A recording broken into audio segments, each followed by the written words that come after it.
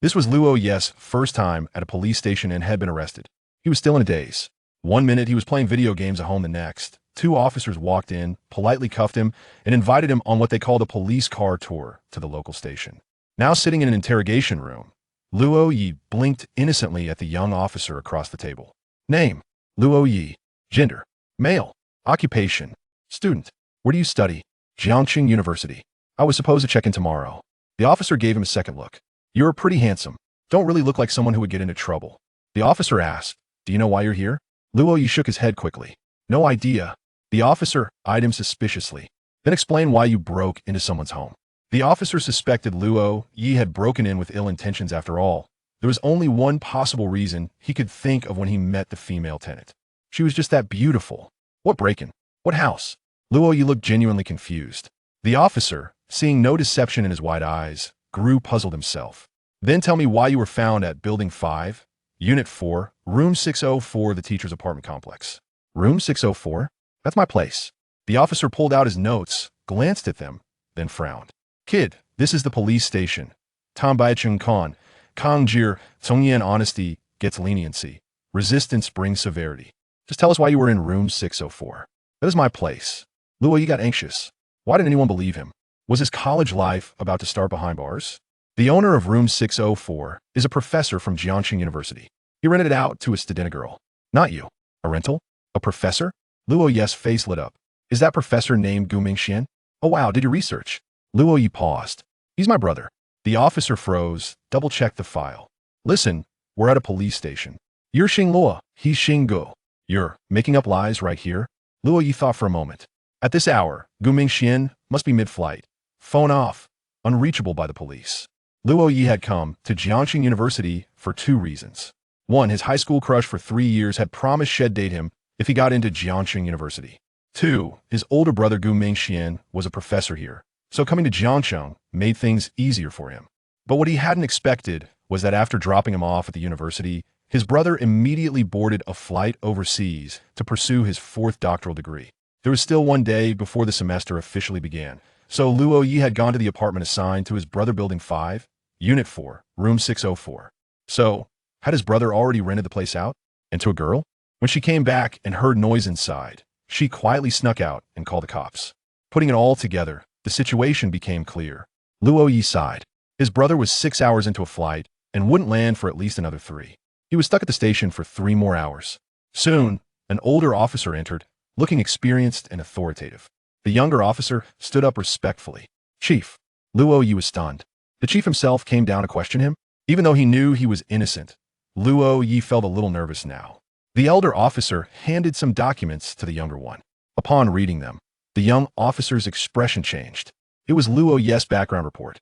Son of fallen heroes, his parents were both police officers who died in service. Raised by his aunt, he was also Professor Gus' cousin. Though technically a cousin, they had grown up together like brothers. No wonder the chief came personally. Young man, we misunderstood you. No problem, Luo Ye replied weakly, too nervous to say much. The chief looked at him approvingly. Jiangxing University is prestigious. Study hard, serve the country. Luo Ye nodded. He declined the chief's kind offer to stay overnight, but accepted dinner before leaving the station. Outside, the night air was cool. September brought a refreshing breeze. Yet Luo Ye felt gloomy. Tomorrow was the first day of school, but all nearby hotels were booked. And he couldn't go back to the apartment. What a mess. He had traveled over 1,700 kilometers from Beijing to Jiangxing for college, only to spend half a day in the police station and end up without a place to sleep.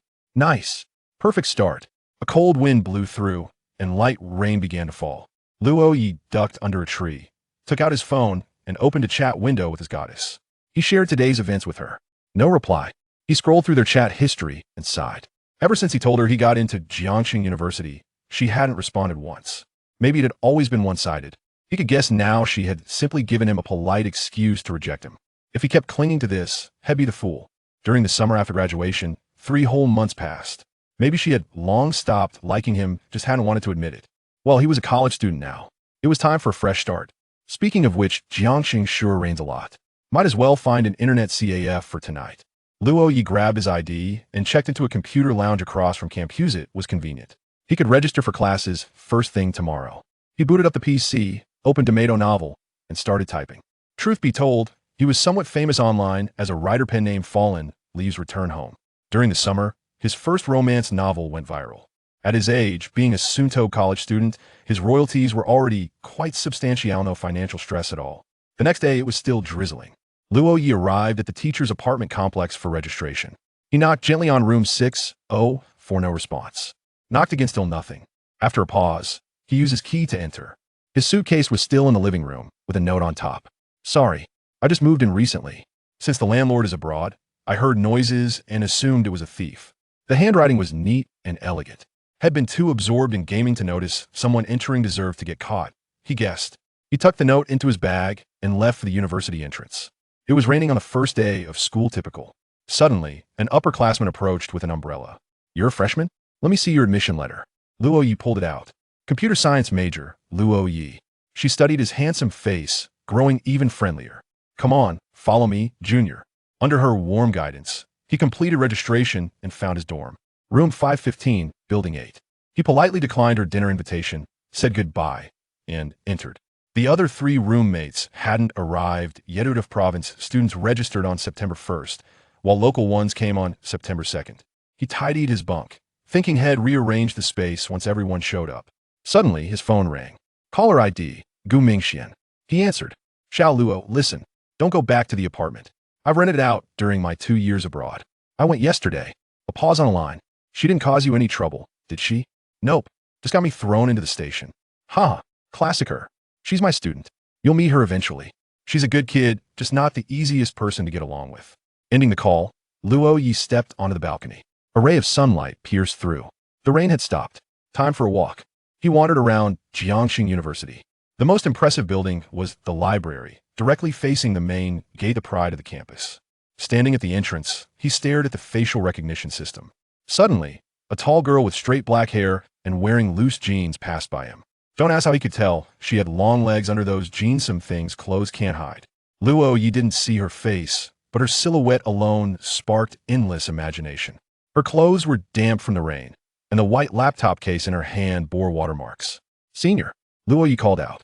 She turned slightly, glancing at him with calm indifference. You called me? Yeah, could you help me scan in? She hesitated briefly, then stepped forward. The automatic door clicked open. You go first. Thanks, senior. Shyly, like a teenage boy, Luo Ye stepped through. She looked at him in surprise. She hadn't expected him to actually just need help scanning in. To be honest, he was the 5th freshman she'd seen today. The first 4 tried to get her contact info. Zhou, why are you walking so fast? Another girl jogged up. Compared to the first girl, she wasn't quite as stunning but still undeniably beautiful. Her name was Qin Yuan, a 3rd-year economics major and the campus beauty of her college. The girl beside her was her best friend Su Baizhou, president of the university student council. Also known as Jiangxing University's one beauty, the IC, workaholic queen of computer science, a rare gem among 10 generations of students. There's a lot going on with the freshmen, Su Baizhou replied flatly. By the way, what happened with that incident yesterday? Was the thief caught? It was a misunderstanding. The police had already explained everything to her. Chapter 2.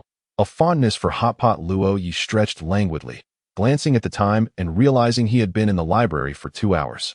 Having completed today's writing task, he stepped outside, where a light rain began to fall once more.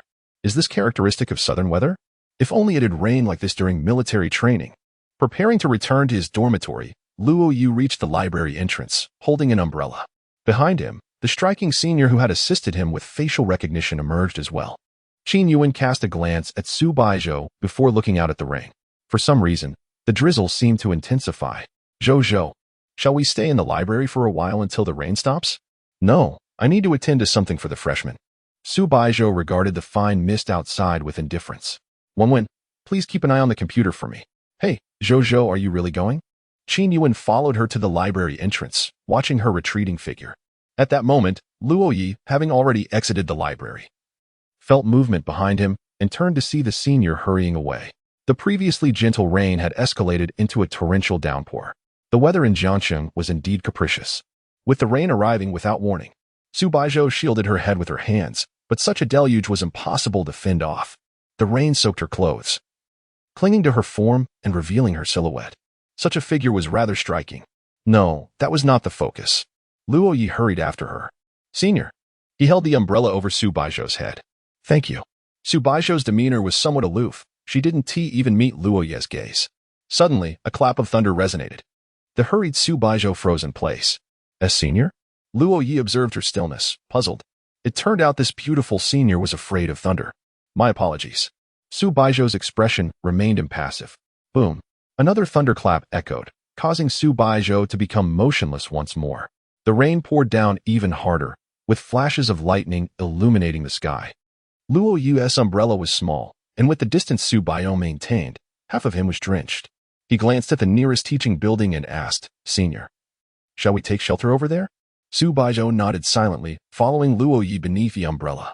They stood in the corridor of the first floor of the teaching building, enveloped in silence for a long while. Should he say something? After contemplating, Luo Ye inquired, Senior, which year are you in? Third year. What is your major? Computer science. Senior. Luo Ye hesitated, pointing towards a sturdy tree not far away. That tree looks quite robust, haha.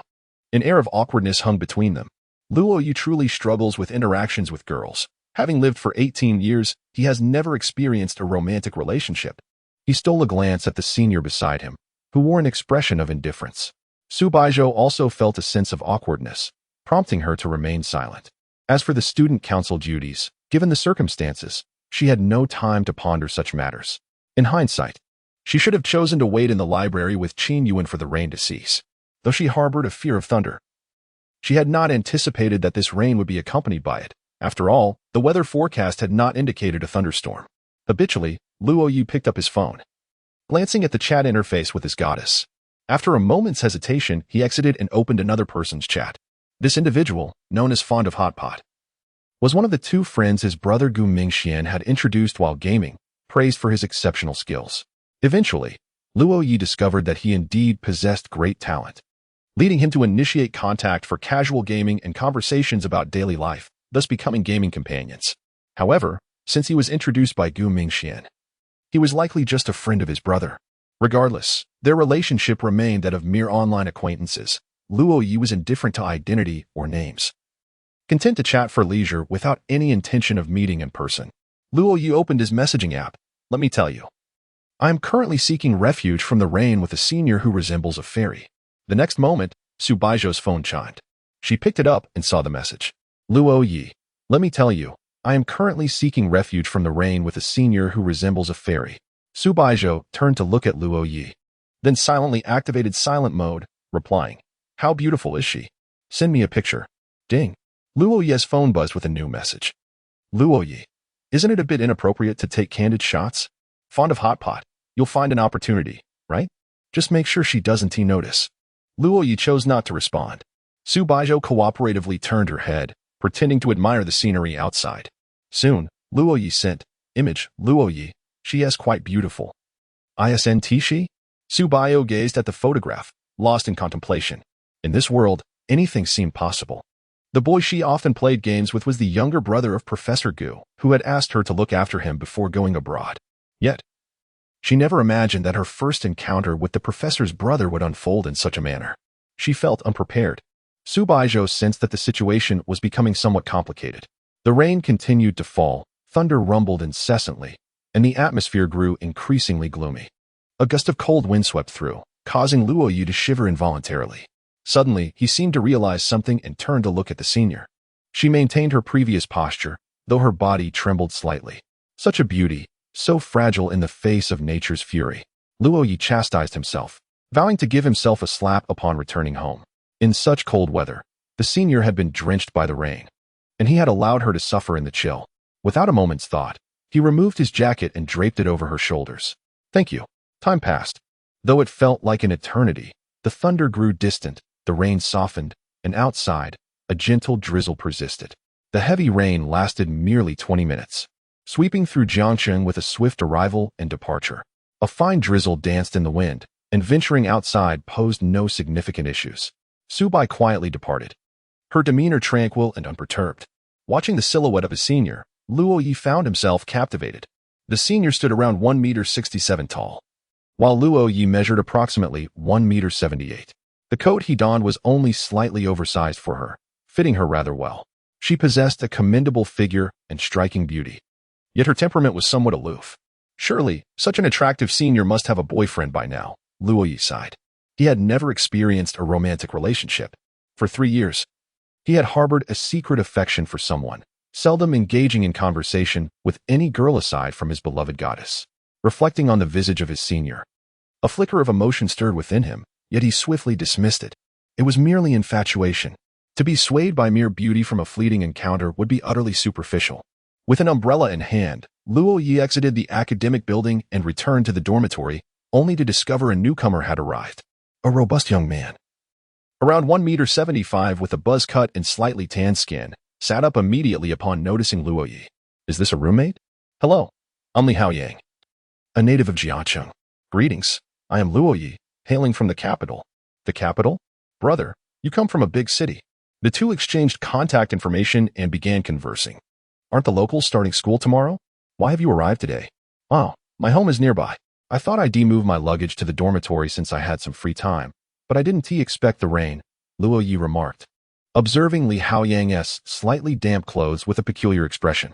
Is wetness a trend here? Noticing Luo Ye's gaze, Li Haoyang chuckled. I brought an umbrella, but I saw a little girl getting drenched near the school gate and lent it to her. He continued, you won't believe it. I thought she was just a petite girl, barely over 1.50 m, yet she carried her luggage into our school. I even helped her with her bags all the way.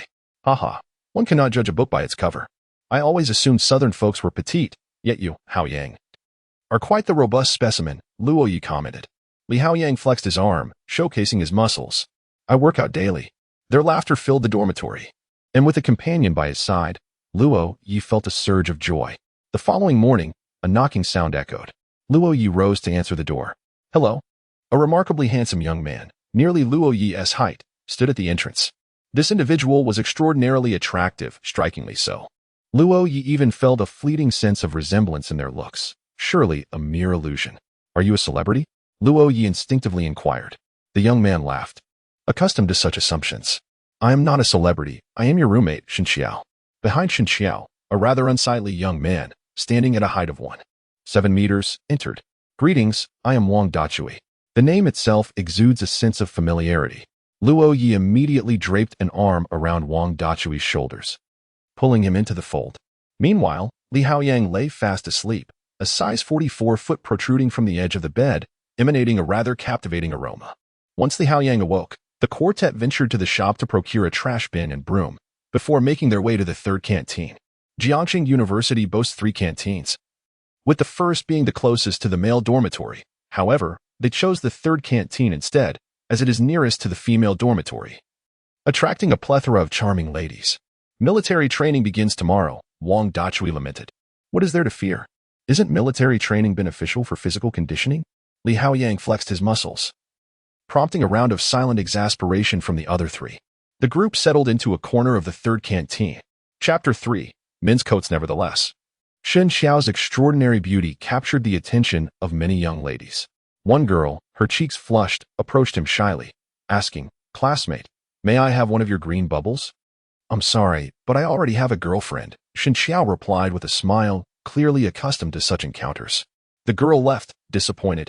Goodness, Wang Dachui remarked with envy. Why don't any girls ask me for my WeChat? Do you wish for girls to request your WeChat? Then you must work out and achieve a perfect physique. It is inevitable that girls will be drawn to you, said Li Haoyang. By the way, Shen Xiao, do you really have a girlfriend? Wang Dachui asked, his eyes darting around in a rather sleazy manner, not forgetting to inquire further. I have a girlfriend, Shen Xiao stated firmly, his tone heavy and devoid of any jest. Luo Ye quietly observed him, saying nothing. After finishing their meal, the group transitioned into casual conversation. Do you all know about the beauty rankings at Jiang University? Wang Dachui initiated, but it was evident that the 3 others present, apart from him, seemed disinterested in women. I don't know, Luo Ye responded innocently. Instantaneously, Wang Dachui's eyes lit up. Young man, you are quite perceptive. Every college at Jiang University has its own belle. For instance, the belle of the School of Economics and Management is our senior, Qin Yuan, who ranks 4th on the Jiang University beauty list. Qin Yuan? Luo Ye questioned curiously. Why is she named after language arts? Why not mathematics? Isn't that name a bit hasty? It's just a homophone. Why take it so seriously? Wang Dachui rolled his eyes. There are photos of Senior Qin on the university's forum. She is truly stunning. Wang Dachui exclaimed, pulling out his phone to show Qin Yuan's picture. The first images depicted her in a series of campus portraits. The girl was indeed pure and charming, even captivating Li Haoyang, the muscular guy. As he flipped to the last photo, it revealed Qin Yuan walking through the campus, inadvertently captured by a candid shot. Yet, the photograph also unexpectedly showcased another girl. Though only her profile was visible, her exquisite features were apparent. She was tall, and her formal attire did little to conceal her alluring figure, rivaling even Qin Yuan's beauty, if not surpassing it. This seems to be that senior from yesterday, Luo Ye observed, his eyes widening. See, Wang Dachui retracted his phone, gazing at Luo Ye with a puppy-like expression. Luo Ye, let it be known, the belle of the School of Economics is mine, so do not harbor any thoughts. Uft. As if you're worthy. What did you say? Dachui, you're a perfect match, top-notch. Luo Ye feigned compliance but remained curious, asking, who is the girl beside the belle in the last photo? At this, Wang Dachui cast a disdainful glance at Luo Ye. That girl is a rising star at Jiang University. Her name is Su Baizhou. However, I advise you to refrain from inquiring further. She is an exceptionally talented individual in the field of computer science, and the countless candid photographs of her have earned her the title of campus beauty at Jiang University. Even standing next to her, Qin Yuan appears as mere foliage. She has garnered numerous accolades, leading her department to remarkable achievements, effortlessly becoming the president of the student union at Jiang University, as well as qualifying for postgraduate recommendations. It is said that her demeanor is exceedingly aloof, and not a single brave soul who has confessed their feelings to her has succeeded in getting close. Thus, do not harbor any illusions. Such a paragon of excellence is beyond our reach. Upon hearing this, Shen Xiao and Li Haoyang displayed expressions of astonishment. This senior is indeed impressive, truly outstanding. Luo Ye fell into deep contemplation. The senior they had encountered that day was remarkably accomplished. However, she does not have a boyfriend. This thought echoed incessantly in Luo Ye's mind. Among the new students, there is also a stunning beauty, rumored to be the new campus flower, named Tang Anki. While she may not surpass Su Baizhou, the difference is negligible. As Wang Dachui spoke, he noticed Luo Ye's expression growing somewhat dim, prompting him to reassure her. Hey, don't lose heart. Once I charm these goddesses one by one, I will share one with you. Forget it, Luo Ye replied, speechless. After their meal, the group strolled around the campus and playground before returning to their dormitory. That evening, after receiving their military training uniforms, they gathered in the classroom, sitting side by side. They were all in the computer network class of the computer science department. A young man approached the podium. Hello, students. I am your counselor for the next 4 years.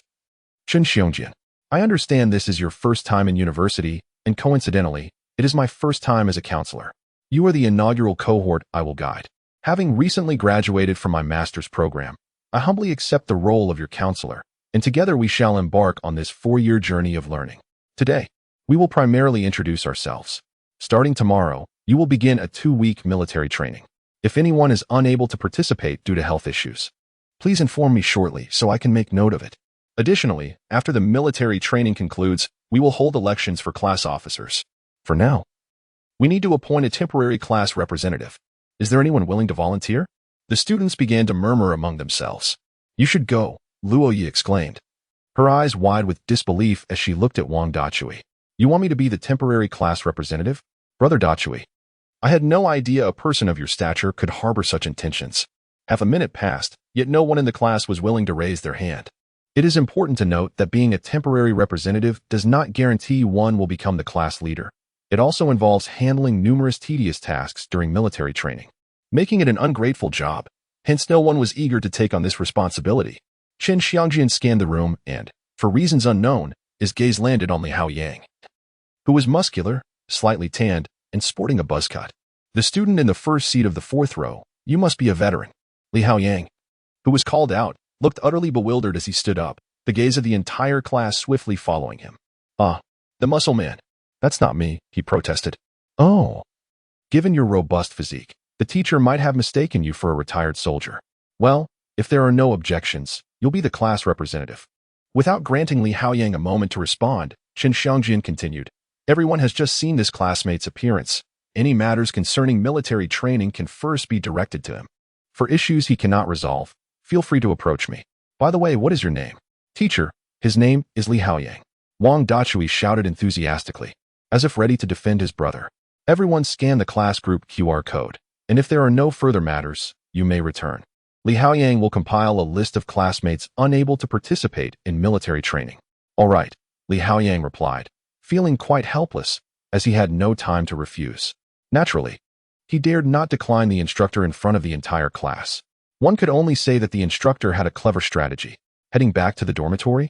Not a chance. Let us go to the playground to see the girls. Under Wang Dachui's encouragement, several of them made their way to the field. Shen Qiao, however, declined, as his strikingly handsome appearance drew attention like a magnet. The moment he appeared on the playground, he captured the gaze of every girl present. Waves of girls approached him seeking contact information. This is a bit exaggerated, isn't it? After strolling around the playground and with Shen Qiao turning down numerous requests for his contact details, Wang Dachui could no longer contain himself. Can't the girls on the field see how dashing I am? The three fell silent. Our young heartthrob Luo Ye and the fitness instructor haven't even spoken yet. Where do you get the confidence to call yourself dashing? Shen Qiao retorted mercilessly. Upon hearing this, Wang Dachui immediately turned to prepare a comeback. But as he faced Shen Qiao's strikingly handsome visage, he gradually became entranced. What kind of gaze is that? Get away. Shen Qiao felt a shiver run down his spine. I was just joking. You don't really think I like men, do you? Wang Dachui's smile was exceedingly mischievous. In the girls' dormitory, Qin Yuan was applying a facial mask while scrolling through her phone. Suddenly, she spotted a photograph of a boy on Jiang University's confession wall accompanied by the caption, "The boy I met at the third classroom this afternoon was incredibly handsome." Qin Yuan focused intently on the image, double-tapping to enlarge it, scrutinizing it closely, and then her eyes lit up. An all-around flawless male deity. The photograph featured none other than the celebrated student Shen Qiao. "Zhou, come quickly. When did our school have such a handsome guy?" Beside her, a girl clad in a spaghetti-strap dress and oversized black glasses was engrossed in reading The Adventures of Sherlock Holmes. With a cool demeanor, an alluring figure, and a pair of charmingly large black glasses, she exuded an unexpected contrast of beauty that was quite captivating. Su Baizhou paid no mind to Qin Yuan, as she harbored no interest in men whatsoever. "Zhou, come and take a look. He is undeniably handsome. What if you find yourself attracted to him? We cannot remain single for a lifetime without even seeking a boyfriend." Qin Yuan placed her phone in front of Su Baizhou, who merely cast a dismissive glance. Suddenly, she froze, her eyes fixated on Shen Qiao's photograph. Yet, her gaze did not linger on Shen Qiao himself. A moment of silence ensued. Qin Yuan appeared to have stumbled upon something astonishing, gazing incredulously at Su Baizhou. Although she intended to share a good man with her dear friend, she had never imagined that Su Baizhou would show any interest. Su Baizhou? Interested in men? Impossible. Absolutely impossible.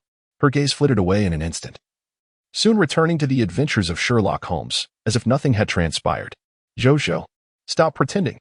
Qin Yuan grasped Su Baizhou's arm, excitedly inquiring, "Are you interested in men now?" "No.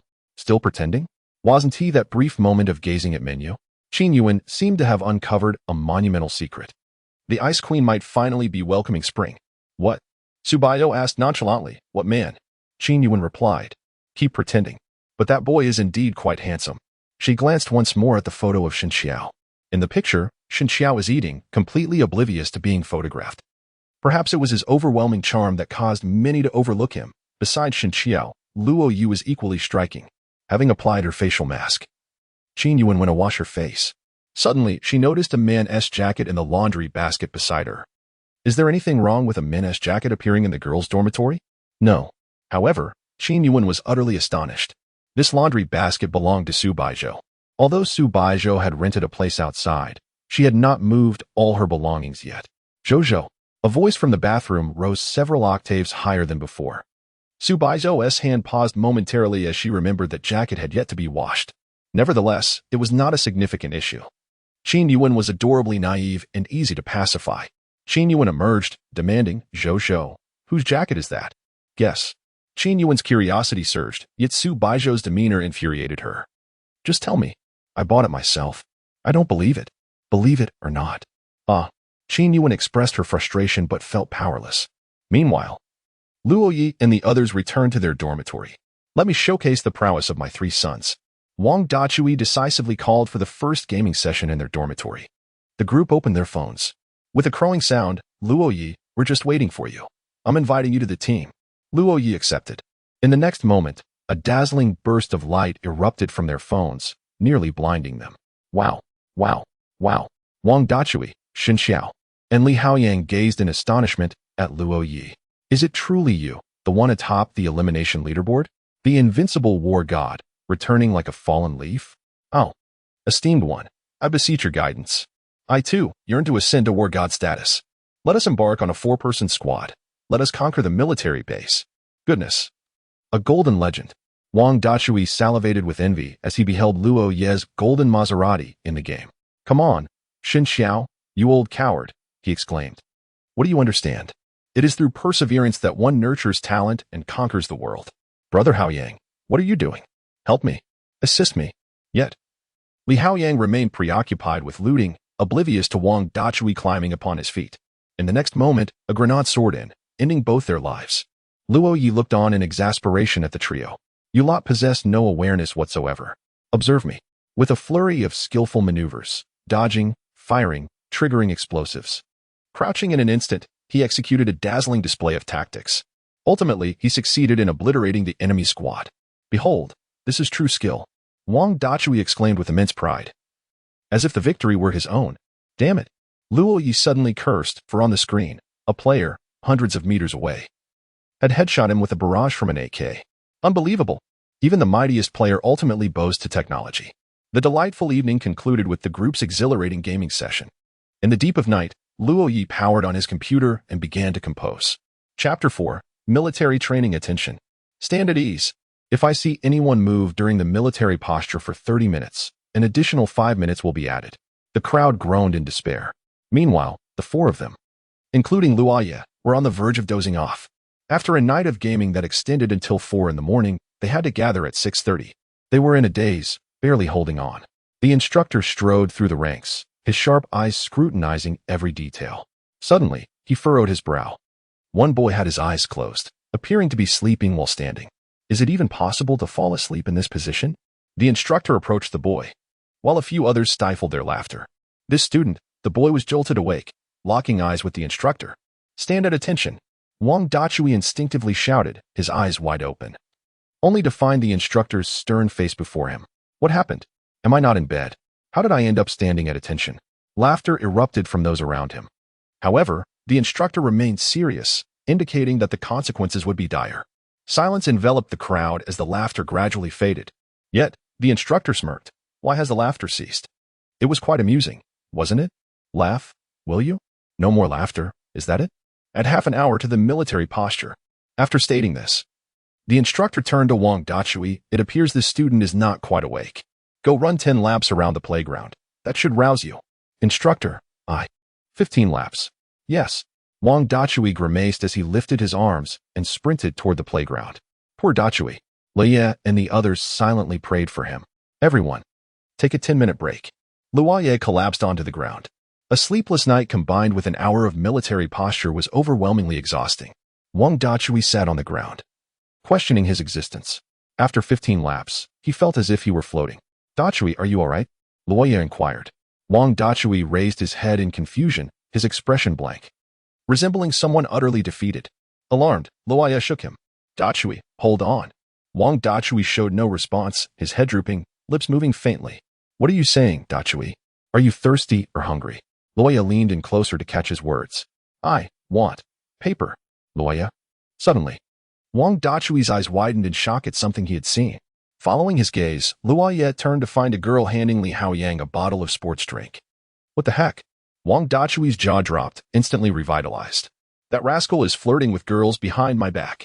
He attempted to rise and dash over. Dachui, calm down. Don't ruin Haoyang's lifelong pursuit.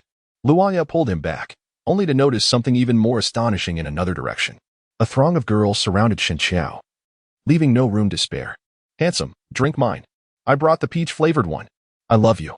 Beloved, I wish to bear your child. The military training squad resembled a scene of fervent idol worship, leaving the commanding officer in the audience momentarily astonished. At a pivotal moment, the instructor bellowed, Everyone, please stand.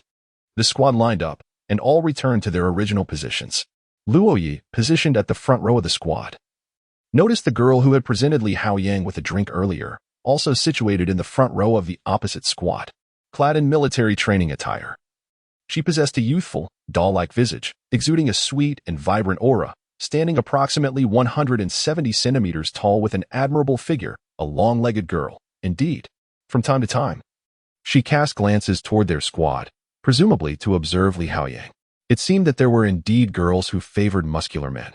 No wonder Haoyang had garnered attention on the very first day of military training. That evening, they transitioned into the performance segment. After singing Unity is Strength several times, the instructor began to inquire if anyone had any unique talents to showcase. "We demand a one-on-one duel," proclaimed Wang Dachui, pointing at Li Haoyang. "Which is superior, the instructor's military boxing or our fitness coach's prowess?" Upon hearing this, curiosity enveloped the crowd, and they erupted in cheers. "Duel, duel." The instructor glanced at Li Haoyang and shook his head in resignation. "Since everyone wishes to witness a duel, this student, please stand." Yet again, Li Haoyang rose. Feeling utterly disheartened, from the classroom to the military training squad, he found himself either being called out or on the verge of being called out. He felt as though his college life was doomed. Would he be perpetually singled out in class as well? The competitors took their positions. Though dubbed a muscular man, Li Haoyang's physique was only marginally more robust than the instructors, who had mastered military boxing to an extraordinary degree. In just a few exchanges, Li Haoyang was regrettably subdued by the instructor and returned to his seat with a crestfallen expression. "Are you all right?" inquired the girl who had delivered the drink to Li Haoyang earlier, now seated beside him, her concern evident. "I'm fine," he replied, waving his hand dismissively. This girl, known as Luo Ye, hailed from the multimedia program. The training positions of the female squad were relatively close to the male squad where Luo Ye was stationed, allowing for shared breaks during the evening. With girls present, the performances became all the more spirited. The two instructors, observing the vibrant display of youth from the newly minted college students, could not help but smile. Luo Ye and Wang Dachui settled beside Li Haoyang. As for Xin Xiao, he found himself surrounded by girls, unable to escape. "Instructor," Wang Dachui said with a grin, "do share. How did you come to know this lovely lady?" Li Haoyang gazed at Wang Dachui, bemused and speechless, while Luo Ye candidly replied, "This morning, I went to buy water for my roommate. One roommate was too fond of the drink, and noticing that Li Haoyang seemed a bit parched, I sold it to him." "Oh, so it was merely a water transaction. I thought my son was about to find romance," Wang Dachui exclaimed, his spirits instantly lifted.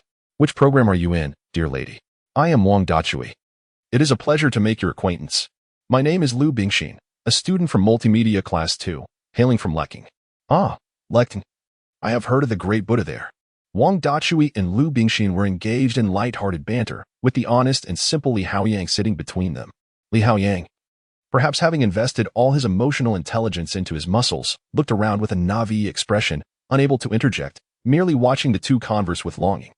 Luo Ye rested his chin on his hand, intently observing the boy performing a song. To be frank, the singing was mediocre, lacking the charm of his own voice. He had always cherished singing, having been somewhat of a karaoke king in high school. Memories flooded back to that day, taking refuge from the rain in a tent with a fairy-like senior. Unconsciously, Luo Ye stood up after the boy finished singing and took the microphone. Wang Dachui, who was deep in conversation, was taken aback. "You can sing too," he exclaimed. "I'll perform a piece called Rainy Day, but as there is no accompaniment at the moment, I'll sing a cappella, so I ask for your understanding." Taking a deep breath, Luo Ye began softly. "Suddenly, it started to rain while waiting for you. Suddenly, you wept. Having endured so much injustice, I wait, I think, yet cannot reach you. If the heavens would clear, yet fail to shine upon you, I would guide you through the bustling crowd." Listening to Luo Ye's gentle voice, the audience, despite the absence of musical accompaniment, found themselves entranced. Chapter 5, The Enchanting Senior Zhuozhua. This year's freshmen are truly a hidden gem. Qin Yuan placed her phone before Su Baizhou, presenting yet another confession wall. "Look. This boy who sings is simply marvelous," she proclaimed. Following her words was a brief video clip, where a young man clad in military training attire serenaded the audience with his melodious voice. Captivated by the magnetic timbre, Su Baizhou's gaze drifted to Luo Ye, the singer on the screen. Observing Su Baizhou genuinely engrossed, Qin Yuan triumphantly remarked, "I told you, Zhuozhua, no matter how much of an ice queen you are, you cannot resist a beautiful melody. Plus, this boy is rather handsome." Yet, only Su Baizhou comprehended the deeper meaning behind Luo Ye's song. Rainy days. Slowly, memories of that day began to resurface for her. At last, the military training had concluded. In dormitory 515, Luo Ye and his companions were brimming with excitement. Having endured the rigors of training, their vibrant university life could finally commence. A gathering. The four friends unanimously decided that their inaugural feast in dorm 515 would begin. "Brother Haoyang," Wang Dachui exclaimed, grippingly Haoyang's shoulder, "being a local of Jiacheng, do you have any recommendations?" "Of course," he replied. "I'll take you to the restaurant downstairs by the gym for a nutritious meal." Wang Dachui responded, turning to Luo Ye. "Since the three of us are locals and you are from out of town, you shall decide what we eat." After a moment's contemplation, Luo Ye suggested, "Let us have hot pot." "All right, it's settled then. Let us indulge in hot pot." The four hailed a cab to the highest-rated hot pot restaurant near the university. "Is there anyone who doesn't tea drink?" Shen Xiao inquired. "Not drink?" Wang Dachui retorted with indignation, "We are brothers. It's our first gathering. I dare anyone to refuse. How could the first meal of 515 lack alcohol? Come, boss, bring us 2 bottles of beer each." "2 bottles?" Luo Ye's expression turned dismissive. "Huh. A mere 2 bottles are but an appetizer for a robust northern lad like me." Half an hour later, laughter echoed. "We are brothers. From this day forth, the three of us shall become sworn brothers," they declared. "Elder brother, second brother, third brother, second elder, youngest." Shen Xiao observed the trio, arm in arm, with a sense of resignation. What happened to the drinking capacity of northern men? Can't handle just a few bottles? Countless empty bottles surrounded Shen Xiao, who himself was the true champion of drinking. Suddenly, Wang Dachui approached Shen Xiao, his face flushed. "Brother Shen Xiao, I am the face of 515. Shen Xiao remained silent. "Come, finish this bottle. Whoever cannot drink is a son." With that, Wang Dachui poured a bottle of liquor down his throat. After a couple of gulps, he could drink no more. "I, Wang Dachui, accept my fate." Upon witnessing the scene, Shen Xiao felt an ominous premonition and quietly activated the recording. "Dad." Shen Xiao smiled faintly and remarked, "I couldn't hear you clearly." "Dad." Wang Dachui's expression was one of earnest sincerity. "Oh, my dear son." As he spoke, Shen Xiao noticed Wang Dachui bowing his head. A sudden wave of unease surged within him. Sensing impending danger, Shen Xiao stepped back 2 paces. The next moment, Wang Dachui expelled a colorful array of substances right there. "Goodness, it's unbearable to watch." Shen Xiao suppressed his nausea and called for the waiter. Subsequently, he hailed a taxi to take the 3 back to their dormitory. Inside the cab, Wang Dachui suddenly lowered his head once more. Alarmed, Shen Xiao exclaimed, "Don't vomit in the car." Fortunately, Wang Dachui still retained some awareness. He quickly rolled down the window, poking his head out. The taxi driver cursed under his breath. Around 8 o'clock in the evening, the 4 of them returned to the school. Shen Xiao supported Li Haoyang with his left hand and Wang Dachui with his right, laboriously making their way toward the dormitory. As a northerner with a relatively high tolerance for alcohol, Luo Ye had regained some clarity and was trailing behind the 3. Suddenly, he halted. "I need to use the restroom." This was the singular thought occupying Luo Ye's mind at that moment. He looked around, unable to locate the restroom. After pondering, he concluded that there must be a restroom within the teaching building. He set off in that direction, unfamiliar with the layout as he had yet to attend any classes. Shen Xiao remained oblivious to Luo Ye's departure. At the entrance of the teaching building, Su Baizhou emerged, carrying a bag, adorned in a shimmering blue gown, complemented by a white coat, and wearing crystal heels. Today, she had applied exquisite makeup that enhanced her already stunning beauty. "Senior." A faintly familiar voice reached Su Baizhou's ears, prompting her to turn. There stood Luo Ye, looking somewhat foolish. "Were you calling me?" Upon seeing the girl's appearance, Luo Ye realized she was the enchanting senior from that day. I need to find the restroom, but I don't know where it is." He. Su Baizhou pointed in a direction and replied flatly, "After you enter, turn right and keep walking. The restroom will be straight ahead." "Thank you, senior." Watching Luo Ye's unsteady figure retreat, Su Baizhou tilted her head and murmured, he certainly didn't stutter when expressing his gratitude. When Luo Ye emerged from the restroom, a look of confusion crossed his face. Did I just see the enchanting senior and speak with her? He was still in a haze, unsure if it was merely an illusion. Shaking his head, he exited the teaching building. Just outside, he spotted a breathtaking figure standing at the entrance. It truly was the enchanting senior. Luo Ye stood there, bewildered and entranced. Noticing his expression, Su Baizhou found the young man rather endearing. "Have you been drinking?" "Yes," he replied. Upon hearing this, Su Baizhou removed her white coat and draped it over Luo Ye's shoulders. As she shed her coat, Su Baizhou revealed a stunning cerulean gown adorned with rows of crystals. Complemented by her makeup and a pair of high-heeled shoes, a delicate blue necklace graced her exquisite collarbone. She truly resembled a celestial being descended to earth, leaving Luo Ye utterly mesmerized. He vowed that the enchanting senior before him was undoubtedly the most beautiful girl he had ever encountered in his life. I did not bring your black coat, so you needn't return this. Consider it compensation, Su Baizhou said nonchalantly. Having just finished her evening study session, she had changed into the gown in the restroom of the teaching building. Little did she expect that the first person to see her in the gown would be this junior. How fortunate for this lad. With that, Su Baizhou turned and departed, leaving Luo Ye with a captivating silhouette. At the rehearsal for the welcome party, Su Baizhou arrived. President Su, you arrived just in time. The rehearsal has just begun. She replied. To her surprise, the host remarked, I didn't realize President Su was not only adept at computing but also possessed a talent for singing. Su Baizhou felt a sense of helplessness regarding this matter. For the welcome party, each major was required to present a performance. Yet, in their computer science department, not only were there few girls, but each one could merely tap at a keyboard. Out of sheer necessity, Su Baizhou had to step in to fill the void. Chapter 6. The freshman party. The following day, Luo Ye awoke on his dormitory bed, his eyes barely open, resembling those of a lifeless fish as he surveyed his surroundings. Who am I? Where am I? What am I to do? A trifecta of questions lingered in his mind. You're awake, remarked Shen Xiao, who was engrossed in a video game. Among the dormitory's occupants, he was the sole one roused. The other two were still ensconced in their slumber. Fortunately, there were no morning classes, or else they would have missed the very first lecture of the semester. Alcohol truly complicates matters, Luo Ye mused.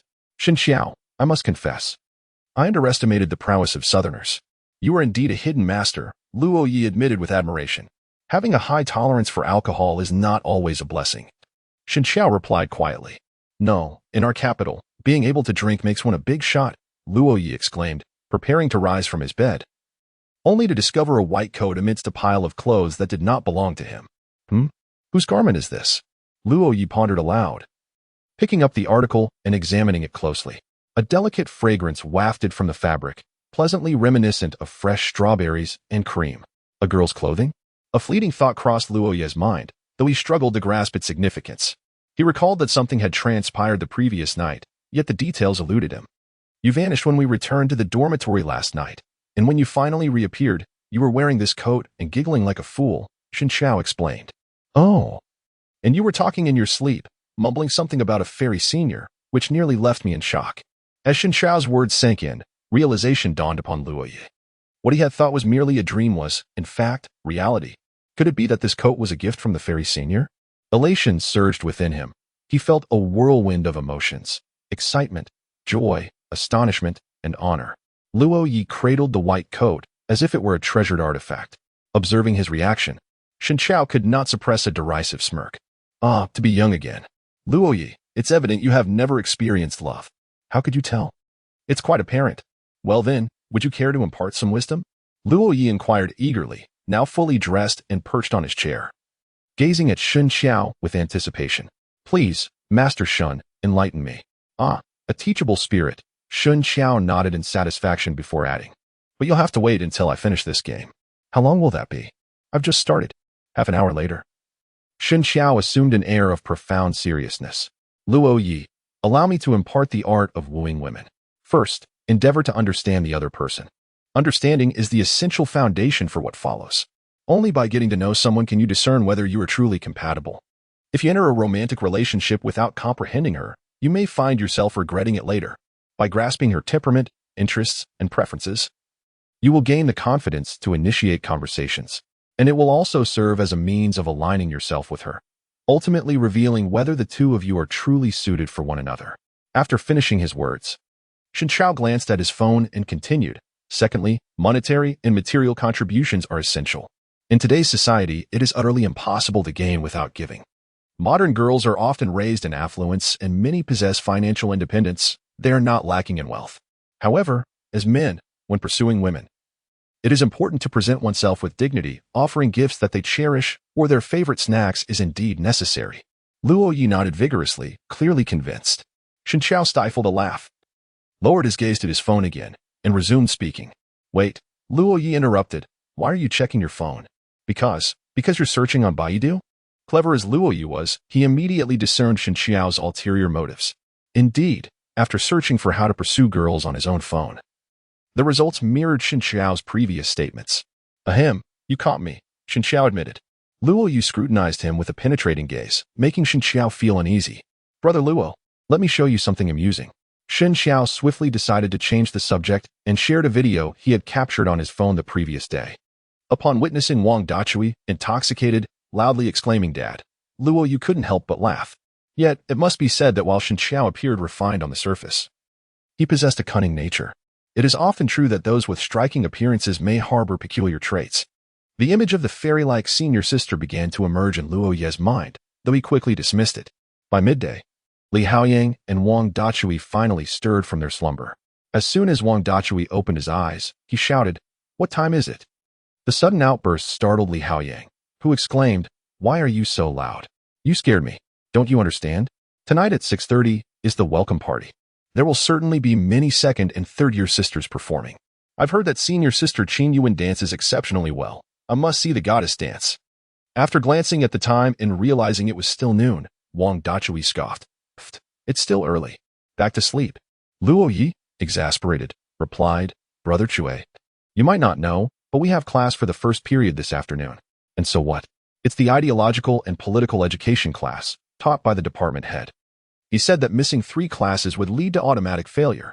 Upon hearing this, Wang Dachui sprang up, hastily dressing.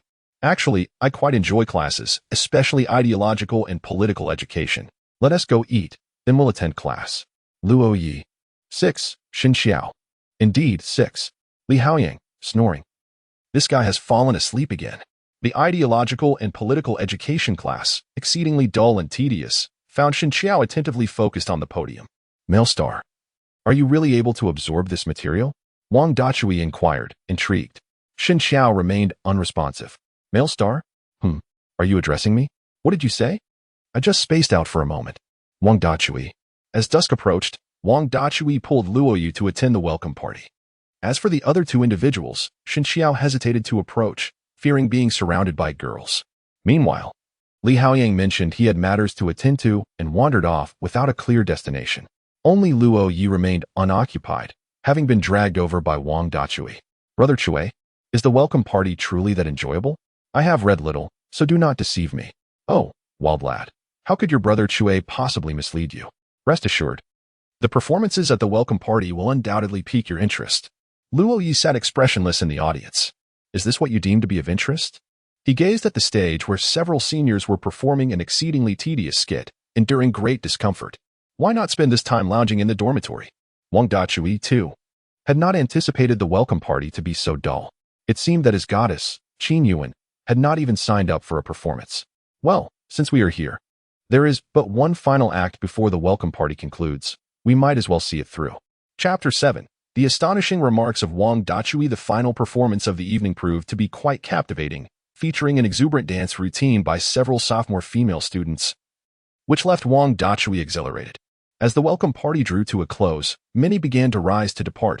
However, the host lingered, hesitating to deliver the closing remarks. "Dear freshmen, please hold on a moment," the host called, eliciting puzzled glances from the audience. "Are we waiting for more after all the performances? Surely you don't think we genuinely enjoy hearing your closing speech?" With a mysterious smile, the host continued, "In truth, our welcome party harbors a hidden program, reserved for the very end. This surprise has been orchestrated by the university's arts troupe, and we decided to keep it a secret from the program list. On behalf of the arts troupe, I sincerely apologize for the suspense, and I hope you will appreciate the surprise we have prepared." When one thinks of Jiang University, the computer science department invariably comes to mind. And when one mentions the computer science department, a particular figure inevitably surfaces. As to who she is, allow me to keep you in suspense. I encourage you to take a bold guess. Now, let us invite our special guest to serenade us with the song To You From Afar as the closing act of this welcome party. The audience fell silent for a moment. Some freshmen appeared to have an inkling of what was to come, dutifully returning to their seats, while others, still bewildered, followed suit upon noticing their peers doing so. Upon hearing the host's words, Luo Ye seemed to connect the dots, a flicker of anticipation igniting within him. Wang Dachui, however, was perplexed. Could it be? When one thinks of the computer science department, the first name that springs to mind is undoubtedly the goddess Su Baizhou. But I've heard that she possesses an icy demeanor. How could she possibly deign to partake in a welcome party? Yet, aside from Su, is there any other notable figure in the computer science department? Perhaps it is Li Ming from the artificial intelligence program? Wang Dachui fell into deep contemplation, harboring a hope that the special guest might indeed be Su Baizhou. Although she is known as the ice goddess, seemingly unattainable, her beauty is undeniably captivating. With a figure reminiscent of a mature woman, fair skin, striking features, and long, elegant legs, coupled with a transcendent beauty that exudes an aura of aloofness. Her mere presence at the welcome party would undoubtedly create a sensational stir at Zhang University. As the host withdrew backstage, the lights dimmed swiftly, plunging the welcome party into darkness. Suddenly, the crisp sound of heels echoed, reverberating through the hushed venue. The sound of high heels. Was it a girl? For some reason, Luo Ye found himself recalling the sight of the enchanting senior clad in a cerulean gown, gracefully navigating in her heels last night. Could it truly be her? Before long, the sound of the heels faded, and the silhouette on stage came to a halt, enveloped in silence. The arts troupe's maneuver had indeed sparked anticipation, as all eyes fixated intently on the stage. Subsequently, a melodious accompaniment began to play, and a spotlight illuminated the center of the stage, revealing a fairy-like girl standing there with a microphone in hand. The young woman, with her flowing long hair, adorned in a luxurious azure gown that accentuated her figure, exuded an irresistible allure, stunningly beautiful. It was indeed Su Baizhou from the computer science department. Even without makeup, Su Baizhou was a peerless beauty, and now, with her exquisite makeup, she was undoubtedly the sole candidate for the title of Campus Belle at Zhang University. As those around her nodded in agreement, no one dared to dispute the sentiment. Su Baizhou on stage radiated an ethereal beauty, reminiscent of a celestial being, possessing an air of refreshing elegance. The applause surged like thunder, drowning out the accompaniment of the song. Watching the enchanting figure of his senior, surrounded by admiration, Luo Ye felt a wave of inexplicable discomfort swell within him. He could not summon any joy. Only now did he grasp the immense popularity of his enchanting senior at this university. Such a person was clearly beyond the reach of a mere freshman like him. Having shared even the briefest of interactions with her was a fortune that others could only dream of. The coat she had left him was likely a gesture of gratitude for the assistance he had provided, for someone of her character would certainly not wish to owe anyone. Wild boy, it's Su Baizhou. She is even more beautiful than Goddess Qin. Wang Dachui exclaimed with excitement, only to find Luo Ye sitting beside him, lost in thought, wearing a somber expression. What is wrong with you, wild boy? Wang Dachui inquired, puzzled. Suddenly, he seemed to realize something and regarded Luo Ye with a curious glance. Lowering his voice to ask, wild boy, you look like you swallowed something bitter. Have you experienced heartbreak? Get lost. Luo Ye retorted angrily. However, Wang Dachui was not far off the mark. Luo Ye's affair had ended before it even began. A person like Su Baizhou was destined to be admired from afar. Gradually, the noise from the audience faded away as Su Baizhou began to sing. Her melodious voice resonated through every corner, leaving the audience in rapt silence. All eyes fixated on the ethereal figure on stage. She was not only breathtakingly beautiful, but also possessed a voice that was enchanting and intoxicating. Perhaps by the end of the night, the title of Zhang University's only campus belle would be uncontested. Forget about the new student belle or the ancient Chinese goddess. The consensus among the audience was clear. No one could surpass Su Baizhou in grace and beauty at that moment. She was so stunning that she seemed to belong to another realm. Some in the audience took out their phones to capture images of Su Baizhou on stage, and her photos began to circulate wildly on platforms like Tieba and Douyin. At that moment, her personal account saw a surge of hundreds of new followers, a number that continued to climb by the second, despite her account containing only a few shares of computer science insights. She wished to become an internet sensation, though it was merely a desire.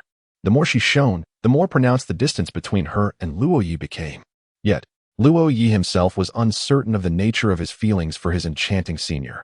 From their first encounter in the rain, he developed a fondness for her, which lingered until their meeting again last night. To him, the fairy-like senior appeared as ethereal as the moonlight. Yet, whether this feeling constituted love remained an enigma for him. Love can be both intricate and simple. It may seize a fleeting sensation in an instant, unknowingly securing a place within one's heart, thereby designating it as belonging to another, just as he had silently harbored feelings for a girl he admired for 3 years. It was an affection that blossomed without his awareness. But can such unreciprocated feelings truly be deemed love? Perhaps it is merely unrequited longing. Recalling the stunning visage of the fairy-like senior, he quietly gazed at Su Baizhou on the stage. She was undeniably beautiful, and like everyone else. He could only admire her grace from a distance, relegated to a corner of the crowd, gazing at this earthly angel. Perhaps this is the essence of a secret infatuation. Wang Dachui noticed the peculiar expression on Luo Ye's face and redirected his gaze back to the stage. After the performance concluded, Su Baizhou turned to leave, and the host approached to take the microphone from her. In that moment, an unexpected voice erupted from the audience. "Su Goddess." Luo Ye widened his eyes in shock at Wang Dachui, taken aback by his sudden outburst. What was he doing? Wang Dachui flashed Luo Ye a perplexing smile, reminiscent of a father trying to reassure his wayward son. Then, Wang Dachui called out to the stage with a loud voice, "Senior, what did you think of the song Rainy Day performed by a freshman a couple of days ago?" The host was momentarily taken aback, bewildered by this unscripted turn of events. Su Baizhou turned her gaze toward Wang Dachui and, almost simultaneously, noticed Luo Ye seated beside him. She quietly reclaimed the microphone from the hostess' grasp. "Not bad," she uttered. The brief affirmation representing her highest praise for Luo Ye at that moment. Wang Dachui grinned and, raising his voice even further, exclaimed, "He's right next to me. We want to see the senior sing a duet with him." Chapter 8. A duet performance. Luo Ye was taken aback. The audience was astonished. Even the host was left in disbelief. Su Baizhou stood expressionless on the stage. This was a welcoming soiree, an invitation extended by the newcomers. And it was customary to acquiesce. To decline would be deemed rather inappropriate. Yet, this was Su Baizhou. Convincing her to agree to such a request seemed utterly ludicrous. Just as the host braced himself for a refusal from Su Baizhou, she unexpectedly replied with a calm, "Sure." The host was somewhat taken aback by her response. He had prepared himself for a way to smooth over the situation, never anticipating Su Baizhou's agreement. Wang Dachui nudged Luo Ye. Luo Ye was rendered speechless. "Are you serious? Brother Chui? Why are you being so hesitant? This is your chance. Hurry up." Luo Ye was forcibly pulled to his feet by Wang Dachui, who urged him to take the stage. As he stepped onto the platform, he could feel the audience's curious gazes upon him.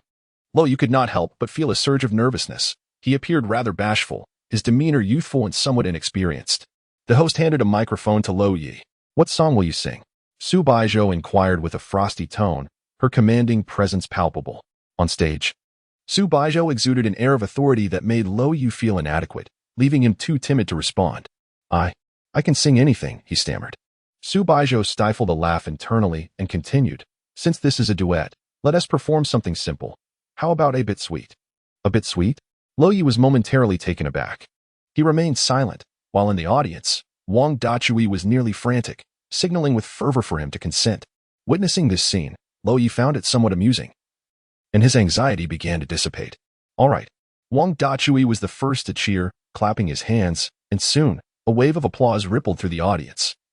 Spurred by his enthusiasm, many were unfamiliar with the song Rainy Day sung during military training. Despite the modest fame of the video featuring Luo Ye's performance that had circulated on the confession wall, yet the publicity was limited. And even Wang Dachui was uncertain whether Su Baizhou had heard of it. However, he had guessed correctly. As the audience listened to Su Baizhou's celestial voice, they began to believe that no one could match her on stage. The glances directed at Luo Ye were tinged with skepticism.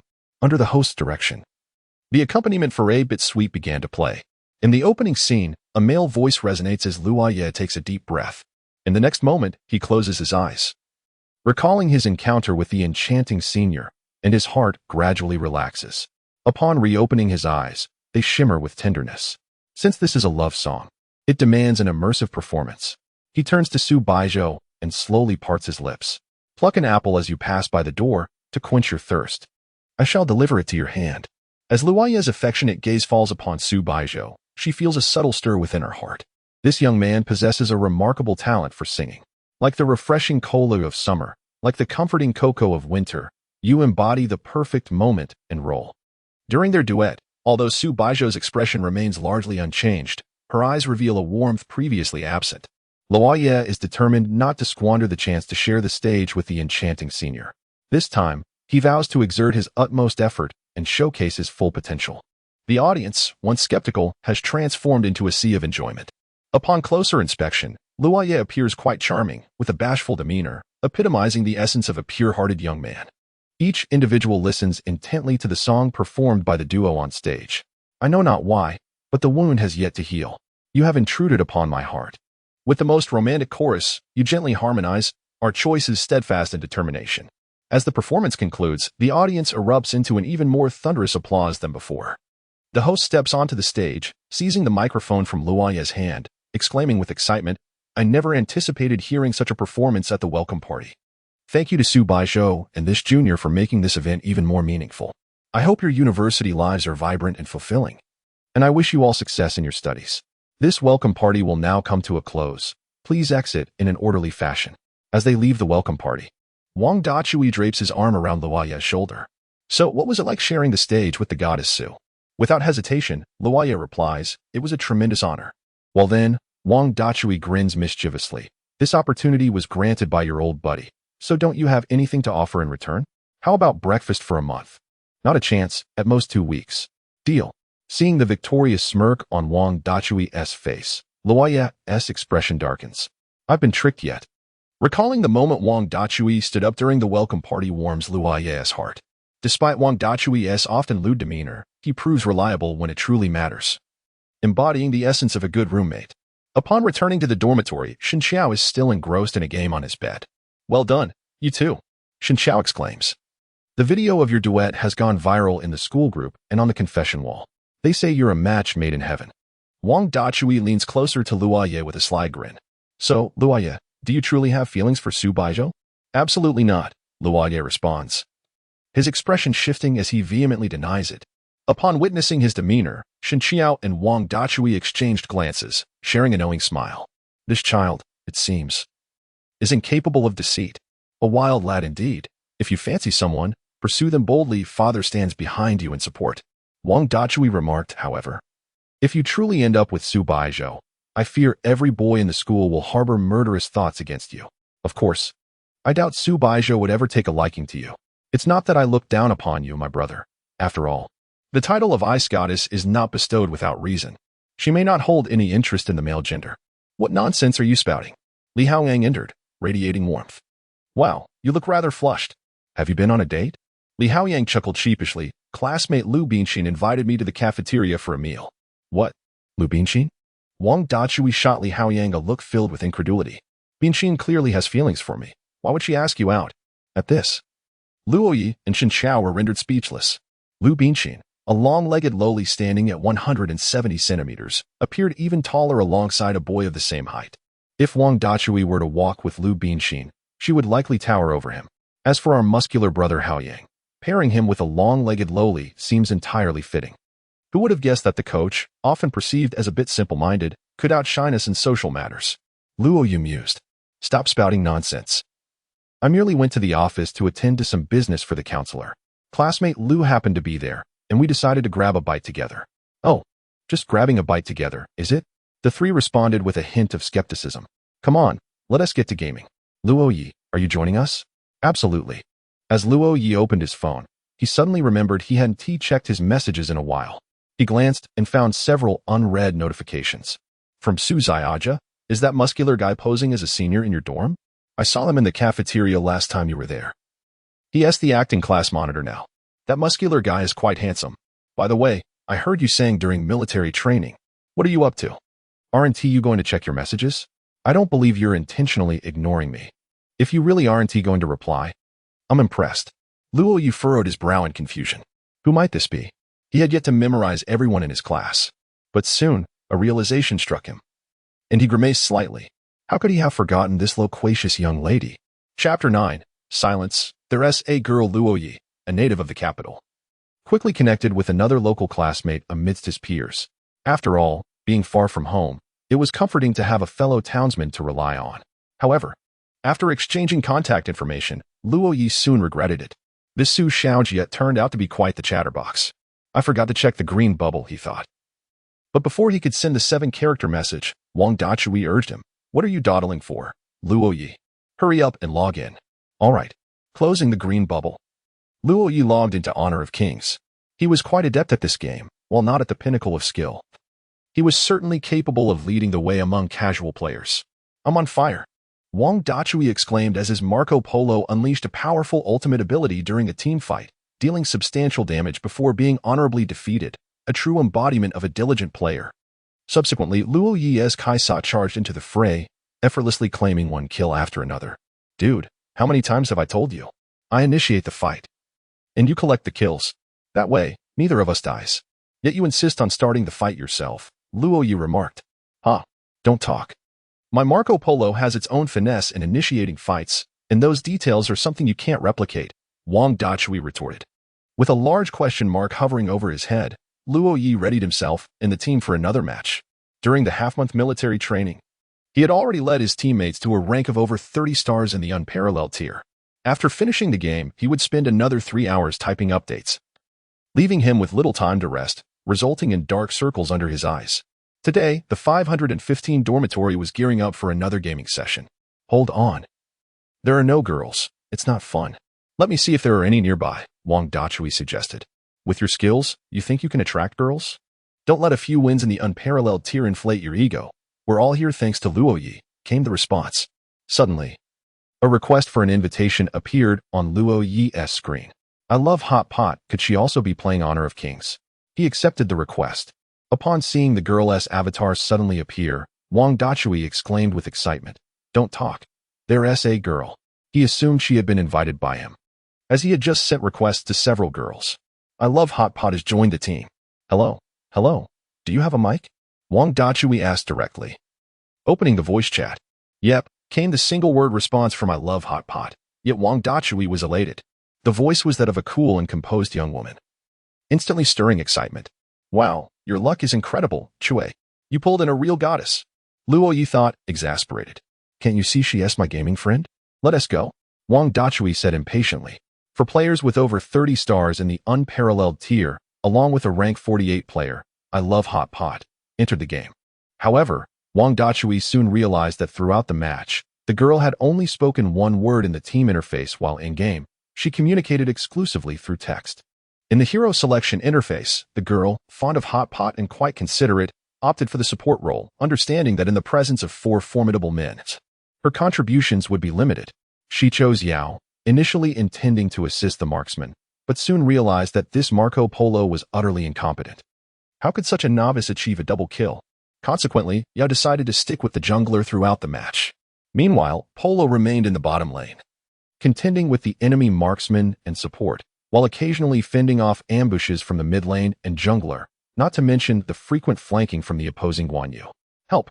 After a score of 0-6, Wang Dazhe reopened the voice chat, lamenting, Yao Yao, come quickly. Princess Yao remained unfazed. If the marksman falters, the support following him merely becomes a liability, potentially gifting the enemy 2 kills. Ultimately, as expected, they lost the match. Even though Luo Ye secured a quad kill at one point, the incompetence of his teammates proved insurmountable, and the seemingly capable girl who enjoyed Hot Pot ended up with a rather ineffective Yao. I'm done. I can't play anymore. After a whole day of gaming, I'm losing my mind, Shen Xiao declared as she exited the game. Observing this, Marco Polo, now with a score of 0-11, Wang Dazue finally recognized the issue. With a forlorn expression, he stated, I'm not playing anymore either. I'll practice my skills against bots. Li Haoyang scratched his head, hesitated momentarily, and then also exited the game, his fingers furiously texting on the screen, presumably chatting with someone. Only Luo Ye and the girl remained. I'm done. Luo Ye typed before logging out. The next moment, you were invited to team up by Fond of Hot Pot. Luo Ye was once again pulled back in. 3 stars away from glory, the opponent typed in the chat. No problem, I'll carry you. No, you play support, the girl replied, leaving Luo Ye utterly bewildered. Before he could comprehend the situation, the matchmaking had already commenced. Support me? Luo Ye was perplexed, but he didn't team-mind the role. He selected Master Lu Ban at the start. This time, it felt secure. Can Master Lu Ban play? A teammate on the 3rd floor inquired. If you can't, switch out. Don't be a hindrance. Shut up, the girl shot back. Oh, the little lady is quite protective. Is this your man? The 3rd floor teammate teased. With 30 seconds remaining until the battlefield was active, Luo Ye followed the marksman, expertly demonstrating Master Lu Ban's abilities. This chapter is not over. Please click the next page to continue reading. As they progressed, Luo Ye, in his support role, accumulated more kills than the 3rd floor teammate. Soon, they achieved 3 consecutive victories. And the formidable duo propelled the girl's rank to Glory King. Nice support, she typed. You played exceptionally well too. After some mutual compliments, Luo Ye inquired. Do you also play King of Glory? I thought you only played PUBG. I play both, she replied. She had merely logged into the game out of habit and fortuitously noticed Luo Ye was online as well. After all, she plays games either solo or with other girls. In the game of PlayerUnknown's Battlegrounds, she has a gaming companion. When Luo Ye opened the information interface for Love's Eating Hot Pot, he was astonished to discover that the other person was actually Jiangqing's very own son Shangxiang. This revelation was not particularly surprising. What mattered was that she was also in Jiangqing. Luo Ye, are you also in Jiangqing? Love's Eating Hot Pot, Jiangqing University. Upon seeing this, Luo Ye felt a flicker of astonishment. Could it be that Gu Mingxian had invited a colleague of his? Luo Ye. Hello, teacher. Love's Eating Hot Pot. Su Baizhou, witnessing the greeting, almost burst into laughter. To make the icy goddess smile was no small feat for this junior. Love's Eating Hot Pot. I am a student. Luo Ye was taken aback by these 4 words. Gu Mingxian had invited his student to play games together? Subsequently, finding typing cumbersome, he switched to voice. Hello. I didn't expect us to be alumni. Though Luo Ye had never used his microphone while playing with her, the prospect of becoming real-life friends seemed imminent. However, Love's Eating Hot Pot did not respond verbally. Instead, she swiftly exited the team interface, leaving Luo Ye momentarily bewildered. Meanwhile, in the girls' dormitory, Su Baizhou was startled by Luo Ye's voice and hastily exited the game. She had never used her microphone while playing and typically muted those who did. Socially anxious in the online realm, she had only managed to connect with Luo Ye through Gu Mingxuan's introduction. Nonetheless, the transition from online friends to real-life companions, while exhilarating, was also quite intriguing. For reasons unknown, Su Baizhou's mind drifted back to that rainy day and the youthful visage of the young man. The icy goddess's expression softened momentarily, a faint smile gracing her lips. Chapter 10. Late-night conversations. As the night deepened, Luo Ye tossed and turned in his bed, unable to find solace in sleep. The dormitory resonated with the distinct sound of Li Haoyang's snoring. Though disruptive, he had grown accustomed to it over the past fortnight. His mind wandered back to the events of the game, prompting him to open the chat interface and send a message to the user who adored Hot Pot. Luo Ye, are you a senior? In the classroom apartment, Su Baizhou, busy organizing her room, heard the notification sound and read the message, promptly responding. Love's Hot Pot, yes. Upon receiving her reply, Luo Ye realized that the 2 girls Gu Mingxian had invited to join their game were likely his students. How could he, as a teacher, have the audacity to involve his students in gaming? Yet, considering Gu Mingxian taught computer science, could it be that this senior also belonged to the same field? Contemplating this, Luo Ye sent another message. Luo Ye, do you know Su Baizhou, the senior? Upon reading this, Su Baizhou settled onto the sofa, a flicker of mischievousness igniting within her. The younger brother of Professor Gu, who wreaked havoc in the game, appeared so shy and innocent in real life. Love's Hot Pot. Yes, quite well. Luo Ye was momentarily taken aback. He had merely asked out of curiosity, not anticipating that the response would reveal a closer acquaintance. The revelation left him at a loss for words, a hint of anxiety creeping into his heart. His silence prompted Su Baizhou to cross her legs, and, after a brief pause, she took the initiative to inquire. Love's Hot Pot. Are you fond of her? Reading those 4 words made Luo Ye, despite lying on a bed in the boys' dormitory, blush fiercely. Given his appearance and academic performance, he had garnered the affection of many girls throughout his life. However, he had steadfastly rejected their advances, having harbored a secret crush on his goddess for 3 years. Furthermore, Luo Ye's parents had met in college, leading him to believe that love should blossom in university. Remaining a pure-hearted young man, he had yet to experience a romantic relationship and was ill-equipped to navigate interactions with girls. After a prolonged silence, Luo Ye finally replied with a simple no. A subtle smile crept onto Su Baizhou's lips. 2 words hesitated over for 3 minutes. With her looks, she had encountered suitors of all kinds. But never before had she met such an innocent junior. Luo Ye, what is your name, senior? Su Baizhou pondered for a moment before sending a name. Love's Hot Pot, Qin. The 2 girls Gu Mingxian had introduced in the game were indeed her and Qin, making the mention of the latter's name quite fitting. Luo Ye, what a coincidence. The name Qin was not unfamiliar to Luo Ye. She was the dream girl of his friend, Chu Ge. With this thought in mind, Luo Ye sent another message. My roommate likes you. Wang Dachui. Seeing this, Su Baizhou couldn't help but smile softly, finding the situation amusing. Who conversed with girls in such a manner? Unbeknownst to them, their exchange had stretched into the late hours of the night. As Su Baizhou engaged in conversation with Luo Ye, she felt as though she were conversing with a child. She relished this sensation, for his words exuded a refreshing innocence. However, throughout that evening, Luo Ye persistently inquired about Su Baizhou. Yet, by the end of their exchange, he found himself unable to express even a desire to add her to his contacts. After all, he had always used QQ to game with his friend who loved hot pot. While Su Baizhou's contacts were predominantly limited to relatives and a few close female friends. With a gentle smile, she typed under the name Qinyuan, stating, "I can refer you to her. I am quite familiar with her." A message from the hot pot enthusiast followed, accompanied by a green bubble QR code. However, Luo Ye was utterly exhausted and, without realizing it, drifted off to sleep. Su Baizhou noticed that no one had added her green bubble, and there were no replies to her messages on QQ, causing her to furrow her brows. Has this little stutterer fallen asleep? She mused. Suddenly, her brow arched as she glanced at the hundreds of messages exchanged with Luo Ye and the untidy room around her, reflecting in contemplation. What on earth had she accomplished that night? Gradually, her frown softened as she murmured, "Taking care of Professor Gu's younger brother and adding a green bubble is no big deal." When Luo Ye awoke, he casually opened his phone and saw the last two messages from Senior Qinyuan sent the previous day. Among them was a green bubble QR code. Qinyuan mentioned that it belonged to Su Baizhou. At that moment, Luo Ye found himself wide awake. The green bubble of the enchanting senior? He promptly clicked on it and was greeted by Su Baizhou's personal homepage. Since they were not yet friends, he could not view her friend circle, only her username, which was simply Su Baizhou, unadorned and straightforward, using her own name as her green bubble moniker. Interestingly, Luo Ye's name, meaning falling leaves, was mirrored in his gaming alias, Falling Leaves Return to Roots. Although it was a homophone, it was still a direct reference to his own name. What to do? Should he add her or not? Yet, the enchanting senior likely did not know him, did she? Should he mention that he was the boy who sang with her at the freshman gala? Or that they sheltered from the rain together on the first day of school? Given Su Baizhou's personality, he doubted these reasons would suffice to persuade her. And if he were to be rejected, he feared there would be no second chance. Seated on his bed, Luo Ye hesitated. With his first class at 8:30, he woke up at 7 but remained indecisively frozen until 10 minutes past 8. "Hey, Luo Ye. What are you doing just sitting there? If you don't get up soon, you'll be late," Li Haoyang reminded him. Oh, I'm coming." Luo Ye quickly shut his phone and hurriedly began to dress.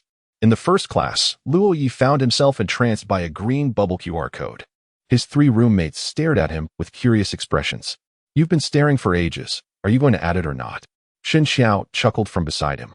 "I want to, but I don't dare," Luo Ye replied timidly. After all, this was the green bubble of the campus beauty from Jiang University. What right did he have? Moreover, what if he were to be rejected after sending the request? Shen Xiao glanced at the QR code's name card and paused slightly upon seeing the name Su Baizhou. A smirk crept onto his lips as he prodded, "Luo Ye, may I ask what your relationship with her is?" "A stranger." "Then what are you afraid of?" Shen Xiao inquired further. At this, Luo Ye had an epiphany. Indeed, what was he afraid of? He had no chance of getting to know the goddess senior. So the worst that could happen was simply remaining in the current state. With this thought, Luo Ye promptly typed his name into the friend request, offering no other explanation, and sent it off. Finally, he powered down his phone. Shen Xiao exclaimed, "Why are you turning off your phone?" Luo Ye turned back to look at him, his movements slow with anxiety. "I can't bear to look. I'm afraid of being rejected," Shen Xiao remarked. How can there be such an innocent man in college? Oh no, this guy clearly still has the heart of a boy.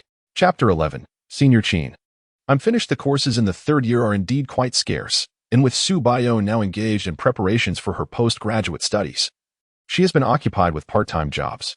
Her family is not particularly affluent. However, as a talented student in the computer science department, she possesses numerous avenues to earn money. At this moment, having stayed up late the previous night, Su Baizhou did not awaken until noon the next day. Her graceful figure lay curled up in bed. Her alluring fair legs nestled beneath the covers, and the neckline of her nightwear revealing expanse of pristine skin, exuding a languid charm reminiscent of a sleepy kitten. It is difficult to fathom that the icy goddess of Jiang University could appear so adorable while asleep. As for the reason behind her late night, she herself could not quite comprehend it. She simply found herself inexplicably awake. Each time she was on the verge of slumber, any slight sound from her phone would banish her drowsiness. She was uncertain of what she was anticipating. Upon waking, she unlocked her phone to discover a friend request. Returning leaves has sent a friend request. Note: Luo Ye. Upon seeing these two characters, Su Baizhou was rendered speechless. This junior, who would agree to such an approach? Without hesitation, she accepted the friend request. Her QQ had been inundated with numerous photos from Jiangxing University events, which she, as the student council president, was obliged to share. Consequently, she blocked Luo Ye from her QQ space. After all, he was merely an online acquaintance she had met through gaming, and she preferred to keep her work separate from friends outside of her university circle. One could only wonder how this young lad would react upon learning that his gaming partner was the president of the student council at Jiang University. On the other side, after finishing their morning classes, Luo Ye and his 3 companions, utterly exhausted, made their way to a small restaurant across from the school. Although they had been seated throughout the lectures, the relentless morning had left them particularly irritable. More importantly, they still had an entire afternoon of classes ahead. And even a night study session awaited them. It was Monday, a day filled with back-to-back classes, truly a hellish start to the week. 3 servings of beef noodles, black pepper grilled meat rice bowl, 2 servings of chicken offal noodles, they ordered in unison. Then the owner turned to Luo Ye and asked, "Handsome, what about you?" Noticing Luo Ye's distracted demeanor, Wang Dachui nudged him and said, "Hey, wild child, if you're not enthusiastic about eating, there is something off with your mind." "Huh? Oh, I'll have 2 servings of braised chicken rice noodles," Luo Ye replied. At this, those around him collectively stared in disbelief, and Wang Dachui's mouth twitched. "Do you even hear what you're saying?" The lad must have been dazed from class. He should order what I'm having. Beef noodles, they will give him strength. When the owner placed the noodles in front of Luo Ye, he was still in a daze. Shen Xiao sighed and remarked, "Luo Ye, your unrequited love is written all over your face." "No, it's not." Luo Ye exploded like a cat whose tail had been stepped on. "And you?" Shen Xiao shot a glance at Li Haoyang, a smirk playing on his lips. "Have you gotten together with that Lu Bingxin from military training?" What else with the silly grin? Luo Ye and Li Haoyang were a study in contrasts. One was perpetually unhappy, the other blissfully oblivious. "Wait, what?" Wang Dachui exclaimed in shock. "You're dating Bingxin?" "Not yet, but she invited me to the mall tonight," Luo Ye replied with a hint of excitement. Observing Li Haoyang's robust physique, yet simplistic demeanor, Shen Xiao cautioned, "Progressing too swiftly may lead you to be deceived by a high-level green tea. I won't allow you to speak of Ice Heart that way." Li Haoyang had yet to respond when Wang Dachui grew impatient. Noticing this, Shen Xiao smirked inwardly and thought, "You are truly the epitome of a sycophant." After the meal, Leah stared at his now-dead phone, a look of turmoil etched across his face. If he intended to settle the bill, he must power it on. Over 3 hours had elapsed since he sent a green bubble to the enchanting senior. Would he be greeted with a message of rejection the moment he turned it on? "Hey, what are you dawdling for? Hurry up," urged his roommate, with a pained expression. Luo Ye powered on his phone. "Reboot requires you to re-enter your password." At the moment he accessed the main interface, a message popped up. "Su Baizhou has accepted your friend request." Within an instant, joy illuminated Lie's face. He hastily completed the payment and dashed towards his roommates. Upon witnessing his expression, Shen Xiao remarked, "It seems she accepted, but this is merely the beginning." "I'm aware," Luo Ye nodded.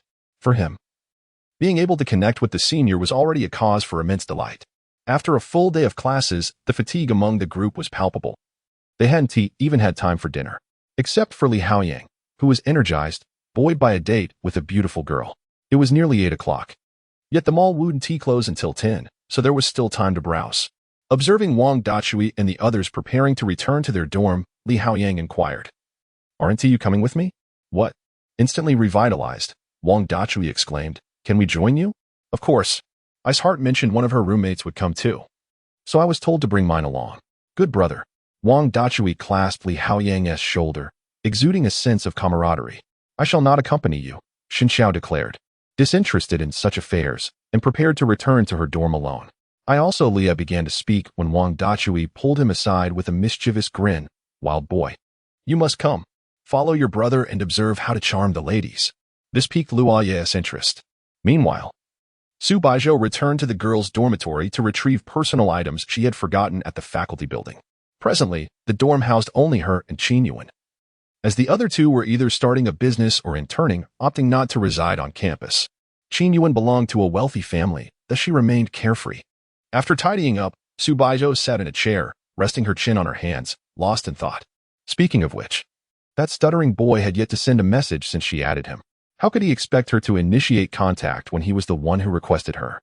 Su Baizhou opened the chat window with Luo Ye and typed her first message. Who are you? Meanwhile, Luo Ye's phone lay in his pocket as he focused intently on Wang Dachui's flirtation techniques in the mall. The beauty of the long-legged girl, Lu Bingjing, is undoubtedly remarkable, and her roommate is equally breathtaking, being none other than Tang Enki, the freshman campus flower of their academy. She also happens to be the goddess whom Luo Ye has secretly admired for 3 years. How awkward. Had he known, he would have chosen not to attend. Clearly, both girls have meticulously dressed for the occasion, one in denim shorts showcasing her long legs, and the other a delicate fairy in an elegant gown. As they stroll down the street, they attract an extraordinary amount of attention. However, flanking the two girls are two boys. On one side stands the muscularly Hao Yang, and on the other is Wang Dachui, who appears to have a somewhat shifty demeanor. Luo Ye, situated next to Wang Dachui, keeps his head down in silence. This combination of 2 girls and 3 boys causes a group of men eager to strike up a conversation to hesitate. Upon hearing the notification sound, Luo Ye retrieves his phone and sees a message from Su Baizhou. The senior fairy inquires about his identity. Of course, she does not yet know him. As he engages in online conversation with the enchanting senior for the first time, Luo Ye's heart races uncontrollably. He extends his hand and replies in the chat, I am Luo Ye. However, he soon feels that this response is too formal. Remembering that he followed the enchanting senior's popularity at Zhang University today, he adds, I am your fan. Upon receiving the message, Su Baizhou's lips curl into a slight smile. Her slender fingers begin to type on the phone screen. Su Baizhou, I am not a celebrity. I do not need fans. Seeing this, Luo Ye's heart skips a beat. Does not needing fans imply that she does not want him? Is he destined to be deleted? Luo Ye finds himself in a dilemma, unsure of how to respond next. Noticing the prolonged silence from the other side, Su Baizhou wonders if she might have frightened the shy boy. In the next moment, her QQ receives a message. Luo Ye. Screenshot of their chat. Luo Ye. Senior Qin, I am doomed. Seeing this, Su Baizhou can no longer contain her laughter. Chapter 12. Shopping mall. What's going on? Qin Yuan, engrossed in her game, turned her gaze towards the sound. Zhou, what's the matter? Why are you grinning at your phone screen? You've been acting rather unusual lately. Standing behind Su Baizhou, she found herself unable to concentrate on her game any longer. We're already in our 3rd year. Zhou, could it be that a once impassive tree is finally blooming? Yes, Su Baizhou replied with a mysterious smile. Observing her roommate's expression, Qin Yuan set her phone down and exclaimed, There's a problem, a significant one. The intense curiosity bubbled within her, nearly driving her to madness. Su Baizhou ignored her, opting instead to message Luo Ye on QQ. I love Hot Pot. She is just like that. If she accepted your friend request, it means she is willing to get to know you. Luo Ye, really? I love Hot Pot. Truly, I'm her roommate and know her very well. In a nutshell, it's all sincerity, no deceit. Before long, her green bubble announced another message from Luo Ye. This freshman is genuinely innocent. Noticing Luo Ye's continued focus on his phone, with his fingers tapping incessantly, Lu Bingxin curiously inquired, Are you chatting with your girlfriend? Huh? No. In the presence of other girls, Luo Ye displayed a maturity that belied his youthful demeanor, even exuding a hint of a charming aura. How can such a handsome guy not have a girlfriend? Lu Bingxin playfully remarked. Subsequently, she pulled Tang Enki over, stating, Luo Ye, I believe no one is averse to love. They simply haven't met the right person. Look at my friend Chi. She is attractive, possesses a great figure, and excels academically. Don't you feel even the slightest inclination? Suddenly brought into the conversation, Tang Enki appeared somewhat bashful. She blinked, her lovely eyelashes fluttering as she shyly lowered her gaze, saying, Luo Ye, it's been a while. Unbeknownst to others, her shyness was merely a fade. Only Luo Ye recognized the awkwardness they both shared in that moment. Wild boy, what's the matter? Wang Dachui exclaimed, his eyes nearly bulging with surprise. Lu Bingxin, with a knowing glance, was evidently aware that Tang Enki and Luo Ye were acquainted. During their time in the girls' dormitory, she had heard Tang Enki mention a boy who confessed his feelings to her after the college entrance examinations. In truth, Tang Enki harbored feelings for this boy as well but was uncertain how to respond. After all, she had heard that Luo Ye was an orphan, perhaps facing financial difficulties, which left her in a quandary throughout the summer without a resolution. However, if Luo Ye demonstrated potential in university, she might consider granting him an opportunity to pursue her. At that moment, Luo Ye noticed her eyelashes, seemingly intrigued by something peculiar, and couldn't help but inquire, "What's this?" "Huh, what?" Tang Enki responded, puzzled. At that instant, Wang Dachui pulled Luo Ye aside, whispering, "Wild boy, don't you know about double eyelid tape?" "What? You can actually stick that on?" Luo Ye exclaimed in astonishment. "Don't you have any girls around you to share these common knowledge?" Observing the bewildered expression on Luo Ye's face, Wang Dachui let out a sigh. "Forget it, wild child. Just keep quiet for a while. I can see that Ice Heart Beauty wants to matchmake you with the stunning Tang Beauty. Watch how Brother Chui helps you make her acquaintance." "Please don't." Luo Ye quickly shook his head. "What? Wild child, are you blind? That's Tang Enki, the campus flower of the new students. You don't wish to get to know such an exquisite beauty?" Wang Dachui was almost driven to madness, yearning to pry open Luo Ye's head to see what was inside, as he seemed utterly disinterested in beautiful women. In Luo Ye's phone, there was a final message from Su Baizhou, stating that she was organizing the student council's work log and would chat later. Still working so late. Senior is truly diligent, he thought. He sent a message back, offering to take her gaming if she was feeling exhausted from work, assuring her of a guaranteed win. To his surprise, she replied with a sure. This indicated that the senior also enjoyed gaming, a common interest that was crucial. As for how Luo Ye came to understand this principle, it was thanks to Senior Qin Yuan, who had informed him that to connect with a girl, one must first discover common topics of conversation. As Su Baizhou's roommate, she often witnessed her gaming in the dormitory. She also mentioned that Su Baizhou frequently played solo and kept losing, with no one willing to join her. That's when Luo Ye offered to help her win. He was grateful to Senior Qin Yuan for imparting such valuable insights. Meanwhile, in the girls' dormitory, Qin Yuan suddenly sneezed and wondered aloud, "How strange. Is someone thinking of me lately? Why do I keep sneezing?" Soon, her phone screen displayed the dreaded words "failed." Another loss. She contemplated smashing her phone in frustration. Seeing her in such a state, Su Baizhou asked, "Wenwen, are you going to play games soon? Will you carry me to victory?" Qin Yuan's eyes sparkled at the prospect. "Not quite. My account has been banned. If you're not playing, could you lend me your account for a bit?" "Of course. My unbeatable account." Qin Yuan had been enduring a day filled with losses. A free carry service was too good to pass up. Meanwhile, Luo Ye and his companions emerged from the mall, burdened with bags. Wang Dachui and Li Haoyang wore expressions of anguish. Their dinner at the mall had cost 500 yuan, and accompanying two girls shopping had drained another 500. Naturally, the two boys had footed the bill, and they had done so willingly. When accompanying beautiful women, it was unthinkable for them to allow the ladies to pay. As for Luo Ye, he only contributed a small amount for the meal, as the other purchases were of no concern to him. He had no intention of currying favor with the two girls.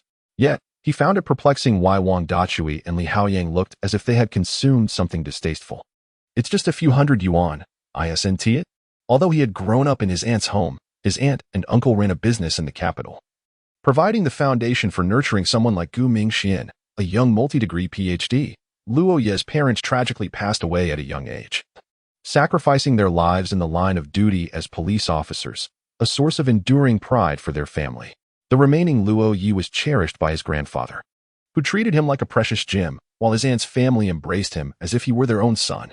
Thus, despite losing his parents at a tender age, Luo Ye was not deprived of love. His upbringing was far from impoverished. Moreover, the novels he penned brought him financial independence, rendering him almost self-sufficient and reluctant to seek living expenses from his family. The group returned to school, escorting the two girls back to the girls' dormitory. During this time, Tang Enki intentionally walked beside Luo Ye, frequently glancing at his phone screen, seemingly intrigued by his conversations. At the dormitory entrance, Tang Enki bid farewell to Lu Bingxin with enthusiasm, the latter calling out, "Next time, remember to bring along that handsome guy from your dorm." "Absolutely. Leave it to me," Li Haoyang and Wang Dachui proclaimed with fervor, resembling individuals invigorated by a surge of energy. Luo Ye watched in bemusement. "Brother Dachui, is this what you consider emotional intelligence? While we may not grasp it fully, it's evident that you are being led by the nose." As the figures of the two girls gradually receded from view until they vanished completely, Wang Dachui draped an arm around Luo Ye's shoulders and chuckled. "So, what do you think? Have you learned anything?" "Apologies, but I must decline," Luo Ye replied, pushing him away with an air of indifference. I refuse to be a sycophant. What did you say? Have you become arrogant, wild child? Wang Dachui retorted angrily. Without the courage to be a sycophant, how can one attain true love? At this, Li Haoyang looked at him in shock. Has the sycophant become infatuated?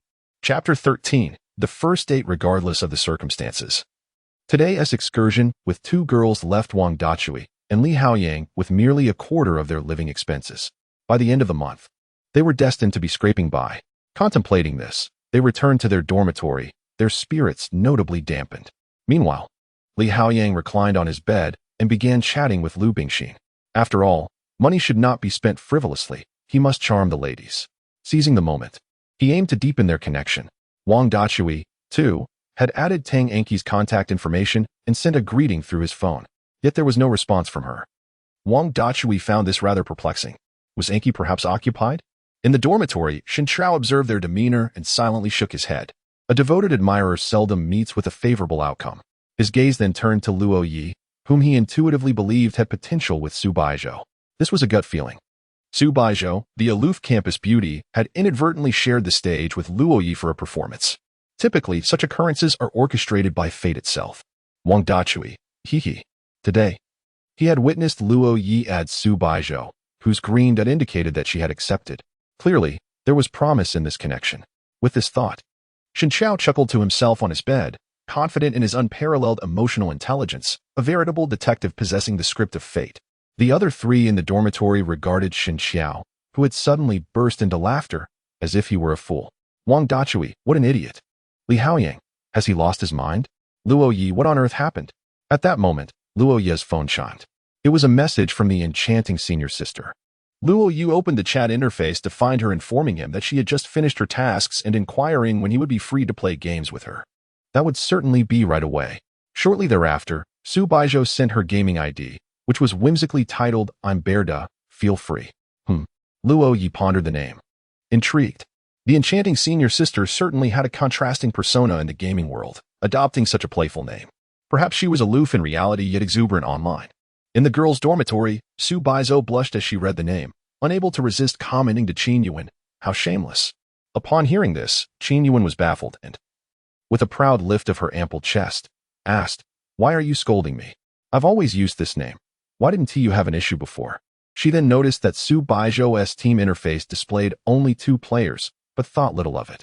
After all, apart from her, Su Baizhou had a close friend studying medicine at Jiangxing Medical University. Surely, she was playing in a duo with her friend. Moreover, Su Baizhou had donned her headphones and activated her microphone to give commands. Qin Yuan was nearly certain she was gaming with her close companion, for it was evident that only someone familiar could coax a socially anxious gamer to speak. Yet, even with the microphone on, Su Baizhou spoke infrequently, embodying a rather cool and reserved demeanor. However, for Luo Ye, it was more than sufficient. He could hear the voice of the fairy senior, and his heart brimmed with an overwhelming sense of contentment.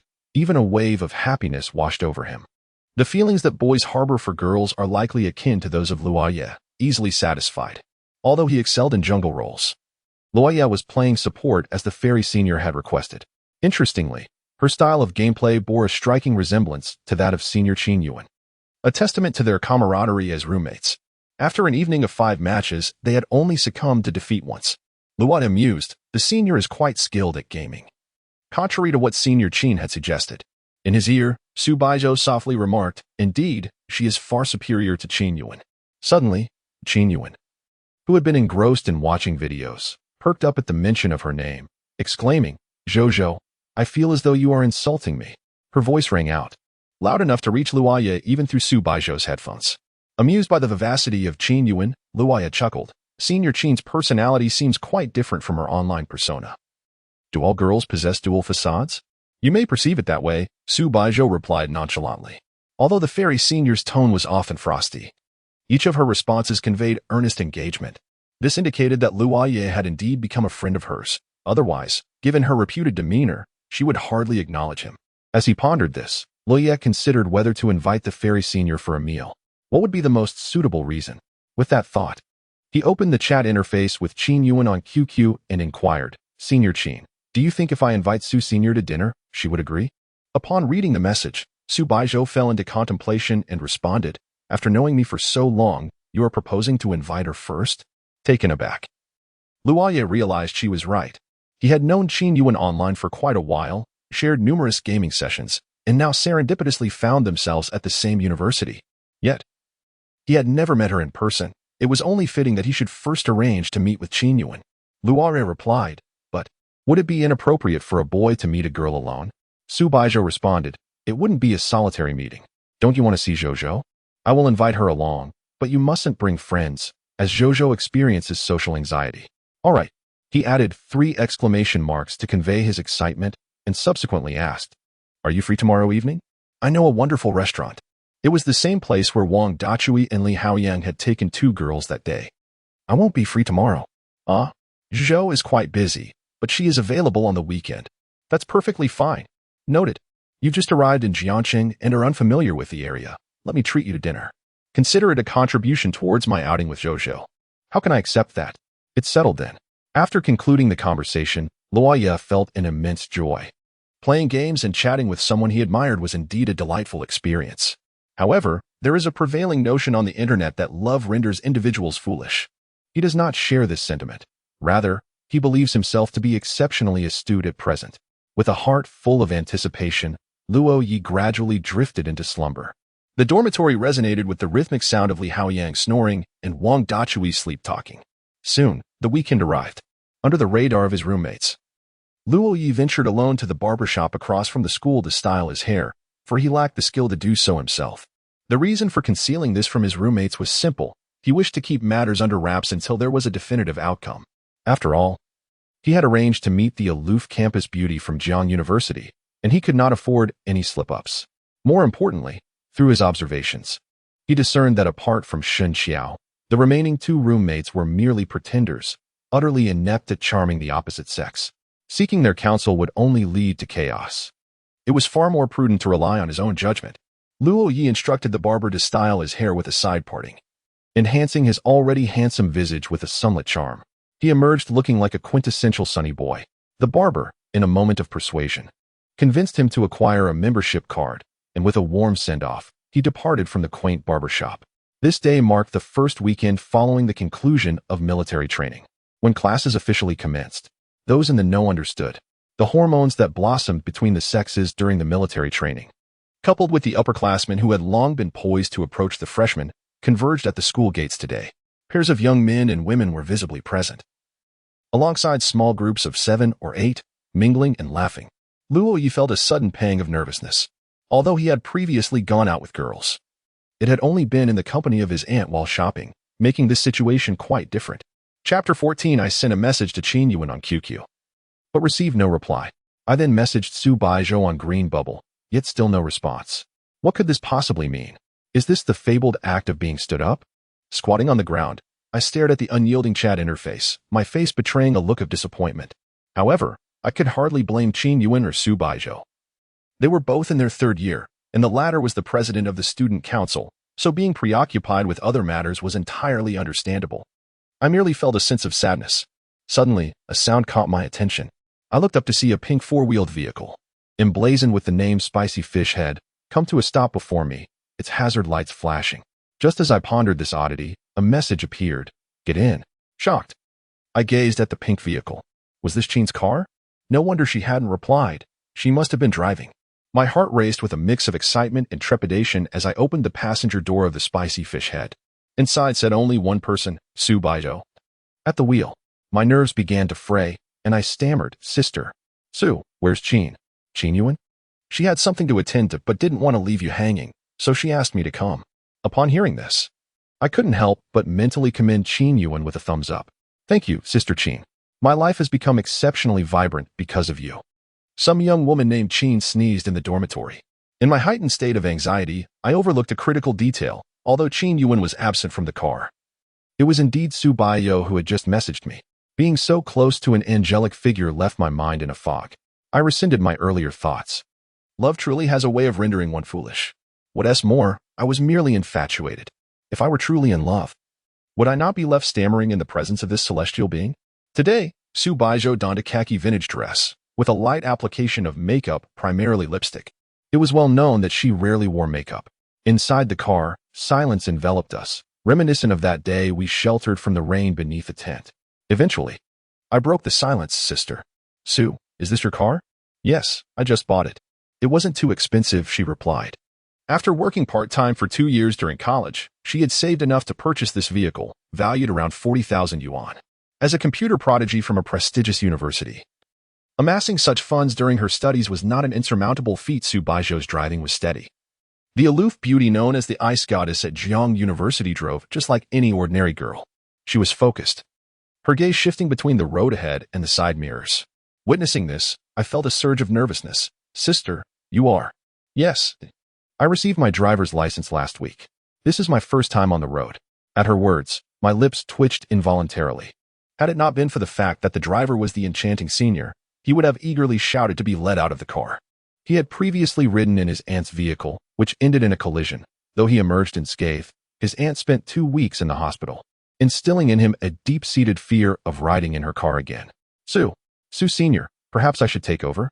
Upon hearing this, the vehicle came to a halt by the roadside.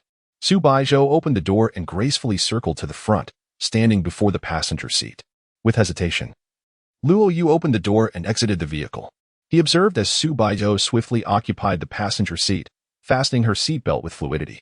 Her movements were brisk, almost as if she fled to the seat upon hearing Luo Ye's words.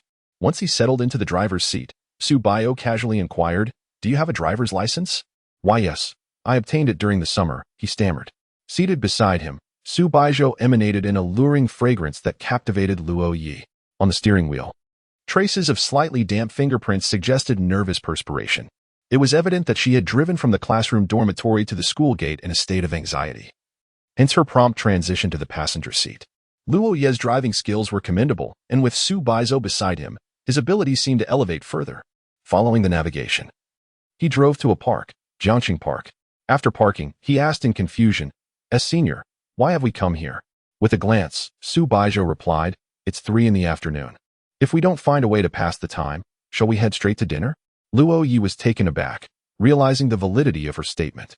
Then, Su Baizhou inquired further, "Do you usually stutter?" And no. It dawned on him that he had been speaking with a stammer since the beginning. Now regaining his composure, he cleared his throat and said, "No, it's just that it's my first time out alone with a girl, and I feel a bit nervous." In response, Su Baizhou said nothing. His ability to adjust once he recognized the situation indicated that he was not truly a stutterer. It was merely a reflex of anxiety upon encountering her. He truly was just a young boy with little experience around girls. The two walked side by side in the park, their youthful duo forming a visually captivating tableau amidst the already pleasant atmosphere. A subtle yet palpable distance lingered between them, not intentionally created by Su Baizhou, but rather established by Luo Ye. Being out walking with a girl for the first time, and considering their unfamiliarity, he believed maintaining some distance was appropriate. Unlike his friends Wang Dachui and Li Haoyang, who were boisterous and rough upon their first meeting, Luo Ye preferred a more measured approach. Of course, that didn't imply that Wang Dachui and Li Haoyang were incorrect in their behavior. Rather, it highlighted the differences in personality and interaction styles. Luo Ye favored a gradual build-up, believing that emotions cultivated over time would become unshakable. Yet, in this fast-paced era, few were willing to accompany him on such a slow journey. Nevertheless, he would not alter his nature for this reason. After all, it was merely a rarity, not an impossibility. Wait a moment.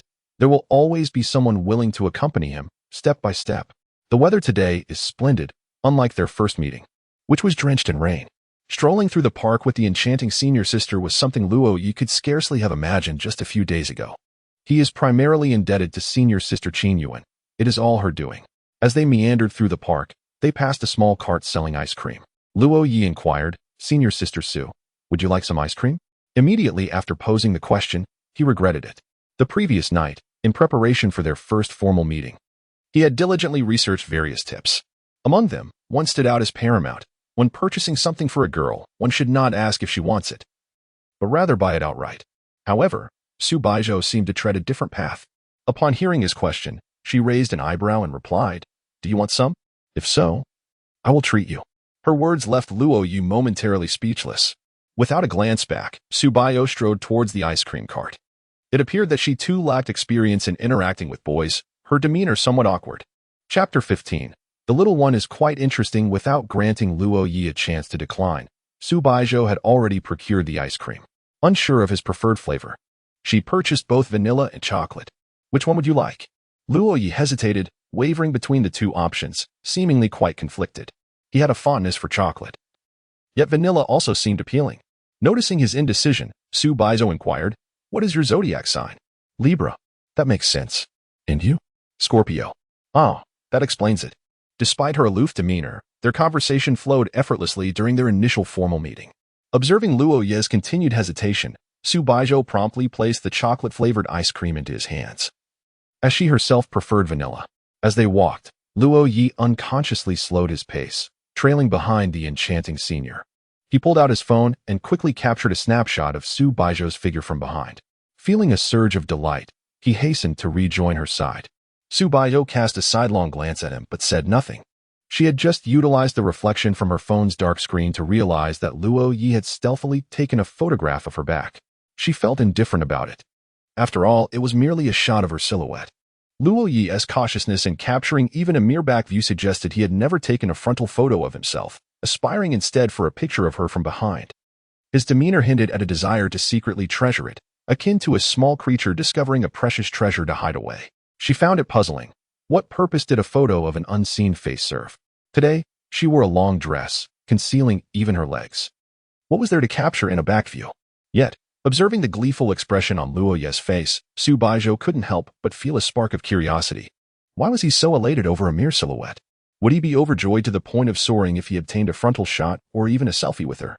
This train of thought brought to mind his second message in the green bubble chat, where he declared himself her fan. Indeed, he resembled a devoted admirer. Suddenly, Luo Ye's phone chimed with a notification from the dormitory group chat. "Wang Dachui, Luo Ye, where are you, you rascal? Wang Dachui, you, a newcomer in this unfamiliar place. Are you really out alone this weekend? Xin Xiao, something S brewing Li Hao Yang. Image, Wang Dachui. No way. Pure and innocent. You actually went on a date with the stunning Ice Heart Beauty." Listening to the bustling chatter in the group, Luo Ye shut his phone. He decided to feign ignorance regarding the messages. After all, explaining the current situation would not be easy. It appeared that their dormitory's fitness instructor had indeed been captured by the long-legged lowly. They frequently dined together and spent weekends out, which he found hard to believe, especially considering they had only known each other for less than a month. Perhaps Luo Ye was simply too naive. The first time he encountered the enchanting senior was on the very first day of school, and it was only recently that he added her on the green bubble chat. Of course, Su Baizhou first met him the day before the freshman orientation, when she had escorted him to the office, though he remained oblivious to this fact. On a leisurely afternoon, it was improbable for the two to merely meander through the park. After traversing nearly every corner of the area, Su Baizhou led Luo Ye to a quaint afternoon tea establishment. Truth be told, Luo Ye was perplexed by the concept of afternoon tea. With 3 meals a day, what was the purpose of adding an additional tea time? Yet, as he sat before the ethereal senior, a cup of coffee placed elegantly on the table, he couldn't help but internally marvel at her poise. "What shall I drink?" Su Baizhou donned her black-rimmed glasses and retrieved a copy of The Adventures of Sherlock Holmes, immersing herself in its pages. I'm not accustomed to coffee," Luo Ye timidly admitted. The table also bore a plate of delicate pastries and an assortment of nuts. He had been scrutinizing the menu for quite some time, yet the sight of the senior in her glasses rendered him unable to divert his gaze. Ultimately, he resolved to order the same beverage as her. Noticing this, Su Baizhou remarked nonchalantly, "It's quite bitter. I haven't tea added any sugar." "It's fine," Luo Ye replied confidently. "I enjoy bitter flavors." "Are you a fan of Sherlock Holmes, Senior?" Luo Ye inquired, curiosity piqued. "Not at all," Su Baizhou denied, still engrossed in her reading. Luo Ye subtly glanced at her black glasses, realizing they were merely frames without lenses. Upon this revelation, he probed further. "Then you must be a fan of Death Note, correct?" "Oh, what makes you think that?" Su Baizhou's interest was piqued. Observing her reaction, Luo Ye recognized he had struck a chord and continued, "Those glasses resemble those from Death Note. And considering you're reading a book you don't particularly like, I deduce it's because the character from Death Note admires Sherlock Holmes." Su Baizhou nodded silently, conceding the accuracy of his deduction. Luo Ye had inferred this due to his own past as a devoted fan of Death Note, especially given that both his parents were police officers. He had once delved into all of Arthur Conan Doyle's novels because of his admiration for the character's profound appreciation for Sherlock Holmes. New characters emerge. While the old ones linger, Luo Ye suddenly declared, feigning profundity. Su Baizhou was momentarily taken aback, while the server approaching with coffee struggled to suppress a laugh. Embarrassed, Luo Ye withdrew his hand and sheepishly muttered, I couldn't help it. Hee, I couldn't resist this chapter I sent over. Please turn to the next page to continue reading. That fellow is rather endearing, Su Baizhou thought with a smile, redirecting her focus back to her book. Luo Ye took a tentative sip of his coffee, only to furrow his brows at its bitterness. Su Baizhou turned to the server and said, Please bring 2 packets of sugar. Upon hearing this, Luo Ye quickly shook his head. Senior, there's no need. I can manage. With an impassive expression, Su Baizhou regarded him and stated, If you cannot handle the bitterness, then opt for sweetness. It is not a matter of shame. Just be true to yourself. At these words, Luo Ye gazed at Su Baizhou. Entranced, her long, beautiful eyelashes framed her eyes, and though she appeared aloof, she was, in truth, a gentle soul. After adding 2 packets of sugar, Luo Ye stirred the mixture a few times and took a sip. Although the coffee was bitter, the addition of sugar rendered it delightfully sweet. It was quite enjoyable. Luo Ye quickly finished his drink. Su Baizhou, in contrast, said nothing and continued to immerse herself in her book. The afternoon slipped away quietly. As dusk approached, Su Baizhou closed her book, only to find Luo Ye asleep with his head resting on the table. This little stutterer, clearly bored to death, had not uttered a single word and had instead succumbed to slumber at the table. Su Baizhou chose not to rouse him. A mischievous thought suddenly crossed her mind. She took out her phone and captured a photo of Luo Ye in his slumber. His eyes were gently closed, and his eyelashes fluttered softly as he drifted in the ocean of dreams, resembling a carefree boy hidden among the blossoms. Gazing at the picture, Su Baizhou murmured, Not bad looking. Subsequently, she sent the photo to Gu Mingxian, who was far away abroad. Soon, he replied with a question mark. Gu Mingxian? Then he followed up with another message. Wait, my dear disciple, why is my brother asleep in front of you? I entrusted his care to you. You're not planning to pursue him, are you? Staring at this response, Su Baizhou fell silent and then closed the chat window. She looked at the innocent junior before her, her expression contemplative. Pursue him, you say? This little one would surely be quite amusing to court, wouldn't he? Chapter 16. The first meal together before long. Luo Ye drowsily opened his eyes.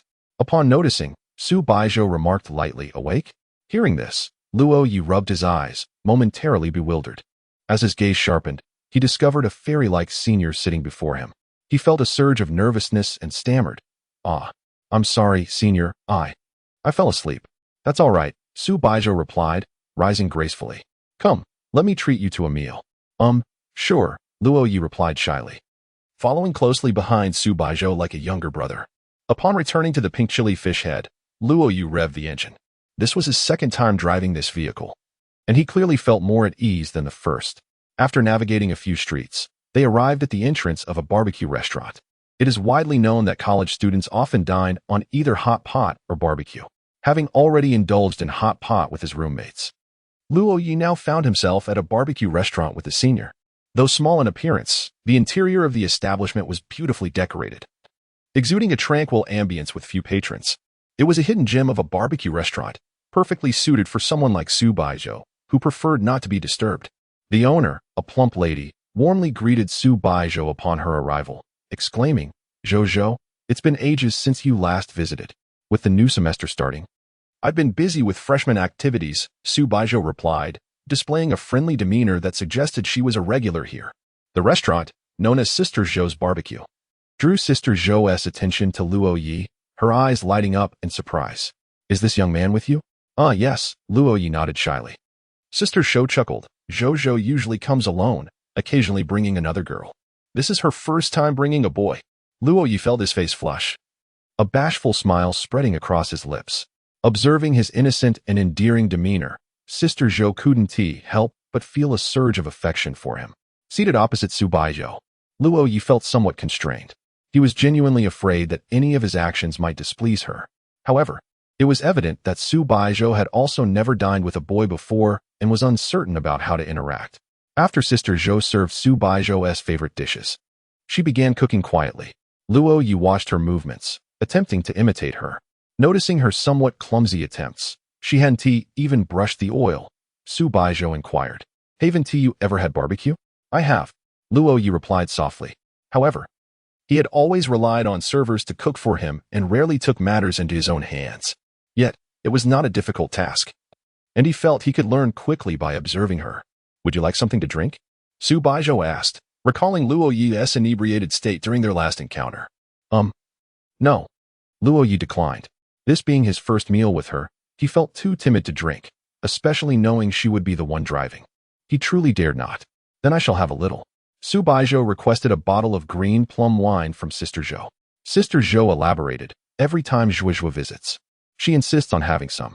This is homemade and truly delightful. Is that so? Then I shall purchase a bottle as well, Su Baizhou replied.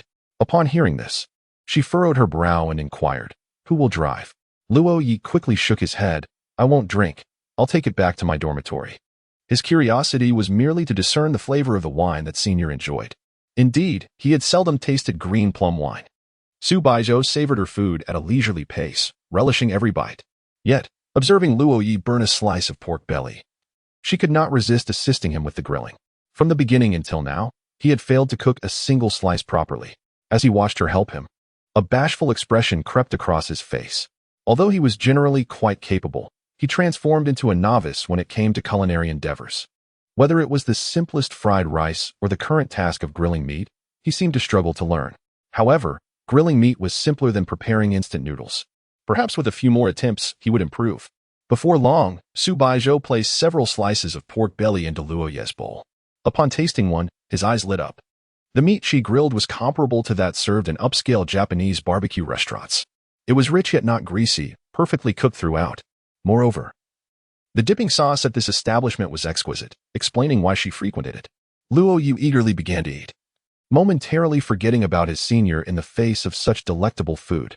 His inability to master cooking only heightened his appreciation for fine cuisine, something he yearned for yet could not attain. Su Baizhou observed in mild astonishment as the tall young man quickly emptied his plate. What was this sensation? Why did she feel a sense of fulfillment in feeding him? She grilled another round, refraining from eating herself and placing everything into Luo Ye's bowl. Watching him eagerly consume her offerings, a hint of satisfaction graced her otherwise aloof visage. In fact, a thought crossed her mind about the possibility of cooking for Luo Ye in the future. But why did such a notion arise? Yet, he appeared so childlike as he focused solely on his meal, oil smeared at the corners of his mouth. Seeing Luo Ye in this state, Su Baizhou discreetly took a photograph of him and sent it to her teacher. Gu Mingxian responded almost instantly. Xiao Yi is actually dining with you? In response, Su Baizhou displayed a frosty demeanor and replied, what do you mean? Wasn't she the aloof campus belle? Shouldn't the remark suggest surprise that she was dining with Luo Ye? Soon after, Gu Mingxian replied, you don't actually intend to pursue my brother, do you? If so, you're in for trouble. To win his heart, you'll have to overcome an obstacle. Xiao Yu has harbored a crush on a goddess from high school for 3 years. But for some unknown reason, they did not end up together in college. Su Baizhou's expression grew colder by a degree. She gazed at Luo Ye before her. Her mood inexplicably soured. Coldly, she uttered, let's go. Luo Ye, his mouth stuffed with food like a hamster, stared blankly at Su Baizhou. In that moment, any irritation she felt dissipated. How could she possibly remain angry at such a sight? And why was she angry in the first place? Just then, her phone chimed with a message from Gu Mingxian. However, since Xiao Ye is willing to join you for a meal, it indicates that he has drawn a clear line with the girl he secretly admires. Unless unforeseen circumstances arise, it should be over. I can assure you of this aspect of Xiao Ye's character. Upon reading the message, Su Baizhou abruptly lifted her gaze toward Luo Ye, who had already stood up and was preparing to leave. She softly inquired, where are you going? Luo Ye, perplexed, replied, Senior, aren't we leaving? Sit down and eat. Sit down? Oh. Luo Ye obediently returned to his seat, though he had nearly reached his limit of fullness. Su Baizhou initiated another round of grilling. As she filled his bowl once more, Leah sighed inwardly. There was nothing for it but to eat. Chapter 17. Good night. After finishing the meal, Su Baizhou bid farewell to Sister Zhou, the proprietress, and returned to her beloved spicy fish head. Luo Ye, seated in the driver's seat, felt a twinge of nervousness. Their date had come to an end, and he pondered whether the senior harbored any affection for him. Let's head back to the faculty dormitory, Su Baizhou remarked with a hint of indifference. Although her tolerance for alcohol was modest, she was not one to overindulge on her first outing with a boy. A bottle of green plum wine had little effect on her, leaving her only slightly tipsy, her cheeks tinged with a rosy hue. Luo Ye caught a glimpse of the senior's current demeanor. Her expression remained cool and aloof, yet her delicate features bore a faint blush. Just a fleeting glance sent his heart racing uncontrollably. Truly, she was ethereal, a vision of beauty. As the evening rush hour had passed, the roads were relatively clear. Moreover, the car adorned with a conspicuous intern sticker, coupled with its pink, feminine appearance, was unlikely to attract any trouble. Before long, they arrived at the faculty dormitory and parked in the lot. Upon exiting the vehicle, Su Baizhou picked up her bag and remarked to Luo Ye, "Your phone has been buzzing incessantly since we left." At her words, Luo Ye retrieved his phone. He had been unable to check it while driving. And now he discovered that his roommates were frantically worried about his late return. They suspected he had found a new love and abandoned them. The lonely souls of the dormitory. "My roommates are urging me to come home," he said, glancing around in surprise. "Senior, you live in the staff building too?" At this revelation, Su Baizhou hesitated momentarily before nodding and responding coolly, "Yes, room 614. The room number sounded vaguely familiar to Luo Ye, but he did not sense anything amiss. After all, he had only visited once and had not memorized Gu Mingxuan's home address. Following half a month of military training, the details had long since slipped his mind. Even if he were to visit Gu Mingxuan's residence again, he would still need to consult the address she had provided. Subsequently, Luo Ye waved goodbye to Su Baizhou but did not leave immediately. Instead, he watched her ascend the stairs before departing himself. Upon reaching the entrance of his dormitory, he hesitated to enter. He knew that once inside, Wang Dachui would surely pester him for a drink. Thus, he downed the green plum wine in one swift motion at the door. The sweet and slightly sour flavor was delightful, yet it did not intoxicate him in the slightest. After tossing the empty bottle into the nearby trash bin, Luo Ye stepped into the dormitory. In that instant, he was surrounded by a few of his roommates. Wang Dachui, standing at the forefront, fixed him with wide eyes and demanded, "What happened? You better explain yourself to your three fathers." With a grin, Shen Xiao chimed in. "A child grown too big to stay."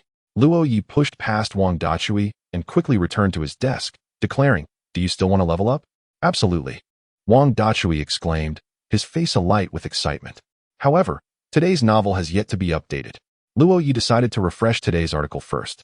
Not far away, Wang Dachui noticed Luo Ye typing away at his keyboard and, filled with curiosity, inquired, "Hey, kid, I've been meaning to ask, since the very first day of school.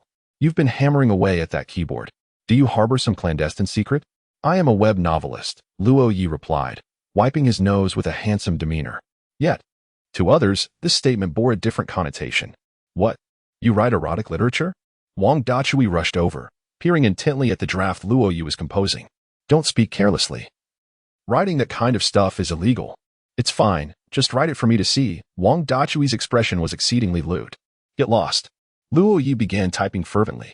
By the time he finished, his roommates had already fallen asleep, leaving only Shen Xiao still engrossed in her phone, seemingly reading a novel. As Luo Ye climbed into bed, preparing to remove his trousers, he felt something in his pocket. Upon taking it out, he was taken aback. The key to the fairy senior's car? Oh no. After getting out of the car earlier, he had unconsciously stuffed the key into his pocket. Moreover, the senior was unfamiliar with the vehicle and had forgotten about it. Realizing this, Luo Ye intended to message the fairy senior, but suddenly recognized that it was already 2 in the morning. Unbeknownst to him, time had slipped away. However, for a novelist, staying up late was quite the norm. It wouldn't be appropriate to send a message at this hour, would it? Luo Ye noted that since returning to the dormitory, he had not messaged the fairy senior again. With that thought, he tapped his forehead and self-reproached, "You blockhead. You didn't even think to check in on her after she got home." He had never pursued a girl before. His 3 years of high school were spent secretly admiring someone, only to confess upon graduation, after which nothing further transpired. As for the fairy senior, Luo Ye felt certain of his affection for her. Although feeling enamored at first sight might have been driven by physical attraction. Yet, such attraction isn't necessarily a pejorative. It could also signify a budding beginning. After all, an appreciation for someone's appearance does not imply that one is solely captivated by their looks. The moment affection arises, the entirety of the other's demeanor, strengths, and flaws fall within the realm of that liking. After sending a message to her, Luo Ye prepared to sleep. But to his surprise, she replied instantly. Su Baizhou, I'll leave it at your place. I don't drive often. This chapter is not over. Please click to the next page to continue reading. In the teacher's apartment, the corners of Su Baizhou's mouth curled slightly. Was this akin to securing a free driver? She glanced back, satisfied that the apartment was finally tidied up. It comprised 3 rooms and a living room. The master bedroom was where Gu Mingxian had previously resided. Before he left, he had stored his belongings in the second bedroom and rented the apartment to Su Baizhou, allowing her to inhabit the master bedroom. For a girl, a more spacious room provided a sense of relaxation. The other vacant room remained unoccupied, which Gu Mingxian intended to reserve for Luo Ye. However, since Su Baizhou had already moved in, whether Luo Ye could reside there would depend on her willingness. A goddess-like campus belle, cold and aloof in reality, yet socially anxious in the digital realm. A shy youth, Luo Ye, whose prowess in the online world could be described as commanding. They appear to be quite a match, don't they? Luo Ye, a gaming prodigy and a somewhat renowned web novelist, engages in online interactions daily. Good night, senior. He sent this message before closing his eyes, preparing for slumber. Yet, he tossed and turned, unable to find rest. The absence of a reply from the enchanting senior kept him awake. Meanwhile, Su Baizhou was momentarily taken aback by the words "good night, senior." It echoed a time in high school when a boy would say the same to her day after day. However, she held no interest in him. At their reunion after graduation, he confessed his feelings in front of everyone, only to be rejected outright. Embarrassed, he sought her out after the gathering, attempting to coerce her into being his girlfriend. Yet again, she turned him down and severed all communication. In a fit of rage, he spread slander about her. And coupled with her beauty, which drew both admiration and envy, she quickly became the subject of gossip among her peers. It is a sad truth that many are inclined to mend what is broken but seek to tarnish that which is flawless. Consequently, Su Baizhou developed a disdain for men, finding it hard to connect even with female friends, and became a social recluse online, until she moved to a new city for school, gradually earning the moniker of the iceberg goddess. As she glanced at her phone, she chose not to respond, casting it aside. She began typing, feeling a sense of unease. As though something essential was amiss, thoughts of Luo Ye crossed her mind. That boy, innocent and shy, had protected her even in their gaming sessions. Oblivious to his own gender, yet instinctively caring for her as a teammate, he was also someone who could not handle bitter coffee. Surely, this boy must possess a sweetness about him. Her mind drifted to a remark made by Gu Mingxian. I asked you to look after my brother. You wouldn't be thinking of pursuing him, would you? A faint blush crept across Su Baizhou's cheeks. She retrieved her phone, opened the chat interface with Luo Ye, and typed a simple reply. Good night. Chapter 18. Morning run. Upon receiving a response from the enchanting senior, Luo Ye's spirits soared, and he quickly succumbed to slumber. The following morning, he awakened early, roused by the commotion around him. The early class commenced at 8:30, yet he found himself awake at 7, disturbed by the noise. Li Haoyang had donned his running shoes, exuding an aura of readiness for a morning jog. Glancing at Wang Dachui, who was blissfully asleep, and Shen Qiao, who had also been stirred from her rest, Luo Ye could not help but remark to Li Haoyang, Coach, your self-discipline is truly commendable. Indeed. Would you care to join me? Li Haoyang extended an invitation. His physique was impressive, showcasing well-defined muscles complemented by a healthy bronze complexion, reminiscent of a disciplined veteran soldier. In recent times, they had taken to referring to Li Haoyang as their fitness coach. We are in college now. I have little desire to partake in morning exercises. Shen Qiao muttered, turning over to seek more sleep. Luo Ye, however, contemplated his own identity as a web novelist. He had heard that this profession could lead to numerous health issues if one did not engage in regular physical activity. With this thought, he sprang up. Wait for me, Coach. The two descended the stairs together, arriving at the playground, where they encountered another girl, none other than the long-legged lowly, Lu Bingxian. Clad in shorts and a tank top, she revealed her fair, elongated legs, captivating all who beheld her. The snug tank top accentuated her figure, drawing the attention of scattered classmates who were also out for their morning jog. The sight of such beauty alongside the robust Li Haoyang was indeed a sight to behold. Luo Ye trailed behind them, jogging alone. It appeared that Li Haoyang had arranged to run with Lu Bingxian, making Luo Ye feel like an unwelcome third wheel. Had I known, I would not have come, he thought. As they ran side by side, he found himself running solo. In the playground, another figure caught his eye. Dressed in loose black attire, she wore a black cap, with her ponytail cascading from beneath it, swaying rhythmically with her movements. This silhouette seemed familiar. Lost in thought, he became distracted while running, leading to an unfortunate stumble. Having stayed up late, he was already fatigued, and the lack of exercise resulted in a clumsy fall that drew the attention of many onlookers. Embarrassed, Luo Ye lay on the ground, flushed with shame. As he prepared to rise, he noticed a hand extended before him. He was taken aback. How could one describe this hand? Delicate as a soft flower. Skin as smooth as cream.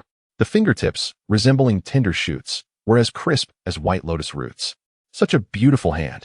Instinctively, he raised his gaze to find it belonged to the girl in black, the one he recognized as the enchanting senior, with a stoic expression. She regarded him and said coolly, "Aren't you going to get up?" At her words, Luo Ye's face flushed deeper. How mortifying it was to embarrass himself in front of the enchanting senior. He placed his hand upon hers and stood up. Upon rising, he swiftly withdrew his hand, revealing a bashful expression. Although the senior's hand was soft and pleasant to touch, any further contact would be deemed impolite. Nevertheless, this simple physical interaction caused Luo Ye's heart to race, a feeling of infatuation that lingered. Su Baizhou paused momentarily, then lowered her hat slightly. After all, if others were to discover that the campus belle had a morning running routine, it would surely attract unwanted attention, compromising her peaceful jogs in the future. "Shall we go together?" Su Baizhou inquired casually. Upon closer inspection, it became apparent that the enchanting senior also bore faint dark circles under her eyes, much like him. "All right," Luo Ye replied softly.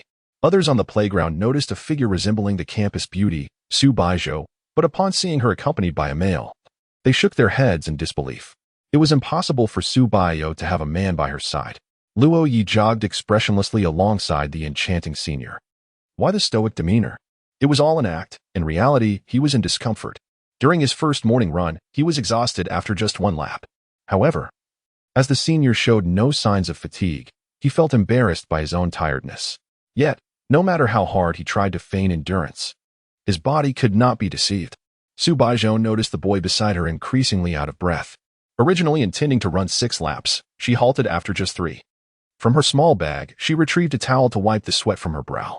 In a moment of distraction, Luo Ye inadvertently caught a glimpse of her appearance. Sweat dampened her hair, and beads of water trickled down her delicate collarbone. As Su Baizhou dabbed her face with the towel, she slightly tilted her chin upward. The morning sun illuminated her profile, and a gentle breeze lifted her hair. Luo Ye was momentarily entranced. How beautiful! He turned his head away, his face flushed, too shy to continue gazing. Noticing his reaction, Su Baizhou asked nonchalantly, "Do you find it beautiful?" "Why, yes, it's beautiful," he stammered, bewildered by his own speech. "If it's beautiful, then why not look?" She pressed further. Hearing this, Luo Ye faltered. It's impolite." Upon hearing his response, the corners of Su Baizhou's mouth subtly lifted. Suddenly, she noticed a wound on Luo Ye's wrist, bleeding slightly, likely from a recent fall. She retrieved a band-aid from her bag and instructed, "Extend your hand." "Huh? Extend your hand," she repeated, her tone somewhat cold, as if concealing something. "Oh, okay." Luo Ye, somewhat perplexed, extended his hand, and Su Baizhou affixed a pink bear band-aid to his wrist. It was then that he realized he was indeed injured. Such a minor wound hardly warranted a band-aid. It seemed overly delicate. However, since it was applied by the enchanting senior, Luo Ye felt a surge of joy and felt no embarrassment at all. In fact, he wanted to proclaim to the world that the senior had adorned him with a pink bear band-aid. After finishing, Su Baizhou turned to leave, heading in the direction of the cafeteria.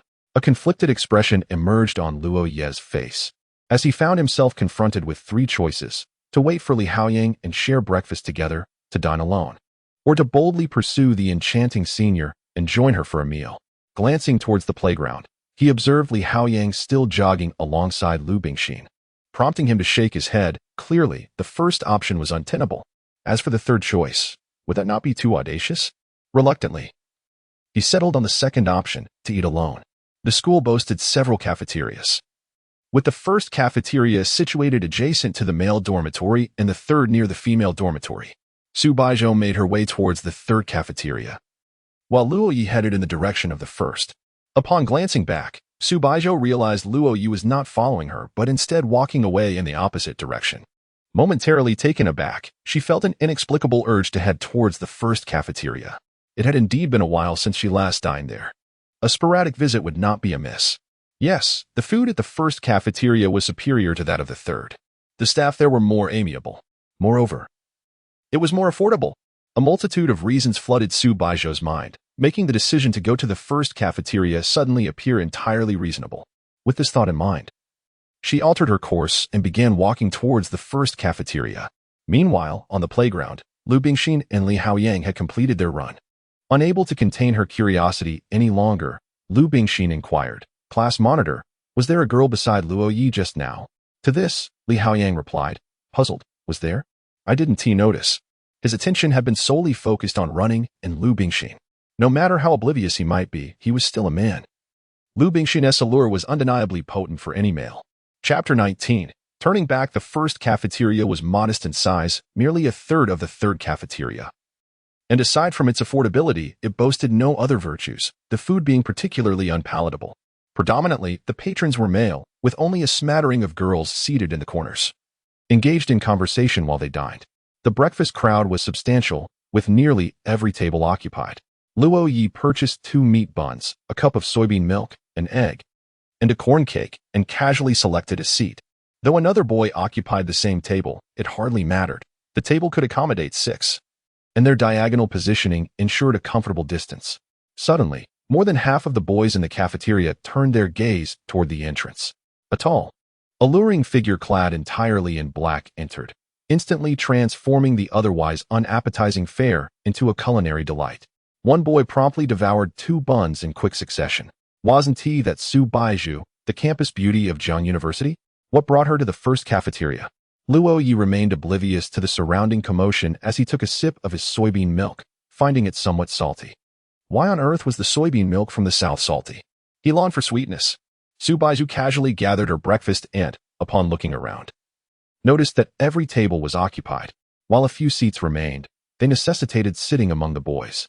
She soon spotted Luo Ye and, with her long legs, walked directly towards him. The air around her seemed infused with a sweet fragrance as she passed, and though she wore no makeup, her ethereal beauty captivated all who beheld her. Luo Ye was momentarily taken aback, realizing someone had taken a seat before him. When he looked up in confusion, he was astonished to find the enchanting senior. What a blissful sight! His expression, still marred by his distaste for the salty soybean milk, flickered between surprise and disgust upon seeing Su Baizhou. Ultimately, delight triumphed over distaste. The entire cafeteria was enveloped in expressions of astonishment. How could this be? They were all men, handsome and of equal caliber, occupying tables with nearby vacant seats. What right did this fellow have to such luck? Before long, another boy awkwardly settled beside Su Baizhou. Upon noticing him, she frowned and remained silent. Luo Ye, uncertain of what to say, found the atmosphere rather awkward. The icy demeanor of the goddess radiated an undeniable pressure, making the boy beside her fidget uncomfortably. Even Luo Ye lowered his gaze, hesitant to meet Su Baizhou's eyes at that moment. Soon, the boy hastily finished his meal and departed. He had hoped to take a chance on sitting next to the campus beauty, but he quickly realized that not just anyone could occupy a seat beside the Ice Queen. Luo Ye understood why the senior was often referred to as the Ice Goddess. Once the boy left, a sense of relief washed over him. The oppressive atmosphere dissipated. Though regrettably, he had already finished his meal. He wiped his mouth and cautiously spoke. "Senior, I will take my leave." "No," Su Baizhou replied coldly. "Wait until I finish." If Luo Ye were to leave at this moment, she would have to dine alone in the cafeteria. The food here was so unpalatable. How could she possibly eat it? Luo Ye forced a smile and remained seated, waiting for his senior to finish her meal. A few minutes later, Su Baizhou wiped her mouth, glanced at Luo Ye, said nothing, and departed. This was indeed the true nature of the goddess-like senior. Luo Ye watched her retreating figure, captivated. He realized he had often gazed at the silhouettes of others in the past. During his 3 years of unrequited love in high school, he had observed the back of the girl he adored, chasing her shadow without daring to come close, only able to silently admire her. Even with the goddess-like senior, he had done the same. On their first encounter, he had looked at her departing figure. At their first dormitory gathering, he had unexpectedly crossed paths with her, watching her silhouette once more. On their first date, as he escorted her to the faculty apartment parking lot, he had again focused on her back until now. He could only silently observe her, guarding her from a distance, feeling an unexplainable void within him, as though something was amiss. Until, just before Su Baizhou stepped out of the cafeteria, she abruptly halted. She slightly turned her head towards Luo Ye. Upon seeing his dazed expression, A faint smile graced her lips before she left. That smile sent every boy in the cafeteria into a frenzy. The ice goddess smiled at me. It was clearly directed at me. Nonsense. Take a good look at yourself. What did you say? I am the Pingyuan of Jiancheng. I am the Wu Yinzu of Jiancheng. Be quiet. I have something profound to say as the most sentimental person in Jiancheng. The surrounding crowd erupted into chatter. Yet only Luo Ye could sense that the smile from the goddess-like senior was intended for him. He finally understood what feeling had been missing all along. It was the moment of turning back. It was the realization that during the journey of chasing her silhouette, she could turn around and see that someone had always been there behind her. This chapter has not concluded. Please turn to the next page to continue reading. From a one-sided pursuit to a mutual connection. What are you doing? A sudden voice broke Luo Ye's reverie. He looked up to find Li Haoyang standing before him, accompanied by Lu Bingxin. They had just finished their morning jog and had come to the cafeteria for a meal. The fact that a girl willingly accompanied a boy to the dormitory cafeteria suggested that the coach had been thoroughly won over by her sincerity. However, the thought of Lu Bingxin's roommate being Tang Enki left Luo Ye feeling somewhat awkward. I wasn't doing anything. By the way, class is about to start. So I'll head back to grab my textbook. Let me help you with yours as well, Luo Ye said. Sure, don't forget to wake up the Chue. Lu Bingxin replied. Li Haoyang smiled and then set off with Lu Bingxin to buy lunch. It seemed that the honest and straightforward Li Haoyang was on the verge of forming a connection with the long-legged lowly, Lu Bingxin. They merely lacked an opportunity to ignite their bond. Reflecting upon the past 2 weeks of military training, it was evident that barely a month had passed since classes commenced. The progress was indeed swift. Upon returning to the dormitory, Luo Ye found that Shen Qiao had already gone to the classroom to secure a seat, leaving only Wang Dachui, who was still soundly asleep.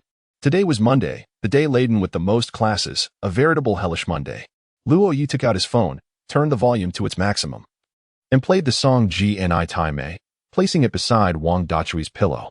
The moment the music began to play, Wang Dachui jolted awake. Leaping from his bed and instinctively retrieving a basketball from beneath it, performing an impromptu dance of triumph.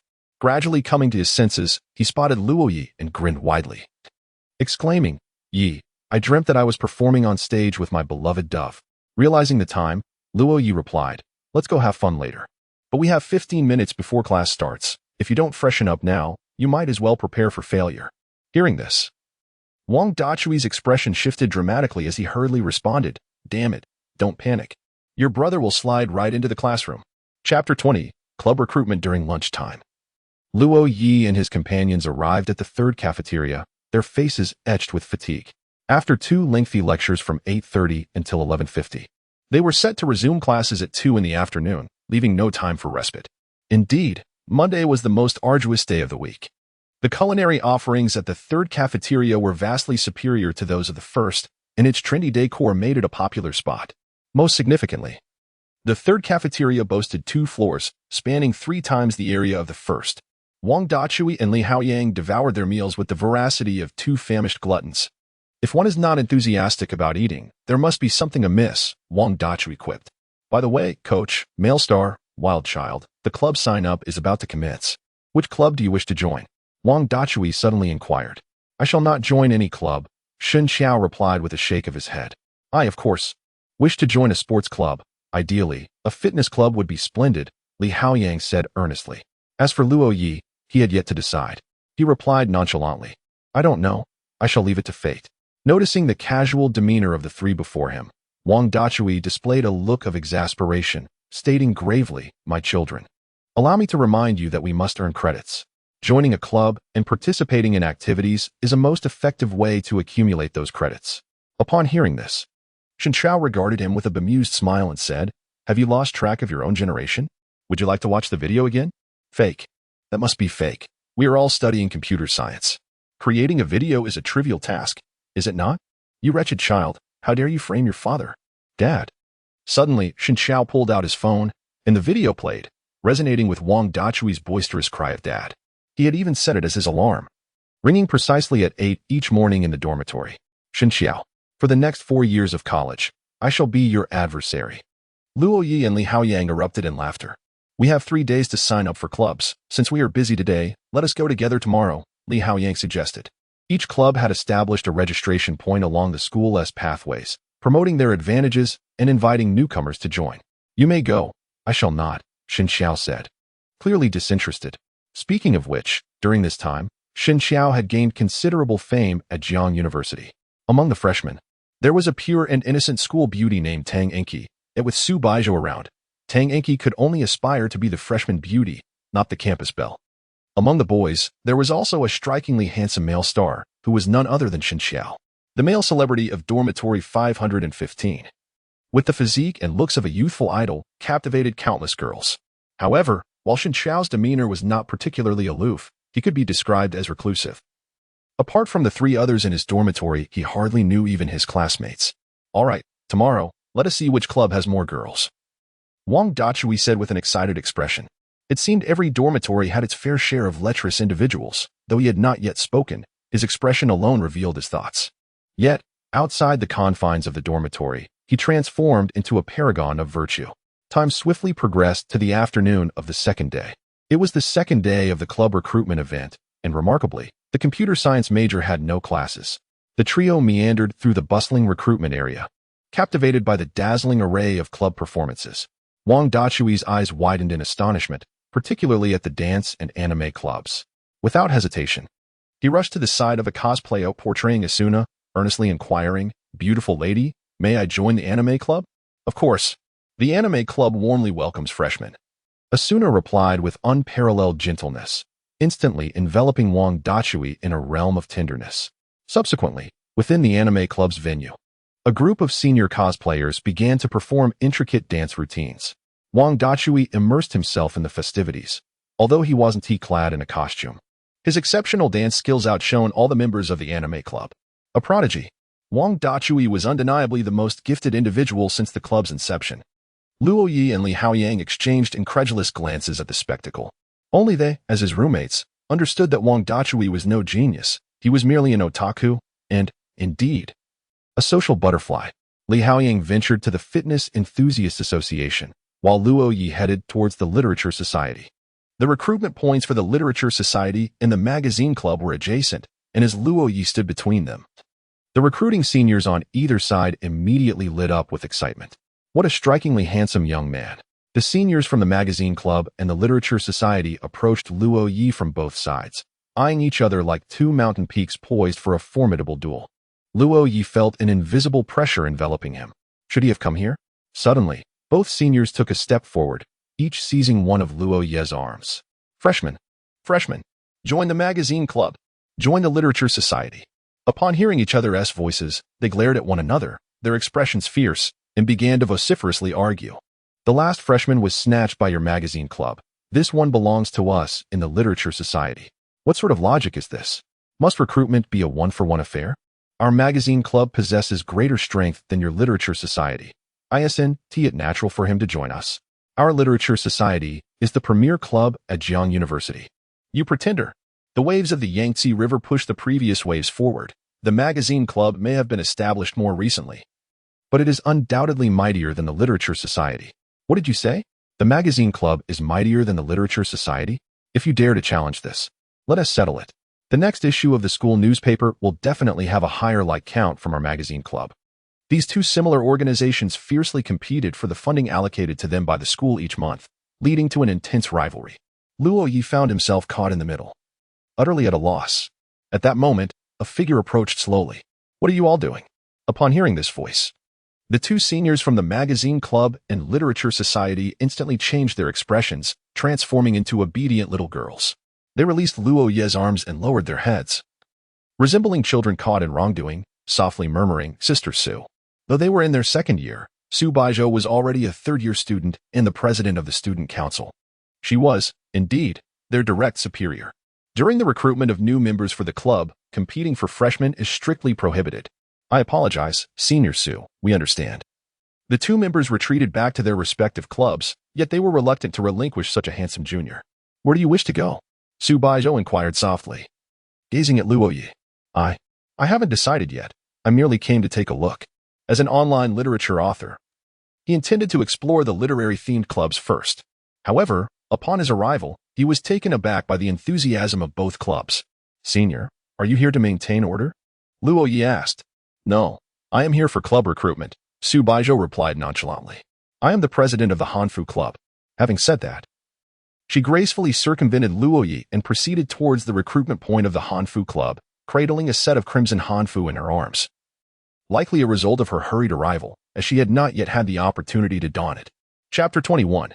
Uncommon affection. Upon noticing that the enchanting senior, Su Baizhou, had joined the Hanfu Society, Luo Ye found himself unable to resist the urge to approach its entrance. The seniors from the Literature Society and the Magazine Society, witnessing this scene, wore expressions of disappointment. Alas, in the face of Su Baizhou's allure, their efforts seemed futile, rendering them devoid of any competitive edge. The Hanfu Society was indeed cunning, having the charming Su Baizhou at its helm. Yet, at that very moment, another equally beautiful girl passed by, Tang Enki, the freshman campus belle. The eyes of the two seniors sparkled with intrigue, but before they could make a move, several tall and robust boys rushed forward. Greetings, I am Ma Baohua, the president of the Martial Arts Association. I see great potential in you. Would you be interested in joining my tutelage? Step aside. What does your Martial Arts Association have to offer? Hello, I am Wang Chaoyang, known as the Winter Swimming Pigeon. Join our swimming team, and let us revel in the water together. How utterly crass. I, Qiao Dan, refuse to be outdone. My basketball team is in need of a manager. Who do you think you are, Qiao Dan?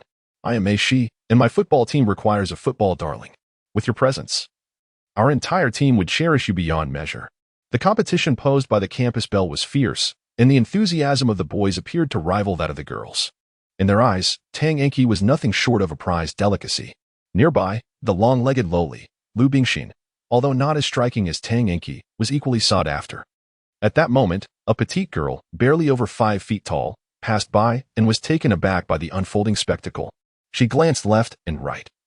Finally spotting a familiar figure, she hurried over, tapping Luo Ye on the back, hands on her hips, and with the demeanor of a miniature adult, exclaimed, Luo Ye, you haven't replied to my messages.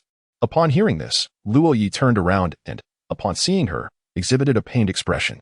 It was Su Xiaojia, his fellow townsman, known for her incessant chatter. What brings you here? Luo Ye feigned surprise. I'm a freshman too. Why shouldn't I be here? Su Xiaojia retorted indignantly. She then looked around, perplexed, and asked, where's the class monitor? You mean the coach? He has gone to the Fitness Enthusiast Association. Wow, I want to go too. With that, Su Xiaojia dashed off towards the Fitness Enthusiast Association, seemingly intrigued by Li Haoyang. However, the coach had already fallen under the spell of the long-legged lowly, and it appeared that this little being had little chance.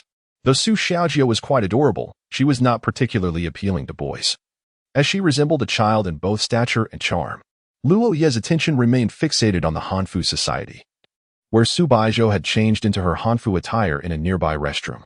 Dressed in a flowing red garment, she resembled a celestial being, exuding an irresistible allure that compelled admiration from afar, as if she had stepped out from the pages of a painting. Luo Ye stood silently to the side as the performance of the Hanfu Society commenced. Su Baizhou took center stage, flanked by 4 other seniors, and together they began to dance a captivating ancient-style choreography. Elegant, dignified, gentle, and with a hint of solemnity. However, if it were not for Su Baizhou's presence, the audience for this dance would have been rather sparse. Not everyone possesses the capacity to appreciate the beauty of Hanfu and the profound essence of classical dance. After the performance concluded, Su Baizhou prepared to depart. The welcoming event was being handled by the vice president of the Hanfu Society, and she had other matters to attend to. At that moment, Qin Yuan approached, making her way towards Su Baizhou. Observing this, Luo Ye waved his hand and called out, Senior Qin. Upon hearing this, Qin Yuan initially failed to react, while Su Baizhou's expression subtly shifted. The former, puzzled, asked, Huh? Are you calling me? She glanced at Luo Ye, her expression reflecting confusion. You look somewhat familiar. Oh, I remember. Aren't you the junior who was featured on the confession wall during military training? As soon as she finished speaking, Su Baizhou suddenly grasped her hand and hurriedly left. Qin Yuan, still taken aback, asked as they walked, what is going on? Is it the end of the world? Indeed, it felt apocalyptic, and we must flee. Su Baizhou rarely indulged in such humor, yet in her urgency, she found herself echoing Qin Yuan's words. Luo Ye scratched his head, utterly bewildered. What transpired? Why were Senior Su and Senior Qin moving so swiftly? However, once the two departed, Luo Ye felt a sense of liberation, no longer restrained. He approached the recruitment booth of the Hanfu Society and inquired, Senior, may I join the Hanfu Society? The vice president of the Hanfu Society, a young man, appeared quite amiable. Ah, a charming lad. Of course, you may. Upon hearing this, Luo Ye was momentarily taken aback. Something felt amiss. This man had a rather effeminate demeanor. The way he looked at Luo Ye prompted the latter to take a step back. Yet, thinking of the enchanting senior in this society, he stepped forward resolutely and declared, "I wish to enroll." "Junior, a word of caution," the senior remarked. "If your intent is to join for the sake of Sister Zhou, it may be unnecessary, as she is already a third-year student and will soon be departing the society." Whether in the student council or the society, Su Baizhou was on the verge of exiting. "No, I simply have a genuine fondness for Hanfu," Luo Ye asserted with conviction. "Is that so?" The senior regarded Luo Ye with a half-smile, then elegantly arched his fingers as he inscribed Luo Ye's name on the registration form, saying, "Join the group, and you will be notified of the first meeting." All right. Thus, Luo Ye registered with the Hanfu Society, concluding his day's endeavors. Meanwhile, Tang Enki and Lu Bingxin finally escaped the throng of boys and arrived at the Hanfu Society. "How beautiful!" Tang Enki exclaimed. "Indeed. Chi, shall we join the Hanfu Society?" Lu Bingxin expressed her interest. "The Hanfu Society sounds delightful." The two approached the entrance of the Hanfu Society. Previously, that senior was sipping tea with a delicate posture, but upon the arrival of the two enchanting ladies, he furrowed his brow and, with an indifferent expression, inquired, "Ladies, are you interested in joining the Hanfu Society?" "Indeed," Tang Enki nodded in response. "Unfortunately, we are at full capacity. Perhaps you could try again next year." Upon hearing this, Lu Bingxin questioned, "Is it possible for second-year students to join the society?" "No, it is not." "Then aren't you making it difficult for us?" Lu Bingxin said, frowning. "I sincerely apologize, dear junior, but our society has reached its limit due to an overwhelming number of applicants, far exceeding our budget." Faced with such rejection, despite her frustration, Lu Bingxin could only leave the Hanfu Society alongside Tang Enki to ponder other options. After their departure, a girl approached the vice president of the Hanfu Society, perplexed. "Lu Zhonglai, we are indeed at full capacity, yet how was that individual named Luo Ye granted an exception?" Lu Zhonglai, donning an elegant demeanor, recalled the hasty exit of Su Baizhou and replied with a subtle smile, "I believe that Zhuozhua Senior holds a special regard for him." Chapter 22. The Arrival of Inspiration. I, the esteemed Wang Dachui of the Anime Society. I, Li Haoyang of the Fitness Enthusiasts Association. I, Luo Ye of the Hanfu Society. In room 515, the three solemnly proclaimed their daily achievements, subsequently turning their gaze towards Shen Xiao, who sat upon the bed.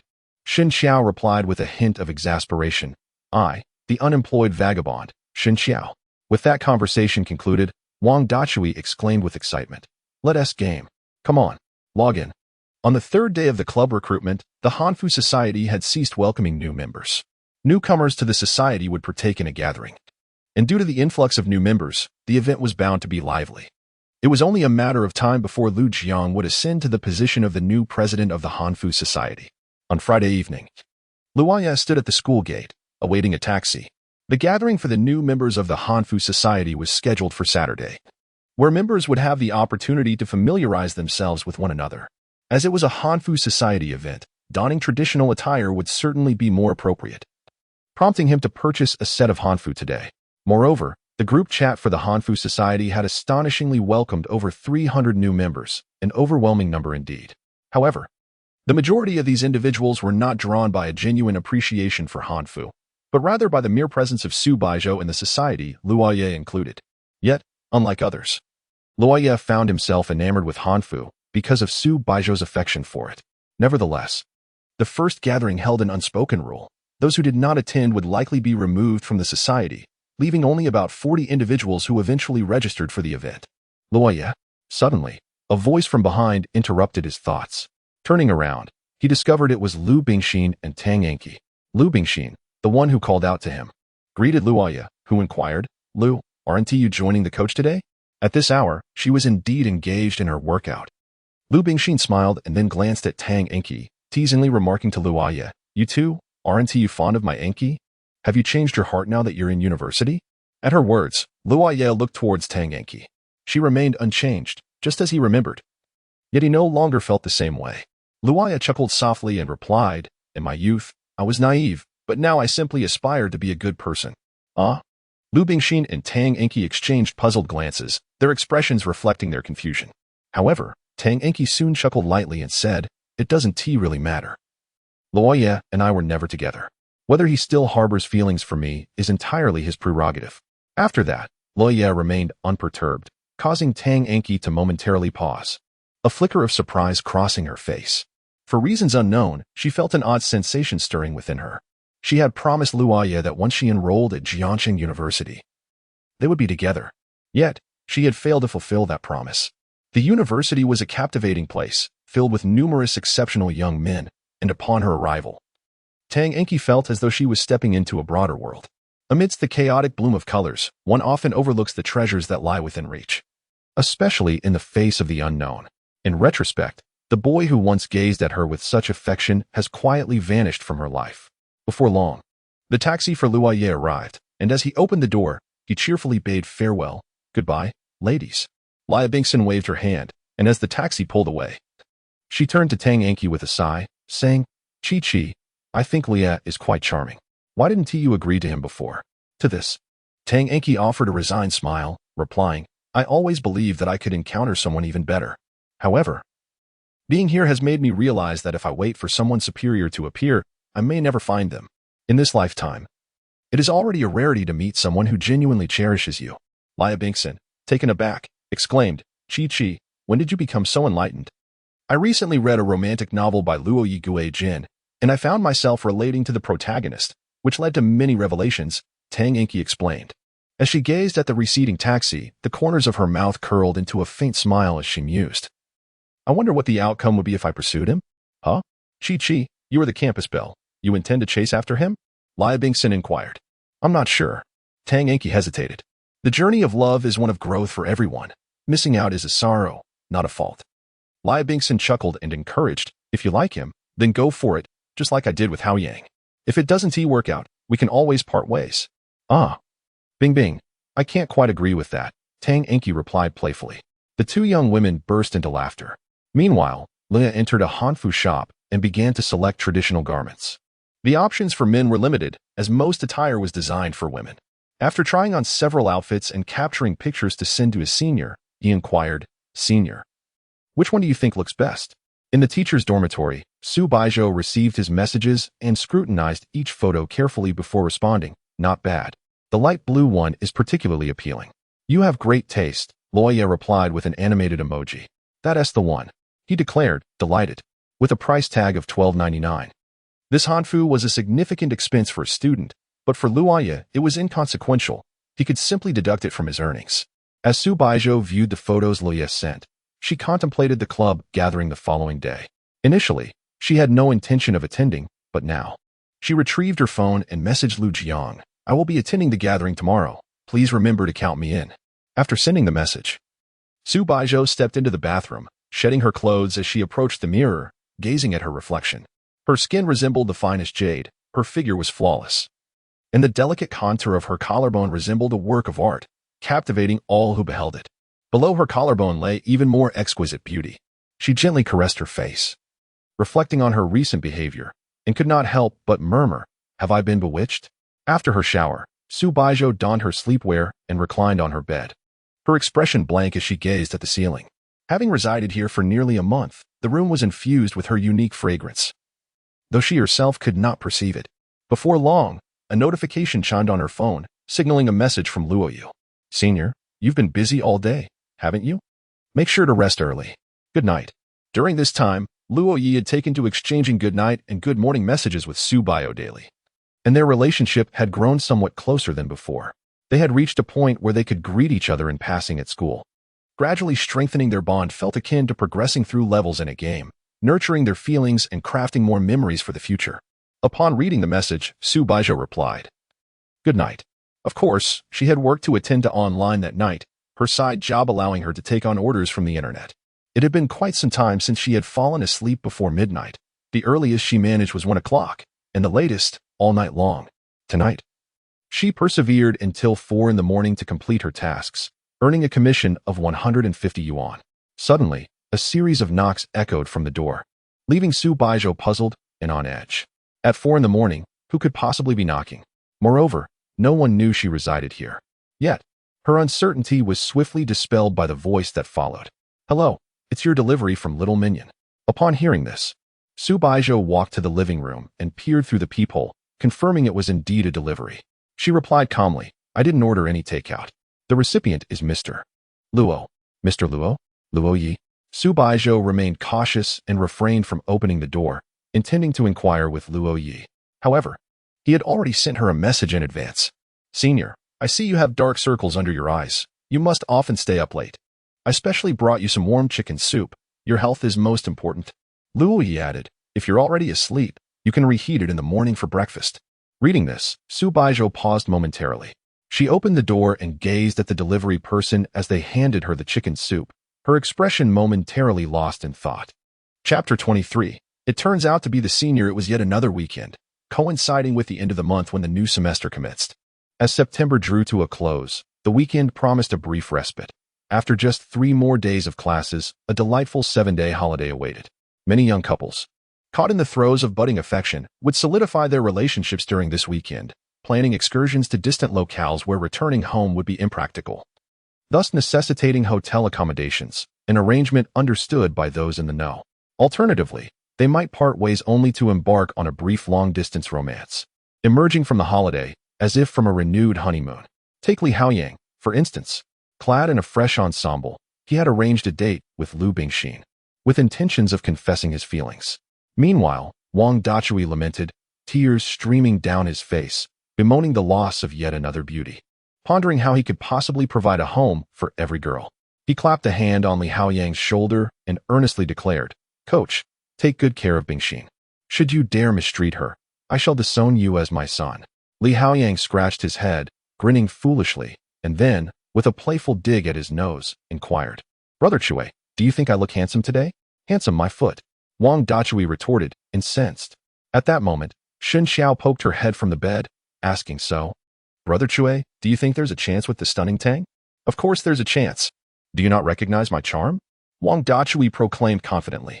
Yet, Tang Enki had shown him little interest. He had attempted to ask her out this weekend, only to be politely rebuffed with the excuse of prior commitments. Sighing, he lamented, "Am I, Wang Dachui, not striking enough? Must I endure another weekend alone with these two?" Suddenly, his expression shifted as he glanced at Luo Ye, who was shouldering a backpack. Unable to restrain his curiosity, he queried, "What are you up to, kid? Last weekend, you slipped away unnoticed. And now you wish to employ the same ruse?" "I'm heading to the Hanfu Society meeting. My backpack contains my Hanfu. I wasn't sure whether it was necessary to wear it, so I brought it along just in case," Luo Ye explained. Upon hearing this, Wang Dachui breathed a sigh of relief. As long as it wasn't a rendezvous with a girl, he could bear his own disappointments. But the thought of his friend succeeding was truly intolerable. "Coach, if your confession succeeds, you will be expelled from 515. If it fails, you shall remain my son." Wang Dachui's words elicited a chuckle from Li Haoyang, who then turned to leave the dormitory. Suddenly, Wang Dachui stepped forward, addressing Li Haoyang once more. "Coach, that look in your eyes resembles that of a father watching his son leave to marry another. If you return with bad news, my heart shall ache all the more." "How utterly sentimental," Shen Xiao retorted, rolling her eyes, while Luo Ye nodded in agreement. Li Haoyang departed, leaving behind a solitary figure. As the winds howled and the icy waters surged, the valiant soul ventured forth, never to return. What a poignant verse. With their weekend plans set, once Luo Ye exited, only Shen Xiao and Wang Dachui remained in dorm 515. One was languid, spending most of the time in slumber, while the other, irrespective of day or night, immersed himself in video games, albeit with rather rudimentary skills.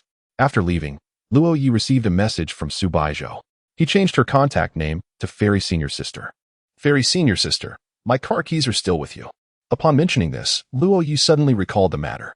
Indeed, he had almost forgotten about it. Soon after, Su Baizhou sent another message. "Fairy Senior Sister, come to the teacher's dormitory. I'll send you the address for the gathering." Upon seeing this message, Luo Ye was momentarily taken aback but quickly grasped her intent. The Fairy Senior Sister wanted him to drive her there. A surge of exhilaration coursed through him, as if he had been invigorated, and his previously empty spirit was now filled with joy. He made his way to the teacher's dormitory and arrived at the parking lot. Su Baizhou was already standing by the car. Before him, Su Baizhou, dressed in a traditional Hanfu, exuded grace and elegance in her flowing red attire, standing in stark contrast to the pink chili fish head nearby. Her figure and visage suited any attire, particularly this red hanfu, making her appear as though a classical beauty had stepped straight out of a painting. She resembled an ancient noble lady, captivating and impossible to look away from. Noticing Luo Ye in casual clothes, Su Baizhou subtly furrowed her brow. This fellow had not donned a hanfu. Luo Ye, aware of this discrepancy, shyly remarked, I was just carrying my backpack. Ugh, why was he stuttering again? Change, Su Baizhou replied nonchalantly. Ah, here? Luo Ye glanced around, somewhat doubting his ears. There's still time. Let's go to my home to change. Your home? Luo Ye displayed a look of confusion. Yes, Su Baizhou nodded nonchalantly. She initially intended to suggest changing at her place, but hesitated upon recalling that Gu Mingxian was this junior's brother. How could she refer to it as her home? If anything, it was Luo Ye's home. Yet, suggesting they go to his house to change felt even more awkward. Thus, she opted to omit personal pronouns and simply said to change at home. However, it seemed that no matter how she phrased it, misunderstandings were likely to arise. Luo Ye understood but refrained from making jokes in that vein. He was merely curious why the fairy senior sister had directly mentioned her home. He had not yet deluded himself into thinking she considered him family. His affection for the fairy senior sister did not imply that they could casually share jokes reserved for couples before even being together. At that moment, Luo Ye remained unaware that the person who had initially gotten him into trouble was Su Baizhou, nor did he know that she was the tenant of that apartment. Follow me, Su Baizhou said, not pondering further, as she began to lead the way. Building 5, Unit 4, Room 614. Upon reaching the door of 614, a faint sense of familiarity washed over Luo Ye. When 614 was mentioned, he had felt indifferent, but now standing before the entrance, memories began to resurface. Senior sister, you. Luo Ye struggled to articulate his thoughts. Su Baizhou was also momentarily taken aback. Is he truly unaware that he is renting a room in Gu Mingxuan's residence? This morning, Luo Ye ordered takeout for her, and she assumed he was in the know. The thought that the junior had been escorted to the police station by her before the school term even commenced made even the Ice Queen reveal a hint of embarrassment. Fortunately, Luo Ye did not inquire further. Both were acutely aware of the unspoken understanding between them, and neither dared to broach the past. An indescribable atmosphere hung palpably in the air. Upon opening the door, Su Baizhou did not enter, but rather gestured towards the interior, saying, "That is my room. The other two are for Professor Gu's belongings, and the last one is the room he has left for you." "I understand, senior," Luo Ye replied, her body stiffening slightly. As he stepped into the room, Luo Ye finally confirmed it.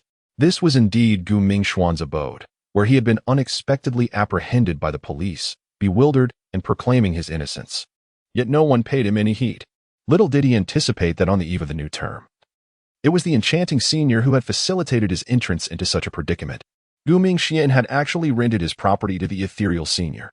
It appeared that he and the enchanting senior had already forged a connection before the commencement of the school year. Luo Ye entered the room left for him by his cousin and began to don traditional Han attire. Chapter 24. Hanfu Tea Party as he changed. Luo Ye suddenly stumbled upon a startling realization. He was utterly incapable of donning this attire. Just yesterday, it was the shop assistant who helped him into it. And he had joined the Hanfu Society solely because his enchanting senior was a member. He had scarcely worn such garments before. How embarrassing it was to be unable to wear the clothing of his ancestors. Particularly this belt. This must be the belt, right? Luo Ye opened the door to his room and, feeling somewhat bashful, uttered, Senior? Before he could finish his sentence, Su Baizhou already grasped his intention. Unable to wear it? Indeed. Observing this, Su Baizhou stepped into the room. Although Luo Ye was inexperienced, he managed to put it on adequately, leaving little exposed. The hanfu was predominantly white, adorned with numerous blue patterns and motifs that drew the eye towards the azure details. With her delicate fingers, Su Baizhou assisted Luo Ye in fastening the attire, occasionally brushing against him. He dared not speak, his heart racing and his breath becoming more rapid. In truth, Su Baizhou felt a hint of nervousness as well, but she possessed a greater ability to conceal it, rendering her emotions imperceptible. In shared silence, they completed the dressing. Luo Ye had prepared meticulously, even acquiring a wig.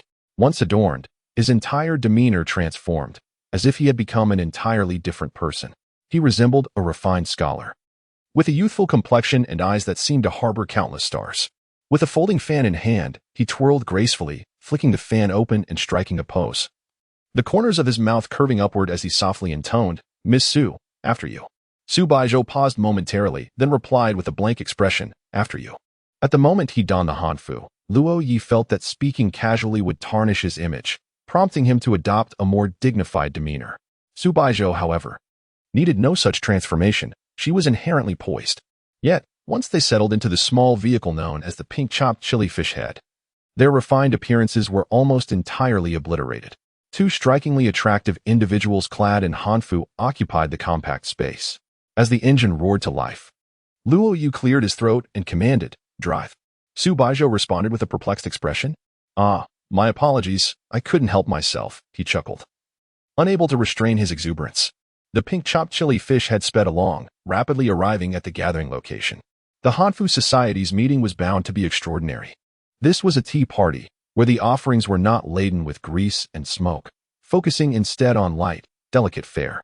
Guests, much like ancient scholars, gathered at the tea table, either composing poetry or reveling in libations. Naturally, the beverages were all homebrewed, with low alcohol content that rendered intoxication improbable. Even those with lesser tolerance could enjoy tea. At the tea party, Lu Jiang sat gracefully on a stool. Though a male, his demeanor surpassed that of many females in elegance. A circle of girls surrounded him, not in infatuation, but rather as if they regarded him as one of their own. Cough, cough. Dear juniors, your enthusiasm is overwhelming. I shall commence the roll call now. Su Baizhou.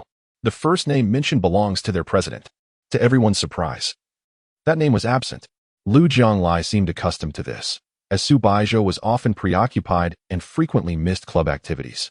Thus, he proceeded with the roll call, skipping ahead until Luo Ye. There was no response. Luo Ye? Still, silence prevailed.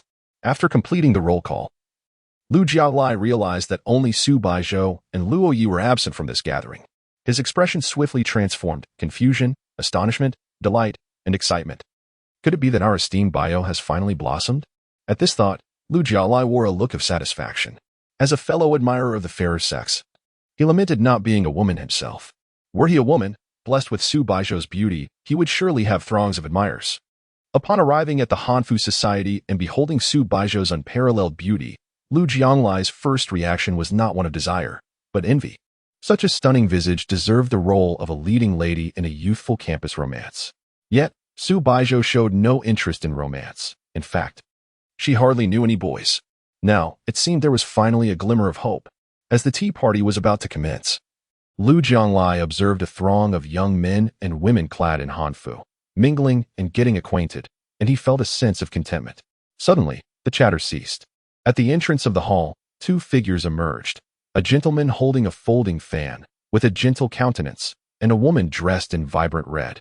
Resembling a bride from an ancient noble family, her demeanor cold, yet breathtakingly beautiful. Their presence starkly contrasted with the others, as if they had stepped from another realm. The hanfu they wore appeared custom-fitted, devoid of any modern influence. A wave of gasps rippled through the crowd as everyone gazed in awe at the newcomers. Most in attendance were freshmen, predominantly female, and not all were familiar with the aloof campus beauty, Wang Dachui, let alone Luo Ye. They were simply captivated by the striking beauty before them. Lu Jiaolai rose and spoke. Many of our junior colleagues may not have met her yet. This is our Hanfu Society president, Su Baizhou. Upon hearing her name, many faces lit up with recognition. They had not encountered Su Baizhou, but they had certainly heard of her. Jiang University's beauty, a prodigy in computer science, an inspiration to many. No wonder she was so exquisite. She was indeed Su Baizhou. However, this raised a question. The rumors depicted her as cold as ice, avoiding all leisure activities, and surrounded by no man. So why was she here at this moment? And what was the story behind the young man beside her? Noticing the peculiar expressions of those around them, Luo Ye adjusted his stride, shifting from walking alongside the enchanting senior to trailing behind her, creating an impression that they had merely entered together by chance, remaining strangers. He could not let the image of his senior be tarnished. It must be said that his actions garnered the belief of those around him. Consequently, several young ladies approached to make the acquaintance of Luo Ye, for he was undeniably handsome. As the tea gathering commenced, an array of pastries and tea was served to each table by the attendants. In the center of the hall, a traditional music ensemble played enchanting melodies. Su Baizhou sat beside Lu Jianglai, who took a sip of tea and, with a sidelong glance at her, remarked with a light chuckle, "Senior Baizhou, you must have come here with that junior, right? He is Professor Gu's brother." Su Baizhou replied with an impassive expression, Professor Gu. No wonder. However, even being Professor Gu's brother, with your disposition, I doubt you would be inclined to befriend him solely for that reason. He understood Su Baizhou well. Even though Professor Gu was her teacher, she would not extend her kindness merely due to familial ties. Hence, her willingness to know Luo Ye must stem from some captivating quality within him. Chapter 25. Your privacy is mine. During a tea gathering, two young ladies approached Luo Ye, inquiring about his green bubble QR code. Luo Ye, scratching his head, recalled how Shen Xiao would often decline others by claiming she had a boyfriend. Consequently, he adopted a similar tactic and replied, I have a girlfriend. Upon hearing this response, each girl seeking the green bubble left in disappointment. Although Su Baizhou had been engrossed in her phone, her peripheral vision remained fixed on Luo Ye. Observing the girls retreating empty-handed, she inexplicably felt a sense of relief, affirming her decision to attend the gathering. If she hadn't come, would this junior have added all those girls as friends? A tempting thought crossed her mind. It must be said that a woman's imagination is boundless. Su Baizhou gradually immersed herself in a world of fantasy, envisioning scenarios where Luo Ye was irresponsible, leading many girls on and then abandoning them. Lu Jialai, beside her, was utterly captivated. When had the Ice Queen ever displayed such an expression? Was she angry or something else? He had rarely seen Su Baizhou lost in thought, yet now she was not only distracted but also seemingly irate. What could be the cause of her anger?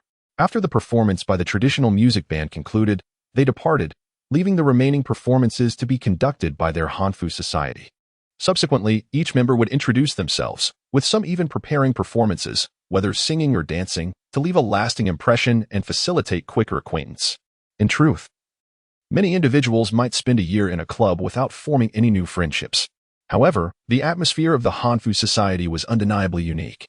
Everyone was united by a shared passion for Hanfu and traditional culture, resulting in an endless flow of conversation. Soon, it was Luo Ye's turn to introduce himself. He stood up, feeling the weight of numerous eyes upon him, and suddenly became somewhat socially anxious. Instinctively, he glanced at Su Baizhou, the only familiar face among the crowd, and noticed that the fairy-like senior was also watching him. In the quiet hall, their gazes inadvertently met. In the next moment, Luo Ye's face flushed, and he quickly looked down, while Su Baizhou slightly turned her head to conceal her reaction. This scene was keenly observed by Lu Jianglai, who bore a silent smile on his face. This is promising. It's an opportunity. As the initiator of the gathering, Lu Jianglai encouraged Junior. There is no need to be nervous. Introduce yourself boldly. All right, Senior. With military training having just concluded less than a month ago, Luo Ye donned his Hanfu, standing at attention as he earnestly declared, My name is Luo Ye. I'm a freshman. I enjoy gaming, singing, and whimsical writing. I am 18 years old. My birthday is. All right, next. Su Baizhou suddenly interjected, her first words during the gathering directly interrupting Luo Ye's introduction. Everyone present turned to look at her, including Luo Ye, who appeared momentarily stunned. The collective thought among the crowd was that Su Baizhou must not like Luo Ye, prompting her to cut off his self-introduction. Luo Ye shared the same sentiment, his expression tinged with a hint of disappointment as he quietly took a seat. Observing this, Su Baizhou maintained her impassive demeanor, though her mind was far from tranquil. What had she just been doing? She felt that if Luo Ye continued to speak, there would be no privacy left at all. His birthday? She was oblivious to his birth date. Why should anyone else know it? Yet, did it truly matter whether Luo Ye disclosed his birthday to others? Why did she feel an urgent sense of possessiveness, as if something precious was about to be uncovered? It felt akin to the anxiousness one experiences when someone else spends their money that belonged to her. As Su Baizhou pondered this, she noticed that Luo Ye had grown somewhat taciturn in his seat, enveloped in a cloud of melancholy that made him appear rather pitiable. Lu Jiang, resting his chin on his hand, leaned in to whisper in a tone only audible to Su Baizhou, Zhou Shou, when you return, you must make amends with this junior. You've made him quite upset. Su Baizhou remained silent, uncertain of how to respond. After the gathering concluded, the members of the Hanfu society departed for home, leaving Luo Ye still seated, lost in thought. Lu Jiang cast a puzzled glance at both Su Baizhou and Luo Ye before taking his leave. They were now alone, accompanied only by a few staff members tidying up the hotel lobby. Su Baizhou approached Luo Ye and said flatly, Let us go. Oh. Luo Ye seemed at a loss for words, yet managed to muster a strained smile as he rose from his seat and followed Su Baizhou toward the parking lot. The pink chopped pepper fish head remained as charming as ever, yet as Luo Ye gazed at Su Baizhou's retreating figure, He felt an insurmountable chasm lay between them. Indeed, she was the ice queen, the aloof campus belle. How could he dare to hope for her affection? Perhaps, in the eyes of the fairy-like senior, he was not even a friend, merely an acquaintance, at best a gaming partner. Upon reaching the faculty apartment parking lot, Luo Ye retrieved the key to the chopped pepper fish head and handed it to Su Baizhou. In an effort to conceal his sorrow, he forced a smile and said, "Senior, here is your key back." Su Baizhou did not take the key. Instead, she inquired, "When is your birthday?" "Huh?" Luo Ye displayed a look of confusion. "Your self-introduction is not yet complete. What day is your birthday?" Su Baizhou asked with earnestness. The fairy-like senior. She is asking about my birthday? It's October 6th, October 6th. That's just 7 days before the second to last day of the short holiday, isn't it? Su Baizhou nodded and added, in future self-introductions, "You need not disclose everything about yourself." "Oh, okay." Observing Luo Ye's endearing yet naive expression, Su Baizhou inquired further, "Is there anything else you wish to share in your self-introduction?" Upon hearing this, Luo Ye turned his gaze towards the stunning visage of the senior fairy, filled with confusion. "But, senior, did you not just say that a full disclosure and self-introduction is unnecessary?" At this remark, Su Baizhou blinked her beautiful lashes. Her icy countenance bore no expression. Yet for an inexplicable reason, Luo Ye sensed a hint of amusement. This time, however, was an exception. For Su Baizhou, uttering such words required an immense reservoir of courage. After a moment of contemplation, Luo Ye replied, "My parents are police officers. They are my greatest pride." Parents in law enforcement? It was no wonder that this junior possessed a commendable worldview, displaying courtesy and respect in his demeanor.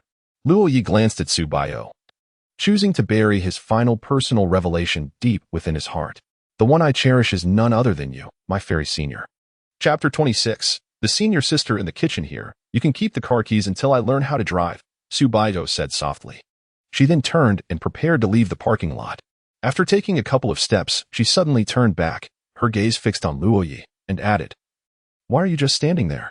Aren't you going to change your clothes?" If he didn't change, Luo Ye would have to return to school in his traditional Han attire. Should he change at the senior sister's house? Su Baizhou did not respond. Luo Ye felt it was a redundant question. He stuffed the car keys into his bag and followed Su Baizhou back to the teaching apartment, Unit 614, Building 5. Once again in 614, they retreated to their respective rooms to change into casual attire. This time, Luo Ye finally had the opportunity to observe the room that Gu Mingxian had left for him. Although he had visited once the day before school started, he had merely entered to play a game and had not taken the time to familiarize himself with the space.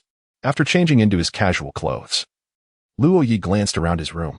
A bed occupied half of the area, accompanied by a wardrobe, a desk, a bay window, and a chair. These were the basic furnishings.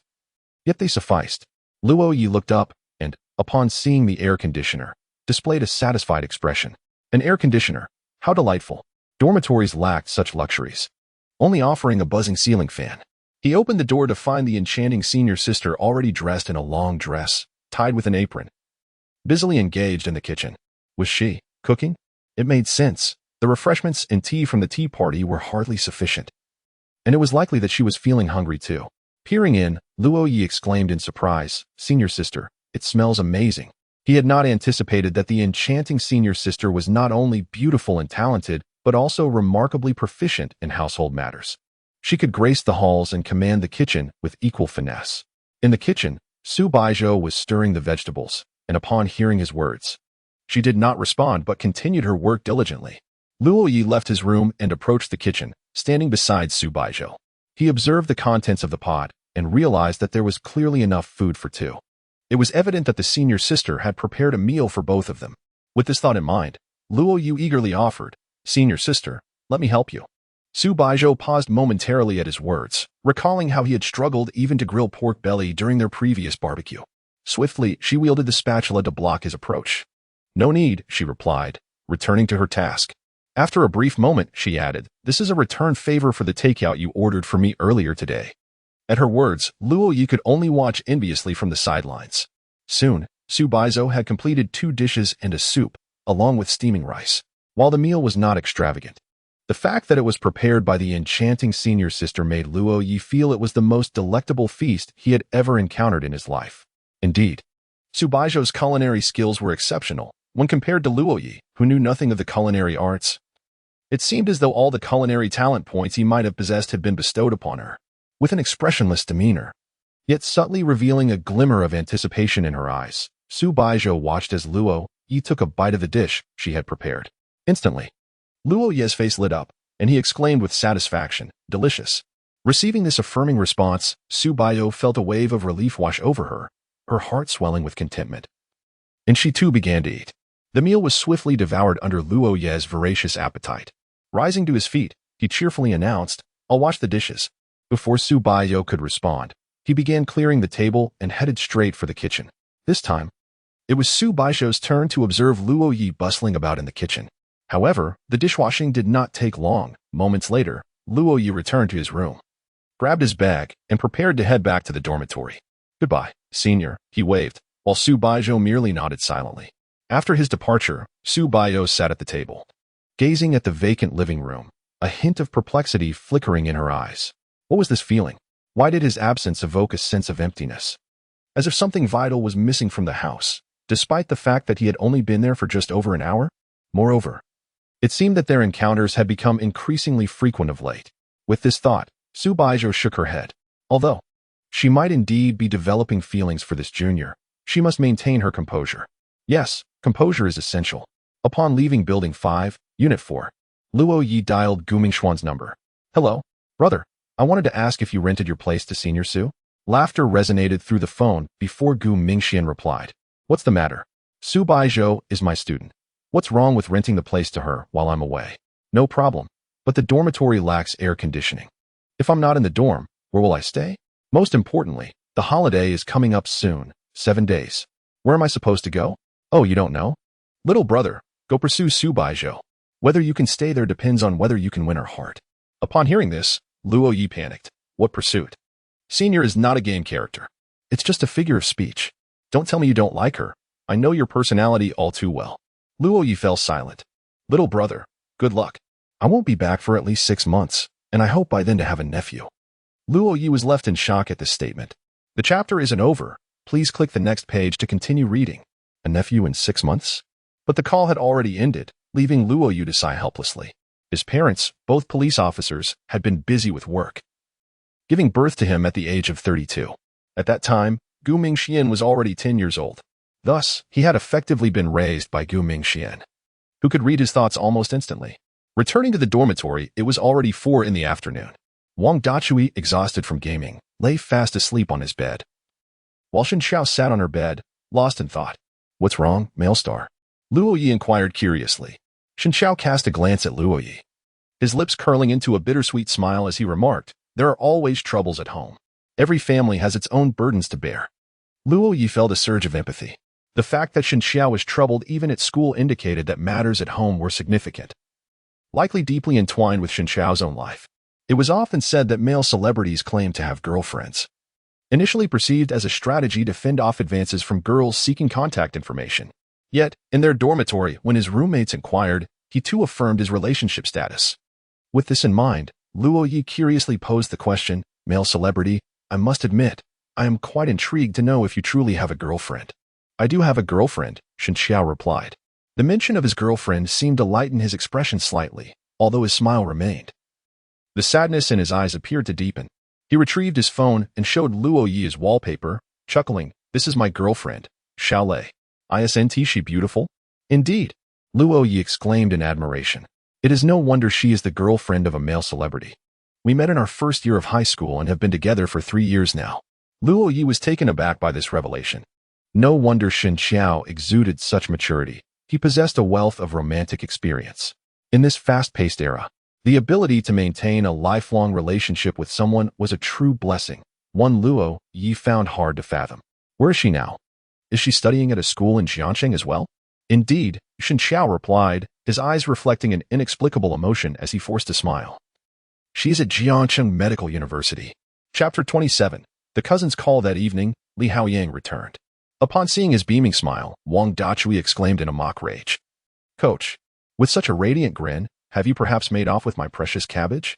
Indeed, Li Haoyang could not contain his mirth and, casting a glance at his dorm mates, declared solemnly, "I, Li Haoyang, am the first to become unattached.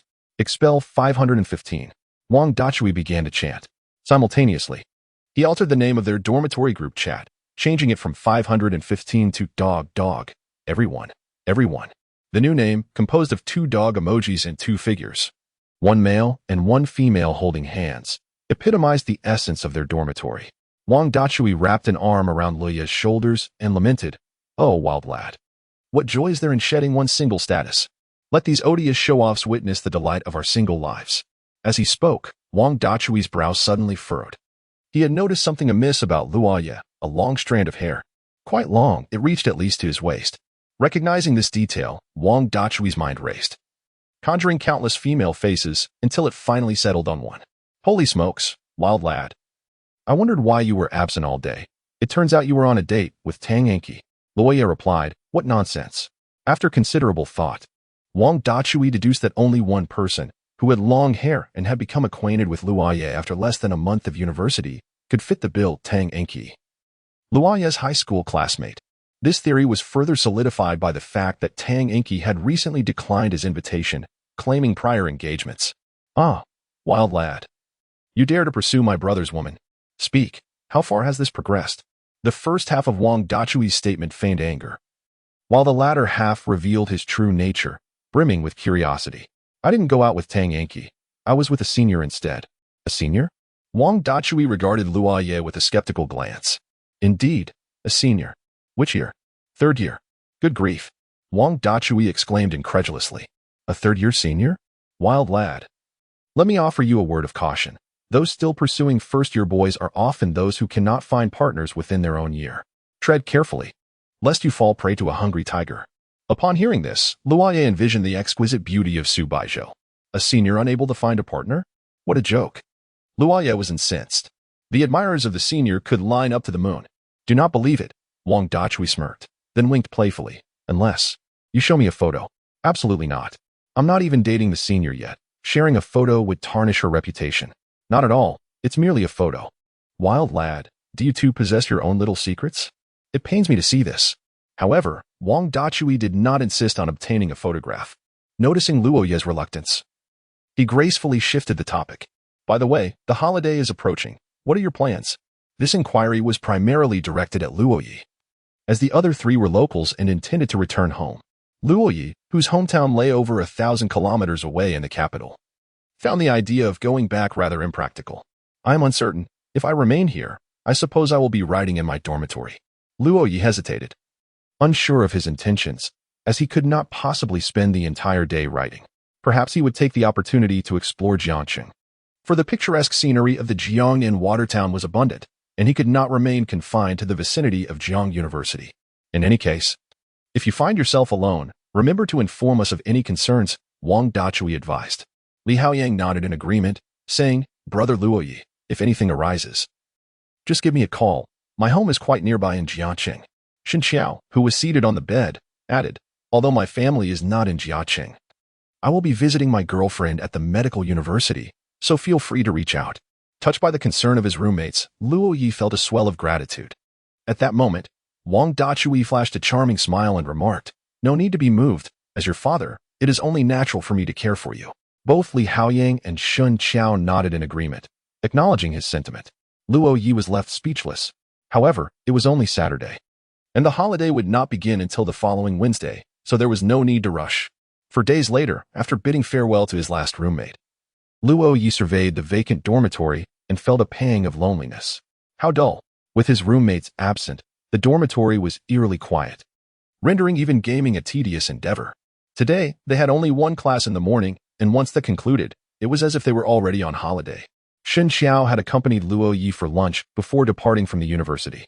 The dormitory was not only quiet, but the entire boys' dormitory building felt considerably empty. Even conversations in the hallway echoed ominously. How frightening. Surely, there won't be any monsters tonight? As an online literature author, Luo Ye was never short of imagination. The idea of actual monsters was terrifying. He felt a chill and longed for a comforting embrace from his senior sister. With this thought, Luo Ye opened his messaging app and sent a message to the senior sister. "Luo Ye, are you returning home as well?"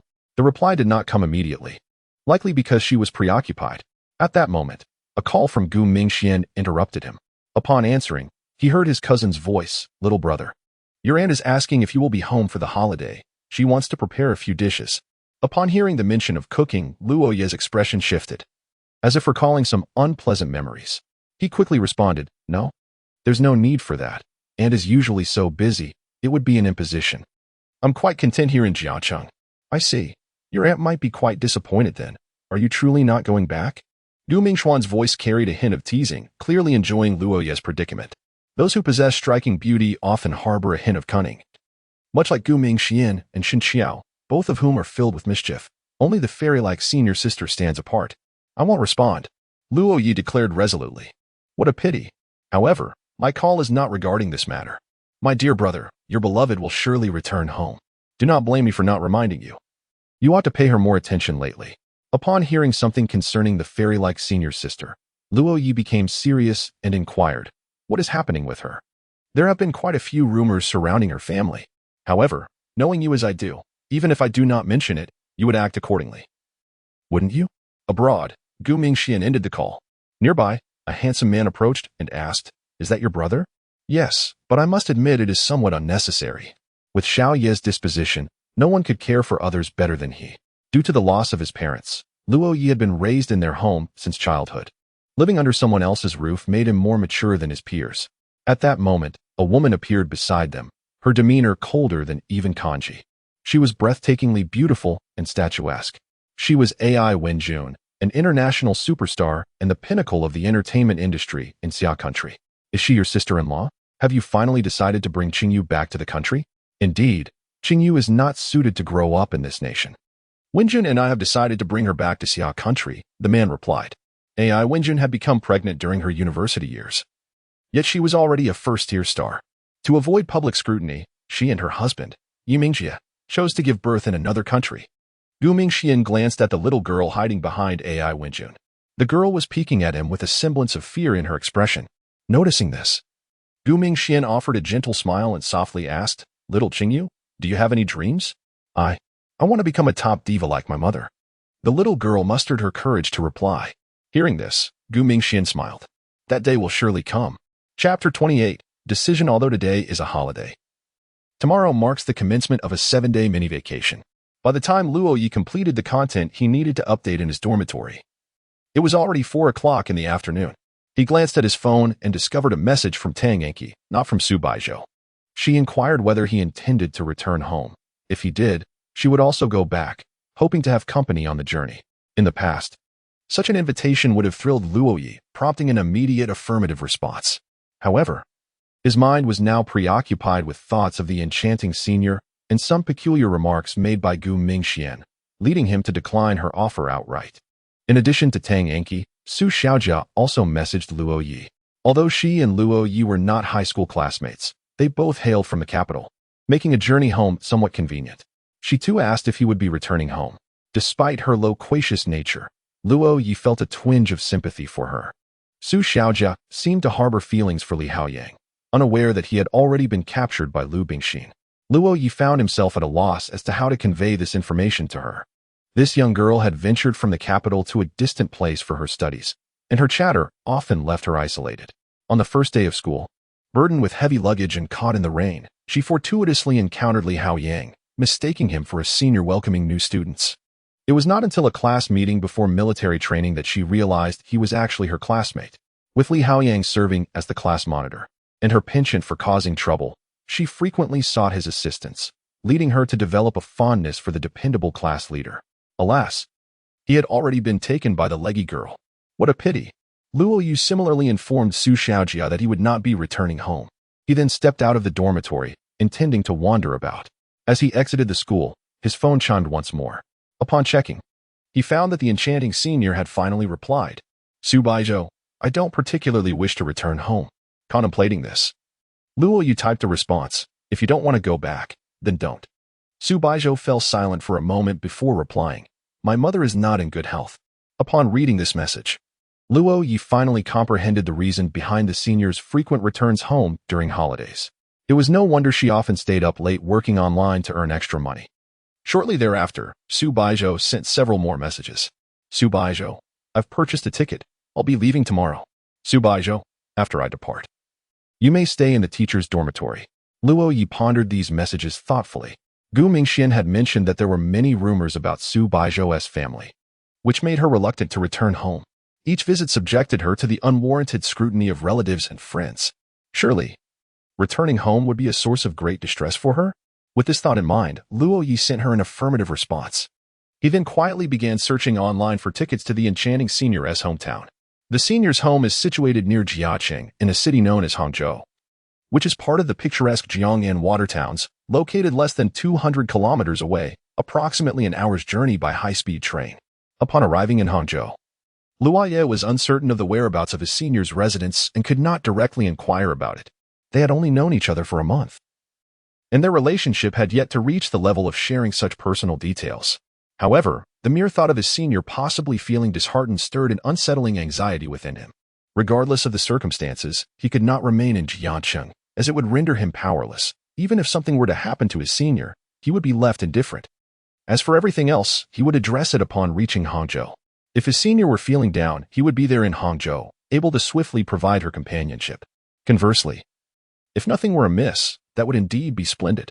Should Xin Xiao be present, she would likely scold him for being overly devoted. Yet, deep affection is not a flaw. Without the courage to take risks, how could one ever encounter the preciousness of genuine emotion? At the very least, after taking a leap of faith. Even if the outcome is less than favorable, one can hold their head high, proud of their feelings. In the future, when reflecting on this moment, there would be no regrets, nor a sense of loss, for he would have given his utmost effort. Resolute, Luo Ye purchased a ticket for that evening and returned to his dormitory. After packing a few sets of clothes, he headed directly to the school gate and took a taxi to the train station.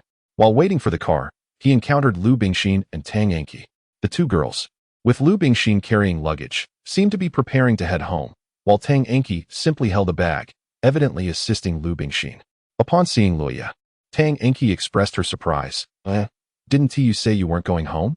To which Luo Ye replied, I'm going to Hangzhou for a couple of days. Before Tang Enqi could respond, Lu Bingxin chimed in, Hangzhou, indeed, has developed remarkably well in recent years. I would love to visit with Hao Yang someday. Tang Enqi nudged her playfully, puffing her cheeks. I told you, no showing off your relationship. Haha, you're no different. Didn't you just go out with that handsome senior last weekend? It was him who kept asking me out. I was really interested. But he camped out downstairs at the girls' dormitory, which was so infuriating. As she spoke, Tang Enqi glanced at Luo's expression and noted his lack of reaction to her words. For some reason, a feeling of disappointment washed over her, as if something that once belonged to her had been irrevocably lost. Yet, what right did she have to feel this way? With a bitter smile, Tang Enqi said, Luo Ye, I hope you have a great time. Thank you, and I wish you joy as well, Luo Ye responded as he climbed into the taxi, heading toward the train station. Watching the taxi disappear, Lu Bingxin casually inquired, Chi-Chi, do you really not like that handsome senior? He has asked me out numerous times, yet I am reluctant to acquiesce. Last Saturday, he lingered outside the girls' dormitory, and with you urging me to give him a chance and try dating, I finally agreed to go. However, it did not ignite any spark in my heart. It was only when another young man appeared that Tang Enqi realized her youth had been anchored to the visage of a sunny boy. The boy had always been behind her, never straying away, yet she had never turned back to glance at him. Until one day, she finally looked back and discovered that the boy was no longer there. At that moment, she understood she had missed someone profoundly significant. There are numerous ways to discern the importance of something in one's life, but the most direct method is through loss.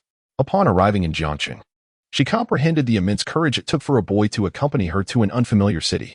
From the moment Luo Ye enrolled in Jiang University for her sake, it signified that he intended to remain there for at least 4 years. Yet, she, who had brought Luo Ye to Jiang University, had abandoned him in that place. Nevertheless, beauty does not dwindle due to her forsaking it. Beauty will be discovered, embraced, possessed, and cherished by others. Chapter 29. This photo is really white compared to planes. Luo Ye prefers the high-speed rail and trains. Airplanes feel excessively cramped, and during hours confined to a small seat is stifling. Of course, first class is an exception. Yet the price multiplies several times. Although he has the means, Luo Ye does not wish to squander such an extravagant amount on mere transportation. The high-speed rail races along the tracks, with the scenery swiftly receding, lakes, elevated roads, tunnels, and mountains whiz by. The journey is not lengthy, yet Luo Ye, having skipped dinner in the carriage, feels on the verge of exhaustion from hunger upon disembarking. While he is unaware of how other novelists operate, he enjoys exploring diverse places and witnessing various landscapes to craft more captivating stories. This time, even if he can only wander around Hangzhou, he will be thoroughly satisfied. However, Hangzhou carries a notorious reputation. This city is often referred to as a culinary desert. Luo Ye entered a restaurant, intending to savor its signature dish, Westlake vinegar fish. Upon seeing him order this dish, the waitress cast him a peculiar look and quietly remarked, "Handsome, is this your first time in Hangzhou?" "Yes, I just arrived," Luo Ye replied, glancing at her with curiosity. "Is there a problem?" "Nothing, just one serving of Westlake vinegar fish," she said, regarding him with a sympathetic gaze before departing. When she returned, she bore a plate of fish. Luo Ye examined the dish on the table, finding it visually appealing, and took a tentative bite. At that moment, his brow furrowed. Although he cannot cook, he found the fish to be exceedingly unpalatable. Not only was it distasteful, but it was also exorbitantly priced 200 yuan for a single fish. Observing the lifeless expression of the fish on his plate, Luo Ye sighed and prodded its eye with his chopsticks, lamenting, "Dear fish, I reckon you never anticipated that in death, you would be transformed into such an unpalatable dish." Adhering to the principle of waste not, want not, Luo Ye grimaced as he finished the meal before proceeding to settle the bill at the front desk. Noticing Luo Ye's somewhat handsome yet innocent demeanor, the attendant kindly suggested, "Young gentleman, if you're new to Hangzhou, you might want to explore the street stalls. Try the blue porridge or the pulled noodles, or if all else fails, consider a meal at the Shastan restaurant." Taking her words to heart, Luo Ye nodded earnestly. This advice was invaluable. After leaving, he planned to find a hotel to pass the night.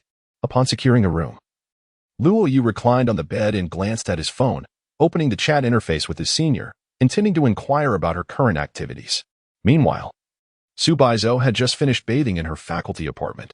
She had already booked her ticket home, set to depart early the following morning. Thus she had no intention of staying up late. However, if it weren't for her mother being at home, she would have preferred to avoid returning altogether. The relationship between her parents was strained. Her mother's health was frail and required care, yet her father had never taken responsibility for her mother's well-being. The woman who gave birth to such an exquisite beauty as Su Baizhou was once a striking beauty herself, which often led her father to harbor suspicions about her fidelity, sometimes resulting in verbal or physical confrontations. When Su Baizhou was young, her mother resigned from her job simply because there were admirers in the workplace. Once suspicion arose, it became a relentless cycle. In an effort to clear her name, Su Baizhou's mother chose to leave her position. Unfortunately, this only intensified her father's mistrust, making him believe she was guilty. As her mother's health deteriorated and her beauty faded, her father grew increasingly indifferent toward her. Later, upon Su Baizhou's high school graduation, when rumors circulated about her from admirers, her father remained silent instead of defending her, uttering a remark that left her incredulous. "You are just like your mother, fond of seducing men." Biting her lip, Su Baizhou felt a wave of agitation at the thought of returning home. Lying on her bed, she stared at her phone, seemingly awaiting something. At that moment, a notification shined. "What am I doing?" Su Baizhou gazed at the ceiling and snapped a photo of nothing in particular, sending it off. Luo Ye was taken aback by the image. The photograph depicted the ceiling and a lamp, resembling the sun. He could envision Su Baizhou reclining on her bed, hands raised with her phone, gazing at the screen as she captured the shot. Although the photo was somewhat nonsensical, conversing with someone you like inherently possesses a whimsical quality. If one must strain to find topics to discuss, it only signifies a lack of mutual feelings. When two individuals genuinely harbor affection for one another, they naturally contemplate how to engage in conversation, rendering even a seemingly meaningless photo a bridge for dialogue. Luo Ye, senior sister, I suspect your arm has grown weary from holding your phone. At this moment, you are reclining on your side, your left leg draped over your right. As this message was dispatched, Su Baizhou happened to turn over in bed, her left leg resting atop her right.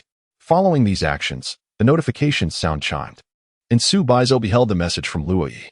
She was momentarily taken aback, realizing that her posture mirrored Luo Ye's description precisely. Subsequently, she flipped onto her other side, resting her right leg upon her left. Fairy senior sister, you guessed incorrectly. After sending this message, she captured a photograph of her legs and forwarded it to Luo Ye, thereby proving his error. The moment the image was sent, Luo Ye found himself gazing at a pair of radiant, slender legs on his screen. Su Baizhou's skin was remarkably smooth, and having just bathed, her fair legs had transformed into a captivating treasure that no man could resist. Furthermore, today she donned shorts, not caring much for her appearance at home, thus revealing nearly all of her long legs. However, in the next moment, the photograph was retracted. Su Baizhou lay in bed, her usually aloof countenance now flushed with embarrassment. How had she so inexplicably sent Luo Ye a picture of her legs? Her intention had merely been to demonstrate his misjudgment.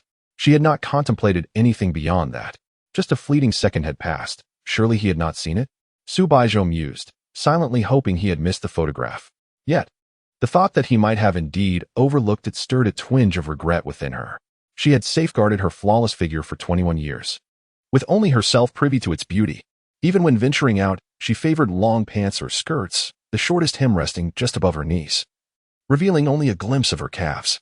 She was aware of her attractiveness but disliked the sensation of being scrutinized, thus avoiding attire that accentuated her form. Noticing Luo Ye's silence, Su Baizhou felt a pang of anxiety and sent another message. Very senior sister, what are you doing? With this second message, Luo Ye finally responded, hastily assuring her, I saw nothing at all. An excessive denial is, in truth, a confirmation. Su Baizhou was certain he had indeed glimpsed the photograph. With this thought, she tossed and turned restlessly in bed, her head alternating directions, unable to find solace. Their conversation flowed seamlessly, topics arising one after another, as if an inexhaustible wellspring. Unbeknownst to her, Su Baizhou's spirits soared, the previous discontent dissipating into thin air. She was reluctant to return home, for there lay the weight of many judgmental gazes. Each recollection of the scorn she faced upon graduating high school plunged her heart into a heavy darkness. Chapter 30. Culinary Desert. Unbeknownst to him, the clock had struck 11:30, and the dawn of a new day was imminent. After exchanging goodnights, Luo Ye perused the chat history and was astonished to discover that he had exchanged several hundred messages with his senior throughout the night. Gazing at the multitude of messages, an inexplicable sense of fulfillment washed over him. Soon, he succumbed to slumber. Initially, he had intended to augment his novel during this 7-day break, as it provided a perfect opportunity for readers to unwind with his work. However, his thoughts were entirely consumed by the enchanting senior, leaving little room for literary musings. Nevertheless, he resolved to maintain the bare minimum of daily updates. For Luo Ye, who had been single for 18 years, producing 4,000 to 6,000 words was merely a trifling task. The next morning, he awoke in the spacious hotel room, his mind clouded with confusion as he began his morning routine. Peering into the mirror, he was confronted by a profound existential inquiry. Where am I? What am I to do? I am in Hangzhou, for that is where his senior's home resides. After completing his ablutions, Luo Ye had decided to explore some of the city's renowned attractions. Though Hangzhou was not particularly large, it was a city replete with charm and intrigue. Its social media influencers were ubiquitous. Even on famous pedestrian streets, one could scarcely take a few steps without encountering someone broadcasting live with a smartphone. Thus, the city was abundant with striking individuals. After enjoying a breakfast, Luo Ye prepared to commence his writing for the day. His plan was to ride in the morning and venture out to admire the scenery in the afternoon. However, the first order of business upon waking was to send a good morning message to his enchanting senior. Su Baizhou replied with an image, a view from a high-speed train window, indicating that she was en route home. Luo Ye refrained from meeting her at the train station, as he felt it inappropriate to cling to a female acquaintance, even one he admired. Moreover, since the senior was unaware of his presence in Hangzhou, meeting her at the station might be perceived as intrusive. He believed that simply being available when she needed him sufficed. This raised the question, what delectable fare would he indulge in amidst this culinary desert? Luo Ye began to scour the internet for Hangzhou's gastronomic offerings, ultimately settling on something he had never heard of before, Longjing. Hot pot? How intriguing indeed. Were there options for cola hot pot or liquor hot pot? Completing his writing for the day in the morning, he promptly set off for the hot pot restaurant featuring Longjing tea. Meanwhile, Su Baizhou had arrived home. Situated approximately 15 kilometers from the center of Hangzhou, her residence was in a charming neighborhood that, while not particularly upscale, possessed its own allure. Familiar with the route, she returned effortlessly to her doorstep. Upon reaching the door, she hesitated momentarily before inserting her key into the lock. However, she soon found herself bewildered, as the key failed to unlock her home. Confused, she dialed her mother's number, but the call did not connect. Had they changed the locks at her home? At that moment, The elderly neighbor across the hall heard the commotion outside. An old lady opened the door, and upon seeing Su Baizhou, her face brightened with kindness as she smiled gently and said, "Ah, is it you, Baizhou? Would you like to come in and sit with Grandma?" Grandma Lu had a delightful disposition and had watched Su Baizhou grow up, so the girl felt a deep affection for her. Upon entering Grandma Lu's home, Su Baizhou noticed that, although it was a holiday, Grandma's children were not present. Only her granddaughter, around 4 years old, was in a room enjoying some snacks. Su Baizhou settled onto the sofa, and Grandma Lu poured her a cup of tea before speaking. "My dear Baizhou, it seems your parents' relationship has worsened lately. Last month, after you returned to school, your father came home late at night, intoxicated. Your mother, unwell, did not hear him knocking. He ended up kicking the door open. Why must a family live like this?" Upon hearing these words, a look of concern crossed Su Baizhou's face, and she could not help but ask, "Grandma Lu, what about my mother?" Grandma Lu glanced at her, then sighed, her gaze filled with pity. She spoke softly, "When your father kicked the door open, he woke your mother. If I hadn't heard the noise and intervened, he would have resorted to violence. The next day, your uncle took your mother away. It seems they are embroiled in a divorce now." Su Baizhou's expression revealed no surprise. She believed her mother should have long since parted ways with that man. Yet, her mother's health was fragile, and she feared that a divorce would mean living alone indefinitely, which caused her to hesitate. Even if a divorce was inevitable, it would have to wait until Su Baizhou graduated and could offer her mother support. However, her mother did not wish to burden her daughter and had been enduring the situation, but now it seemed she could no longer hold on. Su Baizhou sat on the sofa, lost in thought. Upon returning home, she was confronted with so many challenges, and now she could not even return to her own house. Suddenly, there was a noise outside the door. Grandma Lu peered through the peephole and saw a man, thoroughly intoxicated, sitting on the doorstep, banging on the door. It was her father. Now, he spent his days drowning in alcohol, and with Su Baizhou's mother absent, he frequently forgot to bring his keys. "Open the door, you wretch," Su Chaqing shouted, pounding on the door with fist and feet. Hearing the insults directed at her mother, Su Baizhou sprang to her feet, hurried outside, and opened the door. She seized the man's arm and, with her other hand, delivered a sharp slap to his face. "Mind your words," Su Baizhou glared at him coldly. Su Chaqing covered his face, the alcohol momentarily fading from his senses. He looked at the girl before him, his expression contorting with anger as he spat. "Bastard. You're just like your mother, a disgrace."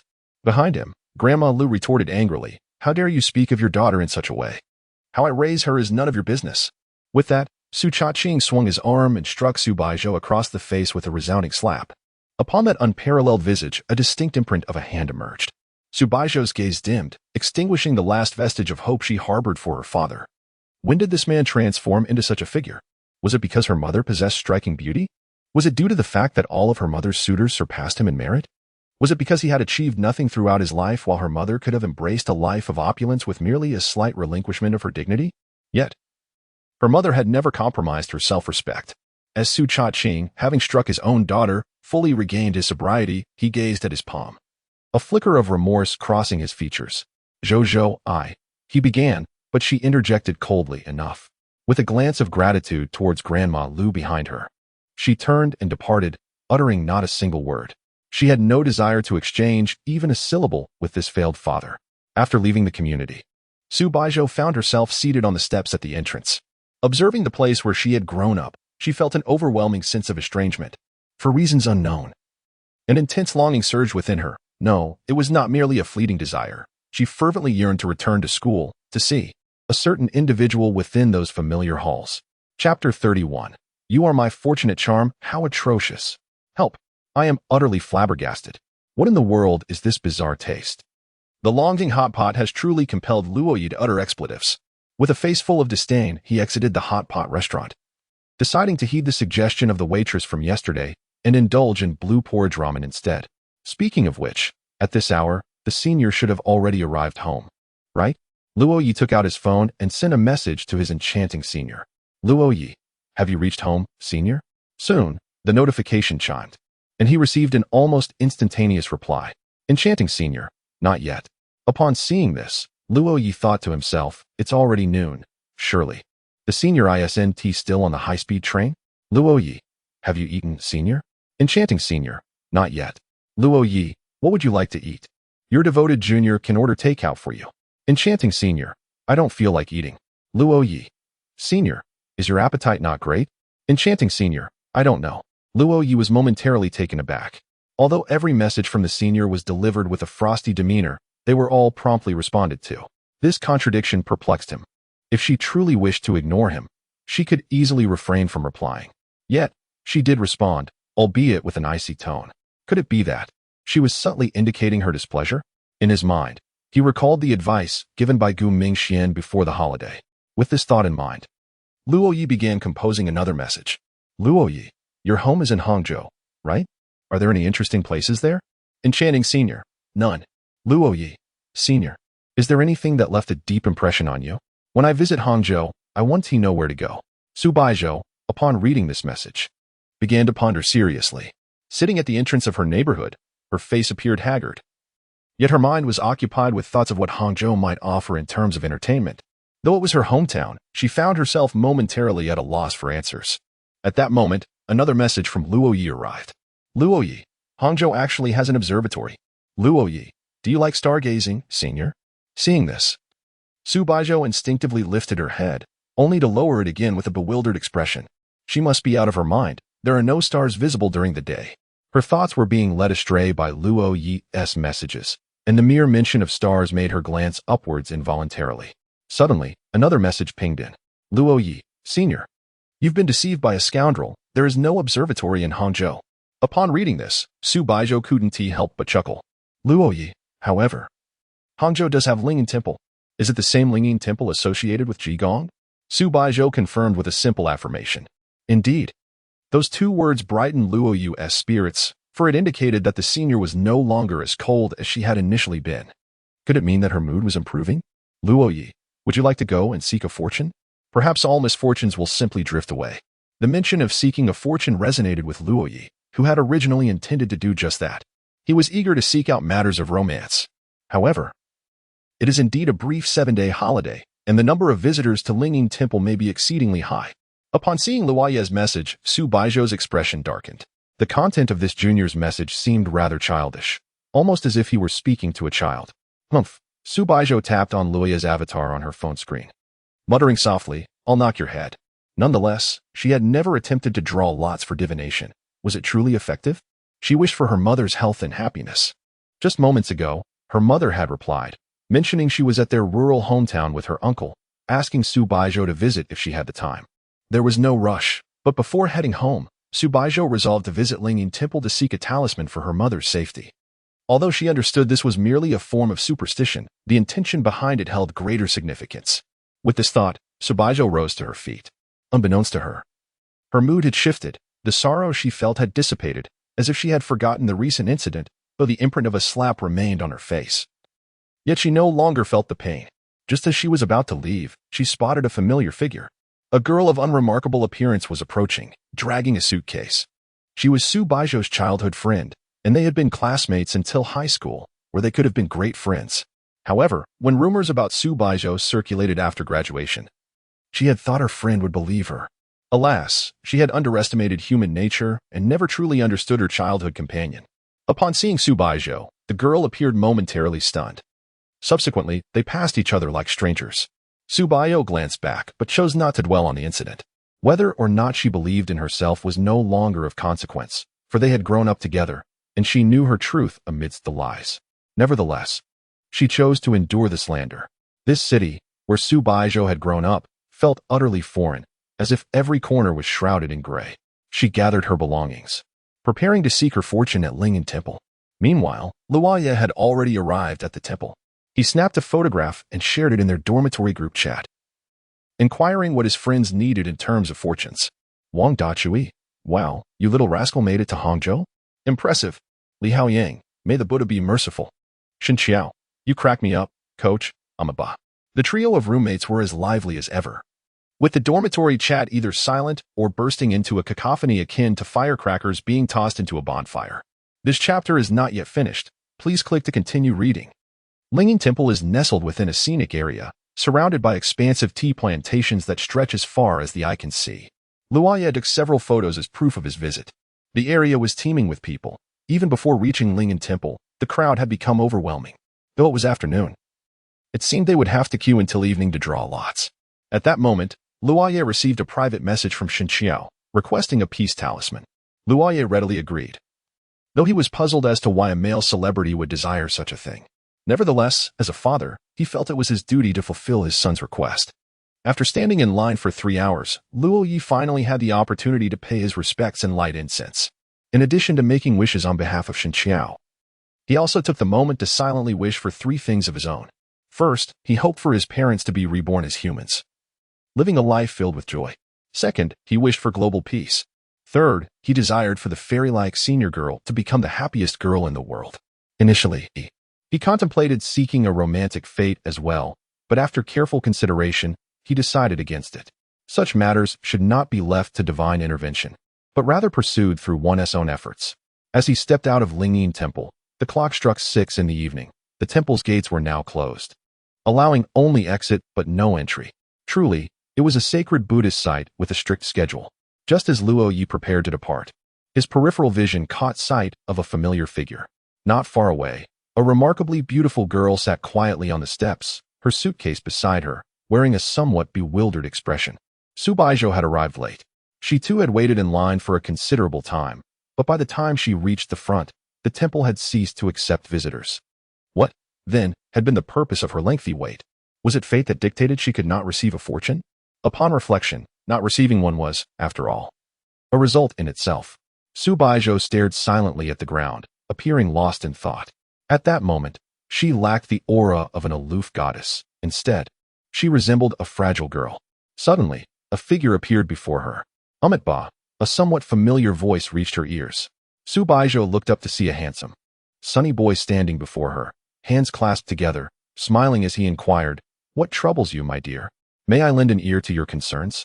Upon seeing his face, a wave of emotion surged within her, leaving Su Baizhou at a loss for words to describe the feeling. Her nose tinged with warmth, and had she not held back, tears would have streamed down her cheeks. Though many questions arose in her heart, the most significant realization was that her visit today had not been in vain. She had received the best fortune in the entire world. Chapter 32. The senior's face. What brings you here? Su Baizhou inquired. Just came to have some fun. Luo Ye replied, handing her the milk tea he had brought back after taking the time to buy it upon seeing the enchanting senior. Noticing the distinct imprint of a hand on the senior's face, Luo Ye felt a pang of concern but refrained from asking. Surely, some unpleasant incident had transpired. If she wished to share, she would do so in her own time. Taking the milk tea, Su Baizhou stood up and stated, "This place is no longer serving customers."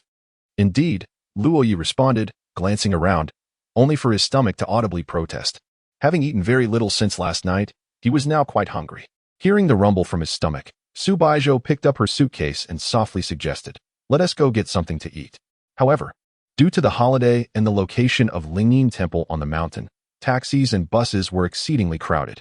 The two opted to walk down the mountain, embarking on a rather lengthy journey. Luo Ye took the suitcase from Su Baizhou, offering to carry it as they commenced their descent.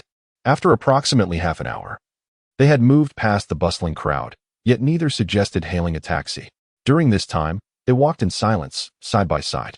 Eventually, they passed a convenience store, where Luo Ye halted. Outside, a sausage grill emitted an enticing aroma. His hunger had begun to gnaw at him. Su Baizhou glanced over as well. Unlike Luo Ye, she had not eaten all day. Instinctively swallowing, she turned to him and said, "If you want some, I can buy 2. "Not enough, too few," Luo Ye said, waving his hand dismissively as he purchased 6 sausages and placed them in a bag. He handed one to the senior, reasoning that she would consume less, leaving him with the remaining 5. As Su Baizhou began to eat the sausage, she noticed that only one remained in Luo Ye's bag by the time she finished hers. "Hey, that's mine. Give it to me," she said, extending her palm with an earnest expression. For some reason, Luo Ye found this version of the enchanting senior rather endearing. A delightful contrast of a fairy descending to cook at the stove. This side of her only enhanced her charm. It was unclear when it had shifted, but the once unattainable fairy-like senior now felt like a commonplace presence in his life, even walking side by side with him. After consuming several sausages, Luo Ye felt somewhat satisfied. Checking the time, he realized it was already past 7. The sky had darkened completely, and after walking a bit longer, they arrived at the lakeside. This was the most renowned spot in Hangzhou, the West Lake, the namesake of the famed West Lake vinegar fish. Aside from Luo Ye and Su Baizhou, Numerous couples strolled hand in hand, enjoying a leisurely evening walk. The lakes are enchanting, with the mountains housing Lingyin Temple visible across the water, where several temple-like structures emit a beautiful glow. Luo Ye exclaimed, "It's so far. I didn't expect we would walk for so long." In the past, he would have already complained of fatigue. However, with the fairy-like senior beside him, he felt as if the path would never end, even wishing to walk indefinitely. Just as Luo Ye was reveling in the picturesque lakeside scenery, Su Baizhou took out her phone and ordered a taxi. Their destination, the bus station. She had just purchased 2 tickets to return to the countryside, 40 kilometers away. And at this hour, night tickets were available. By the time Luo Ye regained his senses, the taxi had already pulled over. Upon entering the vehicle, Luo Ye inquired, "Where are we headed, senior?" "To the bus station." "Are we going back to Jiangxing?" he asked. "No." Su Baizhou gazed out the window, cracking it open just a bit. The wind seeped through the gap, lifting her long hair and sending a captivating fragrance wafting towards Luo Ye. The enchanting scent quickened his heartbeat, and as he admired the exquisite profile of his senior, he stammered, "Then, where to?" "To my home." Su Baizhou understood that Luo Ye likely had no place to stay in Hangzhou, so he would have to accompany her to her mother's house. Hearing this, Luo Ye bowed his head, feeling a twinge of nervousness. His luggage was still at the hotel, but he dismissed the thought. It was merely a few articles of clothing, which paled in comparison to the company of his senior. The taxi arrived at the bus station, and they located their bus for the night journey. There were not many passengers, and the surroundings were tranquil, with the chirping of crickets resonating across the grassy fields. Moonlight streamed through the bus window, illuminating Su Baizhou's face, and her delicate features were breathtaking from any angle. Seated inside, Su Baizhou rested her chin on her hand against the window while Luo Ye held onto her suitcase, sitting on the outer seat. He found himself glancing at his phone out of boredom, checking the freshman group chat. It was always lively, often featuring a few conspicuous characters. Currently, one self-proclaimed wealthy heir had posted a photo of a supercar, lamenting, "Had I known, I wouldn't have driven.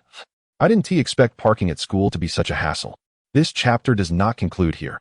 Please click the next page to continue reading. Below, several individuals reacted with expressions of disbelief. Subsequently, this wealthy heir tagged Tang Enki. "Tang Enki, don't you think my car is cool?" Tang Enki dared not respond. While he might genuinely be affluent, this was school, where reputation often outweighed wealth. A direct reply would make her appear materialistic. Of course, outside of school, most would prioritize money over reputation, yet it cannot be denied that school is one of the few places where a semblance of equality prevails. Suddenly, the bus jolted, causing Su Baizhou to unconsciously lean against him, and Luo Ye felt a soft presence resting upon his shoulder. His expression shifted, and at that moment, his heart raced with an intensity he had never experienced before. "Senior?"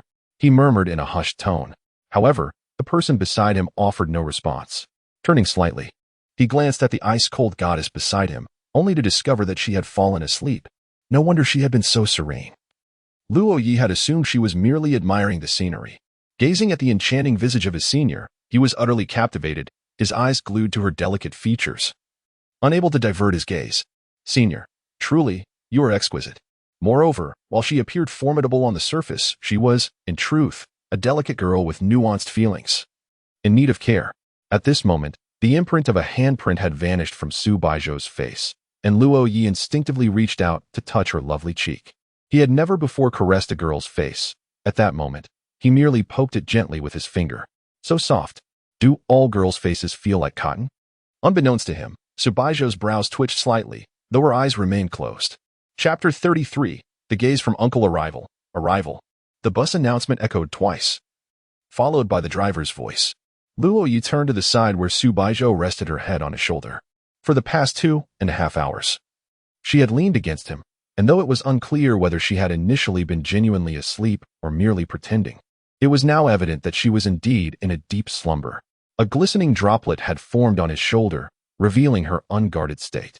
To his surprise, the senior was drooling. "Senior, wake up." Luo Ye gently nudged her arm. Her beautiful eyes fluttered slightly open, revealing a dazed expression as she met his gaze. Before her stood a handsome, youthful face. Su Baizhou blinked in astonishment, momentarily entranced. The ethereal senior, just awakened, exuded a charming innocence that contrasted with her usual aloof demeanor, captivating Luo Ye in the process. However, A small droplet of transparent liquid lingered at the corner of her mouth. Just as their eyes locked, Luo Ye broke the silence, hastily retrieving a tissue from his pocket to wipe her lips. At last, Su Baizhou was fully awake, realizing she had indeed fallen into a deep sleep and had even drooled. How embarrassing! A noticeable blush crept across the ice goddess's cheeks as she extended her arm, snatching the tissue from his hand. "Thank you," she murmured softly. Regaining her composure, they both stood up and disembarked from the bus. This was a countryside town, approximately 5 or 6 kilometers away from Su Baizhou's mother's home. With the clock nearing 10 at night, there were no other buses in sight, nor any taxis available. Su Baizhou took out her phone, intending to call her uncle to come and pick her up. After the call ended, Luo Ye felt a surge of anxiety. Her uncle? And the fairy senioress mother? He had sworn he was merely visiting Hangzhou for leisure, with the excuse being Su Baizhou, yet he never truly believed he would encounter her, let alone meet her family. The situation was unfolding in an astonishing manner, and Luo Ye was far from prepared. Noticing the young man's unease, Su Baizhou reassured him. "They are quite easy to get along with." In response, Luo Ye wore a somewhat pained expression, forcing a bitter smile as he replied, "Senior, I'm a boy. Is it really all right for you to take me home? If I don't take you back, where will you stay?" Just as the words left her lips, Su Baizhou frowned, suddenly recalling the existence of hotels. She could have arranged for Luo Ye to stay at one. However, it was already too late for that. While the town did have guest houses, their quality was rather subpar, unsuitable for hosting Luo Ye. Moreover, the vehicle to pick her up had arrived. Su Baizhou glanced at the roadside, where an electric tricycle had come to a halt, and a remarkably handsome middle-aged man was scanning the area. Upon spotting Su Baizhou, his face lit up as he waved. "Let us go." Su Baizhou set off with determined strides, and Luo Ye had no choice but to follow suit. The middle-aged uncle had initially been in high spirits, but upon noticing that a young man was trailing behind his sweet and adorable niece, his expression darkened immediately. It was not until they boarded the electric tricycle that the man twisted the handle and the vehicle took off, speeding away from the town and heading towards a nearby village. Su Baizhou's mother was named Fan Xinya, while her uncle was called Fan Jian. "Have you had dinner?" Fan? Fan Jian inquired. "I had a little," Su Baizhou replied softly, then explained to Luo Ye, "When I was born, my uncle wanted to name me Su Bai Fan, but my mother opposed it. Eventually, I was named by Zhou, and Fan became my nickname." Even Qin Yuan was unaware of this. Only her close friend from medical university in Jiangqing knew. Upon hearing this, Luo Ye chuckled. "Bai Fan sounds lovely as well, mainly. It's because the senior sister is beautiful, any name suits her." This remark earned Fan Jian's approval. "Kid, I must say, I appreciate your taste." Soon, the tricycle came to a halt in the courtyard. This was Fan Jian's home. Su Baizhou's grandparents had already passed away, and her cousin, also Fan Jian's son, was working elsewhere, leaving only Fan Jian and his wife, along with Su Baizhou's mother, residing here. A stunning woman, appearing to be in her 30s but with streaks of gray in her hair, emerged with a joyful expression. Fan is back," she exclaimed. This was Su Baizhou's mother, Fan Xinya, who, at 41, looked as though she were still in her 30s. No wonder she bore a daughter as enchanting as a fairy. She was truly breathtaking. Luo Ye mused inwardly. Fan Xinya then noticed the young man standing beside Su Baizhou. She paused momentarily, but upon seeing Luo Ye's bashful demeanor, her face lit up with surprise, and she couldn't help but ask, Fan, who is this?" "This is Luo Ye, a friend who came back with me from Jiangqing." Su Baizhou replied expressionlessly. "Friend." The mere word filled Luo Ye's heart with elation. He had been acknowledged by the senior sister. He was now her friend. Fan Xinya smiled. "He is the first boy that Fan has referred to as a friend. It seems she holds him in special regard. Come in quickly. I've prepared dinner for you," she said, coughing lightly, indicating that her health might not be the best. As they entered the room, Luo Ye stood before the table, his eyes sparkling at the sight of the sumptuous dinner laid out before him. The culinary skills of the fairy senior sister were evidently inherited from her mother. It looked utterly delicious. Fan Jian's gaze remained fixed on Luo Ye. The Fan family had only this precious daughter. He was eager to see what kind of person could accompany Fan. Amidst this scrutiny, Su Baizhou frowned and said, "Stop staring. Let's eat." Fan Jian chuckled awkwardly. In the Fan family, the menfolk possessed little standing. Throughout his childhood, he heeded the counsel of his mother and sister, and upon maturing, he followed the wishes of his wife. Now, he finds himself listening to his niece. Fortunately, he has a son, which grants him a modicum of status. However, As he gazed upon Luo Ye, Fan Jian's face suddenly broke into a cunning smile. Perhaps his position could ascend even higher? Yet, to become the boyfriend of Fan Fan, he must first gain the approval of his uncle. Luo Ye began to eat with great enthusiasm, nearly moved to tears. The wild delicacies of the mountains always present a flavor distinctly different from that found in the city. Observing Luo Ye's hearty appetite brought a smile to Fan Xinya's face. It was an affirmation of her culinary skills. Moreover, the child appeared somewhat naive, unable to conceal his emotions, expressing his delight for delicious food without reservation. Most importantly, after sampling the finest dishes on the table, he merely cast a longing glance before turning to other offerings, evidently reserving the best for others. But for whom? Fan Xinya's gaze shifted towards Su Baizhou, only to be momentarily taken aback. She noticed that Su Baizhou was also watching Luo Ye, and the expression on his face. Fan Xinya could hardly suppress a smile. She had once thought her daughter would remain single for a lifetime. Chapter 34. The Necessity of Nature. That evening, Luo Ye arrived at a room. Fan Jian remarked, "This is my son's room. It has been vacant since he went off to work. You may rest here." "Thank you, Uncle," Luo Ye replied politely. However, Fan Jian frowned. "Who are you calling uncle?" He glanced towards the adjacent room, which housed Fan Xinya and Su Baizhou. Their courtyard comprised 3 rooms, his and his wife's, his son's, and 1 empty room. After bringing Fan Xinya back from Hangzhou, she had occupied the vacant room. Originally, if Su Baizhou had returned, she would have shared the space with Luo Ye. However, with Luo Ye present, she would have to share a bed with her mother instead. The restroom was located outside the courtyard, requiring one to step outside. This was somewhat disconcerting for Luo Ye, but he resolved to adapt to local customs. Yet, Fan Jian did not take his leave. He plopped down at the edge of Luo Ye's bed, his expression grave as he inquired, "Young man, what is it about my daughter that has caught your fancy?" Upon hearing this, Luo Ye adopted a solemn demeanor. In the presence of his uncle, he dared not conceal the slightest detail. Having come to his senior's home, he knew that denying any affection for her would likely result in being unceremoniously expelled by his uncle. Consequently, he felt an overwhelming sense of anxiety, causing him to overlook the significance of his address. "I don't know," Luo Ye exclaimed with fervor. However, upon observing Fan Jian's menacing expression, he instinctively recoiled and added earnestly, "I can't articulate it, but my senior is truly exceptional. I find myself enamored with anything related to her." Fan Jian nodded sagely, recognizing the truth in Luo Ye's words. Indeed, his daughter was remarkable. Yet, given his sister's unhappy marriage, he felt compelled to hold high standards for his niece's romantic pursuits. "Young man, what do your parents do for a living?" "Ah, my aunt and uncle run a company. They develop gaming software." "Who asked about your aunt?" "I inquired about your parents." Fan Jian glared at Luo Ye, his expression fierce. Such evasion of the question would not be tolerated. It warranted a severe deduction in points. "Parents?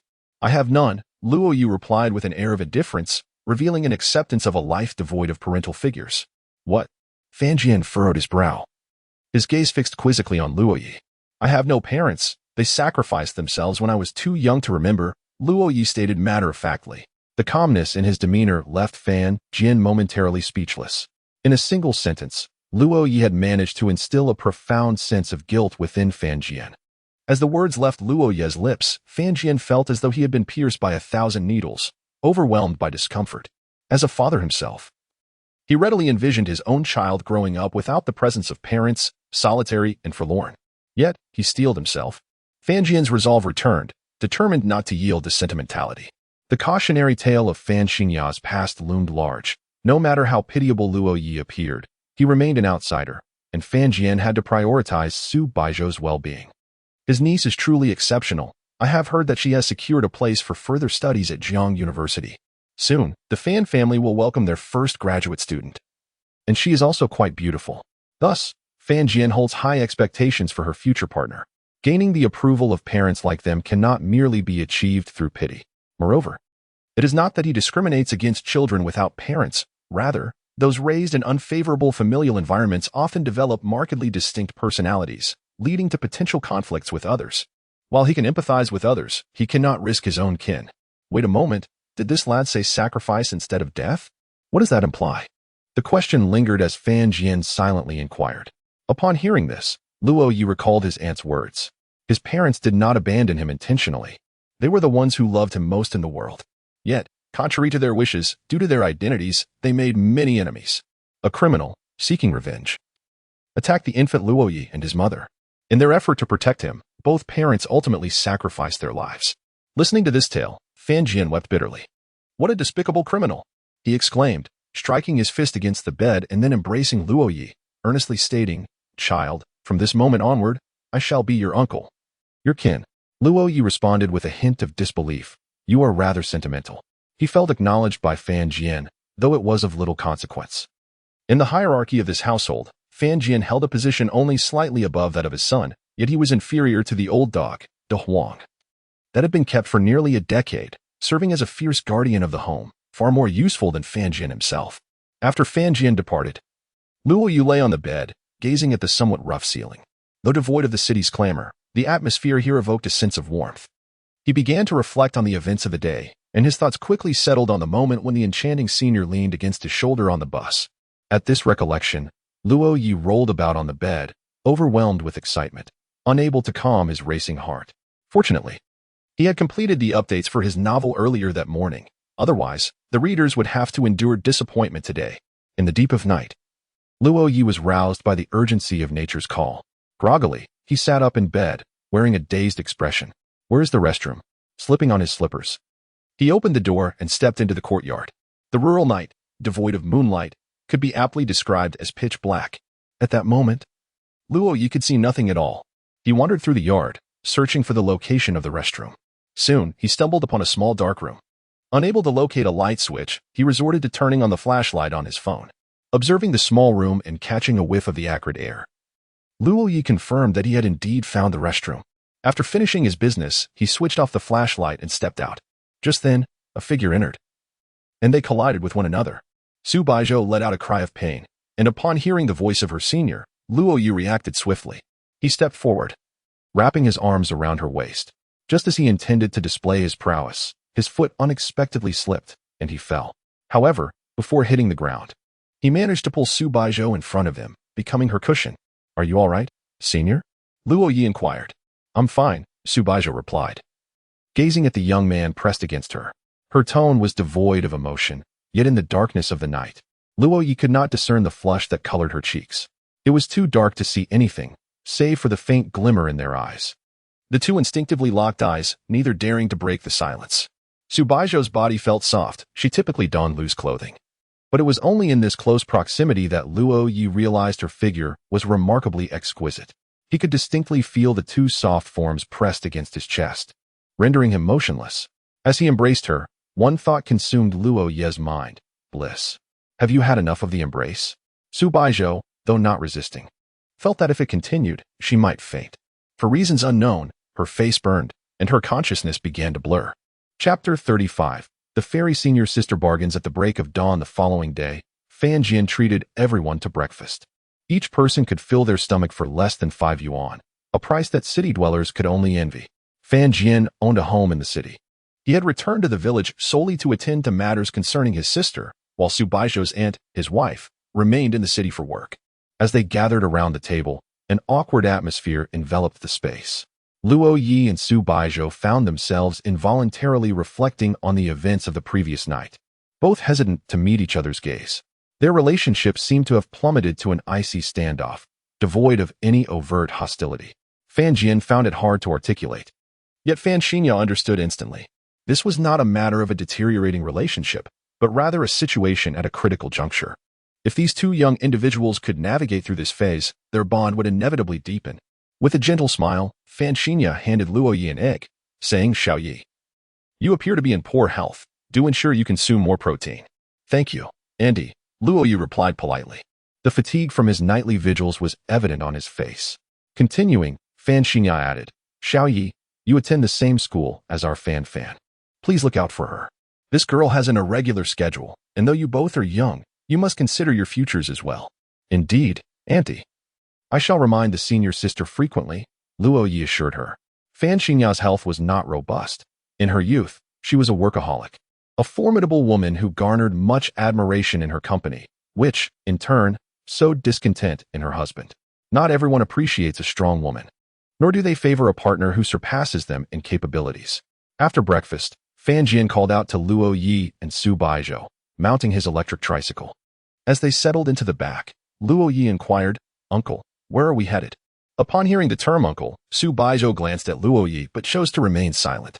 Fan Jian responded, "Yesterday, Fan mentioned you lacked clean clothes. Today, I shall take you to the town to purchase a couple of outfits." Upon hearing Fan Jian refer to himself as uncle, Su Baizhou looked ahead once more. When had these two reached such an understanding? Moreover, Fan Jian had been quite stern with Luo Ye yesterday. What had precipitated this sudden thaw in their relationship? Before long, the tricycle halted in the town. Today was particularly special for the town. It was market day. The marketplace was teeming with people. A glance around revealed few extravagantly dressed individuals, as most were clad in simple attire. The air was filled with the cacophony of bargaining, with some individuals even resorting to heated exchanges with vendors over prices. Su Baizhou observed this scene with an impassive expression. Today, she too donned a modest outfit, a plain white long-sleeved top paired with loose black trousers. Without makeup, her hair was styled in a bun at the nape of her neck, exuding a charming simplicity. At that moment, Fan Jian received a phone call from Fan Xinya. Uncertain of what was conveyed over the phone, Fan Jian's expression shifted dramatically as he turned to look at Luo Ye and Su Baizhou. Subsequently, he began to mutter to himself loudly, exclaiming, there is something at home that requires my immediate return? All right, I shall return at once." Without affording Luo Ye and Su Baizhou a moment to react, Fan Jian mounted his electric tricycle and instructed, "By Fan, purchase 2 sets of clothes for Xiao Ye and take him out for a stroll. Once you finish, call me. I will come to fetch you." No sooner had he uttered these words than the tricycle roared to life, akin to a motorcycle, emitting a thunderous sound as it executed a swift 360-degree turn and departed in an instant, leaving Luo Ye and Su Baizhou staring blankly as the vehicle vanished from sight. Senior? Luo Ye glanced at Su Baizhou's profile, his mind replaying the events of the previous night. He lowered his gaze, feeling too bashful to look at her. Su Baizhou turned around and remarked nonchalantly, "Let us go." She walked ahead, with Luo Ye trailing behind, curiosity prompting him to glance around. Nearby, a woman halted Luo Ye, enthusiastically offering, "Young man, freshly caught bighead carp. Would you like one?" "And no, thank you," Luo Ye politely declined. However, the cacophony around him ignited a sense of unease within him. "Clearance sale. Everything for just 9 yuan. Snails. Fried snails. Would you like a portion, young man? Discounts galore. Watermelons at bargain prices. If they're not sweet, you pay nothing." The fervor of the crowd overwhelmed Luo Ye, prompting him to instinctively retract his neck and hasten to Su Baizhou's side, seeking the comfort of her proximity. He felt that without her, he might be whisked away by the enthusiastic vendors. Observing Luo Ye beside her, a subtle smile danced at the corners of Su Baizhou's lips. As if she were on the verge of laughter, she softly inquired, "What color do you prefer?" At that moment, they had arrived at a street filled with clothing vendors, an array of garments dazzling Luo Ye's senses. The prices were astonishingly low. A set of pants nearby was offered at an unbelievable 99 yuan for 3. Was this not practically a giveaway? "Anything is fine. What is the senior like?" he responded. Upon hearing this, Su Baizhou stepped forward towards one of the vendors. It was then that Luo Ye noticed her sleeves had been rolled up, giving her the appearance of someone preparing for a confrontation. She pointed to a pink top priced at 300 yuan and boldly inquired, "Would you sell it for 50? Luo Ye's eyes widened in disbelief. Downgrade? Reduced by 6 times? Is she truly not afraid of being rebuffed? The vendor's expression shifted, clearly recognizing he was faced with a formidable negotiator. To his surprise, this young girl, despite her appearance, was audacious in her bargaining. 50? Little miss, that doesn't even cover the cost. How about this, 260, and it's yours. At most 80. If not, I shall take my leave, Su Baizhou replied, turning on her heel to depart. Hey, how about 150? 120? 100? Based on the mechanics of haggling, Luo Ye sensed that the senior was reconsidering her stance. Bargaining down from 300 to 100 was already a remarkable feat. However, Su Baizhou remained resolute. The vendor, gritting his teeth, exclaimed, 80 it is. Luo Ye's mouth fell open in astonishment, his entire being taken aback. Senior sister. That's impressive. He silently praised her with a mental thumbs up. Following her lead, he joined in the negotiations, and ultimately, Su Baizhou purchased him 2 sets of clothing for less than 300 yuan. Though the garments were not particularly fashionable, they suited Luo Ye perfectly. Moreover, They bore the charm of having been chosen by Su Baizhou, imbued with the aura of a senior. Subsequently, the duo wandered through other stalls, acquiring an abundance of delectable treats. Today, Su Baizhou intended to showcase her culinary skills. Having seen how delighted Luo Ye was with the meal prepared by Fan Xinya the previous day, Su Baizhou felt a twinge of rivalry. Consequently, she procured a fish and a chicken. With one hand grasping the fish and the other clutching the chicken, Luo Ye stood beside the enchanting senior sister, awaiting his uncle's arrival outside the market. Both the fish and the chicken were still very much alive. Luo Ye inquired, "Are we going to slaughter them?" "Indeed. I shall personally send them off to the next world," she replied. Upon hearing this, Luo Ye was momentarily taken aback before bursting into laughter. The awkwardness that once lingered between them seemed to have dissipated. Moreover, wandering the market together evoked a sense of familiarity akin to that of an old married couple. Chapter 36. The King of Ultra Fanjian, with a playful grin, welcomed Luo Ye and Su Baizhou back home. Today's lunch was prepared by Su Baizhou, with Luo Ye assisting by chopping vegetables. One delectable dish after another emerged from the kitchen, presented by Luo Ye. Fan Xinya and Fan Jin observed this scene, feeling a profound sense of contentment with life. After placing a dish on the table, Luo Ye remarked, "Aunt, uncle, please help yourselves if you're hungry. I'll return to the kitchen to assist my senior." "Thank you for your hard work, Xiao Yi," Fan Xinya replied, increasingly fond of the young man before her. Upon returning to the kitchen, she sighed, "This boy truly holds our Fan family in high regard." It was evident. Fan Jin suddenly fell silent and quietly inquired, "Sister, do you know about his family background?" Fan Xinya glanced at him and shook her head, stating, "In our Fan family, we never consider family backgrounds when marrying off our daughters. Brother, whether the other party is affluent or humble, our Fan family is more than capable of matching their worth." "That is not it, sister." Fan Jin whispered something in her ear. Her expression shifted, revealing surprise followed by deep regret. So that's the case. When Luo Ye emerged from the kitchen once more, Fan Xinya regarded him with even greater affection, as if he were her own son. At that moment, the phone rang. Answering the call, Fan Xinya frowned upon seeing the caller ID. Fan Jin snatched the phone from her hand, answering angrily, "What face do you have to call my sister?" On the other end, the voice of Su Baizhou's father, Su Chaqing, echoed, "Xinya, is Zhou with you?" Fan is my niece. Whether she is with me or not is of no concern to you," Fan Jin retorted, his anger palpable. Before he could continue his tirade, Su Baizhou, donning an apron, stepped out, seized the phone, and firmly declared, "If you divorce my mother, I will choose to stay with her." She then hung up and returned to the kitchen, her expression unperturbed. Fan Jian and Fan Xinya sat in stunned silence, exchanging glances, unsure of what to say. Before long, Luo Ye brought plate after plate of food to the table. This was the fruit of his collaboration with the senior, and though he had not contributed significantly, he felt a deep sense of satisfaction at the sight of the sumptuous lunch. After the meal, the neighbor requested Fan Jian's assistance in harvesting corn. With his warm-hearted disposition, he readily agreed and took Luo Ye along. For Luo Ye, this was a remarkable experience, allowing him to appreciate the hard work of the farmers.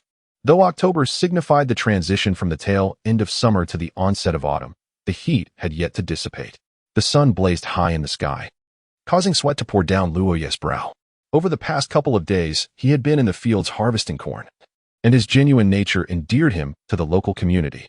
Ultimately, he received a reward of 200 yuan. In comparison to the monthly earnings that approached several tens of thousands, this modest sum of cash was, in fact, cherished by him. With 2 crisp red notes nestled in his pocket, Luo Ye rode his small tricycle, ferrying Fan Jin back home. Over these past few days, he had become thoroughly acquainted with the locals, even earning the title of the village's beloved king of the children. Particularly notable were his skills in the games of PUBG and Honor of Kings, which instantly captivated the elementary school students within a few kilometers radius. To them, his status as an invincible warrior and a glorious king was nothing short of legendary. Furthermore, Luo Ye's PUBG account was loaded with funds, featuring the coveted golden skin of the Mars car, which left the young students enviously awestruck. Yet, as is often the case, joyful moments must eventually come to an end. The 7-day holiday had reached its 5th day, and Su Baizhou and Luo Ye were set to return to Jiangqing. At the village entrance, the two of them sat in Fan Jian's electric tricycle, trailed by a throng of children. Among them, a chubby little boy cried out, "King of Ultraman, I await your return." Upon hearing this, Su Baizhou instinctively glanced at the young man beside her. Luo Ye's expression turned awkward. My Ultraman father also awaits your return. I, Digga, await you too. The other children chimed in, their eyes sparkling with excitement. A girl shouted, Brother Luo Ye, I want to marry you when I grow up. At this declaration, Su Baizhou's expression darkened. Luo Ye shuddered, sensing a wave of threatening energy that made him restless.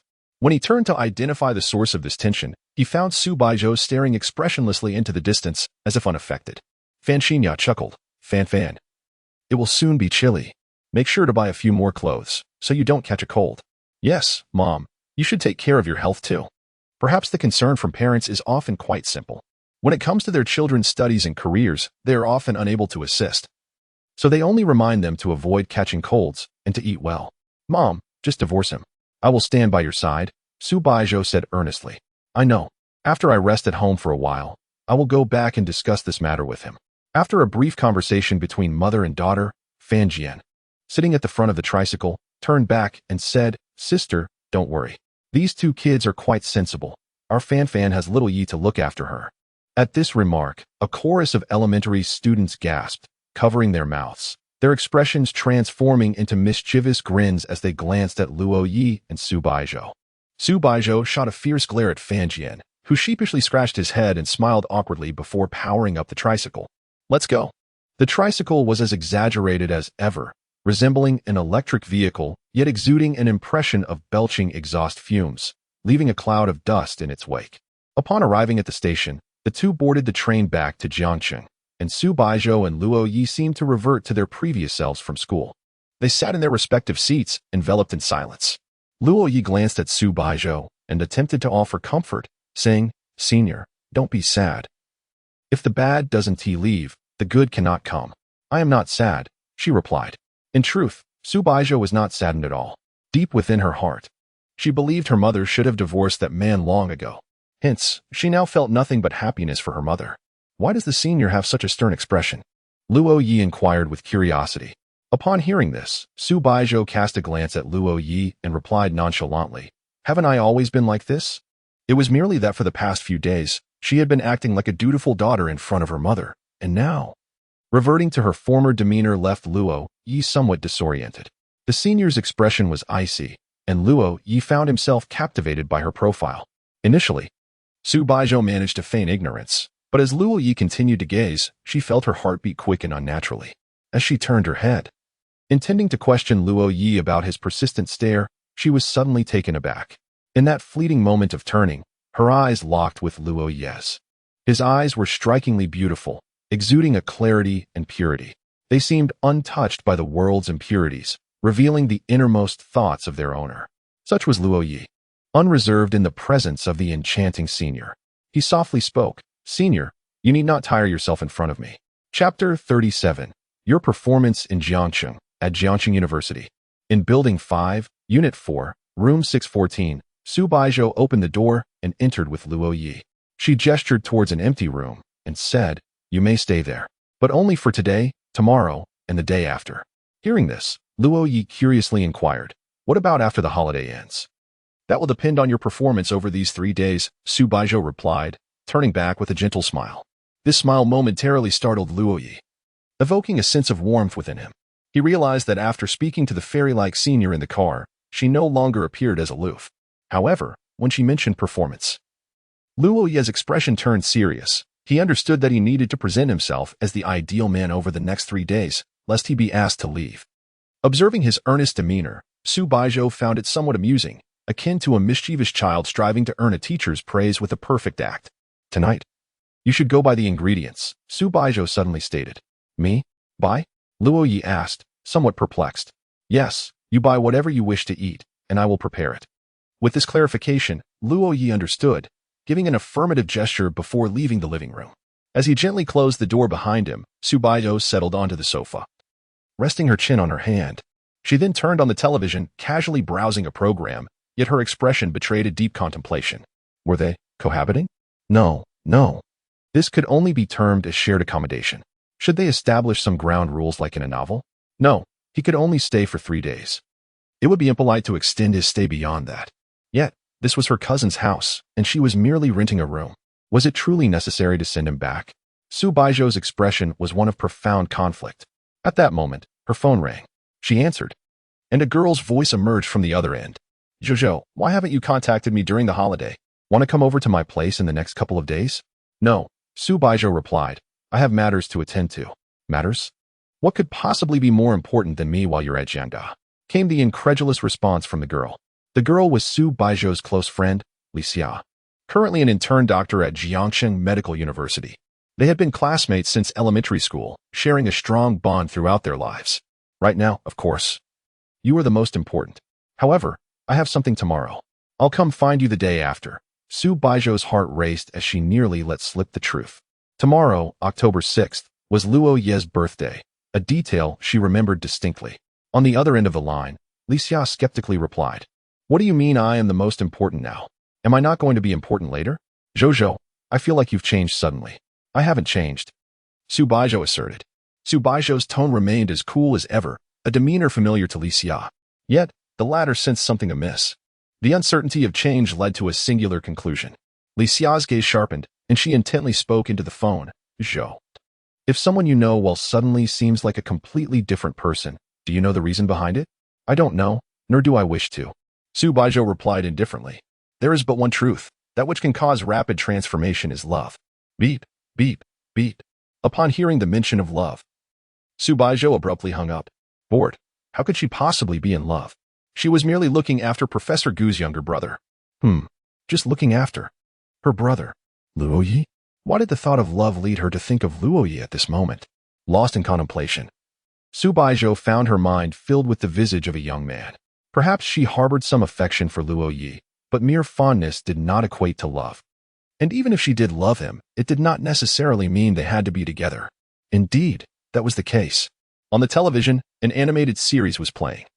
A young man unleashed a skill while proclaiming, You have already chosen the path of death. Su Baizhou frowned and switched to the next channel. In the second program, a character on screen pointed at the television, exclaiming, Stubborn as a dead duck. Upon hearing this, Su Baizhou stood up, gazing at the character, and solemnly declared, I am not. You say you are not, yet you are clearly in love with him. The character on the screen asserted confidently.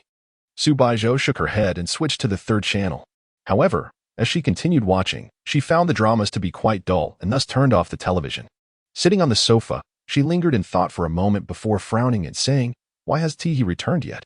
Checking the time, she realized that only 10 minutes had passed since Luo Ye left. Why did time seem to drag on so painfully? Meanwhile, Luo Ye had arrived at the market. Today was another day for his senior to cook, so he needed to select the finest ingredients for dinner. King crab on special, 588 per pound. What a bargain, he heard. With that, Luo Ye approached the seafood vendor and said, I'll take a king crab. All right. This young man has a bright future ahead. Able to afford king crab at such a young age. Do you have a girlfriend? No. Luo Ye replied with conviction, then lowered his head and added softly. But I do have someone I like. What a pity. I was going to introduce my son to you. The seafood vendor shook her head, revealing a look of regret.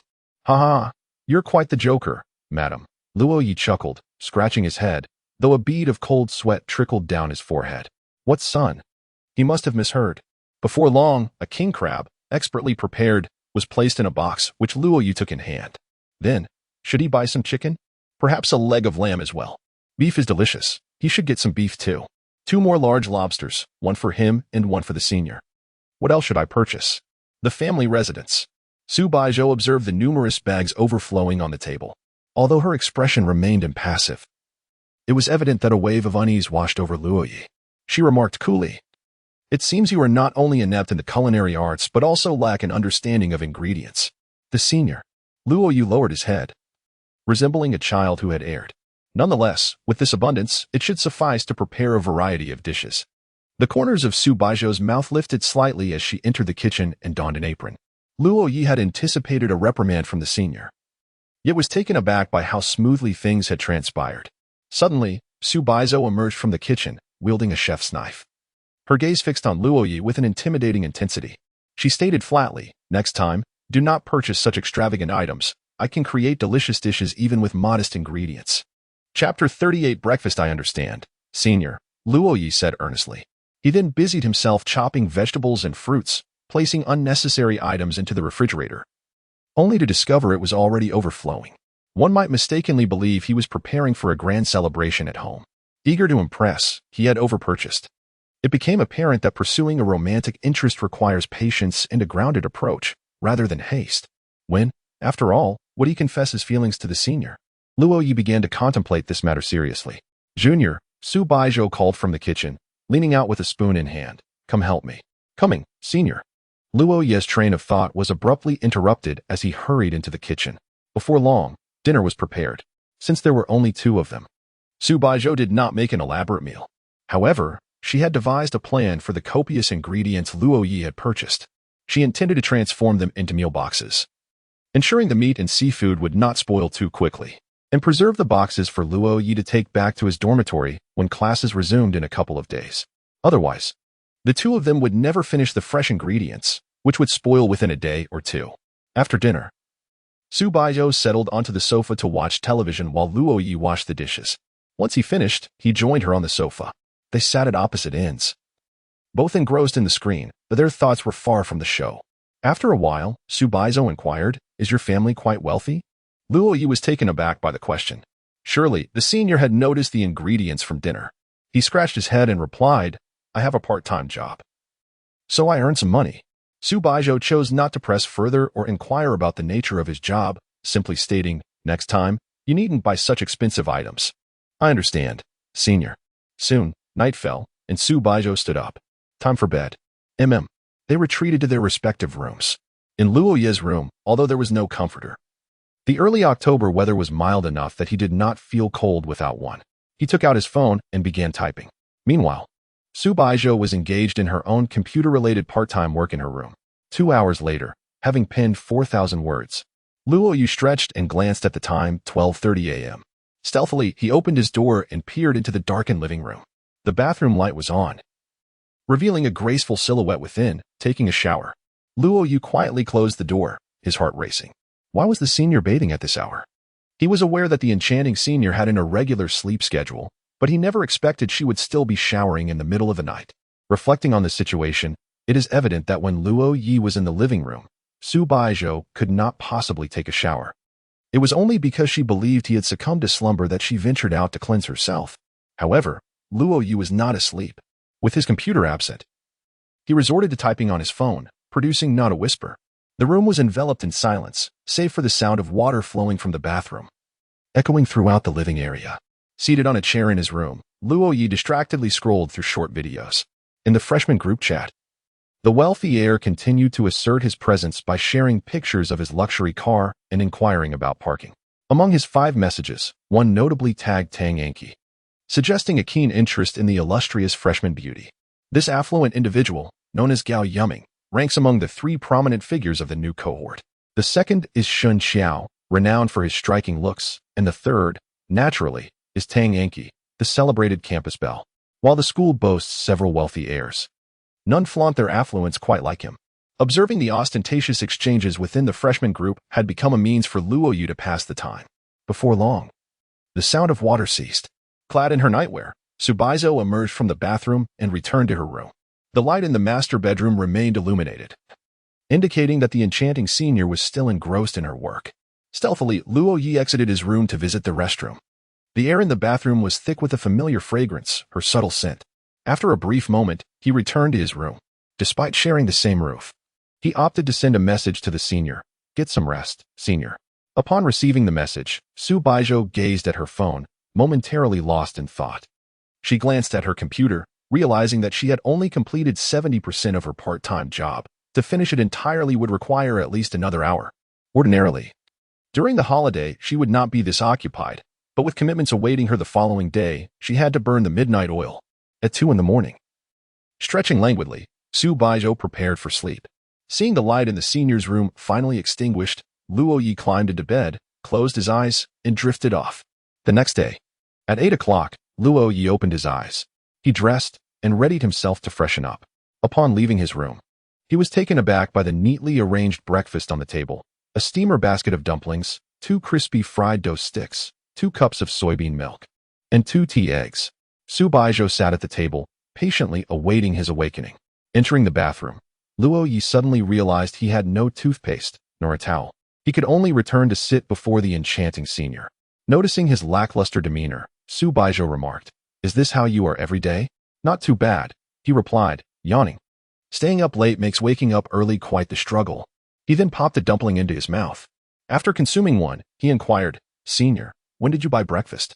Before him, Su Baizhou donned a loose-fitting black outfit, her damp hair framing her face, suggesting she had just finished a workout. This ethereal senior he had encountered before. On that day in the schoolyard, after a morning run, she had returned to purchase breakfast. Propping her chin on her hand, Su Baizhou gazed intently at Luo Ye, her eyes unwavering, as if anticipating something. Feeling shy under her scrutiny, Luo Ye lowered his head and began to eat in silence. For reasons unknown, Su Baizhou took great pleasure in watching him eat. In those moments, he appeared adorably engrossed, his entire attention devoted to the meal before him. Meanwhile, Luo Ye's thoughts were consumed with the determination to emulate his senior's dedication to daily morning runs, ensuring he would remain healthy in his later years. Of course, it was not solely the desire to run alongside the enchanting senior that motivated him. Chapter 39. And after finishing her breakfast, Su Baizhou stood up and returned to her bedroom, taking her bag with her, seemingly preparing for a shopping expedition. "I'll be back shortly." She left behind as she exited the premises. Luo Ye was uncertain about what his senior sister had set out to do, so he retreated to his room to continue his writing. Whether he was writing or on the path to write, he truly was a diligent and capable wordsmith. In the narrative of his novel, the male protagonist had forsaken the second female lead, whom he had secretly admired for years, and was growing ever closer to the female lead. The comments section erupted in applause, exclaiming how thrilling it was. Luo Ye began to conceive the subsequent plot, envisioning that the male lead would develop feelings for the female lead, who would gradually reciprocate. It was indeed a curious phenomenon that a solitary 18-year-old was crafting a romance novel. Before long, the morning's writing tasks concluded, and Luo Ye settled into his chair, ready to peruse some short videos. However, a nagging feeling suggested that he had overlooked something significant. What could it be? Luo Ye fell into contemplation. Just then, his phone erupted with the sound of a video call. The words "aunt" illuminated his screen. Upon seeing this, Luo Ye's demeanor turned flustered as he hastily answered the call. On the screen appeared a regal woman, her appearance exquisitely refined. Adorned with expensive earrings and a necklace, her attire radiated luxury. Despite the subtle traces of time etched upon her face, Chen Xiaoman, who diligently maintained her skin weekly, still exuded an air of timeless elegance. "Oh, is that not our little Yu Yi?" she exclaimed, her opening words shattering her poised image. With a countenance befitting a noblewoman, she spoke in an endearing tone, her eyes sparkling with affection as if she were a girl beholding a kitten. Luo Ye felt a wave of embarrassment wash over him. Yet he found himself unable to harbor any resentment. In this household, no one dared to be angry with aunt, nor would they ever consider it. Chen Xiaoyan, in her youth, had embodied the persona of an aristocratic young lady. To put it kindly, that was the case. To put it less charitably, one might describe her as possessing a somewhat duplicitous nature. As her husband would say, "This is not mere duplicity, she is my beloved sister." Consequently, and had her husband utterly captivated, leaving him enchanted by her charms, and whenever she shed a tear, both Luo Ye and Gu Mingxian would find themselves on the receiving end of his wrath.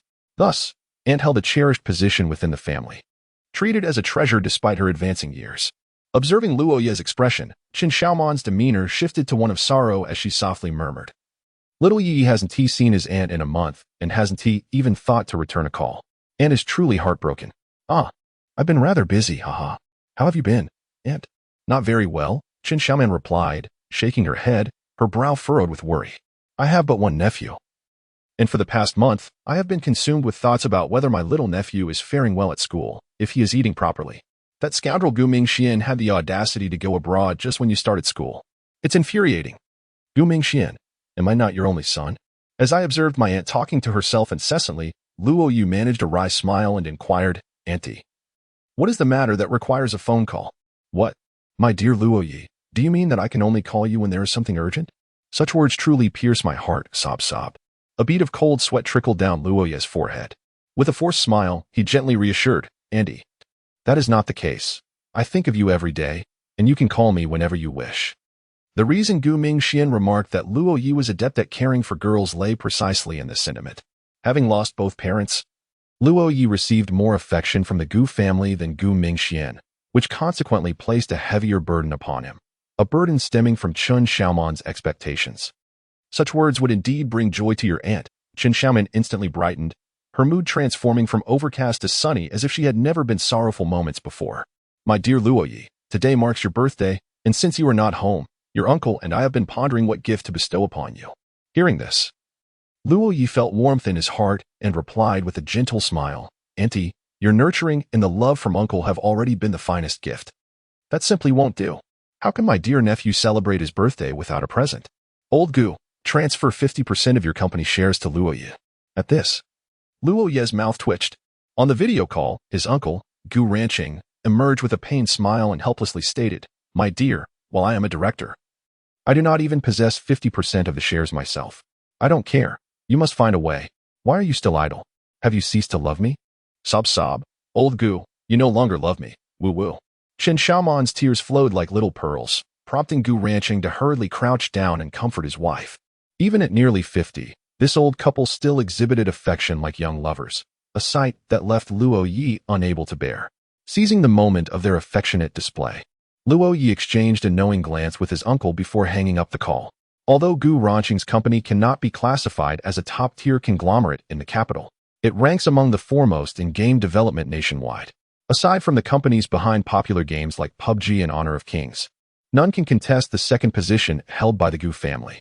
The company's shares are predominantly held by Gu Ranqing and Gu Mingxian, who together possess 55%, thereby holding the decisive voice.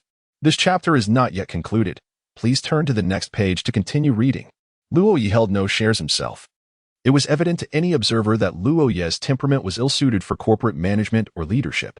Should Luo Ye assume a leadership role, he would likely find the company sold while he counted the profits for others. Thus, he merely needed to grow up carefree, harboring no ambitions in this regard. Chen Xiaoman's earlier comment was merely a jest.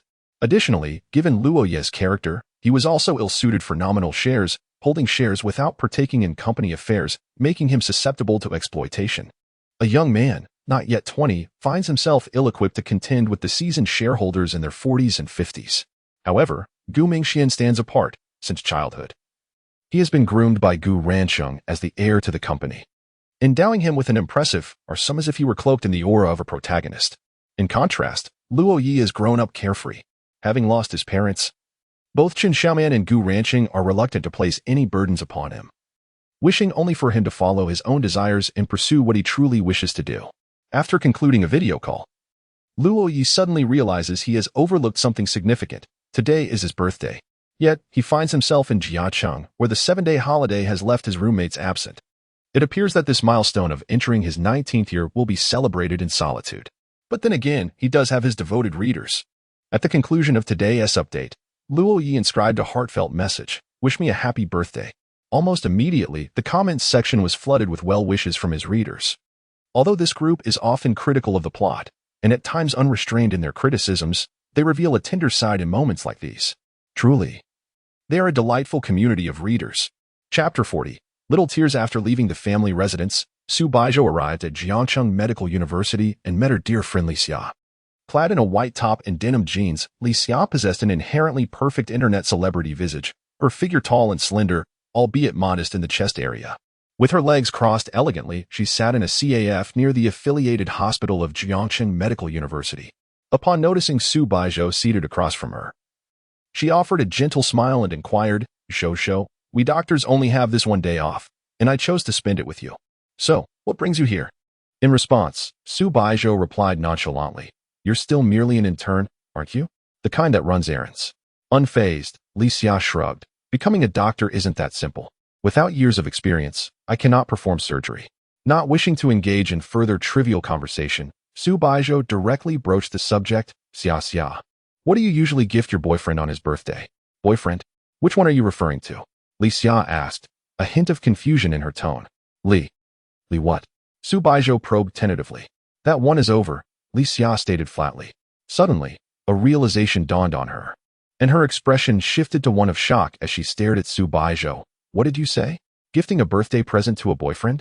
Who are you planning to gift? Where did you even get a boyfriend?" Seeing her friend's exaggerated reaction, Su Baizhou maintained her composure, having already devised a plausible excuse. She cleared her throat and said, "It's merely a male friend, and I am simply inquiring on behalf of a friend." Li Xia's lips twitched. Even a fool could see through that excuse. Which friend? I remember you only have one friend at Jiang University. Indeed, it's Qin Yuan, Su Baizhou stated. Her expression unwavering. Li Xia looked at her, exasperated yet amused. However, she chose not to expose Su Baizhou's ruse but instead wore a sly grin, contemplating as she mused. So, Yuan has someone she fancies. If she wishes to gift him something, she must first discern what he likes. What does Luo Ye enjoy? The image of Luo Ye's face flickered in Su Baizhou's mind. What is he like? She found herself momentarily at a loss. Their acquaintance was still in its infancy. Barely a month, and true familiarity had only begun to blossom in recent days.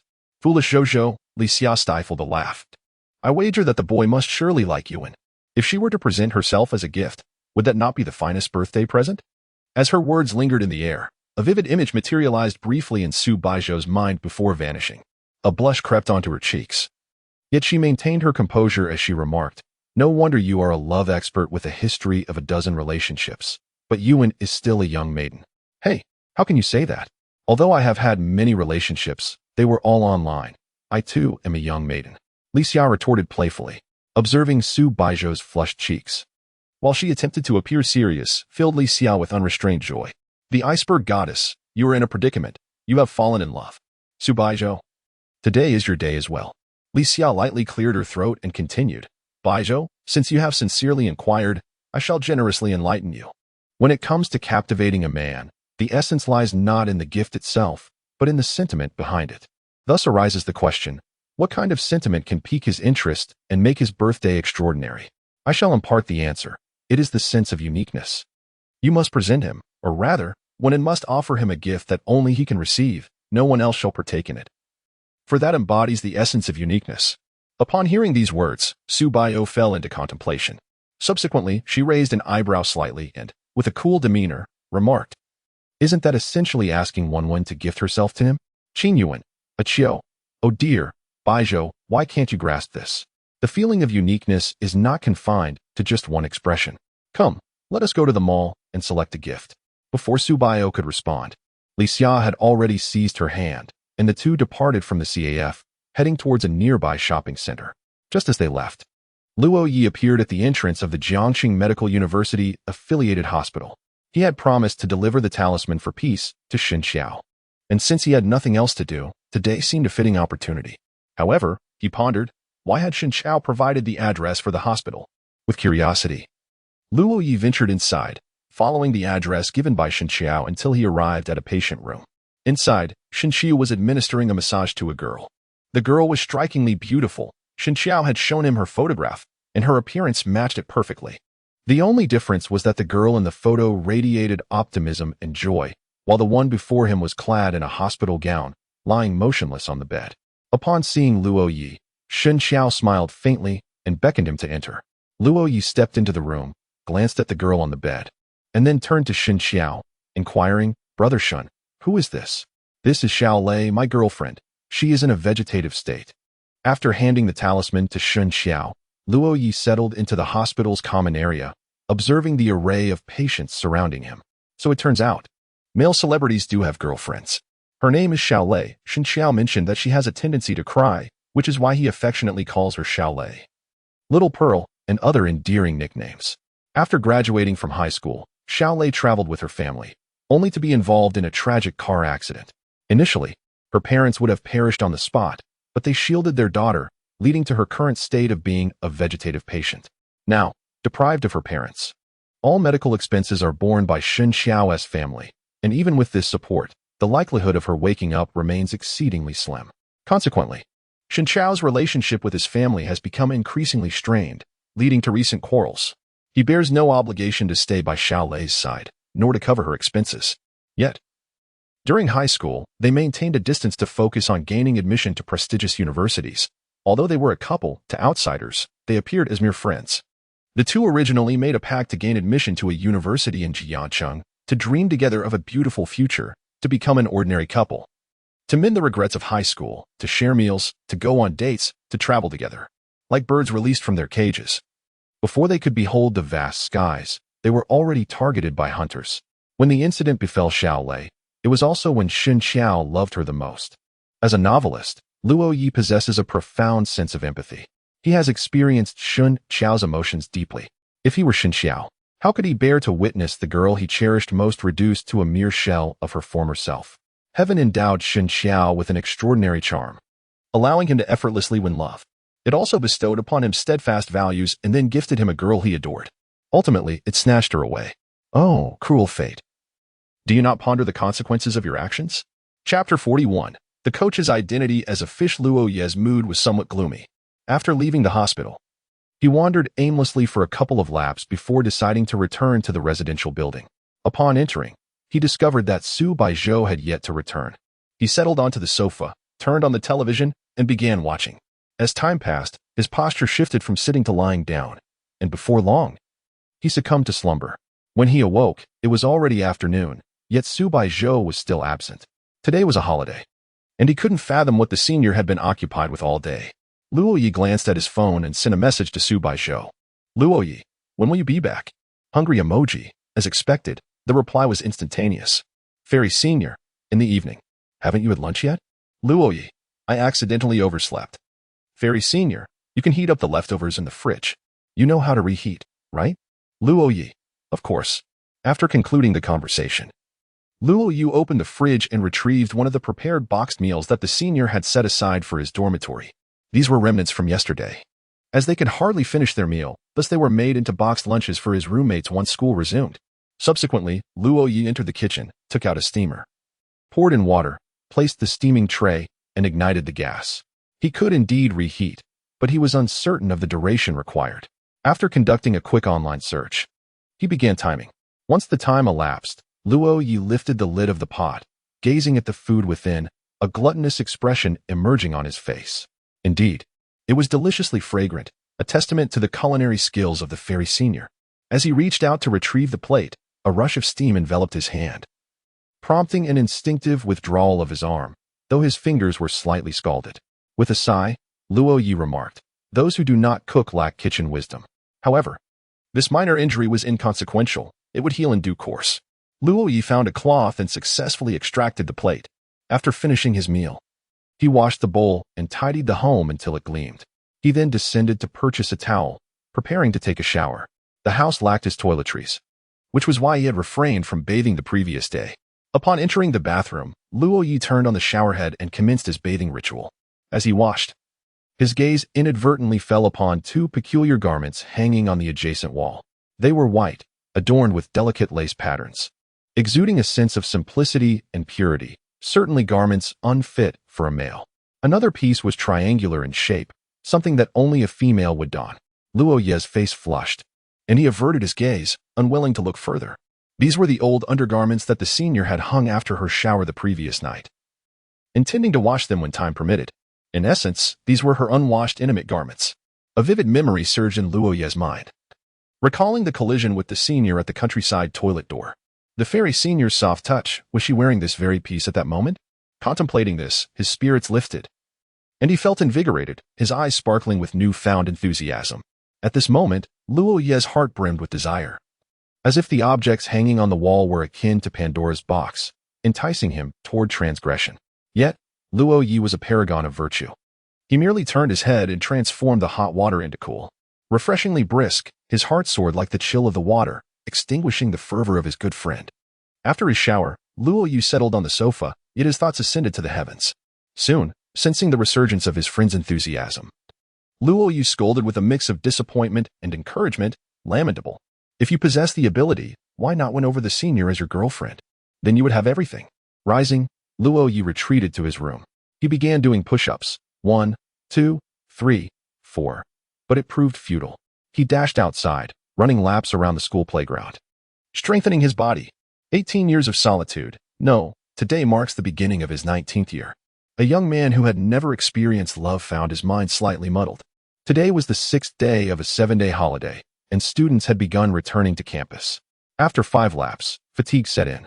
However, compared to earlier, he had improved by 2 laps. As dusk descended, darkness loomed. Luo Ye sat on the playground, recuperating his strength. Suddenly, his gaze fixed on the roadside outside the playground. A boy and girl strolled side by side. The boy was unfamiliar to him, but the girl was strikingly familiar. Wasn't that the long-legged girl, Lu Bingxin? He observed her laughing and chatting with the boy, maintaining a distance yet appearing to share a close bond. It resembled the way she interacted with Li Haoyang before they became a couple. Though Luo Ye was a bachelor, as an author of romance novels, he was a master of theory. Despite lacking experience, he understood everything. Rising from the playground, he resolved to investigate further. Stealthily, Luo Ye followed the pair to the entrance of the girls' dormitory. At this distance, he could hear their conversation.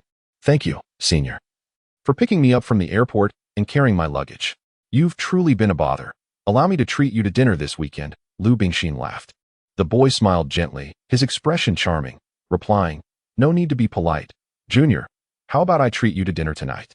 Upon hearing this, Lu Bingxin hesitated, contemplating tonight. She did not continue, giving the boy a chance to inquire further. As she anticipated, he kindly asked, "Do you have plans tonight, Junior? I can assist you." "Well, it's nothing much," Lu Bingxin replied softly. "I just haven't finished the assignment the teacher assigned last week, and class is the day after tomorrow. I thought it was something serious. This is a minor issue. I can handle it. Isn't that inappropriate?" "Not at all. Leave it to me. So, Junior, let us meet at the school gate tonight. Don't be late." Not far away, Luo Ye displayed a look of astonishment upon hearing those words. What rank is this? Even this senior before him is being led by Lu Bingxin, assisting her with assignments and treating her to meals, all the while smiling as if he has gained a tremendous advantage. It's no wonder the coach is utterly captivated with his limited emotional intelligence. He is completely under Lu Bingxin's control. I cannot allow the coach to stray from the right path. This sister Bingxin is undoubtedly a master of tea artistry. And the fish surrounding her are not limited to just Li Haoyang. Luo Ye opened a private chat with Li Haoyang, just as he was about to speak. A message popped up on his phone. "Senior Fairy, where are you? The senior has returned?" Luo Ye exited the chat with Li Haoyang and hurriedly messaged the senior. "Luo Ye, I'm here."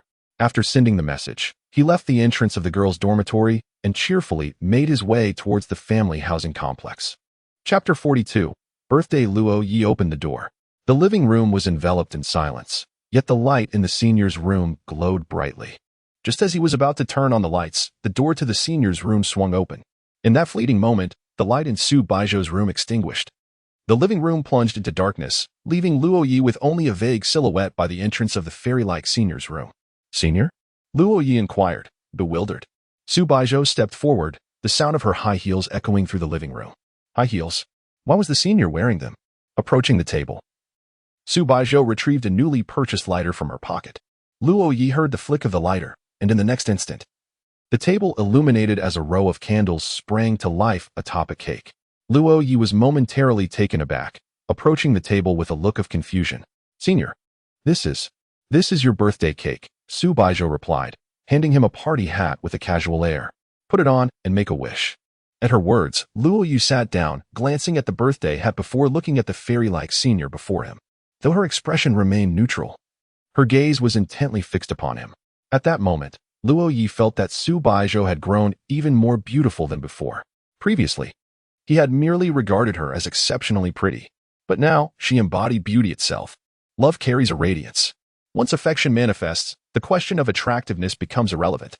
Just as Su Baizhou appeared to Luo Ye in this instance, the flickering candlelight was faint, barely illuminating the table and allowing them to discern each other's features. Luo Ye placed the birthday hat atop his head. Staring at the candles, he closed his eyes and began, "I wish." Once spoken, wishes lose their power, Su Baizhou gently reminded him. However, Luo Ye had no intention of voicing it aloud.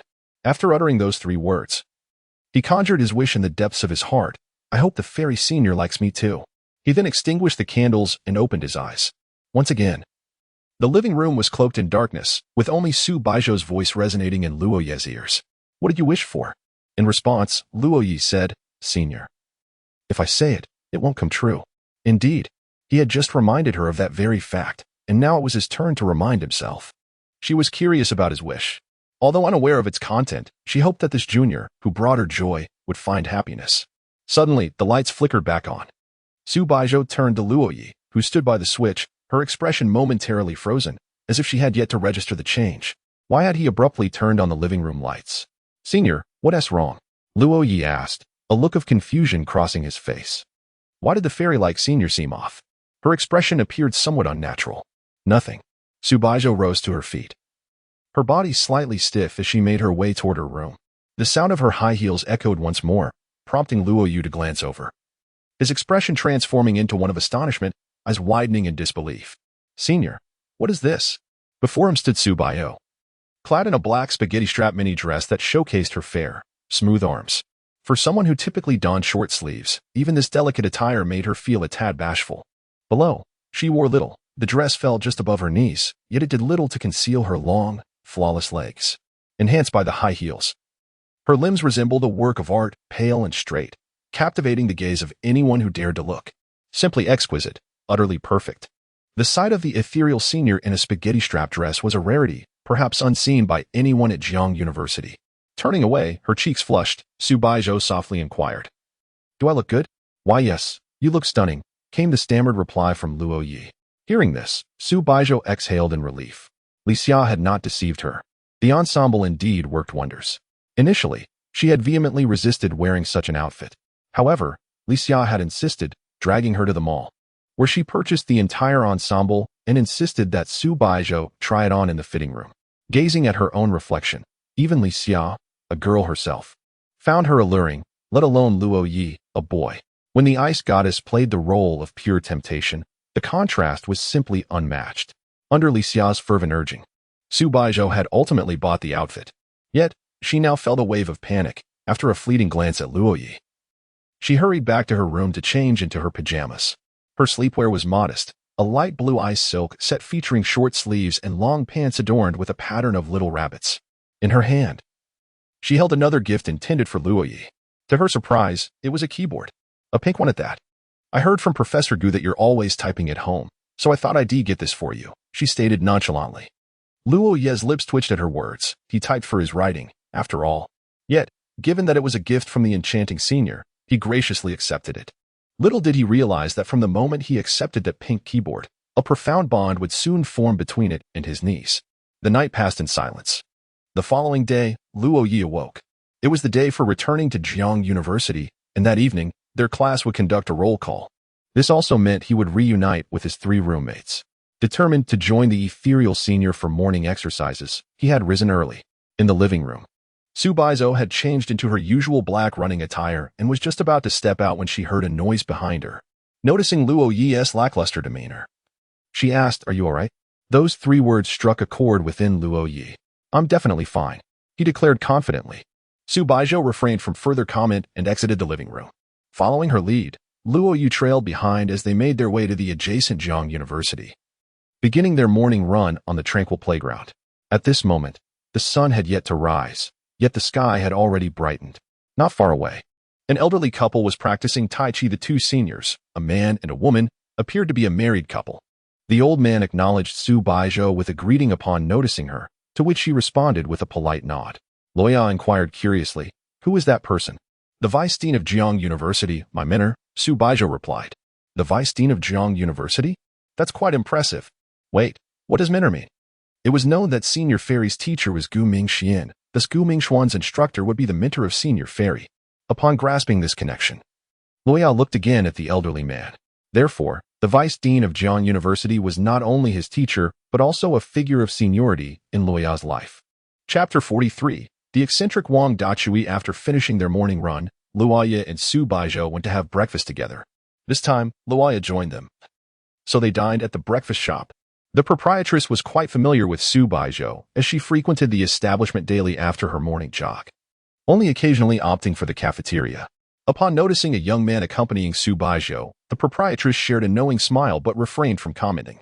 After their meal, the 2 returned to the faculty apartment building. Luo Ye sat silently on the sofa, likely anticipating being evicted from his home. Meanwhile, Su Baizhou emerged from her room dressed in her everyday attire and remarked, "The student council is about to undergo a transition, so I've been quite busy lately." "A transition?" Luo Ye inquired, suddenly recalling that his senior was already in her 3rd year. Soon, she would be embarking on her internship, while he would still be in his 2nd year. He pondered what their relationship would be like by then. As Su Baizhou prepared to leave, Luo Ye asked, "Senior, how have I been performing these past few days?" Su Baizhou paused momentarily, having forgotten to consider this. However, noticing Luo Ye's earnest yet slightly anxious expression, she felt a sudden urge to tease him. Yes, she replied, her demeanor as stoic as an ice queen. Luo Ye found himself perplexed by her cryptic response, but with the ethereal senior having departed, he could only sigh. He surveyed his surroundings, particularly the kitchen, before retreating to his room to pack his belongings. He grabbed the boxed meal from the refrigerator and stowed the pink keyboard gifted by the enchanting senior into his bag before heading to the door. With one last glance at the apartment, Luo Ye resolved to assertively claim his place here in the future. After departing, he returned to his dormitory. Room 515 was as desolate as ever, just like at the start of the semester. As usual, Luo Ye was the first to arrive. Shortly after, Li Haoyang appeared as the second occupant. Upon seeing his coach, Luo Ye remembered he had something important to discuss. Coach, I have something to save it for later, Luo Ye. Brother Chen is looking for me, Li Haoyang interrupted, hastily dropping his belongings and exiting the dormitory. As the class monitor, it was routine for Chen Xiangjin to summon him, especially since he would handle attendance shortly. Due to his responsibilities, Li Haoyang was often the busiest among their group, juggling fitness, class affairs, and romance. However, the latter endeavor was likely to falter soon. Luo Ye decided to consult with his other roommates before finding an appropriate moment for a serious discussion within the dormitory. Despite their tendency to prank each other, they would never shy away from crucial matters, demonstrating their unwavering camaraderie, particularly Wang Dachui. Before long, Wang Dachui burst into the room with his backpack. Ha ha ha, my sons, I've missed you all dearly. A figure resembling a monkey dashed in and promptly seated itself on the chair. Upon noticing that only Luo Ye was present in the dormitory, Wang Dachui inquired with curiosity. Yi, didn't the coach mention in the group that he had arrived? Where is he? He is busy, Luo Ye replied, his expression turning serious as he fixed his gaze on Wang Dachui. I need to talk to you about something. Something? Wang Dachui looked at Luo Ye's pink top and the pink keyboard on the table, his eyes widening in shock as he exclaimed, What the hell? Yi, are you in a relationship? Luo Ye. The carefully cultivated mood was shattered by Wang Dachui's interruption. How could one maintain a serious demeanor while conversing with this person? No, it's something else. After recounting what he had witnessed, Wang Dachui's eyes bulged as he exclaimed, You little rascal. Don't slander the beautiful Bingxin in front of me. Although she is now the coach's girlfriend, I must admit I find her even more alluring now. Ha ha ha. Oh, and don't tell the coach about this. I fear he might retaliate against me. Upon hearing this, Luo Ye grew anxious. You opportunist. How can you not trust your brother? All right, Yi, I can see that Bingxin may not be as innocent as she seems. But you must understand that the coach has low emotional intelligence. Without experiencing such matters, how could he possibly grow? Wang Dachui suddenly adopted a serious demeanor, leaving Luo Ye feeling out of sorts. Can you not be so dramatic, swinging from excitement to calmness? Dachui is right. At that moment, Shen Xiao entered. His expression is placid as usual. If we don't teach the coach a lesson, there will be second and third scheming women approaching him in the future. Should we do nothing then? Luo Ye asked. Shen Xiao pondered for a moment and replied, We should tell him the truth. As for how he perceives and acts upon it, that is entirely up to him. Luo Ye and Wang Dachui nodded in agreement. Suddenly, Wang Dachui lunged at Luo Ye, wrapping his arm around Luo Ye's shoulders with a mischievous glint in his eye. Yi, let us not change the subject. What else with your pink attire? Huh. This fabric seems rather shabby. Didn't you go to Hangzhou? Why did you find time to return to the village? What did you say? This clothing is shabby? Luo Ye retorted, growing agitated and immediately engaging in a playful tussle with Wang Dachui. Though their scuffle was lighthearted, Shen Xiao found it amusing. Seizing the opportunity, he swiftly approached and pulled down Wang Dachui's pants. Who ambushed me? Wang Dachui spun around. Shen Xiao smirked and muttered, Little bird. Upon hearing this, embarrassment and fury flushed Wang Dachui's face. He hoisted his pants back up, fuming, I'll make you pay for this. Shen Xiao remained unfazed. However, his expression soon shifted. To Luo Ye's astonishment, Wang Dachui had pinned Shen Xiao down on the bed. Since they were both clothed, Wang Dachui was merely teasing Shen Xiao. Wang Dachui, you little. Even Shen Xiao couldn't suppress his expletives, his face reflecting utter disbelief. How utterly bizarre, Luo Ye mused aloud. Hey, you wild child. And you too. Wang Dachui glanced over, causing Luo Ye to shudder, his skin crawling with goosebumps. Luo Ye, take him down. Shen Xiao urged. I'm so sorry. Brother Chui. Wang Dachui was subjected to a thorough beating from the two. Soon, it was time for the roll call as they returned to school. The three straightened their clothes, the dormitory in utter disarray, and their disheveled appearances suggested that something unfathomably intense had transpired. They exchanged glances, unable to suppress their laughter. "Let us go sign in. Let us go." After the brawl, the trio resumed their camaraderie, as if nothing had occurred, strolling towards the classroom with their arms slung over each other's shoulders. Chapter 44. Delectable Lunchboxes. The roll call has commenced. Li Haoyang stands at the podium. While in the center of the first row, Luo Ye, Shen Xiao, and Wang Dachui engage in a close exchange of glances with him. Su Xiaojia, present. Luo Ye, present. As the roll call continues, Li Haoyang's gaze flits across the first row, where he observes the trio exchanging comical expressions, prompting a suppressed laugh within him. Yet, given the seriousness of the task at hand, he struggles to maintain composure in light of his roommate's antics. Zhang San, present. Li Si, present. Li Si raises his head curiously, casting a bewildered look at Li Haoyang. Although his name is rather commonplace, such blatant mockery seems somewhat excessive. Once the roll call concludes, everyone disperses, some to enjoy dinner, others to return to their dormitories. Li Haoyang reunites with Luo Ye and the others. Observing their forlorn expressions, he inquires, "What is with the long faces?" However, upon glancing at his phone, he declares, "Let us go eat." Upon hearing this, Shen Xiao questions, "Why aren't you dining with your girlfriend today? She mentioned she had something to attend to." "Never mind her." At this, Luo Ye and Shen Xiao exchange knowing glances, their understanding evident. Wang Dachui, draping an arm around Li Haoyang's shoulder, sympathetically remarks, "A true man knows when to yield and when to stand firm.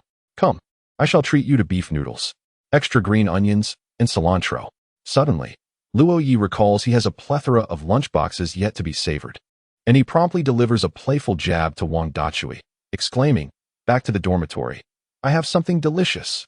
"Ah, quite the resourceful one, aren't you, wild boy?" Wang Dachui nudges Li Haoyang aside and embraces Luo Ye's shoulder, as if anyone could instantly become his bosom buddy. Upon returning to the dormitory, the sight of an appetizing lunchbox spread before them leaves Wang Dachui in astonishment. "Is this really a lunchbox? I would believe you if you claimed it was a lavish banquet." Shen Xiao, equally taken aback, glances at Luo Ye with a bemused smile, saying, "Brother Luo Ye, this hardly resembles fare from a restaurant. You haven't been home. Pray tell, who prepared this?"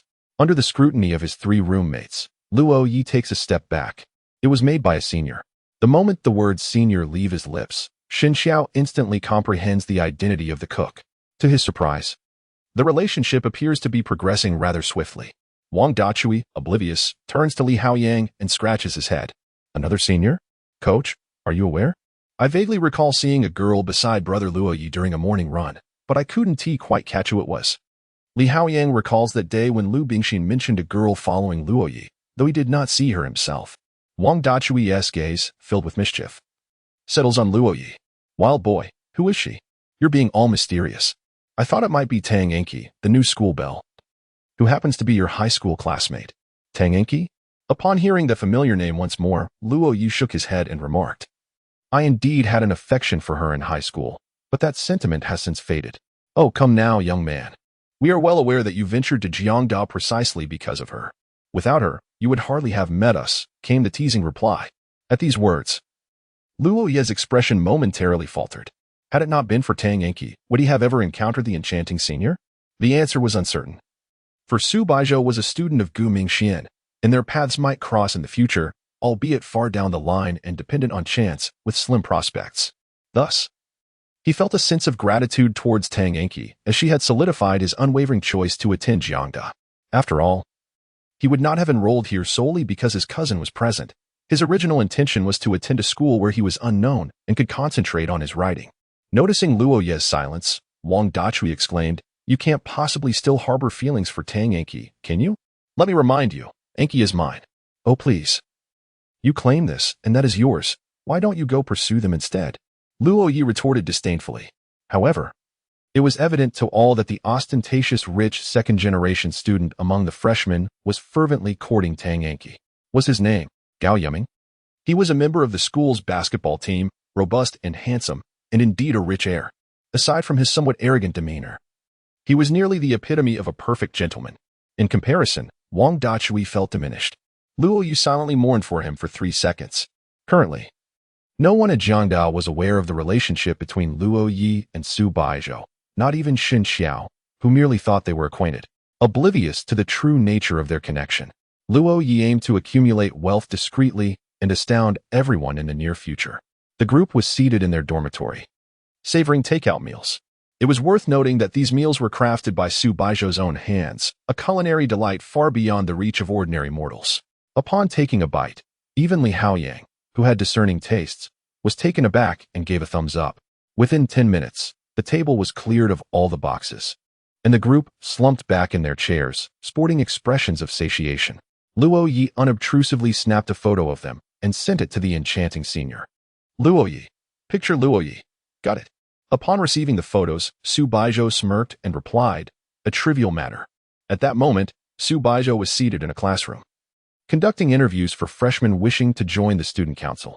Following the recruitment, the council's transition would take place, both events set to conclude within the week. Observing the stunning girl in a white dress before her, Su Baizhou calmly inquired, what motivates you to join the student council? Upon hearing this, the girl glanced at Su Baizhou, feeling overwhelmed by the senior's formidable presence, which filled the surroundings with an aura of an ice queen. All eyes were upon them. On stage stood Jiangda's campus belle, the Ice Queen, a remarkable talent who dazzled all. Below, the new campus beauty, a pure and charming girl in white, held the potential to become the next Jiangda belle after Su Baizhou's graduation. The dialogue between the two stunning women captivated everyone's attention, rendering the other interviewers unable to interject. I aspire to become someone like you, Tang Enki declared with determination, gathering her courage. She yearned to emulate Su Baizhou, the formidable president of the student council and the esteemed talent from Jiang University. Is that so? Su Baizhou replied with an impassive expression, casting a cursory glance at the girl before her. You may leave now. You will be notified regarding your admission shortly. In an instant. Her words stifled the multitude of thoughts Tang Enki had meticulously prepared. It was evident that Su Baizhou harbored no affection for her. In the gaze of this freshman, Su Baizhou discerned a desire driven by ambition. Such individuals are never content with the status quo. They strive relentlessly to ascend to enviable heights. Within the confines of the school, her ambition was to become the student council president, while outside, her aspirations would reach for the position of general manager or even CEO. She would never find satisfaction, yearning to possess all that is beautiful. Yet, she was adept at concealing her true nature, presenting herself as a naive girl devoid of desires. Nevertheless, she remained too inexperienced, too transparent for Su Baizhou, who was a force far more formidable than herself. Chapter 45. The disheartened coach. I cannot believe it. Upon hearing the accounts from his 3 roommates, Li Haoyang's expression was one of disbelief. Bingxin is so beautiful. How could she possibly be a sea queen? Indeed. Wang Dachui remarked with a lewd grin, casting a sidelong glance at Shen Xiao. Do you remember the last time we went to the mall? Bingxin mentioned bringing Shen Xiao along next time. Perhaps you should send a male celebrity to test the waters? Li Haoyang turned his attention to Shen Xiao, then fell into contemplative silence. He retrieved his phone and sent a message to Lu Bingxin, inquiring whether she wished to stroll around the playground later. Her reply was that she was feeling tired. Li Haoyang then suggested, let us have Shen Xiao join us. Before long, Lu Bingxin responded that Tang Enki was interested and that they were already preparing to head out. Glancing at Luo Ye, Li Haoyang asked, Luo Ye, do you know Tang Enki? Do you think she might have an interest in Shen Xiao? After a moment's thought, Luo Ye replied, perhaps. But she wouldn't express it so overtly. Therefore, it's likely just Lu Bingxin's own speculation. With determination, Li Haoyang declared, let us go. The 4 of them donned their sharpest attire, resembling models on a runway, and headed straight for the playground.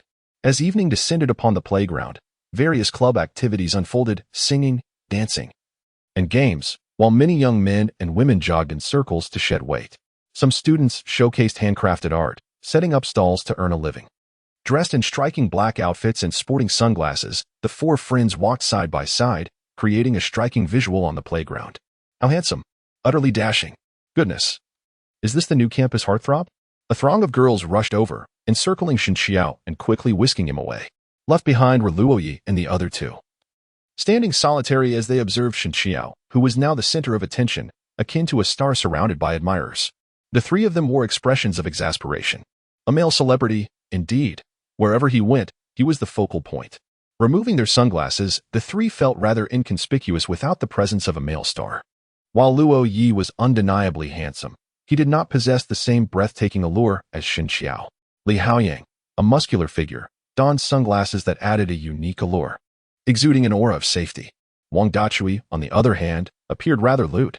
Before long, two familiar figures approached the playground, the long-legged lowly Lu Bingxin and the campus beauty Tang Enki. Their arrival drew considerable attention, especially from the boys jogging nearby, who seemed to run even more fervently. However, to their side was an unexpected male companion. This young man, Gao Yuming, was well known among the freshmen. A wealthy second generation who flaunted his riches in the freshman group. A local from Jiancheng, he owned a villa in the city center, characterized by his naive demeanor, abundant wealth, and straightforward nature. Now, the three prominent figures of the freshmen had gathered: Shen Xiao, Tang Enki, and Gao Yuming. Meanwhile, Luo Ye and his companions felt like insignificant minnows, lost among the crowd.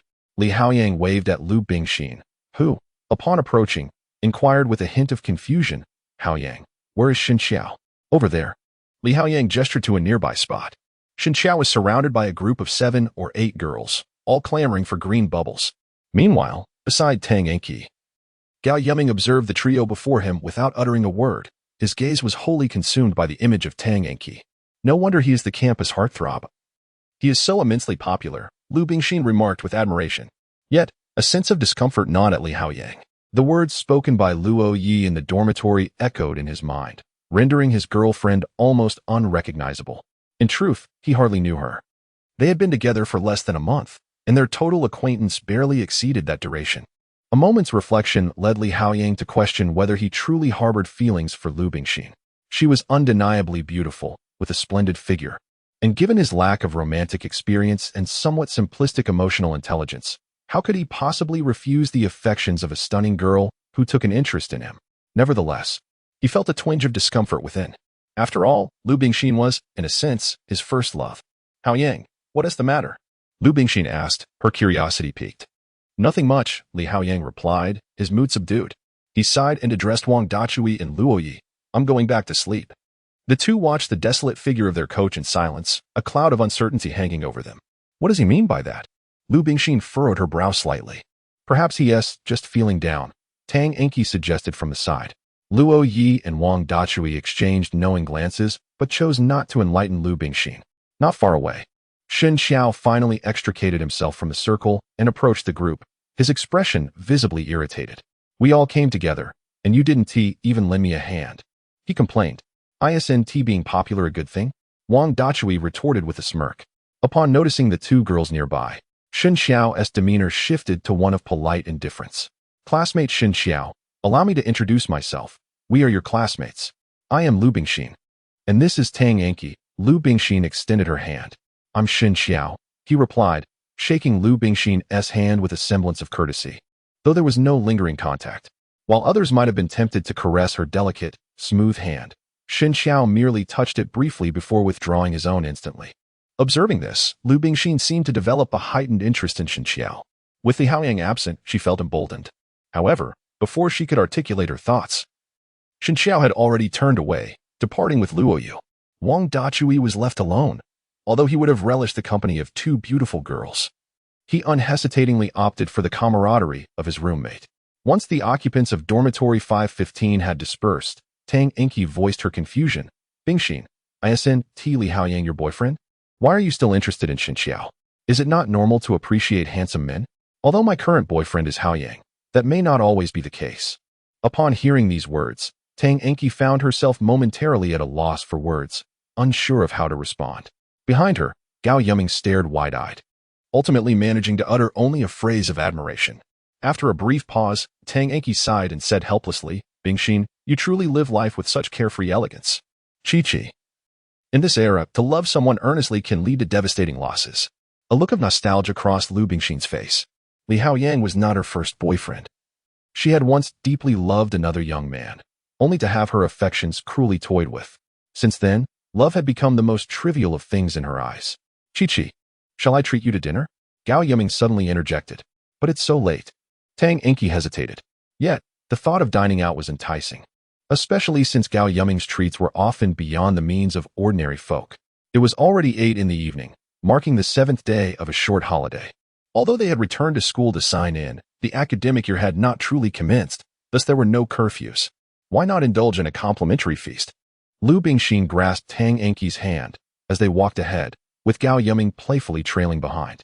Chapter 46. The contrast game of the fairy senior sister. Upon returning to the dormitory, Li Haoyang enveloped himself in his blanket, remaining utterly silent. The sorrow between individuals does not resonate. Although the dormitory 515 is modest in size, the malevolence of human nature has been vividly displayed, despite Li Haoyang's profound sadness. Wang Dachui was elated. With a mischievous grin, he stood at the foot of Li Haoyang's bed, swaying his hips and muttering to himself, "Another single woman bites the dust. My harem expands." His laughter echoed through the room. "Brothers, let us have a blast."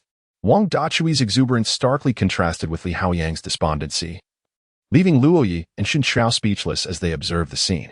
Suddenly, a notification sound chimed from Luo Ye's phone. It was from the fairy senior sister, Chicken.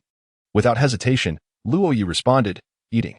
This was a secret code shared between him and Qin's senior sister during their gaming sessions. As for why the message came from Su Baizhou now, it was likely because they shared a room, and Qin's senior sister had informed the fairy senior sister. After a long day of work, Su Baizhou invited Luo Ye to play games. Both possessed exceptional skills. Not only was Luo Ye a top player in multiple seasons, but Su Baizhou was also a formidable female sharpshooter, renowned in her own right. Although neither were streamers nor professionals, their prowess in the Battle Royale game made them the C-Army de la C-Army among casual players.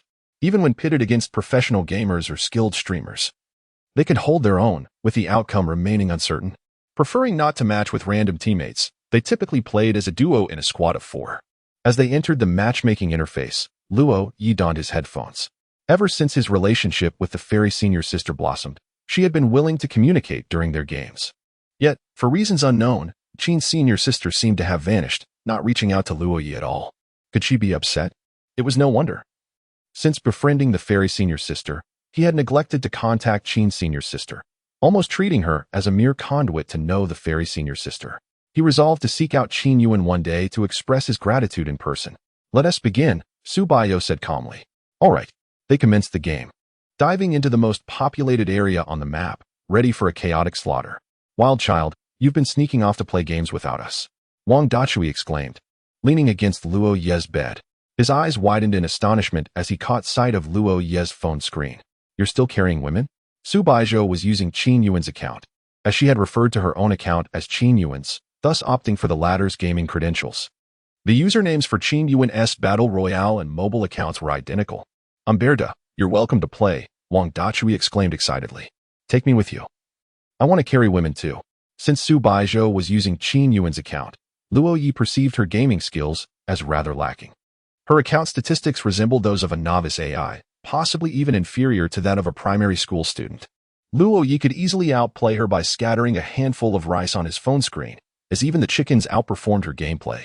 Under this premise, when confronted with the formidable Wang Dachui, Luo Ye felt an overwhelming sense of pressure and decisively declined his request. However, upon entering the game, Luo Ye soon realized that the situation was not as he had anticipated. The enchanting senior, CNNV, not only possessed striking beauty, but also displayed remarkable gaming prowess, rivaling that of Qin Shueijie. It was only reasonable, considering that both CNNV and Qin Shueijie shared the same dormitory and likely engaged in gaming frequently, resulting in comparable skills. Yet, the historical data and performance of this account raised questions about its apparent lack of proficiency. As Luo Ye pondered this, a grenade landed at his feet and exploded. By the time he regained his composure, his character lay on the ground, awaiting rescue. A grimace crossed his lips. He felt utterly humiliated before the goddess. This marked his first encounter playing the Battle Royale game with CNNV, having previously played merely a few rounds of Honor of Kings. His abilities in the Battle Royale genre far surpassed those in Honor of Kings, making his failure in this domain all the more surprising. Before long, Su Baizhou arrived, engaging in combat to rescue Luo Ye. Eager to prove himself, Luo Ye promptly declared, "Senior, let me take the lead this round." With newfound confidence, he transformed into a fearsome force, akin to an executioner, as he drove Su Baizhou around the expansive island map, wreaking havoc wherever they ventured. With Qin Yuan's account ranking at a mere platinum, Luo Ye considered it to be a low-tier match. After concluding that game, Wang Dachui finally seized the opportunity to interject, expressing his confusion. "Luo Ye, is this the senior you've been so enamored with lately?" Upon hearing this, Luo Ye nodded instinctively, responding, yes. However, as soon as the words escaped his lips, he abruptly realized the implications and hurriedly muted his game microphone. Panic set in. He feared that the senior had overheard him. Meanwhile, in the teacher's dormitory, upon hearing the term enamored, Su Baizhou paused momentarily, then smiled and typed, "Are you coming again?" Absolutely. Luo Ye would never decline the chance to play games with the enchanting senior. Elsewhere, in the girls' dormitory, Tang Enki logged into the game. Upon seeing Luo Ye online, her gaze shifted. She was aware of Luo Ye's exceptional gaming skills, having played alongside him during high school. She also knew he had a gaming partner named Aichi Hyogwa. But that was merely an online acquaintance whose gender remained uncertain. However, when she clicked on Luo Ye's team information, she was taken aback to discover that he was currently playing with someone whose ID was, "I am Bear, you do as you wish." This was evidently a female username. And moreover, it suggested a girl with confident self-esteem. Contemplating this, Tang Enki clicked on Luo Ye's invitation message. "Shall we play the next match together?" "The other party has declined your invitation request." Tang Enki was momentarily taken aback. A refusal. This was the first time she had ever witnessed the word decline since knowing Luo Ye. Did he turn her down for the girl he was currently duo queuing with? A slight frown creased her brow. Luo Ye may not harbor feelings for her, and she can accept that. However, she cannot bear the thought of Luo Ye developing affections for another. She may relinquish her own possessions, yet she will not allow others to claim what is rightfully hers.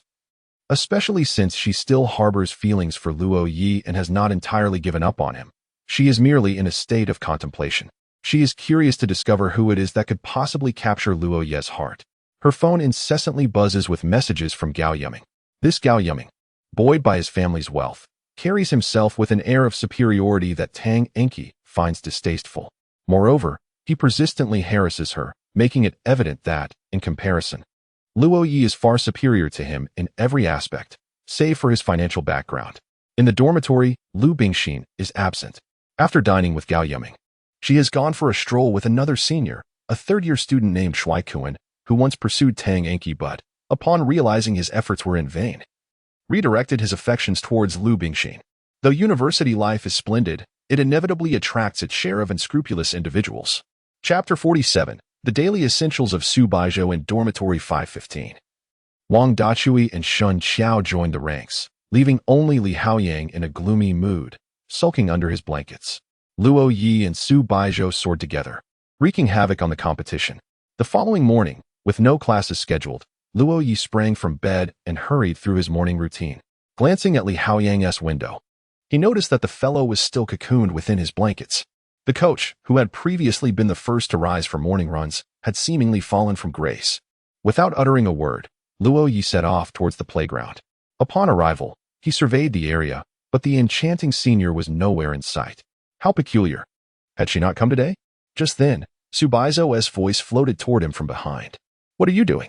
Turning around, Luo Ye was greeted by the familiar sight of the senior, adorned in her usual loose black attire, a black cap shielding her features, with her ponytail secured behind it. It was not that she had failed to arrive, she simply had not yet made her entrance. "What a coincidence, are you here for a morning run too?" Luo Ye exclaimed, his face alight with innocence. "Indeed, it is quite a coincidence," Su Baizhou replied, approaching him. "Aren't you going to start? This time, I want to let you off easy." "No need for that." Luo Ye waved his hand dismissively, responding with refreshing candor. "Just stick to your usual pace, senior." During their first morning run, Su Baizhou had only accompanied Luo Ye for 3 laps. This time, however, he was determined to impress her. The two set off side by side around the track. "Don't you have classes?" Su Baizhou inquired softly as they ran. "I have one in the morning and another in the afternoon. What about you?" "I only have 6 classes a week." At this, Luo Ye couldn't help but express his envy. "Third year sounds wonderful, with so few classes. By the way, has the student council election concluded?" "Not yet." Su Baizhou replied, her expression neutral. She was not fond of conversing while running, yet the inquisitive junior's questions compelled her to engage. As their conversation progressed, she realized her aversion to chatting while running stemmed from a lack of companionship, particularly when that company was Luo Ye. With him, she found herself enjoying the banter. Before long, they had completed 3 laps.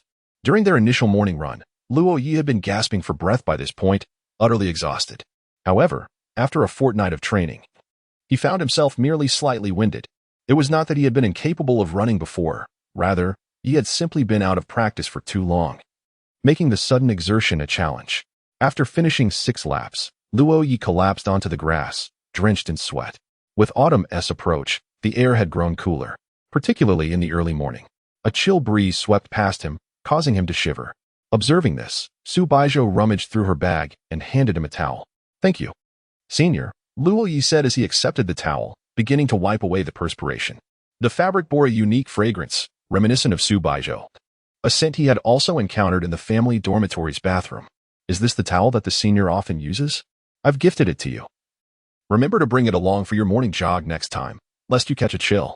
"And what about the senior?" "I shall purchase a new one." With that, Su Baizhou turned to leave.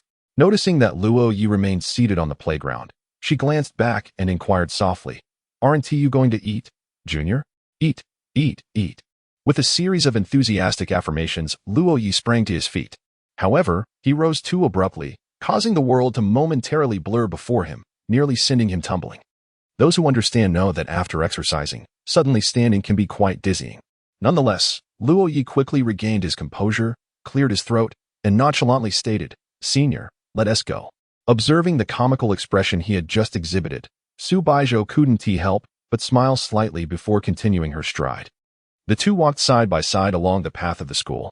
This scene was something Luo Ye had scarcely dared to imagine not long ago. Su Baizhou had never anticipated that one day she would walk alongside a boy to the cafeteria within the school. It was currently 8:10, and the first class began at 8:30. Many hurried students were already on their way to class, while a considerable number were enjoying breakfast in the cafeteria. Su Baizhou headed to the third cafeteria, conveniently located next to the girls' dormitory. As they entered the cafeteria, Luo Ye slowed his pace, keeping a respectful distance behind the senior. He feared that others might misconstrue their relationship. Walking ahead, few were aware of Su Baizhou's morning jogging habit, and even fewer could recognize her. After all, she was clad in loose black attire that obscured her figure, topped with a baseball cap. Unless one looked directly at her face, but those who routinely had breakfast at university were typically quite disciplined. Who had time to scrutinize others' faces so early in the morning? Even so, Su Baizhou truly didn't mind being recognized. She turned back to find Luo Ye trailing about 4 to 5 meters behind her. "What is the matter?" she asked softly. "Senior, there are too many people."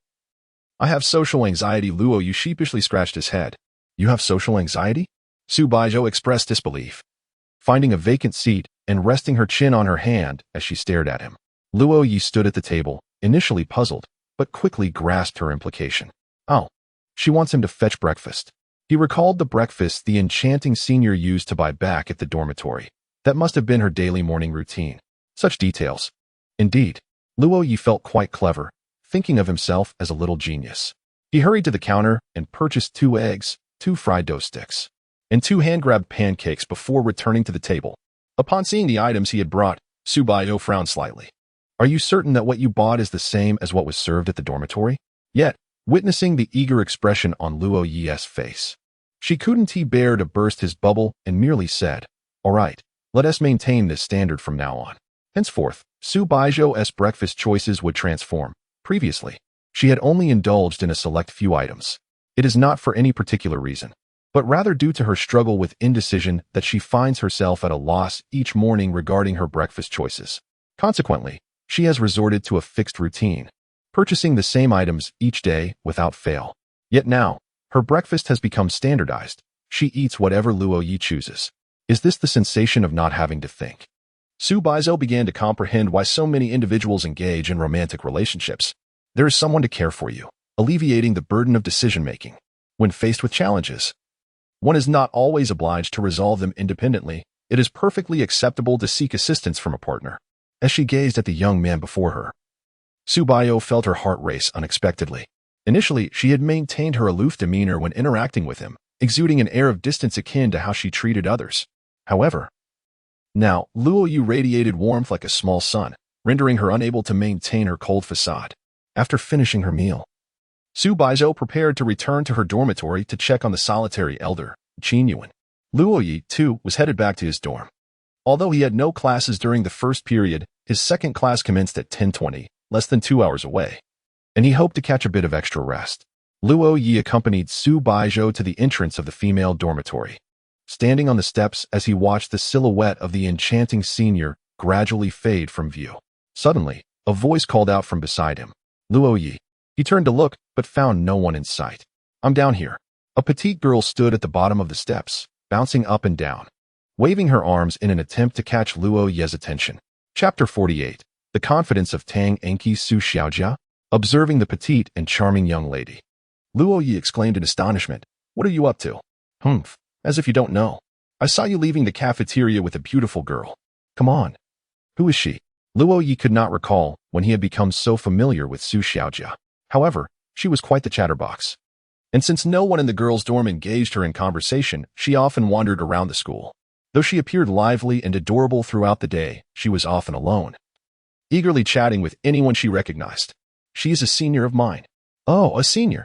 You aren't trying to pursue her, are you?" Noticing Su Xiaojia's suggestive expression, Luo Ye felt a flush rise to his cheeks and nodded in acknowledgement. "Who would have thought?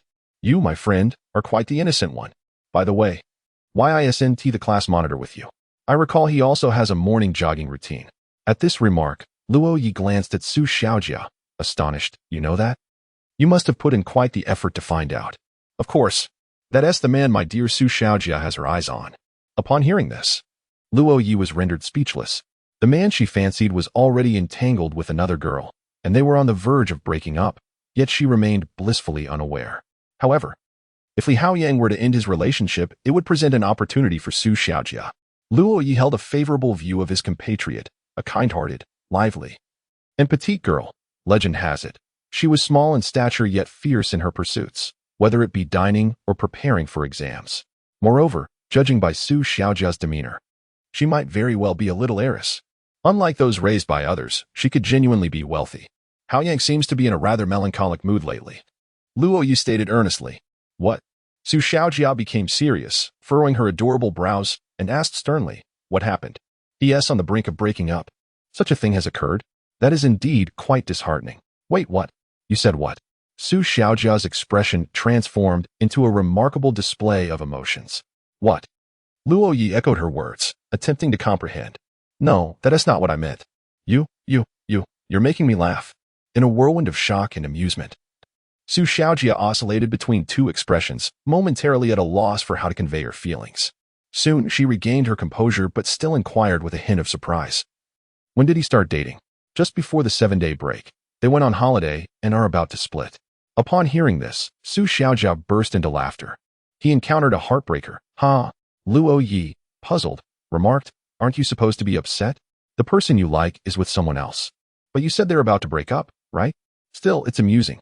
He started a relationship while I wasn't paying attention, and now he's getting dumped. Ha ha, serves him right.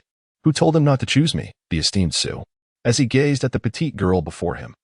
Luo Ye found himself questioning the very essence of life. The composition of this little fellow's mind is truly perplexing. At that moment, two girls emerged from the girls' dormitory, seemingly just rising to prepare for breakfast. It was Tang Enki and Lu Bingxin.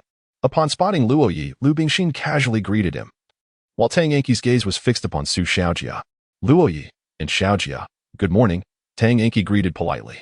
"Oh, good morning," Su Xiaojia replied, her face marred by disdain. She harbored no fondness for Lu Bingxin and even less for Tang Enki. Both Tang Enki and Luo Ye hailed from her hometown, having come from the capital, which initially prompted her to exchange contact information with Tang Enki. However, after a few exchanges, she found Tang Enki to be quite insincere. In her eyes, a pure and innocent campus beauty should embody the essence of youthful laughter. Noticing the unmistakable contempt on Su Xiaojia's face, a flicker of anger appeared in Tang Enki's eyes, though it was swiftly concealed. Lu Bingxin then taunted, "Miss Su, do you know why you have no friends? If you don't temper your haughty demeanor, be wary that you might finish university without a single companion. No need for your concern. If the friends I were to make were all like you, I would prefer to navigate this university life alone," Su Xiaojia retorted, her expression one of defiance, adorned with a hint of pride, while casting a glance at Luo Ye as if to say, "Do you see how impressive I am?" A wry smile crossed Luo Ye's face. This little one was evidently unaware that Lu Bingxin was Li Haoyang's girlfriend. In that case, he thought, she might as well continue being herself and see who could endure her temperament. With that, Lu Bingxin strode away, her long legs carrying her off. Tang Enki glanced at Luo Ye and gently inquired, "Luo Ye, Were you playing games with her yesterday? I bear no ill will. Tang Enki's eyes wandered to Su Xiaojia's nearly flat chest, and she was almost certain that this was the name she sought. After all, one often desires what they cannot possess. What? Luo Ye replied, a look of confusion etched across his face. Su Xiaojia placed her hands on her hips, indignantly stating, what are you asking? You meddle in everything. Can you also meddle in our little Luo Ye's affairs? The fabled freshman beauty can't possibly have a crush on him. Can she? Luo Ye remained silent, finding himself at a loss for words amid the quarrel between the girls. However, what sort of title was little Luo Ye? Who was little? Tang Enki frowned, realizing she could not outmatch this diminutive figure in their verbal exchange. She turned to Luo Ye and asked, Luo Ye, would you like to join me for a meal? She had been the object of Luo Ye's affections throughout high school, and despite the latter's apparent interest in another, she was confident in her ability to win him back effortlessly. After all, she possessed the charm and prowess to do so in the entirety of Jiang University. She was second to none in terms of beauty. Yet, Luo Ye shook his head, declining. I've already eaten. Tang Enki was taken aback. She had been rejected once more. From the moment she arrived at Jiangda University, Luo Ye had persistently rebuffed her. A person can only perfectly conceal their true nature when sailing smoothly through life. It is only in the face of adversity that one's true character is revealed. Luo Ye, dear classmate. A smile graced Tang Enki's face. Her beauty was unparalleled, and her smile could undoubtedly make hearts flutter. Until next time, given her disposition, she would not linger excessively after being turned down. She had always believed that Luo Ye's change in attitude towards her in college stemmed from her failure to uphold their agreement to be together upon entering university.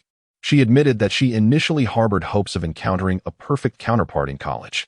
However, she soon realized that while there were individuals in university who surpassed Luo Ye in various aspects, none matched his purity, at least among those drawn to her by her looks. None could rival Luo Ye in character.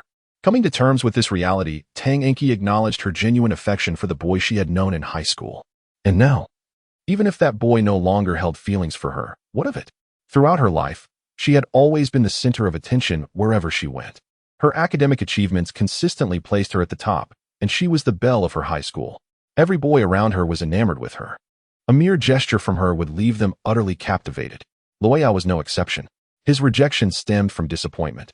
But as long as she could rekindle hope, her allure would render her irresistible. In the entirety of Jiangda, apart from the formidable student council president, revered as the ice goddess, Su Baizhou, she would not concede to anyone. Chapter 49, Brothers, Strike Him. As Tang Enki departed, Su Xiaojia curled her lip and could not help but inquire, Xiao Luo Ye, do you know this white lotus? White lotus. Luo Ye glanced at Su Xiaojia, somewhat perplexed. Was the term referring to Tang Enki? Although he had long since lost affection for her, he remained uncertain if she truly embodied that description. Nonetheless, whether she did or not held little significance for Luo Ye at present. Pray tell, you don't harbor feelings for this white lotus, do you? Not anymore. I once did. Luo Ye replied candidly, devoid of pretense. Su Xiaojia shot him a speechless glance and sighed, your honesty may lead you astray. Upon hearing this, Luo Ye chuckled. My aunt has echoed similar sentiments. Hence, I have taken to writing novels. As long as I avoid interpersonal dealings, I shall not be deceived. Su Xiaojia. By the way, where were we? Ah, yes, the class monitor. Is he still feeling down? Why don't we invite him out for dinner tonight? Observing the suddenly cautious demeanor of the petite girl, Luo Ye hesitated. Is that appropriate? He has tea officially broken up yet. What? Still not broken up? Oh, right. You did mention it was imminent. Which scoundrel is toying with the class monitor's affections? Su Xiaojia's petite frame radiated indignation, and Luo Ye gestured towards the direction of the third cafeteria. That, just passed by, Lu Bingxin. What? Su Xiaojia's expression was one of shock. It must be noted that she was roommates with both Lu Bingxin and Tang Enki. Thus, possessing an unfavorable relationship with these two meant she had virtually no friends, as over half of university life is spent in the dormitory, making it the nucleus of one's social circle. So it is this little vixen. At this revelation, Luo Ye appeared taken aback. What scandalous remarks are you making? Oh, I forgot. There's also a male involved. Su Xiaojia fixed Luo Ye with her dull, fish-like gaze and spoke in a flat tone. Remember to inform me once they've parted ways. Upon learning that Li Haoyang's girlfriend was Lu Bingxin, Su Xiaojia seemed to lose her very essence. One must say, this fellow's emotional transitions were rather swift. One moment in tears, the next in laughter. If the coach were to be involved with such a character, the days ahead would likely lack tranquility. Su Baizhou then headed to the cafeteria for a meal. After purchasing an energy drink from a nearby supermarket, Luo Ye returned to the dormitory, intending to lie down for a while before attending class. In dormitory 515, an atmosphere of profound silence enveloped the space. In the absence of morning classes, most individuals opt for a leisurely slumber, and if an entire morning is devoid of lessons, the majority will sleep until noon. However, unlike most, Luo Ye, influenced by his senior's morning jogging routine, was not among those who indulged in such languor. He procured breakfast for the entire dormitory and, upon returning, gazed at the peaceful faces of his roommates, an unusual sensation swelling within him. It was akin to a devoted father observing his slumbering children, filled with a sense of accomplishment. Clearing his throat, he prepared to rouse his companions for breakfast when, unexpectedly, a panda appeared before him, locking eyes with him. Startled, Luo Ye focused and realized it was not a panda but Li Haoyang. "Coach, are you still alive?" he stammered. Li Haoyang's vacant eyes and pronounced dark circles resembled ink strokes. "Am I alive?" he muttered, confusion etched on his face. "I'm asking you. I don't know. Is this the result of excessive sorrow, causing his mind to stall?" Luo Ye thought back to the day he received his acceptance letter from Jiang University after graduating high school. Gaining admission meant he could be with Tang Enki. He eagerly shared the news, yet Tang Enki did not respond. Day turned to day, and for the entirety of summer, there was silence. Initially, he felt, like Li Haoyang, that his life had lost its purpose, that the endeavor of entering university was meaningless. Yet, life ultimately must be lived for oneself. One cannot remain perpetually in the shadows. Gently, Luo Ye patted Li Haoyang on the shoulder and solemnly proposed, "Coach, shall we drink tonight?"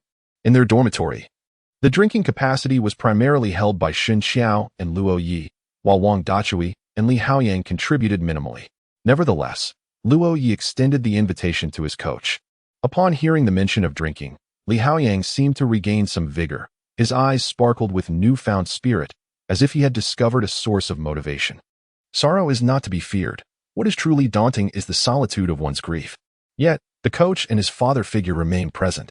Later, it was announced that there would be an additional evening study session focused on current affairs and policies, while the administrative teacher would be absent the following day.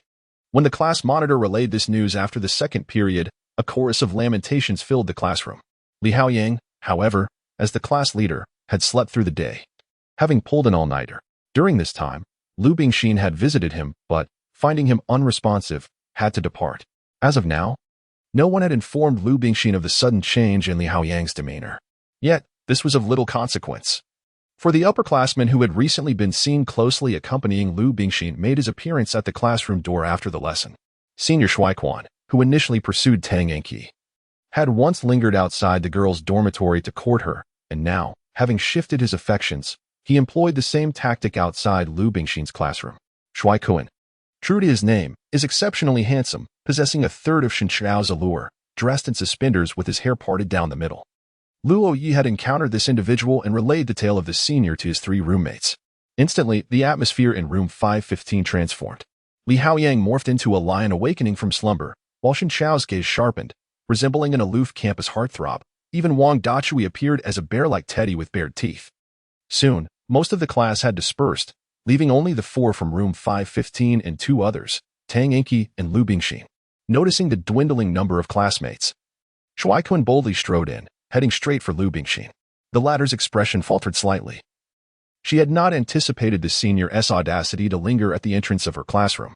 After all, her boyfriend was still present. "Bingxin, would you care to join me for dinner?" Shuaiquan inquired, taking a seat beside her with a beaming smile. Lu Bingxin shook her head. Though she was no paragon of virtue, she had not yet sunk so low as to accept an admirer's invitation in front of her boyfriend. However, she was reluctant for Shuaiquan to discover her relationship status. Just as she prepared to decline, a resounding bang echoed as Li Haoyang slammed his hand on the table. The definition of his muscular arms was unmistakably intimidating. Observing this, Luo Ye, Wang Dachui, and Xin Xiao also rose to their feet. "Damn dinner. Brothers, let us teach him a lesson." With that, the four charged at Shuaiquan, dragging him into the blind spot of the cameras for a flurry of punches and kicks. Chapter 50. The humble monk Tang Xuanye, Tang Enki, and Lu Bingxin stood behind, utterly astonished. They could hardly believe such an incident unfolded in a university setting. Soon, Lu Bingjing regained her composure and turned her icy gaze upon Li Haoyang, her voice laced with disappointment. Haoyang, you have truly let me down. Engaging in a brawl at university could lead to repercussions such as disciplinary action, jeopardizing future evaluations, scholarships, and more. If you injure Shuai Kuan, you might even find yourself in legal trouble. At the very least, your position as class monitor will be revoked. The reason Lu Bingjing had chosen to be with him was precisely because he held the esteemed title of class monitor, coupled with his earnest and ambitious nature, which hinted at potential future success. After all, the role of a class monitor in university significantly differs from that in high school. It is the position closest to the guidance of the advisor. A close relationship with the advisor often translates into preferential treatment for any benefits during the 4 years of university. At that moment, Li Haoyang was engulfed in a frenzy. Upon hearing the commotion, he turned, ready to unleash his fists. Coach, please, restrain your anger. Brother, take a good look. You are about to strike a woman. Luo Ye and Wang Dachui each grasped one of Li Haoyang's arms, exerting all their strength to hold him back. Gradually, he began to regain his senses. Though he was a fitness enthusiast, this was his first encounter with a fight. Being Xin, faced with the striking beauty, Li Haoyang lowered his head, resembling a child who had committed a transgression. Expulsion. Shuai Kuan, sprawled on the ground with bruises adorning his body, pointed a trembling finger at the 4 individuals before him. His voice filled with fury. You will all face consequences. I am an officer of the student council, and I will inform the teachers at once. With that, Shuai Kuan rose, tearfully wiping his eyes as he fled the classroom. Wang Dachui spat disdainfully at his retreating figure. What a pathetic coward. Shen Qiao maintained a calm demeanor, stating, Coach, we are all in this together. We have nothing to fear. Indeed, Luo Ye echoed in agreement. With the solidarity of his good brothers, Li Haoyang steadied his emotions. He understood that faltering now would only lead to disappointment among his friends. Taking a deep breath, he turned to Lu Bingjing with a serious expression. This gaze momentarily caught Lu Bingjing off guard. Although their acquaintance was brief, she had never witnessed such an expression from Li Haoyang. Lu Bingjing, let us part ways. Upon hearing this, disbelief washed over Lu Bingjing's face. After scrutinizing Li Haoyang's stern demeanor once more, she questioned, You intend to break up with me simply because I am closer to a senior? Are you out of your mind? I am not insane. Let us part, he replied resolutely. As soon as the words left his lips, Li Haoyang strode out of the classroom with an air of nonchalance. Luo Ye, Wang Dachui, and Xin Xiao followed suit without casting a glance back at Lu Bingjing. Once outside the teaching building, Li Haoyang inquired, Shall we indulge in some drinks, brothers? Absolutely, we must. Luo Ye replied without hesitation. But we have an evening class. Li Haoyang hesitated, remembering his responsibilities as class monitor. A university life devoid of missed classes is inherently imperfect, Xin Xiao remarked with a smile. This statement awakened Li Haoyang, who clapped his hands in agreement, exclaiming, Indeed, as a male star, you speak with such wisdom. Let us go. It's merely a night study session. So what if our class monitor has chosen to skip? Li Haoyang seemed to radiate a newfound cheerfulness, his personality liberated, elevating his vivacity to a remarkable level, almost to the point of eccentricity, resembling the antics of Wang Dachui. There are myriad experiences that contribute to a young man's growth, and love is undoubtedly one of them. Although Li Haoyang had only been in a relationship for less than half a month, it marked his first love. Meanwhile, Shuai Kuan burst into the school office, only to find Su Baizhou present. Where's the teacher? He inquired, puzzled. The teacher has gone to eat. Do you need something? Su Baizhou was reviewing the list of candidates for the student council interviews and had temporarily occupied the office. Noticing Shuai Kuan's face, swollen and bruised, she frowned. Did you get beaten? Despite her disdain for him, she remained committed to upholding school discipline. Yes, a few freshmen attacked me. This batch of newcomers is utterly unruly. Expulsion is necessary, he replied. Hearing this, Su Baizhou's expression grew increasingly stern. The implication was clear. It wasn't just a few freshmen involved, but several. Who was responsible? This is a serious matter, and I will handle it with due gravity, she stated. It was a group from the computer science major, one of whom is that notorious freshman heartthrob. They all reside in the same dormitory, Shuai Kuan retorted angrily. Freshman heartthrob? Su Baizhou's countenance shifted to one of bewilderment. She vaguely recalled Qin Yuan showing her a picture of the freshman heartthrob, where Luo Ye's figure was visible. Could this incident possibly be linked to Luo Ye? Turning her attention back to Shuai Kuan, she remarked, the freshmen have only been in school for just over a month. As a senior and a student council officer, You should exhibit some magnanimity. In my opinion, this matter should be laid to rest. Shuai Kun's eyes widened in disbelief, his expression one of incredulity. What had he just heard? The resolute and impartial student council president was seemingly shielding the freshman? Hadn't she just insisted on a stringent response? He stepped closer. Pointing to his battered face, Su Baizhou, look at what they've done to me. Su Baizhou did not meet his gaze, instead directing her focus elsewhere, stating coolly, You're a boy. Such minor injuries should pose no significant issue. You're not the one who was beaten, so it's easy for you to say that. Shuai Kun retorted, exasperated. Upon hearing this, Su Baizhou frowned. What did you say? Realizing his misstep, Shuai Kun wilted under the pressure, nervously stammering, in nothing. He dared not confront Su Baizhou, renowned at Jiang University for her intellect and beauty. Provoking her could jeopardize his standing at the institution. Since President Su has expressed this sentiment, I shall concede, but at the very least, there should be a school-wide announcement and a verbal reprimand, he insisted. As soon as his words fell, Shuai Kun noticed that Su Baizhou had returned to her original seat, engrossed in her tasks once more. Seemingly oblivious to the 2 sentences he had just spoken, grinding his teeth in frustration, Shuai Kun found himself utterly powerless in the face of Su Baizhou. With a heavy heart, he reluctantly exited the office. Once he departed, Su Baizhou retrieved her phone and sent a message to Luo Ye. Su Baizhou, what are you doing? In no time, Luo Ye replied. Luo Ye, I am the humble monk Tang Xianyi, journeying from the Eastern Tang dynasty to the West to seek scriptures.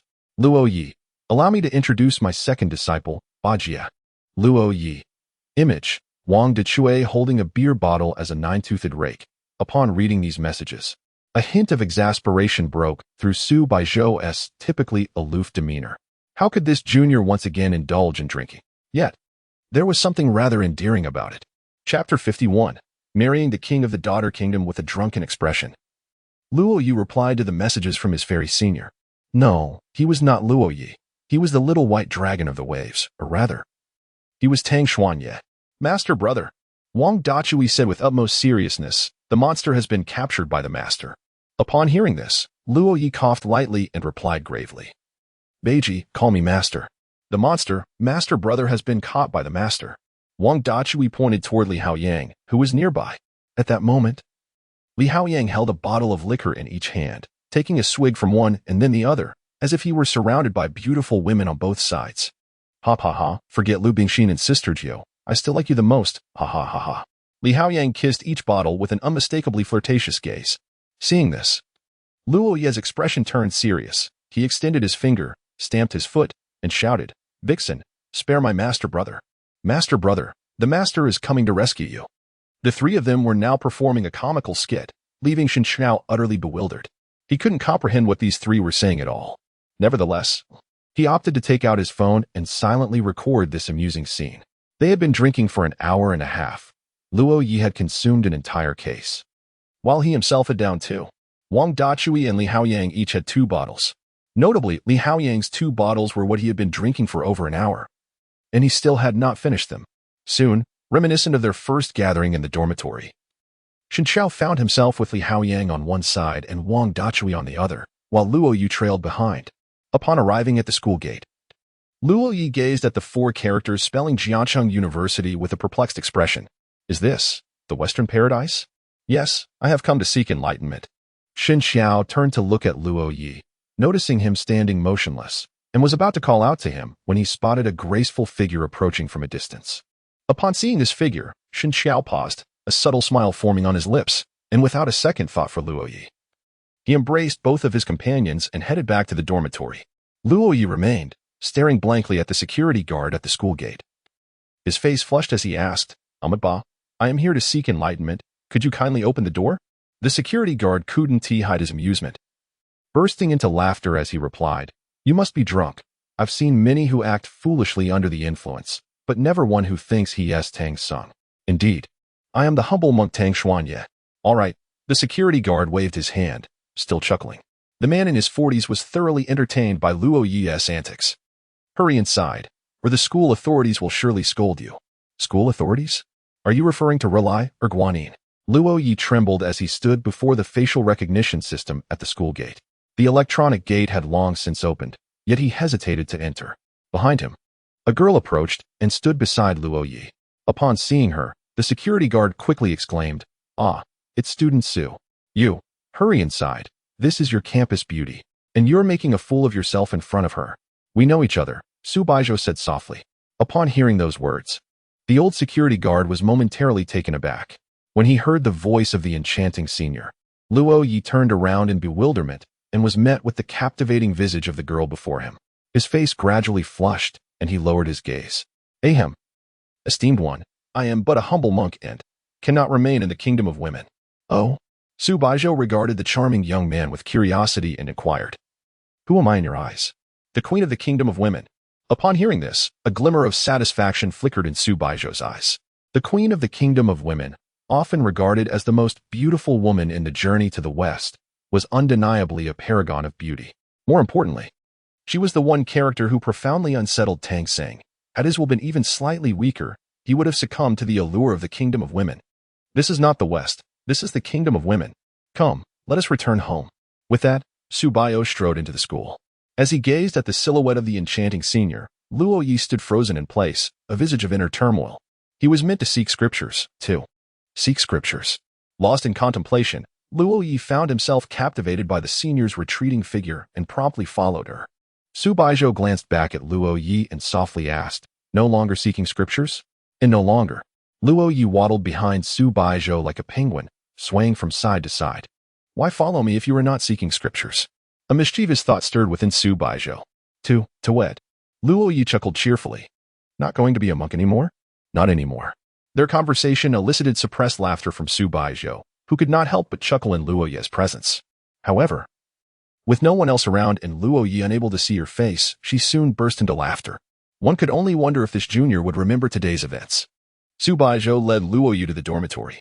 Upon entering, Luo Ye plopped down on the sofa, his expression adorably foolish and animated. Su Baizhou prepared a pot of hangover soup in the kitchen and placed it on the table. "What is this, and what purpose does it serve?" Luo Ye craned his neck, staring curiously at the bowl of soup. "This is lotus seed soup, made with the beads of the golden cicada." At this revelation, Luo Ye's eyes widened in astonishment. "My beads?" "Yes. Will you eat it? If not, I shall pour it out." "I will eat." Luo Ye obediently drank the hangover soup. Then he cautiously glanced at the queen of the kingdom of women beside him and asked, "My dear, when shall we wed?" "Wed?" Su Baizhou turned her face towards him, a teasing smile playing on her lips. "Have you perhaps misunderstood the sequence? One must wed before they can be called my dear. Is that the crux of the matter?" A flicker of realization crossed Su Baizhou's mind.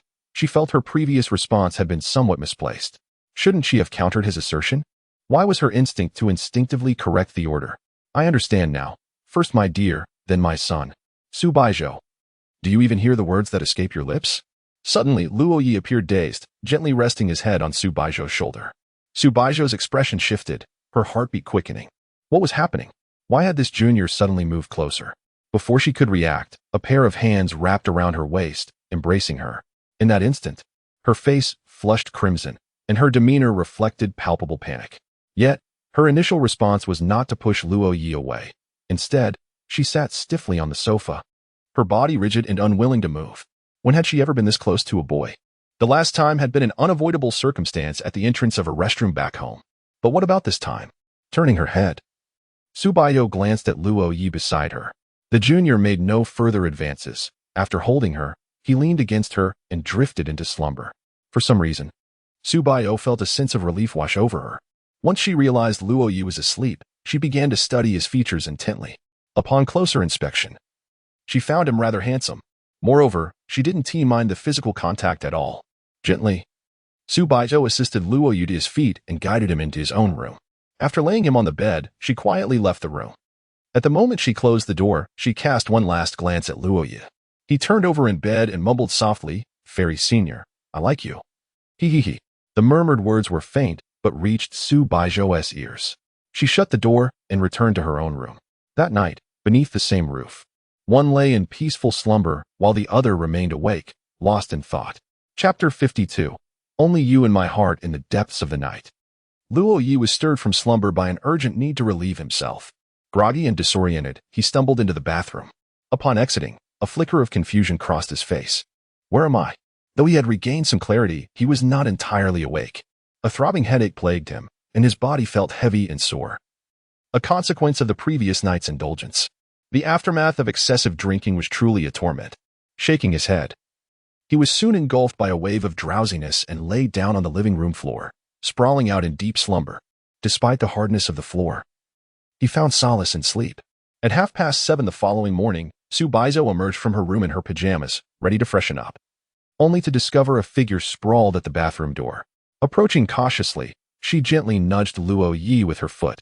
He merely rolled over and continued to sleep. Observing this, Su Baizhou's beautiful brows furrowed slightly as she crouched down, capturing a flurry of photos of Luo Ye's sleeping visage. After taking dozens of shots, she selected the most unflattering one and sent it to Gu Mingxian. Before long, a surprised emoji appeared in response, followed by a message, "My dear disciple, what mischief has my little brother done to end up sleeping on the floor? Honestly, it's unnecessary for young couples to quarrel at the head of the bed and reconcile at the foot." Su Baizhou's expression turned to one of exasperation. Had she known, she would not have sent that picture to Gu Mingxian. She had anticipated that Professor Gu, as an elder brother, would chastise Luo Ye for his drinking habits. But it seemed the two brothers were cut from the same cloth, focusing on entirely different matters. It appeared that she would have to address this issue herself. Yet, what authority did she possess to reprimand him? Su Baizhou pondered. Suddenly, the sound of an alarm echoed from Luo Ye's room, urging, "Get up. If you don't rise now, you'll miss the senior's morning run. Get up." On the third repetition, Luo Ye's eyes flew open as he jolted upright from the floor, startling Su Baizhou. She stumbled back, inadvertently landing on the ground, feeling a sharp pang of discomfort. "Oh no, I'm going to be late for the morning run," Luo Ye exclaimed, rising to change clothes, only to realize that he was not in his dormitory. He glanced around in bewilderment and noticed the goddess-like senior seated on the floor, her hands propping her up as she stared at him in astonishment. Luo Ye had never encountered such a look on her face before. "Hey, senior, why are you sitting on the floor?" he inquired. Su Baizhou merely responded with silence. Extending his hand, he offered to help her up. After a moment of hesitation, she placed her hand on his. Once he helped her to her feet, Luo Ye asked, "Senior, didn't I return to the dormitory last night?" "No," Su Baizhou replied calmly. "Your roommate abandoned you at the school gate, and you followed me here." Hearing this, an embarrassed expression spread across Luo Ye's face. It appeared he had indeed lost his memory of the night, utterly oblivious to his actions. How embarrassing it was to be seen in such a drunken state by the senior, completely losing his composure. He stole a glance at the fairy-like senior's face and tentatively inquired, "Senior, I haven't done anything inappropriate, have I?" "No," came the response. And Luo Ye sighed with relief. Nothing was amiss, nothing at all. Yet, the next moment, Su Baizhou raised an eyebrow and, with a hint of coldness in her voice, remarked, "You merely spent yesterday calling out the name of the king of the daughter kingdom and proclaiming your desire to marry her." Upon hearing this, Luo Ye's expression changed drastically. His knees weakened, and he nearly knelt. "Senior, I swear by heaven and earth, I do not know the king of the daughter kingdom at all. My heart only holds." "Only?" As he faltered, Su Baizhou stepped forward, almost demanding, "Only what?" Under her formidable presence, Luo Ye felt deflated.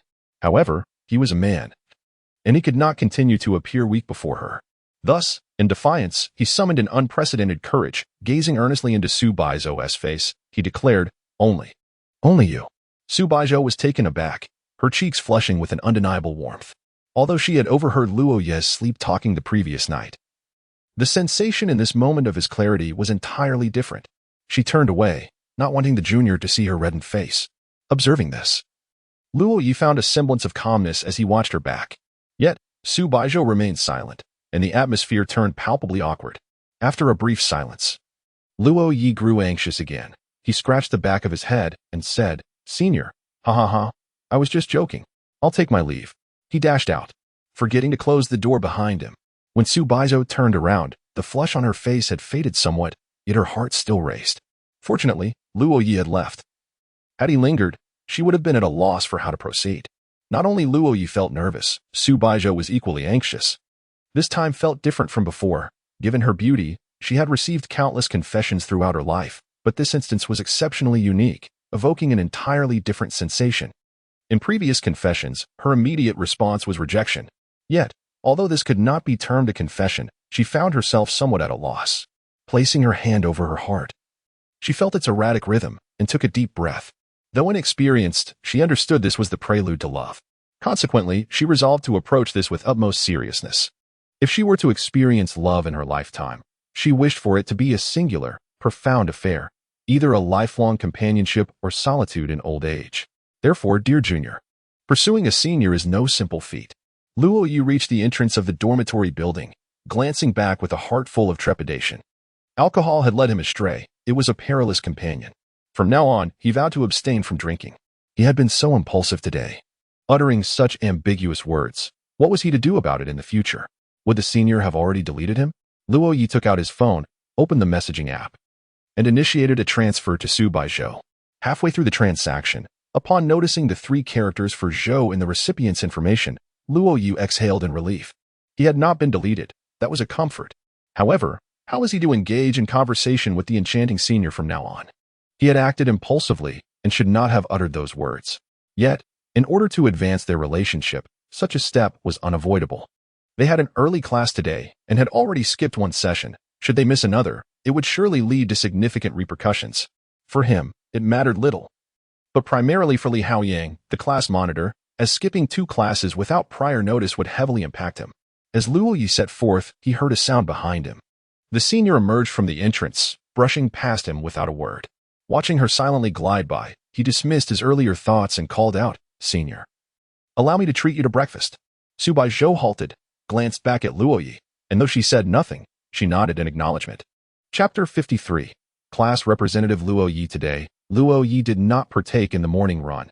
Instead, he accompanied his senior to the cafeteria for breakfast. Sitting opposite the enchanting senior, he lowered his head, unsure of how to engage with her.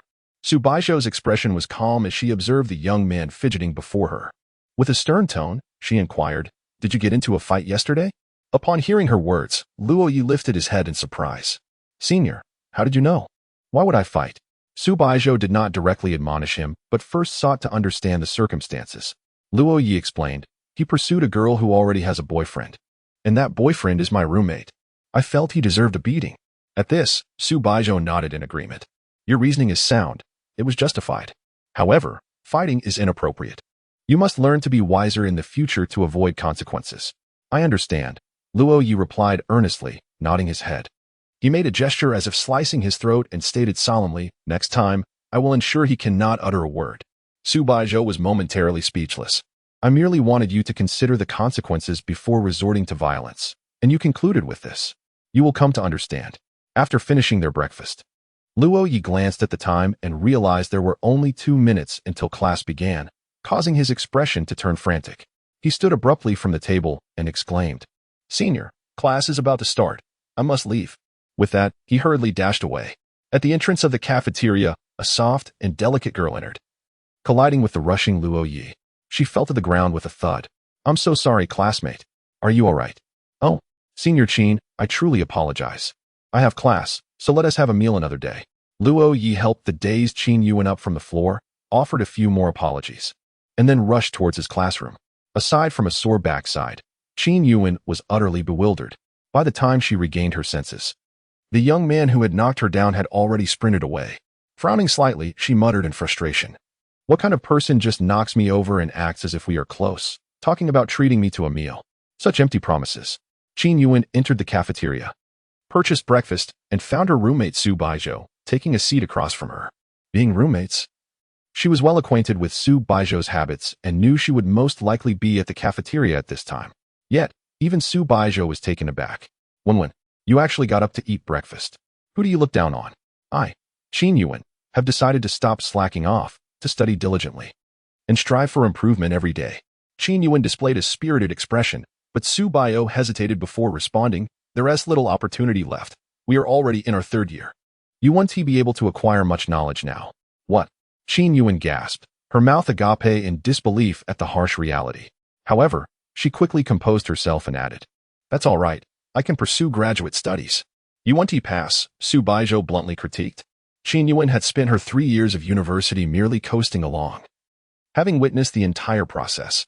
Upon hearing these words, Qin Yuan displayed a dejected expression, lamenting, "I, Qin Yuan, have barely embarked on my entrepreneurial journey only to meet with untimely demise.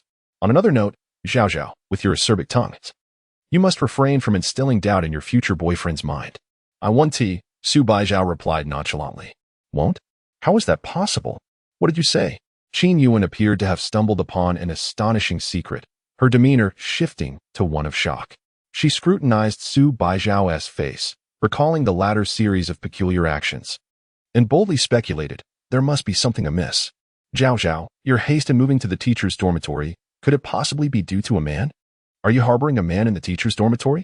Upon hearing this, Su Baizhou, expressionless, took a sip of soy milk. She neither affirmed nor denied, but casually responded, guess. Ah, not again.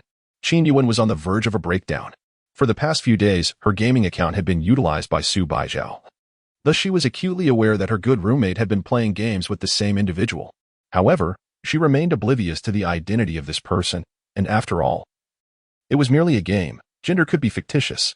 If Su Baizhou insisted that the player known as Fallen Leaves returning to roots was a girl who merely set her gender to male, there was little she could do about it. Zhao Zhao, you are quite peculiar. Speak the truth, do you find none of the boys at school appealing?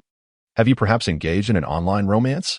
Upon hearing this, Su Baizhou fell silent, merely speechless at Qin Yuan's fanciful notions.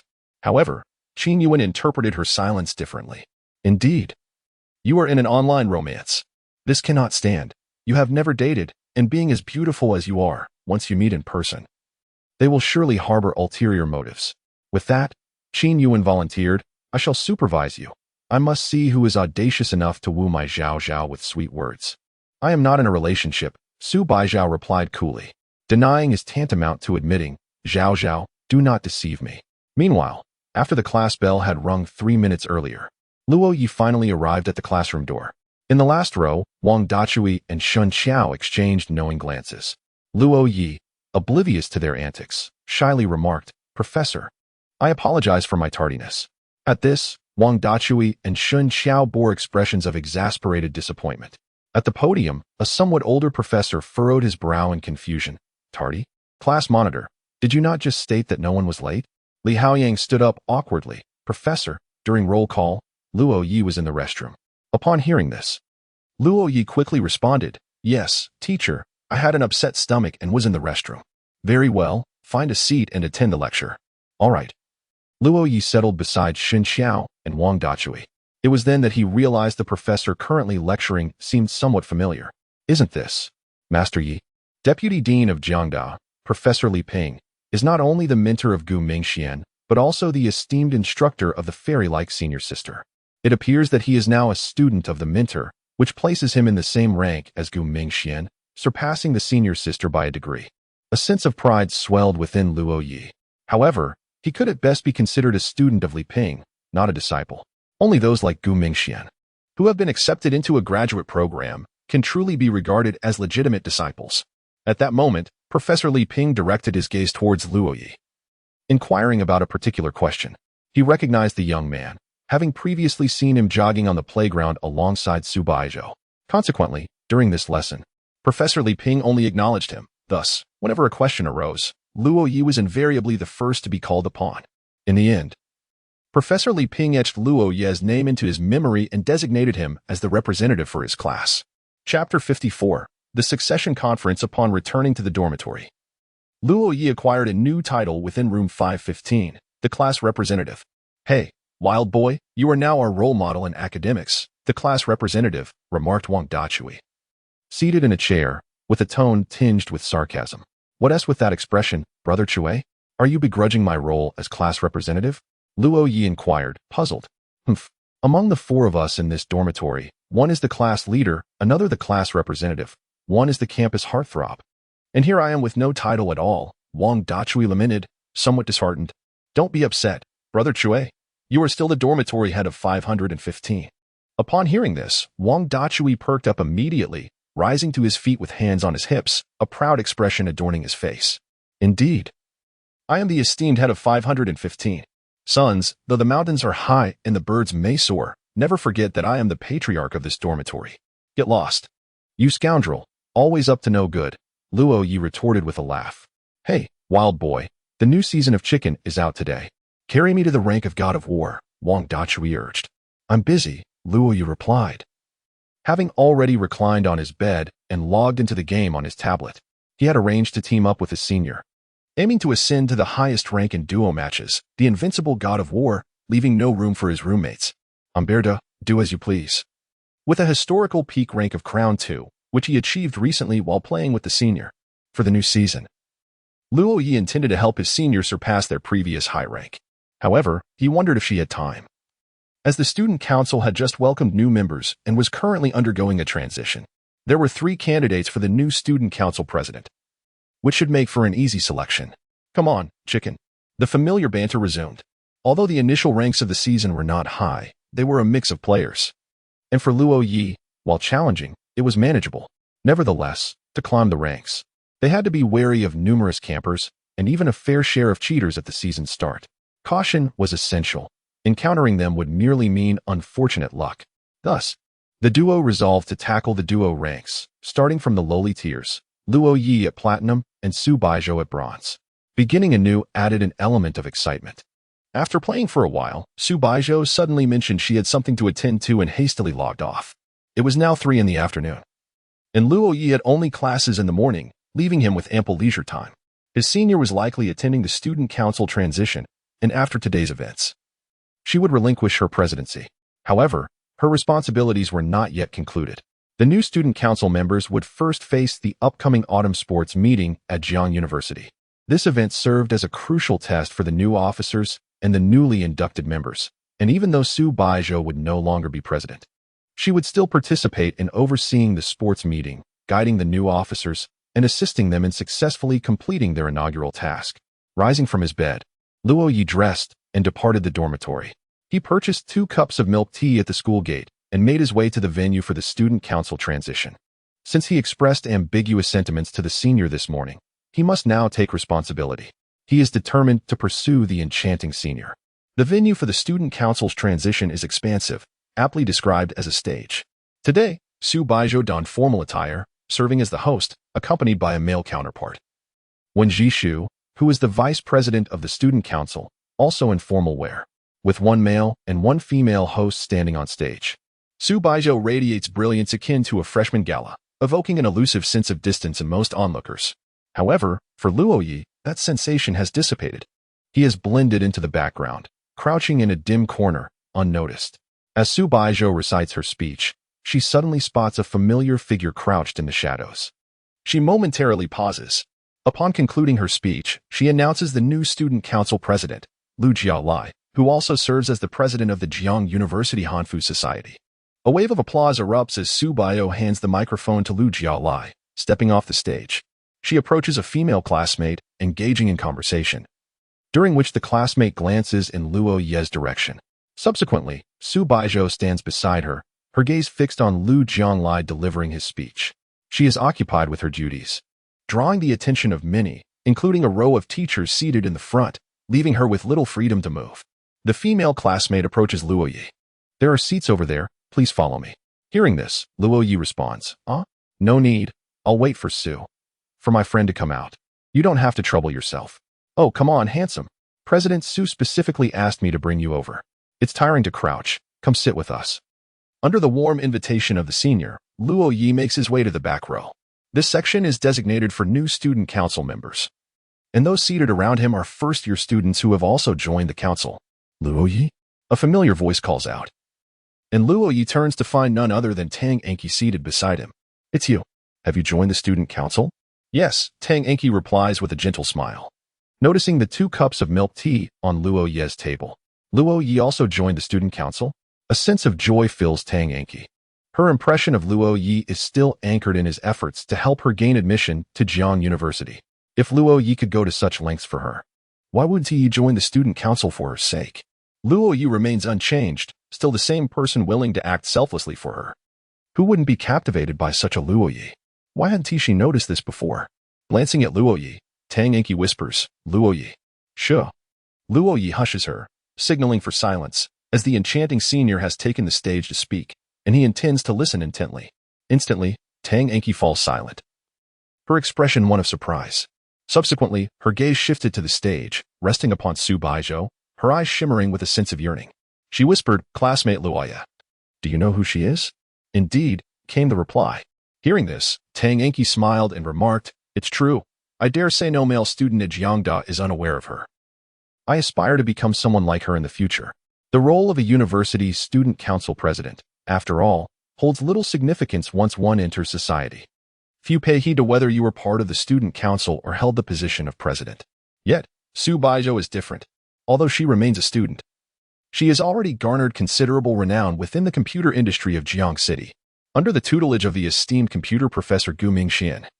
And with the lineage of Li Ping characterized by its traditional single-line inheritance, Su Baizhou naturally attracts much attention. Additionally, her dual role as student council president further underscores her multifaceted capabilities, marking her as a versatile talent, enhancing her already distinguished profile. Thus, the position of student council president for Su Baizhou stands in stark contrast to that of others. Chapter 55, holding the senior's hand, the student council's transition ceremony was underway. And Luo Ye's gaze was fixated on Su Baizhou. Dressed impeccably in formal attire, the enchanting senior exuded an exquisite beauty. However, Su Baizhou was acutely aware of Luo Ye's lingering stare, causing her to feel somewhat uneasy as she stood upon the stage. It wasn't that she disliked attention, after all. Many eyes were upon her in the crowd. Yet, it was solely Luo Ye's gaze that stirred an unusual sensation within her. The occasion was solemn, prompting Su Baizhou to apply a touch of lipstick, something she typically eschewed. It wasn't that she was indifferent to her appearance. Rather, she perceived makeup as inconsequential, believing it did not enhance her beauty but merely altered her style. As another speech concluded, Su Baizhou descended from the stage and instinctively reached for her phone to check her reflection, ensuring her lipstick remained intact.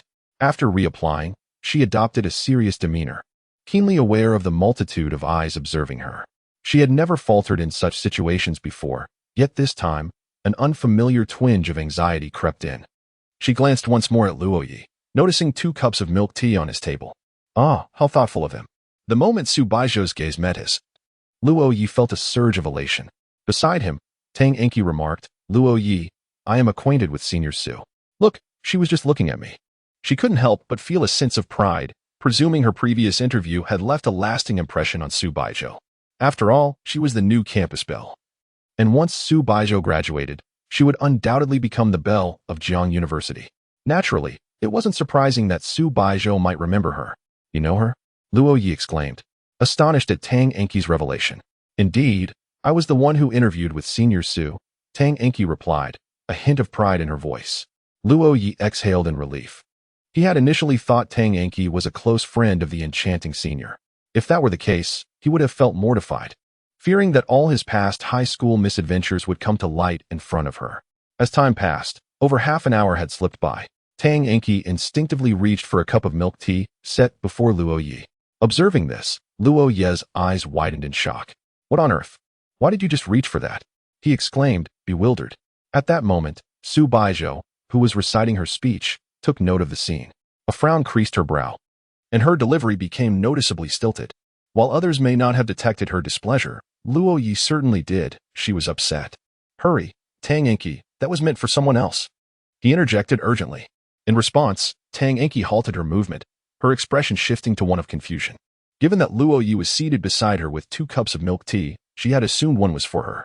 "For whom?" she inquired, furrowing her brow. "For her," Luo Ye replied. Luo Ye cast a fleeting glance at Su Baizhou, a subtle gesture that did not escape her notice. Strangely, the anger that had surged within her moments ago began to dissipate. Tang Enki looked toward the stage, then sighed in relief, saying, "Are you joking, Luo Ye? Do you even know who that is? You can refuse to give it if you want, but I know." "I do know," Luo Ye replied. "You do?" "That is Su Baizhou, who has maintained an impeccable reputation since arriving at Jiang University. She has never engaged in any private interactions with boys aside from her studies and work. Even the outstanding vice president of the student council, Wen Jishu, cannot catch her eye." "Don't tell me you bought that milk tea for her?" Tang Enki was utterly unconvinced, believing Luo Ye was merely trying to deceive her. "I truly bought it for her. I admire her and wish to pursue her," Luo Ye confessed candidly. Upon hearing this, Tang Enki laughed. She had thought Luo Ye knew better. After all, during the summer break, she had left him hanging, and he had not pressed the issue. Even upon their reunion at the start of the new school year, Luo Ye had not questioned her based on their past agreement. Thus, she held a favorable impression of him, believing his affection stemmed from her own excellence and that he had relinquished his pursuit out of self-awareness after being rebuffed. Yet now, Luo Ye naively proclaimed his admiration for Jiang University's talented female students. Observing the mockery in Tang Enki's gaze, Luo Ye felt a sense of estrangement from her. Perhaps Tang Enki had always been this way, outwardly gentle yet inwardly proud. He had merely adorned her with a halo due to his infatuation, filtering out her flaws. Well, you no longer harbor feelings for me. Whom you choose to like is your prerogative, and I have no right to interfere. I wish you success, Tang Enki said, ignoring Luo Ye as she lowered her gaze to her phone. She even suspected that Luo Ye had intentionally bought 2 cups of milk tea to sit in front of her and claimed one was for Su Baizhou as a means to provoke her. The two exchanged no further words, and Luo Ye began to focus intently on the graceful figure of the senior on stage. Soon, the lengthy election meeting concluded.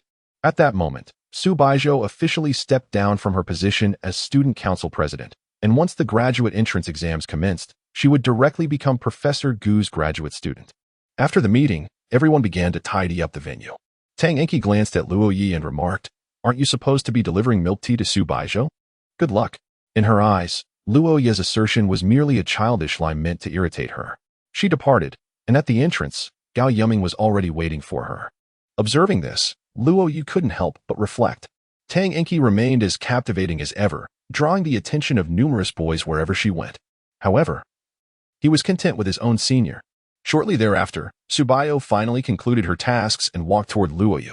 He felt a surge of joy. But in the next moment, his smile faltered. Why was there a shadow trailing behind the ethereal senior? He was the vice president of the student council, alongside Su Baizhou. Named Wen Jishu. Though he did not possess the same dazzling allure as Su Baizhou, he was equally remarkable. Regarded by everyone as an exemplary student with both character and intellect. Initially, some even entertained the notion of a pairing between him and Su Baizhou, a stern student council president juxtaposed with a gentle and considerate vice president. However, after a full year of indifference from Su Baizhou, interest in that pairing waned. Yet, with his tall and handsome stature, commendable academic performance, and gentle personality, Wen Jishu attracted countless admirers, remaining single throughout his 3 years in university. It was evident that he still harbored feelings for Su Baizhou. Contemplating this, Luo Ye's eyes took on a lifeless, fish-like quality, his jealousy unmistakable. In addition to Wen Jishu, Su Baizhou was accompanied by a senior who had previously assisted Luo Ye in finding a seat. She was also a member of the same student council. Her name was Yang Xing, and she shared a relatively close relationship with Su Baizhou. She waved playfully at Luo Ye, her vivacious demeanor charming. Su Baizhou approached Luo Ye directly, turning to address the two behind her. "You may leave now. Zhou, would you like to join us for dinner tonight? I'll invite the other student council members for a farewell meal," Wen Jishu suggested persistently. "I want to be going," Su Baizhou replied, her brow furrowing. She merely wished for the two to depart swiftly. "We've worked together for so long. Even after leaving the student council, we remain friends, right?" Wen Jishu pressed on. "We are not friends," Su Baizhou stated coolly. "You are not in the same major as me, and we will have no further interactions. What kind of friends can we be?" Zhou. Seeing Wen Jishu's intent to continue, Luo Ye stepped forward and grasped Su Baizhou's hand. Yang Xing gasped, her expression one of astonishment, as if she had witnessed something extraordinary. Had anyone else dared to act in such a manner towards Su Baizhou, she would have long since lost her temper. Yet, at this critical moment, Luo Ye did not falter. He held the hand of the enchanting senior, casting a serious glance at Wen Jishu before turning to leave. The entire sequence of actions was executed with a certain flair. Wen Jishu stood momentarily stunned. In the next instant, Luo Ye returned to retrieve the milk tea he had left on the table, then rejoined the enchanting senior. Once more, he clasped Su Baizhou's hand and departed with an effortless grace. Chapter 56, A Reward.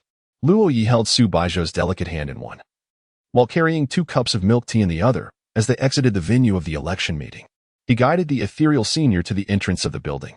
Glancing at the senior, whose expression was as frosty as ice, Luo Ye felt a wave of tension wash over him. He released her hand and took a step back, suddenly feeling quite nervous. "Senior, I noticed that the boy was becoming a bit too forward," he admitted. "I understand. The hero saving the beauty," Su Baizhou replied nonchalantly. "Exactly." Luo Ye concurred silently in his heart. However, despite the senior's somewhat aloof demeanor, the hand he had just held was warm, smooth, and soft. "Senior, I bought milk tea," he offered, handing her a cup. "Now that the student council's duties are complete, I heard you've secured a spot for postgraduate studies. Will you have much free time in the future? Upon hearing this, Su Baizhou pondered for a moment and replied, but I might be quite busy after graduation. Luo Ye's expression turned contemplative. He wished to pursue the senior but did not want to intrude on her time. So he knew he had to make an effort before she became too occupied. Taking a sip of her milk tea, Su Baizhou glanced at the label and remarked, "Half sugar?" "Yes," Luo Ye confirmed.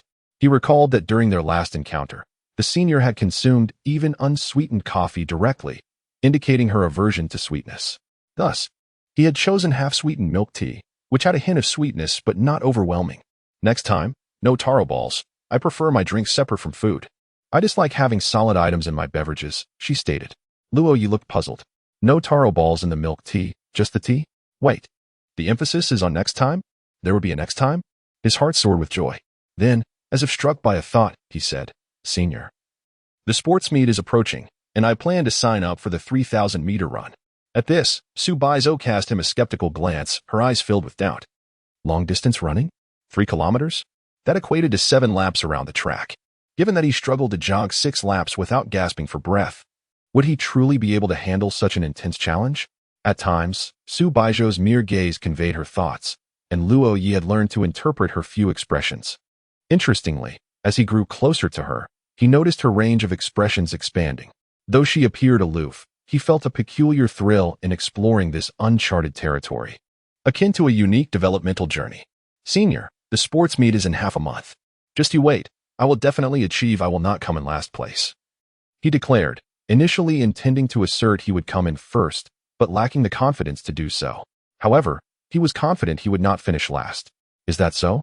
Su Baizhou responded, her reaction rather subdued.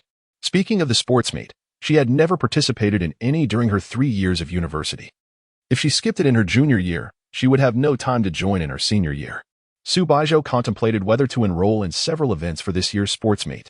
Beside her, Luo Ye inquired, "Senior, what reward awaits if I avoid finishing last?" At these words, Su Baizhou paused momentarily, her expression shifting to one of uncertainty as she turned to Luo Ye and softly asked, "Where did you find that information?" Upon hearing her question, Luo Ye was taken aback. Oh no, he had been discovered. He had searched online for advice on how to pursue a girl and stumbled upon numerous strategies, one of which suggested setting goals accompanied by rewards, a rather kitsch approach. However, for someone like Luo Ye, who had never experienced romance, it seemed exceptionally innovative, though he wondered which genius had conceived it. Alas, it had been seen through by the enchanting senior. Realizing he had underestimated her intellect, he felt a twinge of regret, observing the young man's conflicted demeanor. Su Baizhou pondered for a moment before murmuring, "Finishing last. If you can secure a place in the top 3, that would be acceptable." Upon hearing this, Luo Ye's expression brightened instantly. "Senior, I adore you." However, achieving a top 3 finish would indeed pose a considerable challenge for him. The number of participants in the long-distance running event from the athletics club far exceeded 3.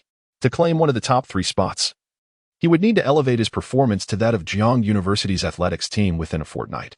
Though only the club president was a national-level athlete, the rest were at least enthusiasts of the sport, possessing physical capabilities above the average. For Luo Ye, a young man accustomed to spending his days in the dormitory, the prospect of reaching their level seemed somewhat implausible. Yet, if rewards were easily attainable, what merit would they hold? The more arduous the journey, the more profound the significance of crossing the finish line. He yearned to prove himself to the senior, to demonstrate his earnestness in matters of the heart. Determined, Luo Ye prepared to arrange special training sessions with the coach, who, despite being a fitness aficionado, likely had valuable insights into long-distance running. Watching Luo Ye, who resembled a little hamster lost in thought, Su Baizhou found his earnestness amusing. This junior clearly lacked experience in courting girls. But did it truly matter whether one knew how to pursue someone?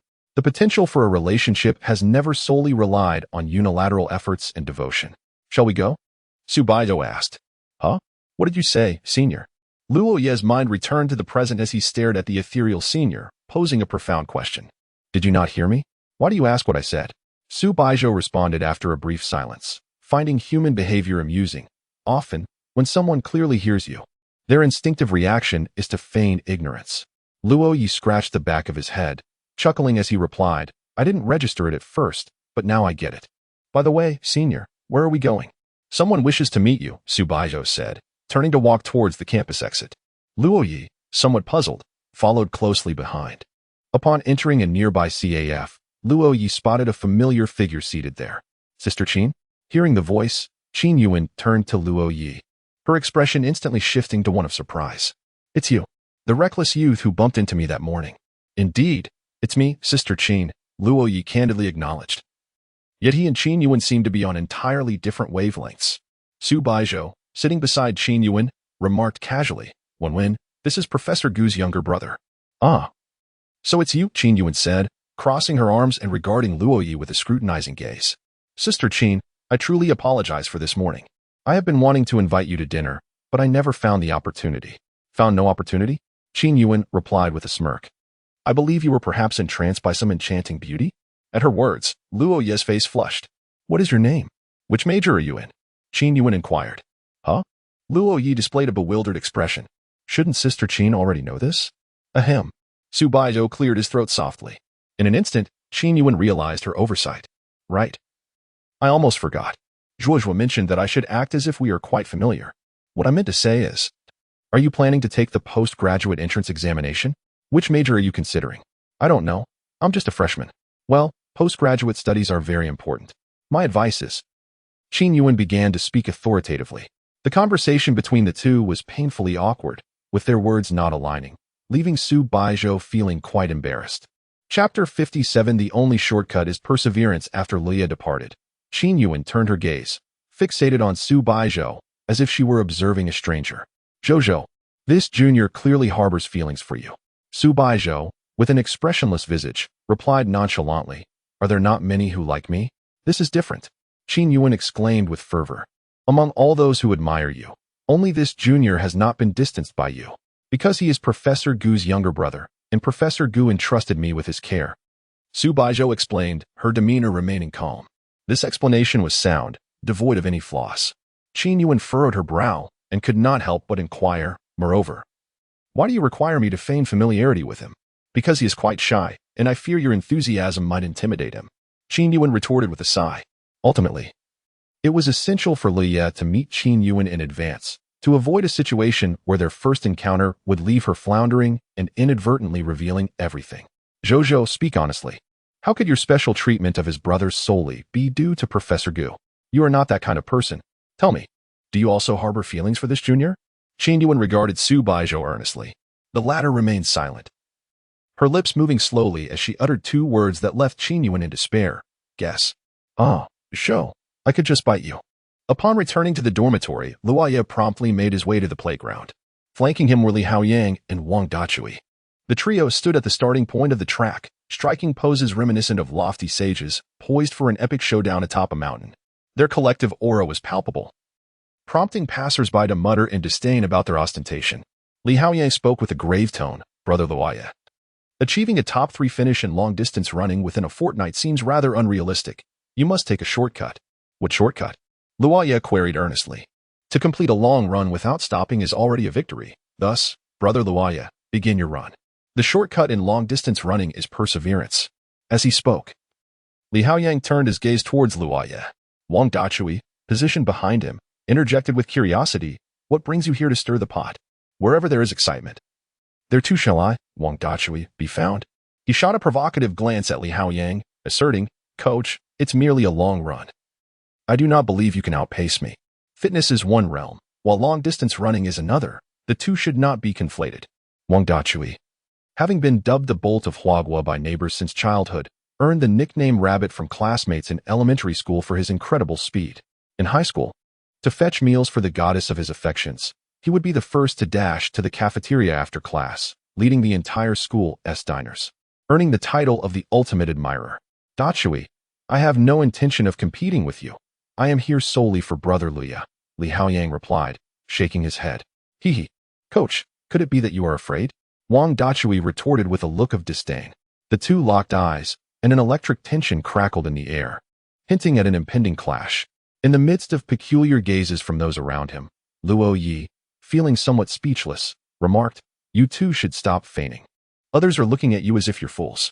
Upon hearing this, Wang Dachui and Li Haoyang immediately turned their heads away, their faces flushed with embarrassment. They had inadvertently become too engrossed in their roles. Brother Luo, further words are futile. let us commence. All right. Mentally counting to 3, Luo Ye prepared to sprint. Suddenly, for reasons unbeknownst to him, Li Haoyang and Wang Dazue catapulted forward. By the time Luo Ye realized what was happening, the two had already dashed several dozen meters ahead. What the hell? Are you two out of your minds? Seeing this, Luo Ye wasted no time, disregarding the fact that he might not be a long-distance runner. He accelerated with all his might in pursuit of the two. While running alone on the playground might seem embarrassing, 3 individuals racing together transformed it into sheer joy. Though the number of spectators on the field was sparse, there were still a few dozen scattered about. The trio's sprinting resembled the aftermath of heartbreak. Li Haoyang led the charge, running as if his life depended on it. Not far off, a petite figure watched him, her eyes brimming with sympathy. Su Baizhou had been observing him from a spot unnoticed by the coach, though he had never realized her presence. However, as they all sprinted, their pace slowed after completing the first lap. By the second lap, they were gasping for air, and by the third, their bodies felt numb. At this moment, their speed had dwindled to that of Luo Ye, who was diligently training for long-distance running, exhausted as if he had been basking under the midday summer sun for 8 hours. Yet, Luo Ye continued to run. Lap after lap, he was drenched in sweat, still refusing to stop. Wang Dazue and Li Haoyang sat on the field, panting, and noticed that Luo Ye was still running. Coach, how many laps has the wild boy completed? Wang Dazue inquired. 6 laps, perhaps, Li Haoyang replied, a hint of admiration in his voice. After all, these 6 laps were not equivalent to those he typically completed during morning runs. Luo Ye had sprinted alongside them during the first lap, nearly exhausting his energy. Remarkably, he had persevered through 5 additional laps. It seemed that Luo Ye had taken to heart Li Haoyang's earlier words. The only shortcut in long-distance running is persistence. Only by continually pushing beyond one's limits can one cultivate endurance. Suddenly, a petite and charming girl approached Li Haoyang, playfully asking, "Class monitor, would you like some sports drink?" Upon hearing the girl's voice, Wang Dazue's eyes widened in surprise. Upon recognizing Su Baizhou, he exclaimed, "Hey girl, who are you? This is college. How did a middle schooler get in here?" "You're the middle schooler. Your whole family are middle schoolers," Su Baizhou retorted angrily. Li Haoyang gazed at the sports drink in front of him, deep in thought, before shaking his head. Sports drink, yet again. I shall never indulge in it again. His acquaintance with Lu Bingxin had stemmed from a sports drink. Noticing that Li Haoyang declined, Su Baizhou glanced at the bottle of Wanshui Mountain mineral water in her other hand. It was meant for Luo Ye. Now that Li Haoyang had refused, she could only offer him this instead. After all, she was acquainted with Luo Ye. It would be rather conspicuous to purchase a drink solely for Li Haoyang. Meanwhile, Wang Dazue, upon noticing the 2 bottles of water, mistakenly assumed that one of them belonged to him. He immediately extended his hand and inquired, "Su dames, is this bottle mine?" As they were classmates, he had indeed remembered the name of the petite girl, and his earlier comment had merely been a jest. "Who are you?" "That bottle is for Luo Ye," she replied. Upon hearing this, Wang Dazue was taken aback. "What? We 3 are training for long-distance running. How come I am the only one without a drink?" Su Baizhou asked. Observing her bewildered expression, which appeared utterly genuine, Wang Dazue felt utterly disheartened. "We are indeed classmates. Is it possible that I, Wang Dazue, a man of great repute, truly possess such a lack of charm with women?" Chapter 58. The matchmaker Qin Yuan at last. Luo Ye completed 10 laps before he decided to take a break. Su Baizhou, observing Luo Ye approach, lay down on the ground and curiously inquired, "Is there some event? Why are you all suddenly running?" "It's for the sports meet, which is in about 10 days, Li Haoyang replied. "A sports meet?" Upon hearing this, Su Baizhou asked, "How come I was not informed? As the class monitor, I should have some insider knowledge.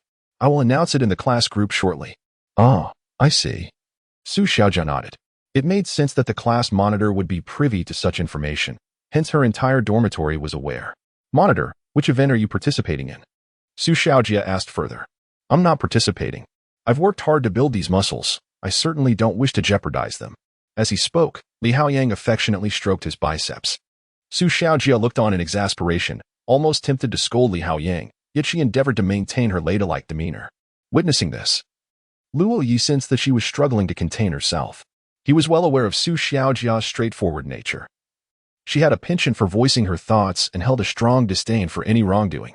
It was a testament to her restraint that she managed not to critique the coach. "By the way, brother Luo Ye," the coach turned to Luo Ye and remarked, You should be ready when you wake up tomorrow morning. What? Luo Ye expressed his confusion. You'll find out when you wake up, came the cryptic response. A person unaccustomed to exercise suddenly engaging in strenuous activity would likely find themselves sore the following morning. As for Luo Ye's earlier 6 laps of morning jogging, that could hardly be considered true exercise. It was merely a means to strengthen the body. Hey, what the hell? Wang Dachui suddenly exclaimed. Li Haoyang, along with Luo Ye and Su Baizhou, turned to look at him. Su Baizhou frowned and asked, what are you barking like a dog for? Cheng Liao just announced it. Wang Dachui pointed at a post on his phone screen. Upon seeing the image of a man and woman, Luo Ye queried, who are they? Li Haoyang replied, Cheng Liao. The monitor from the next class. When did you start flirting with her? Humph. After being called a sycophant for 3 years in high school. I shall cleanse my soul in university and become a warrior. Everyone was taken aback. Could it be that you are truly a genius? Su Baizhou remarked. Her expression one of disbelief. She realized that being around the boys from dorm 515 often led to witnessing absurd occurrences. Although she felt out of place in their masculine circle, she could discern that they appeared quite content. All right, I need to stop by the office. You all head back first. Li Haoyang clapped his hands and prepared to leave. Since the breakup, the coach's personality seemed to have undergone a transformation, shifting from his former honest self to something more assertive. Luo Ye had also rested sufficiently and stood up to ask, what time is it? It's dinner time, wild boy. Let us go eat. Let us go. The two individuals shared an unspoken understanding. Upon the mention of dining, Luo Ye and Wang Dachui embarked without a moment's hesitation. Su Baizhou observed them, momentarily taken aback. Wait for me, she called out as she hurried to catch up. The alternative was solitude, a state she had long been accustomed to. She attended classes alone, dined alone, and in her dormitory, she found herself devoid of conversation, lacking common ground with her peers. As Wang Dachui and Luo Ye made their way to the third cafeteria, the former's intent was to relish the sight of beautiful girls while dining. Luo Ye, however, expressed disdain for such motivations. Inside the cafeteria, Wang Dachui's gaze flitted about, searching for his quarry. Suddenly, a long-legged girl passed by, prompting him to shyly lower his head, a flush creeping across his cheeks. Observing this, Luo Ye reprimanded him. Brother Zhua, you're truly lacking in courage. You boast about your charm but turn crimson at the mere sight of a girl. I'm not doing this on purpose, Wang Dachui retorted. Despite having scouted over 100 girls, I remain an innocent young man who has never experienced love. Su Baizhou could only grimace at his words. After their meal, Luo Ye and Wang Dachui returned to their dormitory, carrying takeaway for their coach and Shen Xiao. Meanwhile, Su Baizhou and Qin Yuan left the CAF, making their way to a noodle shop across from the school. They casually ordered a bowl of noodles and engaged with their phones. At the entrance, a handsome young man strolled by, his gaze falling upon Su Baizhou, eliciting a smile before he entered. Zhou, who are you? She queried, her voice laced with incredulity. Qin Yuan, overhearing, turned sharply, her expression dripping with disdain. Upon recognizing the newcomer, her contempt deepened. It was Wen Jishu, a man she deemed a hypocritical charlatan. This fellow had spent 3 years in university without a romantic relationship, yet professed his affection for Su Baizhou while behaving like a warm-hearted central air conditioning unit, accepting all who approached him and playing the innocent. Qin Yuan had thoroughly investigated him, having once been an advocate for their potential pairing, even believing they might truly unite. Thus, as Su Baizhou's loyal protector and the leader of her support group, Qin Yuan discreetly scrutinized Wen Jishu. It was worth noting that Qin Yuan herself was quite attractive, recognized as one of the beauties at Jiang University, and had been hailed as a goddess by Wang Dachui upon the semester's onset. This chapter is not yet concluded. Please proceed to the next page to continue reading. Furthermore, Wen Jishu was unaware that Qin Yuan was Su Baizhou's roommate, which made him overly congenial toward her. She was certain that he was merely a central air conditioning unit, warmly accommodating all without discrimination. Su Baizhou glanced at Wen Jishu and remarked coolly, "What a coincidence to see you here in such a vast school." Upon hearing her words, Qin Yuan instantly grasped the situation and questioned, "Are you following Zhou?" Su Baizhou had just attended a meeting and, after visiting the CAF, had come to this noodle shop. If Wen Jishu had been following Su Baizhou since they parted ways, he would indeed have been aware of the latter's presence at that moment.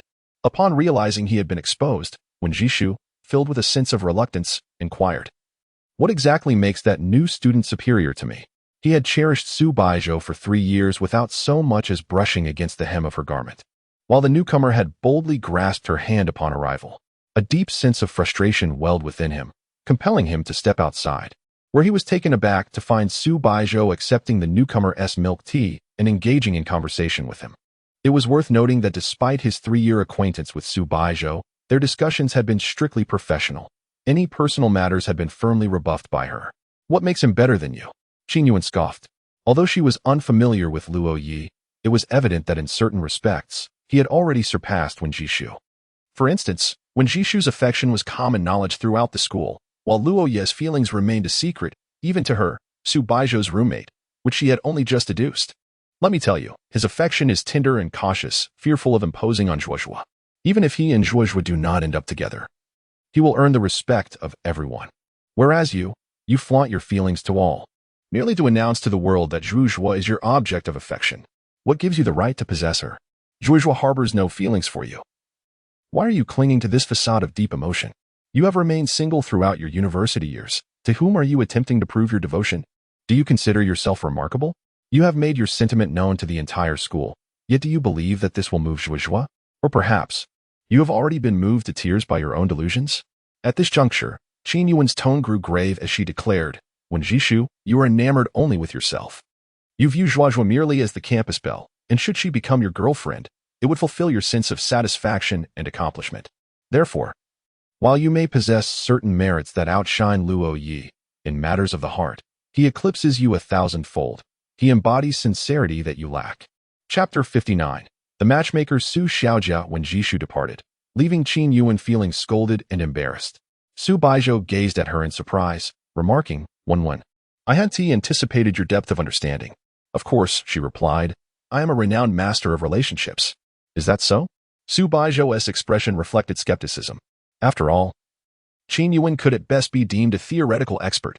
Her knowledge stemmed from an abundance of romance novels, and her practical experience was as blank as Su Baizhou's. Otherwise, she wouldn't have been so easily misled by Su Baizhou. Nonetheless, today's events had caused Su Baizhou to view her with newfound respect. After all, she wouldn't have divulged so much to Wen Jishu, nor did she relish wasting words on those unrelated to her. Yet, Qin Yuan had readily taken on the role of her spokesperson. Furthermore, hearing Qin Yuan's praise for Luo Ye elicited a flicker of agreement within Su Baizhou. Before long, the owner emerged from the kitchen, carrying 2 bowls of noodles. While eating, Qin Yuan inquired, "Zhou, if you truly fancy the junior, I could act as your matchmaker." Upon hearing this, Su Baizhou displayed a peculiar expression. Unbeknownst to Qin Yuan, she had already assumed the role of a matchmaker without any awareness. "No need," Su Baizhou replied coolly.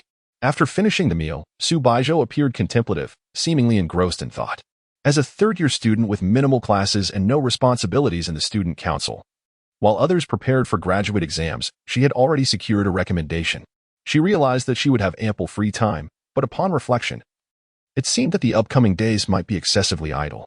After their meal, Su Baizhou led Qin Yuan to the faculty dormitory. Currently, their dormitory was only occupied by Qin Yuan, who often visited Su Baizhou out of boredom. Knowing that Luo Ye was Gu Mingxian's younger brother, she was not surprised to see some of Luo Ye's belongings here. However, she was astonished by Su Baizhou. Given her character, if she were aware that Luo Ye could reside here, she would surely have vacated the premises at once. Earlier this semester, Su Baizhou had mentioned this matter to her. But at that time, Gu Mingxian had said whether Luo Ye could stay depended on Su Baizhou's willingness, so she had refrained from further discussion. Now, it seemed that Su Baizhou had tacitly approved of this arrangement. Qin Yuan felt as though she no longer recognized her friend. "Zhou, I am truly astounded that you would share a roof with a man." In response, Su Baizhou casually remarked, "It's merely a shared rental." Isn't cohabitation between genders quite common now? Indeed, cohabitation between genders was not an unusual occurrence, yet this was Su Baizhou. "If you ask me, you must have feelings for him, which is why you tolerate him." At this, Su Baizhou offered no reply. Perhaps she had already accepted this notion in her heart. However, affection and being together are distinct. If one enters a relationship unprepared, the outcome may not be as one hopes. After all, being in love is not merely about having affection. It requires more than that. Affection is but a fleeting emotion, destined to fade away. A truth that most individuals cannot escape. Today, Qin Yuan spent the night at the teacher's dormitory. Upon awakening the next morning, she opened her eyes with a sense of bewilderment, gazing at Su Baizhou, who was already up. Rubbing her eyes, she inquired, "Are you going for a morning run again?" "Indeed," replied Su Baizhou. "But rather than running every morning, wouldn't it be better to go to bed earlier? You only slept at 2 last night. You sleep your way," Su Baizhou said, heading to the bathroom to freshen up before embarking on her morning jog. However, today, Luo Ye was absent from the track. Since Luo Ye had joined the morning running routine, this was the first time he was not present at this hour. For someone who did not have a habit of morning runs, persistently undertaking it for her sake was no small feat. Su Baizhou would not reproach him for this. It was his own choice. Yet, running alone felt somewhat monotonous. She had always been accustomed to solitude. When did she become so fond of companionship? At that moment, a message from Luo Ye appeared on Su Baizhou's phone. "Senior, I overslept today. Ha ha ha." In response, Su Baizhou simply replied with an hum. Meanwhile, in the male dormitory 515, Luo Ye sat on his bed, looking as if he were on the brink of death. His face contorted in discomfort as he watched Li Haoyang prepare to head to the track. His legs ached, his arms hurt, his back was sore, everywhere was painful. Li Haoyang chuckled, "That's normal. You'll feel better in a few days. Coach, help me get up. I want to go to the track." Luo Ye attempted to rise. However, the slightest movement sent waves of agony throughout his body. Had he known, he would not have pushed himself so hard yesterday. Well, waiting until you recover to train is just as effective. There's no need to endure the pain. Li Haoyang donned a sports bag and left the dormitory. Luo Ye remained seated on his bed, feeling the disparity between his aspirations and his physical state. He could certainly inform his senior of his discomfort. But what relevance did his pain have to her? Did he wish for her to know that he was pushing himself for her approval? Such trivial matters were not something he wanted her to worry about, nor did he wish to affect her. As Li Haoyang arrived at the track, he fortuitously crossed paths with Su Baizhou, who was just leaving the grounds. Su Baizhou glanced back at the figure of the boy. She recognized him as Luo Ye's roommate. "Senior." Suddenly, a girl's voice called out to her. Su Baizhou turned to see a petite girl gazing at her in admiration. "Wow, senior, you are so beautiful," Su Xiaojia exclaimed. Su Baizhou recognized the outfit she wore. She had seen it before when Luo Ye escorted her back to the female dormitory. Today, she had stealthily come to accompany Li Haoyang and happened to spot her, prompting her to come over and say hello. She was merely curious about what kind of girl could capture Luo Ye's heart, and to her astonishment, the girl was indeed exceptionally beautiful. "Who are you?" Su Baizhou inquired with an expression of indifference. "I am a friend of Luo Ye's, but please don't misunderstand. Senior, we merely hail from the same place. And I have a fondness for his roommate." As she spoke, Su Xiaojia cast a fleeting glance at Li Haoyang, who was warming up. Su Baizhou immediately grasped the situation. "Are you here to keep him company?" "Yes, but this fool never seems to notice me," Su Xiaojia replied, looking around and failing to spot Luo Ye. She then remarked, "Luo Ye hasn't he arrived?" "Huh?" As expected, Li Haoyang was right. After vigorous exercise, one tends to feel sore the next day. Upon hearing this, Su Baizhou raised an eyebrow. "Vigorous exercise?" "Indeed. Yesterday Luo Ye ran a full 10 laps on the field for some sports event." "Ha ha, he truly gave it his all." Afterward, Su Xiaojia asked, "Senior, are you going to eat?" Let's go together. Li Haoyang will probably take half an hour to finish his run, and I'd rather not stand idly by." Su Baizhou thought to herself, "Is this young lady always so familiar?" Chapter 60. Selection. Luo Ye only took a brief respite in the morning. By evening, he returned to the playground, running even more than he had the previous day. It was only through incremental breakthroughs that he could achieve progress in the shortest possible time. Though he felt exhausted and his body ached, he managed to complete an additional lap compared to yesterday. After finishing, Luo Ye glanced at the time and realized it was already 4:30, approaching 5 o'clock. Seated on the podium of the playground, he observed the men and women strolling about. Many couples were hand in hand. When would he have the chance to walk here with Senior Fairy? Not far away. The sharp sound of a gunshot seized his attention. At the starting point of the track, a crowd had gathered, and with the gunfire, 6 individuals sprinted down the runway. Among them, he recognized the familiar figure of Lu Jianglai, the current president of the student council and head of the Hanfu Club. Though he often appeared effeminate, he was undeniably striking when engaged in work. Approaching Lu Jianglai, Luo Ye inquired, "President, what is happening here?" "Oh, it's you, Luo Ye," Lu Jianglai replied. "This is the athletics selection. The sports meet is organized by departments, and each department will select representatives to participate." Luo Ye was taken aback. "There's a selection process?" Noticing Luo Ye's astonished expression, Lu Jiaolai smiled slightly. Yes. Why? Have you signed up for an event? I registered for the 3,000 meters, Luo Ye said. Worry etched upon his face. If every athlete from each department was selected, would he truly be able to qualify? The thought of not even making it through the selection was daunting. Long-distance running is different, Lu Jiaolai reassured him. Although athletics is organized by department, there is no limit on the number of participants for long-distance events. This is somewhat of an unwritten rule. The school offers an opportunity to all who wish to challenge themselves. Upon hearing this, Luo Ye felt a wave of relief wash over him. Otherwise, if the selection were to occur at this very moment, he would be doomed before he even began. By the way, Luo Ye, the sports meet will be held alongside a fun sports event. If you're interested, you can participate in some activities related to that. Fun sports event? Luo Ye asked. Perplexed. What is that?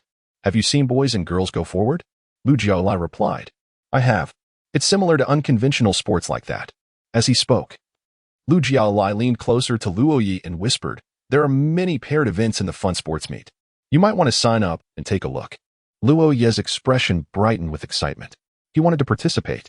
He needed to think of a way to invite the senior over. Although it seemed challenging, he was eager to try.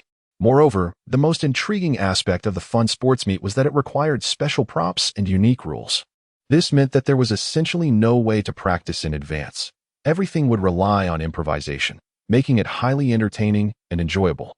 Luo Ye observed the selection process on the playground, where numerous sports enthusiasts and members of the athletics club had gathered, enriching his knowledge immensely.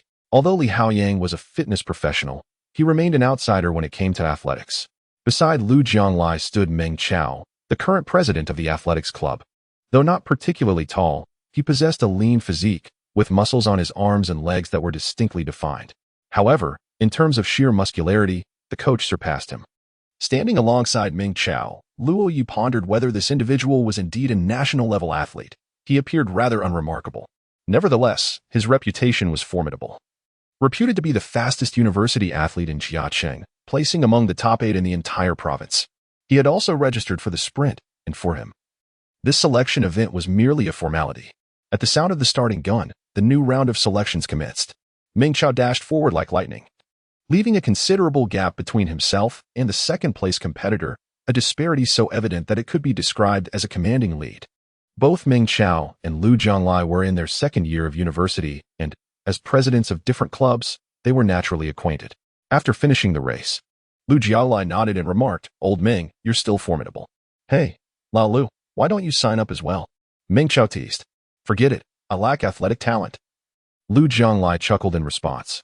Suddenly, a girl with short hair clad in sportswear appeared before Lu Jianglai. Her complexion was not particularly fair, leaning towards a darker hue. Yet her eyes sparkled brightly. President Lu, when does the selection for the girls begin? She inquired. Lu Jiaolai turned to Meng Chao, who replied, This is Yu Qiuyu, our new recruit in the athletics club. She's quite impressive. Lu Jiaolai nodded and announced, It's time for the girls to begin. Among the female participants, Luo Ye recognized several, including Tang Enqi and Lu Bingxin. He even spotted Shui Kuan and Gao Yuming standing on the sidelines, watching as Lu Bingxin and Tang Enqi prepared to compete. As the girls' selection progressed, Luo Ye found himself losing interest. A number of attractive girls donned tight sports attire, some revealing long, fair legs. However, Luo Ye's heart was already taken, rendering such sights unappealing. Just as he prepared to leave, Lu Jianglai called out to him, Luo Ye, are you leaving already? Upon hearing this, Luo Ye turned back, puzzled. President, is there something else? Noticing Luo Ye's bewilderment, Lu Jiaolai said mysteriously, Just wait and see. There might be a surprise shortly. Luo Ye's expression reflected confusion, yet, adhering to the president's suggestion, he chose to stay. Soon, a voice echoed across the playground, drawing gasps from the crowd. Is it really her? What is she doing here? The renowned beauty of Jiang University, the aloof campus flower, Su Baizhou, had arrived. She was no longer the student council president. Why had she appeared on the playground? In the final round of the girls' selection, Tang Enqi and Lu Bingxin stood poised on the track. Subsequently, amidst the astonished gazes of all present, Su Baizhou also positioned herself at the starting line. Luo Ye finally comprehended why Lu Jiang had insisted he remain. The enchanting senior, the fairy-like figure, had indeed signed up for this athletic event. The familiar sound of the starting gun resonated. Su Baizhou's movements were impeccably precise, and coupled with her breathtaking beauty, she captivated the attention of nearly everyone around.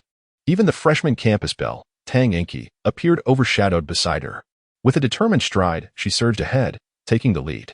However, Yu from the athletics club currently held the first position, leaving everyone else trailing in her wake. Su Baizhou closely followed. Her daily morning training at the university granting her a slight edge in physical fitness over her peers. As this round concluded, the selection process for today came to an end. The auditions spanned 3 days, with opportunities to register remaining for tomorrow as well. Ultimately, participants would be chosen based on their comprehensive performances, determining the representatives for various events from each department. After the conclusion, Lu Jiang promptly approached Su Baizhou to greet her. In a way, he had become her successor, having taken over the roles of student council president and head of the Hanfu Club from her. Chapter 61. Sipping the senior's milk tea upon noticing Luo Ye trailing behind Lu Jiaolai, Su Baizhou feigned ignorance and merely nodded gently in response to Lu Jiaolai. The latter was taken aback. What was amiss? Had a rift occurred? Lu Jiaolai glanced back at Luo Ye and then turned to Su Baizhou, inquiring, Su, would you be interested in participating in the fun sports meet? Perhaps a 3-legged race? I have no interest. Su Baizhou stated curtly before turning on her heel and departing. Observing her retreating figure, Lu Jiaolai hesitated, then turned to Luo Ye and remarked, did you upset her? Huh? Luo Ye appeared bewildered. Seeing his expression, Lu Jiaolai couldn't help but chuckle. You haven't been in a relationship before, have you? It's not such a grave matter to anger a girl. Conflicts are inevitable in any relationship. What truly matters is the reason behind the anger and one's attitude when faced with it. At this, Luo Ye looked at Lu Jiaolai and nodded earnestly. He cast a glance at the enchanting senior's silhouette before following her. Luo Ye, Lu Jiaolai called out from behind, seemingly on the verge of offering a reminder. However, after a moment's hesitation, he refrained from saying anything further. In matters of the heart, growth comes only through personal experience. External advice often addresses symptoms rather than root causes. Lu Jiaolai wished to convey that to conquer a lioness, one must be even more formidable. Yet, with countless words swirling in his mind, he ultimately settled on just 2. Good luck. Though he believed he understood Su Baizhou well, he recognized that everyone approaches romance differently. The methods he deemed effective for pursuing Su Baizhou might not necessarily apply. It fundamentally depended on who was doing the pursuing. He held great confidence in Luo Ye. For the fact that Su Baizhou had shown any semblance of emotion towards him was a testament that she indeed held a place for him in her heart. Among her many admirers, none had ever stirred even a flicker of sentiment within her. Su Baizhou and Luo Ye exited the playground in succession. Tang Enki also took note of this scene, watching the 2 figures. Beside her, Gao Yuming approached with a bottle of water, cheerfully saying, Chi, feeling tired? Shall we grab a meal soon? No, thank you, Tang Enki declined, her mood inexplicably sour. Could it be that Luo Ye's affections were genuinely directed at Su Baizhou? But then again, that was Su Baizhou, the aloof school beauty, devoid of any romantic rumors. Lu Bingxin grasped Tang Enki's hand, smiling as she urged, come on. Let us go eat. Gao Yuming is treating. At her words, Tang Enki glanced at Lu Bingxin and then at Gao Yuming. Ultimately, she nodded in agreement. The 3 prominent figures of the new generation had seen Gao Yuming's reputation shift from a showy rich kid to a wealthy sycophant. Day in and day out, he clung to Tang Enki, relentlessly pursuing her despite his apparent wealth.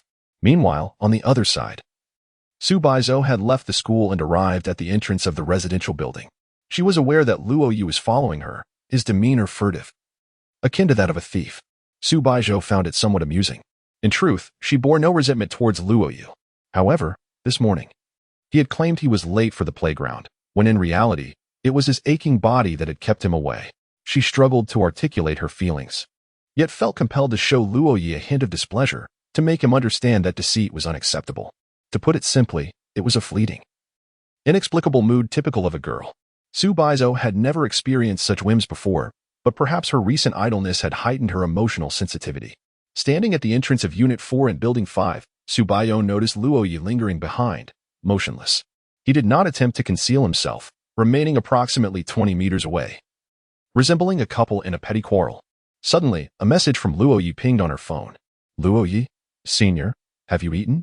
Surprised, Su Baizhou paused momentarily. He was right behind her, yet he lacked the courage to approach and speak. Very senior. No, I haven't tea. Luo Ye, would you like to go eat together?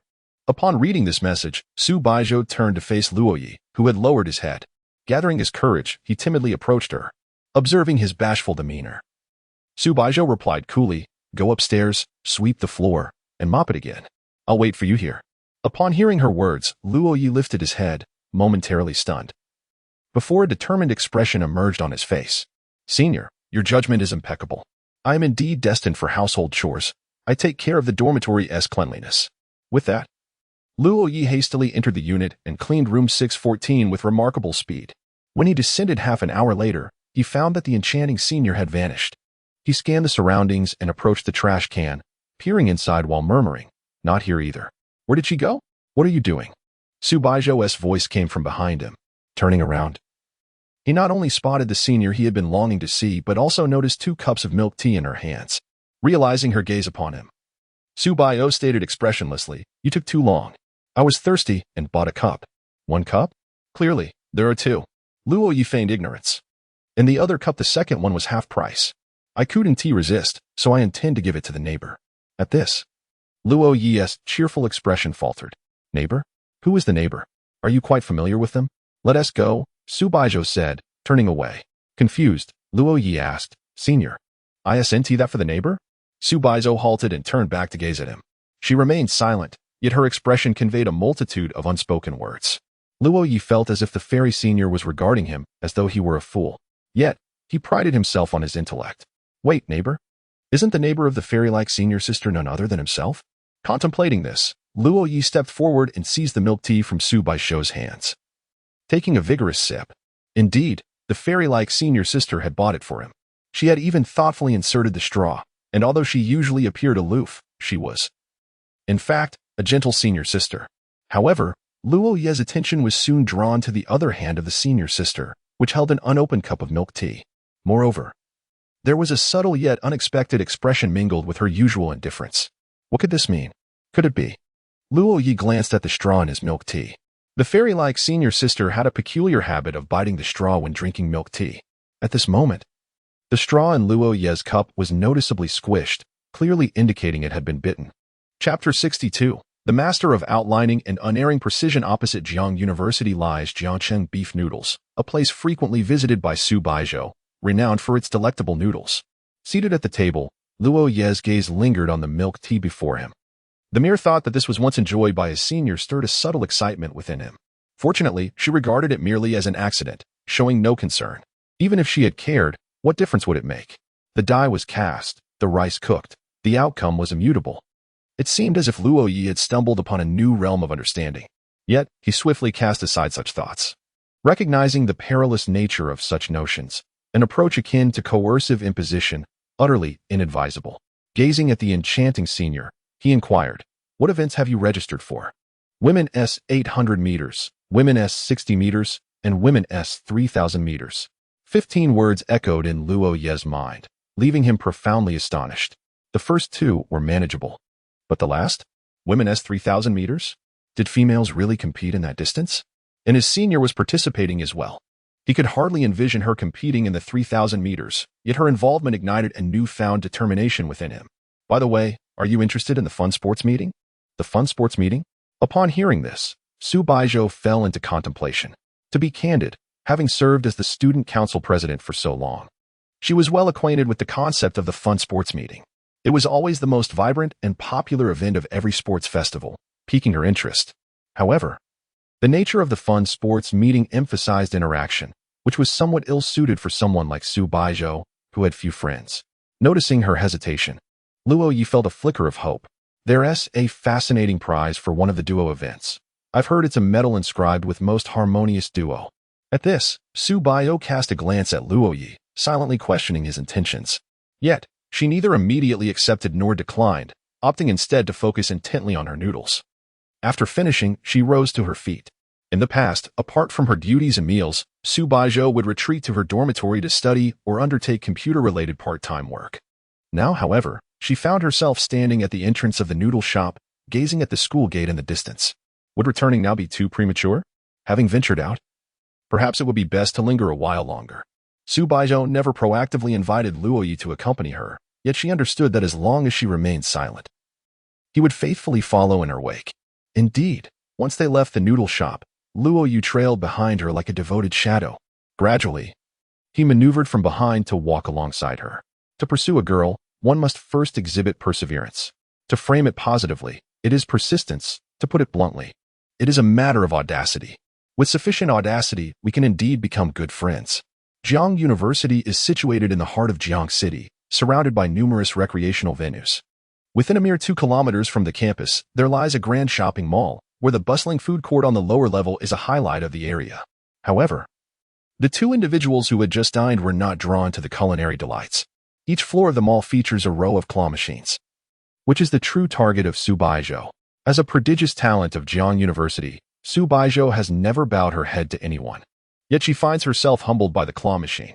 During her freshman year, she and Qin Yuan visited this very place and were immediately captivated by the claw machines, leading them to attempt to seize a prize. Unfortunately, after half an hour of futile effort, neither had succeeded. From that point on, Su Baizhou would secretly return on her own, even employing the laws of physics, yet still to no avail. Eventually, her interest waned, and she would pass by the machines without a glance. But could she truly be disinterested? That was utterly improbable. Humans often dwell on what they strive for yet cannot attain. Thus, Su Baizhou returned. The once aloof goddess now stood before the claw machine, her previously indifferent expression transforming into one of eager anticipation, akin to a challenger ready to engage. Observing this, Luo Ye inquired with curiosity, "Senior, do you enjoy claw machines?" Su Baizhou remained silent, her gaze intensely focused, her demeanor serious as she scrutinized the mechanical arm of the machine. It was clear she was calculating her angle. In the next moment, she pressed the button. The mechanical claw descended and successfully grasped the head of a doll within the glass enclosure, lifting it triumphantly, adorned with a mocking grin. The doll, a representation of various expressions, happened to bear a derisive visage. Yet, to Su Baizhou's dismay, as she watched with hopeful eyes, the doll slipped from the claw and fell onto the edge of the exit. She paused momentarily, but it was of little consequence. She had purchased 20 tokens, enough for 10 attempts. Luo Ye observed closely from behind as Su Baizhou approached each opportunity with utmost seriousness, contemplating for an extended period, exerting herself greatly, only to achieve no results. Soon, all her chances were exhausted, leaving her momentarily stunned. However, her expression soon returned to its usual calm. It was inconsequential. If she couldn't catch anything, that was perfectly normal, for she had never succeeded in her life. The claw machine was merely a tax on intelligence, a game where the players always lose, and success had little to do with skill. This chapter is not yet concluded. Please turn to the next page to continue reading. At the very least, this is how Su Baizhou perceives it. Did you not see how she almost managed to snag that doll, only for it to fall midway? The mechanical arm was flimsy, swinging back and forth, deliberately preventing success. Indeed, it was not her fault, but rather a flaw in the mechanism. Suddenly, the clinking sound of a multitude of coins reached Su Baizhou's ears. She turned to see Luo Ye had also purchased 20 tokens. This is just a tax on intelligence, Su Baizhou remarked nonchalantly. Ah? Luo Ye held the coin, somewhat perplexed. He glanced at the claw machine in front of Su Baizhou and chuckled. "Senior, I have never tried catching a toy before. Regardless of the so-called intelligence tax, I shall give it a go." As a young man who typically engaged in play with his male peers, he had seen claw machines, but had never actually played one. Su Baizhou graciously made space for Luo Ye, who proceeded to insert 2 coins into the machine. In the next moment, he pressed the button with enthusiasm. Su Baizhou, standing beside him, observed the scene with an impassive expression.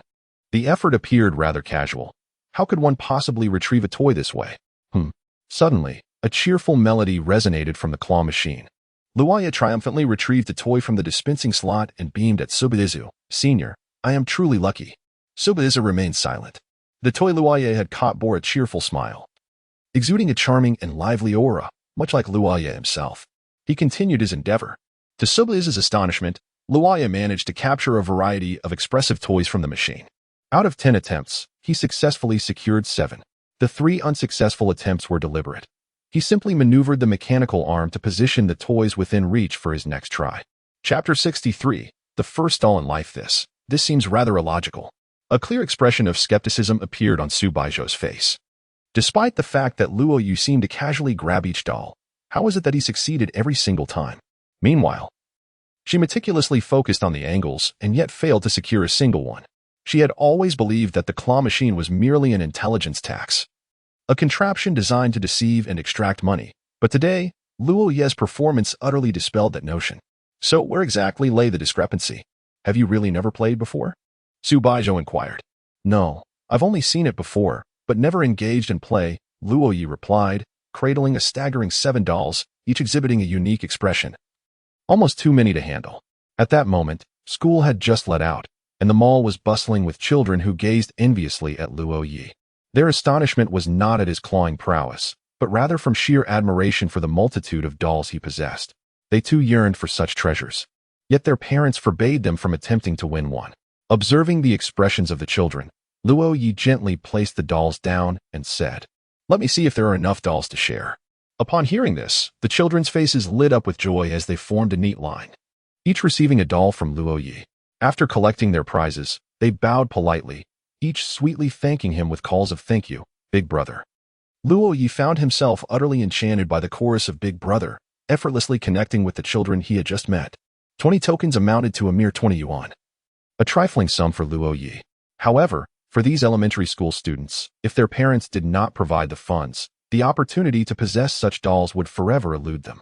Adults often deemed that if one could not win a doll from the machine, it was a waste of money. It would be more prudent to simply purchase one outright.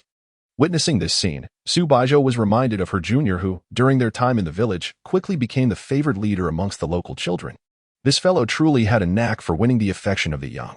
Soon, all the dolls in Luo Ye's possession were claimed. Yet one little girl remained without a prize. She stared at Luo Ye with a forlorn expression, but still spoke politely. "Big brother, it's all right.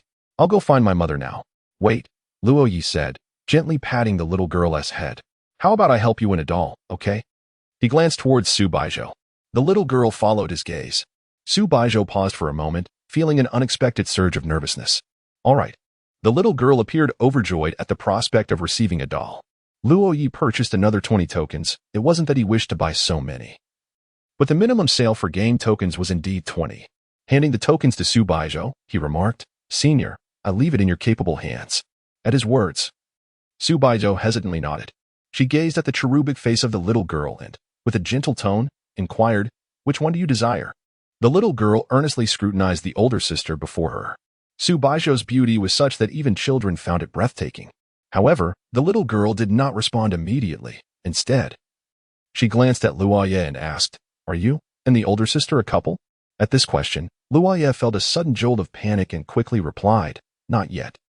He leaned closer to the little girl and whispered, "But the older brother likes the older sister." "Oh," the little girl exclaimed in surprise. She then turned her attention to another claw machine and studied Su Baizhou intently. "That bunny hat."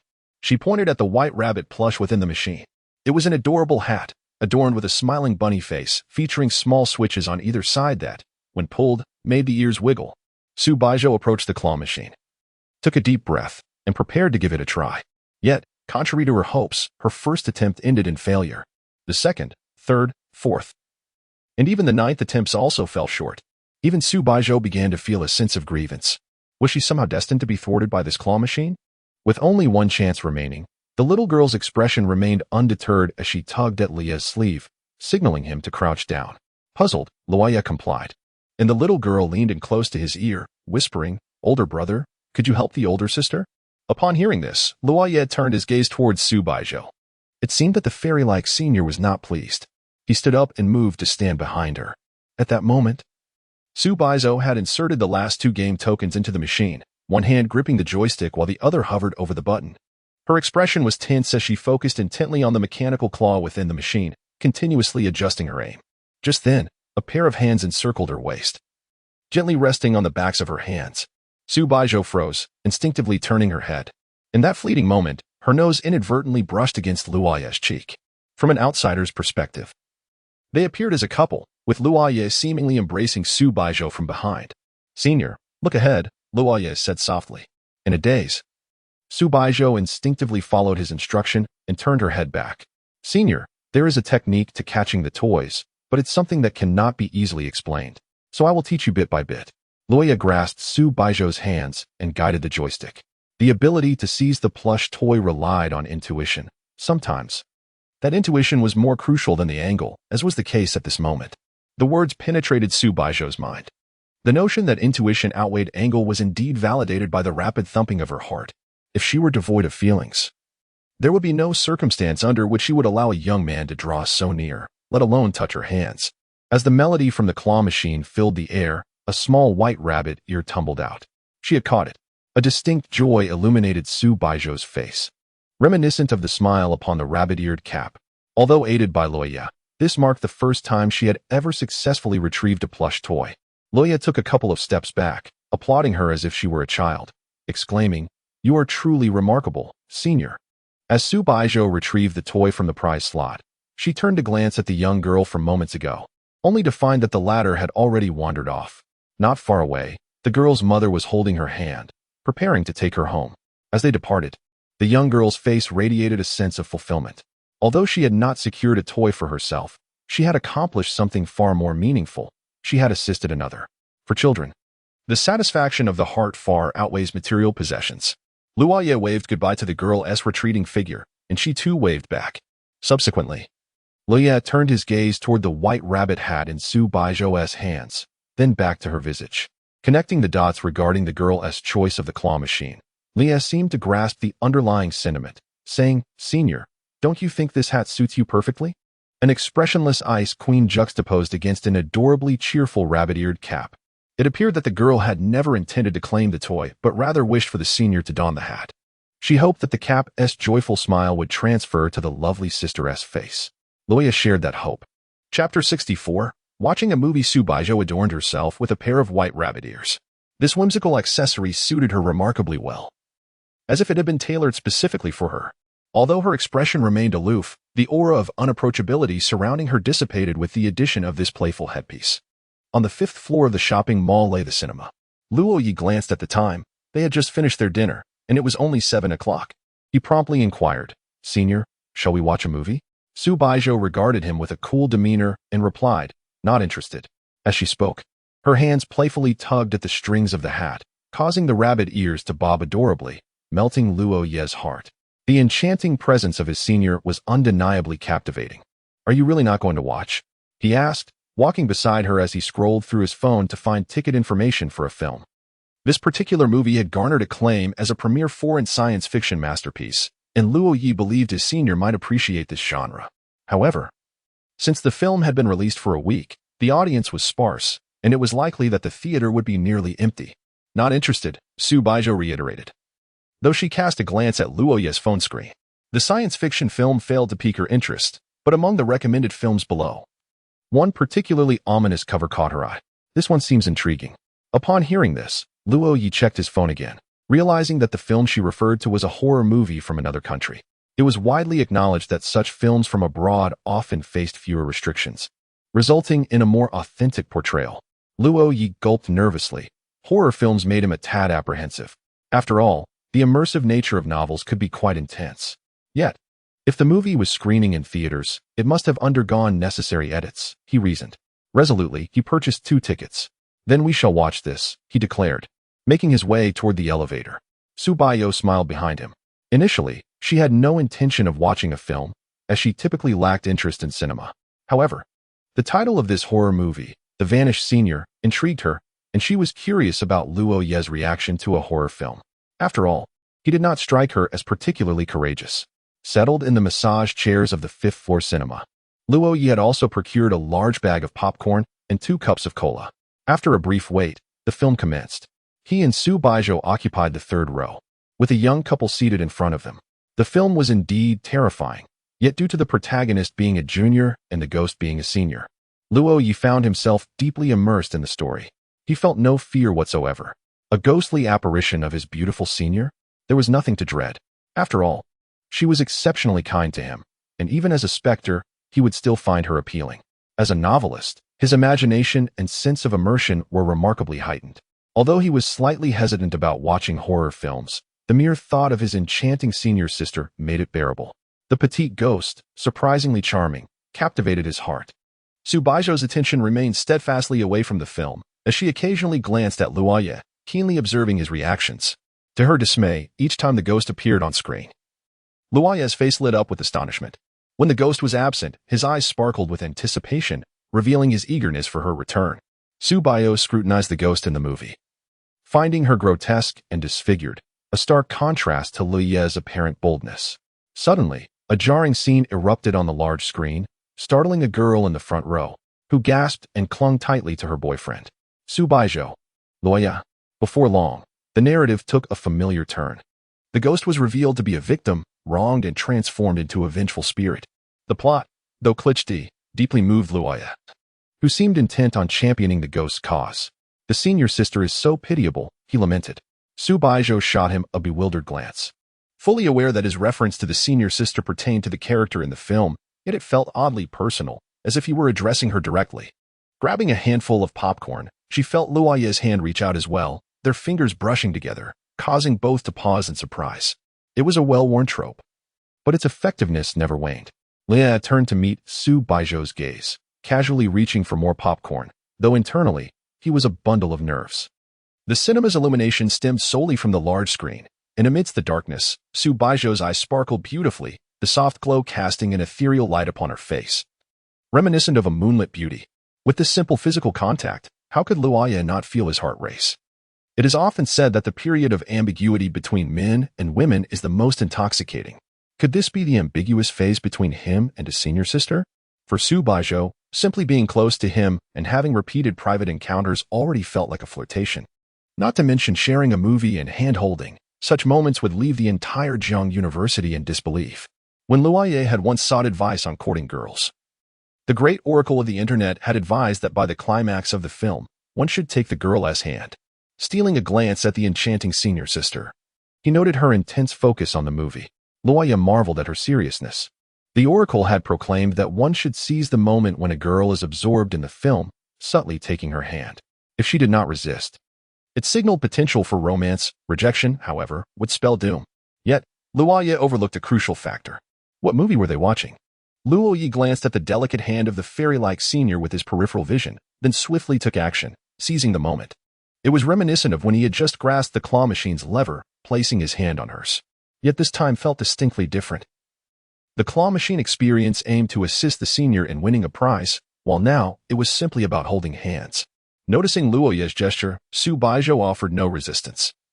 She merely appeared momentarily dazed, and thereafter, there was no further reaction. This junior truly lacked the finesse to pursue a girl. The methods he employed were trite and well-known. So much so that they could be described as painfully kitsch. However, the audacity and boldness of his actions disarmed her, leaving her unwilling to push back against him. Perhaps it was best to let it slide this time, and simply enjoy the movie. Before long, the film concluded. Luo Ye still held the fairy-like senior's hand. Her hand felt soft and warm, an addictive sensation that made him wish to hold it forever. Yet, as the movie had ended, they rose to leave the cinema, their hands unconsciously parting. In the cinema restroom, Luo Ye had been holding it for quite some time and was finally able to relieve himself. He regretted drinking so much soda. He should have known better. Although he could have excused himself during the film, that would have meant letting go of the senior's hand. So he had endured. Now that the film was over, it must be said that it was quite poor. The exciting moments had been largely edited out, leaving many scenes baffling.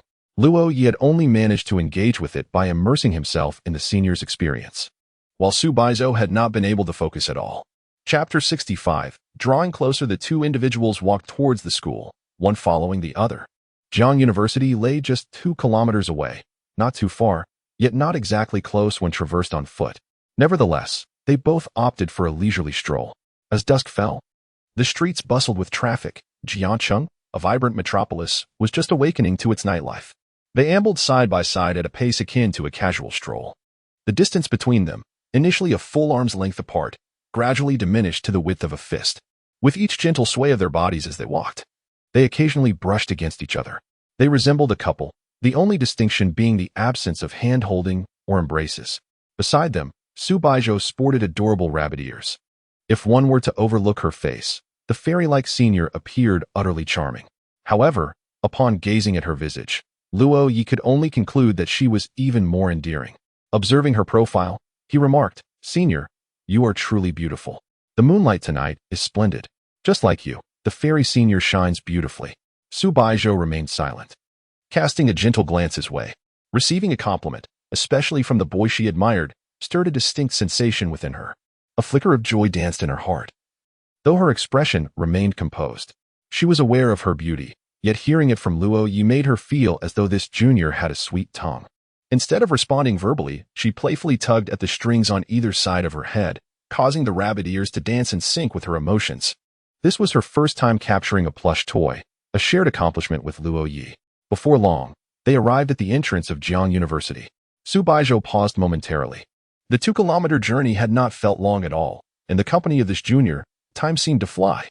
The back entrance of the faculty dormitory lay within the university grounds, making their path fortuitously aligned. As they entered the campus, their pace unconsciously slowed. Within the university, there existed a small grove, a place Luo Ye had never ventured into, yet he had heard whispers about it.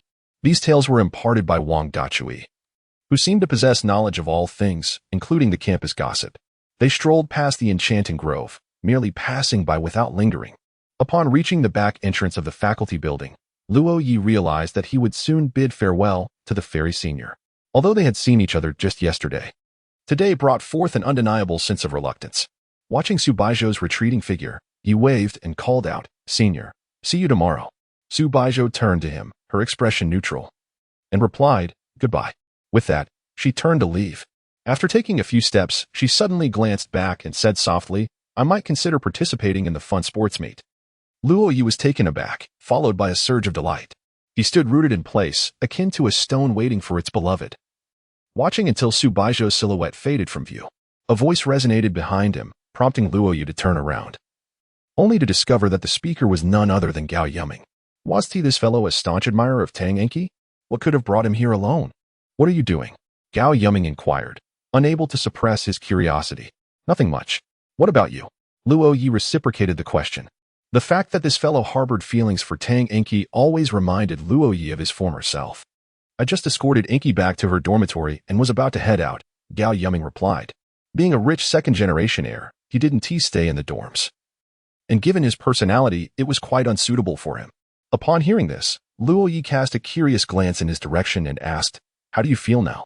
He was all too familiar with the sentiments tied to liking Tang Enki. The latter's expressive nature could only be described as flawless. She possessed a charming demeanor and striking beauty, having been the first love and cherished memory of many during high school. Despite Gao Yuming's pursuit, she had turned him down, though Lu Bingxin had persistently played matchmaker, leading to their current friendship. "I feel great," Gao Yuming smiled. "I've heard her mention you. You were high school classmates. And you liked her." "I no longer have feelings for her," Luo Ye stated. "I understand. I can still see how you feel about her. But it seems she harbors some reluctance toward you, doesn't she?" Luo Ye shook his head, asserting, "She doesn't like anyone. She only loves herself." Hearing this, Gao Yuming sighed, expressing his helplessness. "I know, but she is the only woman I've encountered who isn't after my wealth." The contrast between her and Lu Bingxin is stark. Luo Ye shot a surprised glance at Gao Yuming. Though often dismissed as a mindless rich heir, was he truly lacking in intellect? In matters of love, perhaps everyone begins on equal footing, simply pursuing their own romantic ideals. Standing beside Luo Ye, Gao Yuming hesitated before asking, "If she were to pursue you, what would you choose?" "I've already stated, she only loves herself. So she would never lower her pride to chase after me. Who knows what the future holds, I mean, if she were to realize she likes you." Then Gao Yuming left his thought hanging, his gaze fixed earnestly on Luo Ye. The latter found himself envisioning that scenario. What if one day, Tang Enki suddenly confessed her feelings to him? No, he couldn't immerse himself in that thought. His mind was currently occupied with the enchanting senior. Luo Ye shook his head, declaring, "That day will never come. If it does, I suspect someone might feel jealous on my end."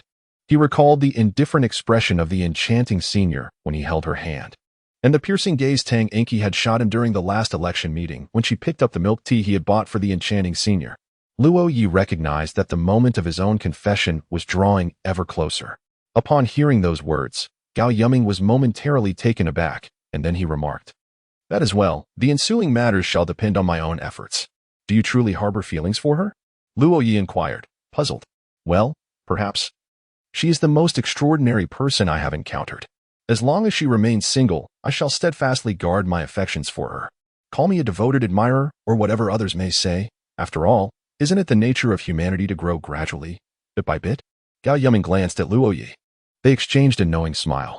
Despite their unfamiliarity, perhaps Gao Yuming was not as he was rumored to be. he departed from that place. While Luo Ye held high hopes for him, he understood that Tang Inky, though seemingly affable on the surface, possessed a deeply proud heart. She was not someone who could be swayed by the passage of time. After Gao Yiming left, Luo Ye returned to the dormitory. As soon as he stepped inside, his roommates had been waiting for him. A gaming session in the dormitory was incomplete without every participant. "Hey, why are you back so late? Let me tell you. The dorm next door has challenged us. You are the hope of our entire dormitory." "What? Someone dares to provoke us? Let's show them." Luo Ye feigned anger. At that moment, a message from a senior sister chimed on his phone. "Fairy senior sister, get to bed early." Upon reading this message, the expression on Luo Ye's face vanished, replaced by a smile as sweet as honey.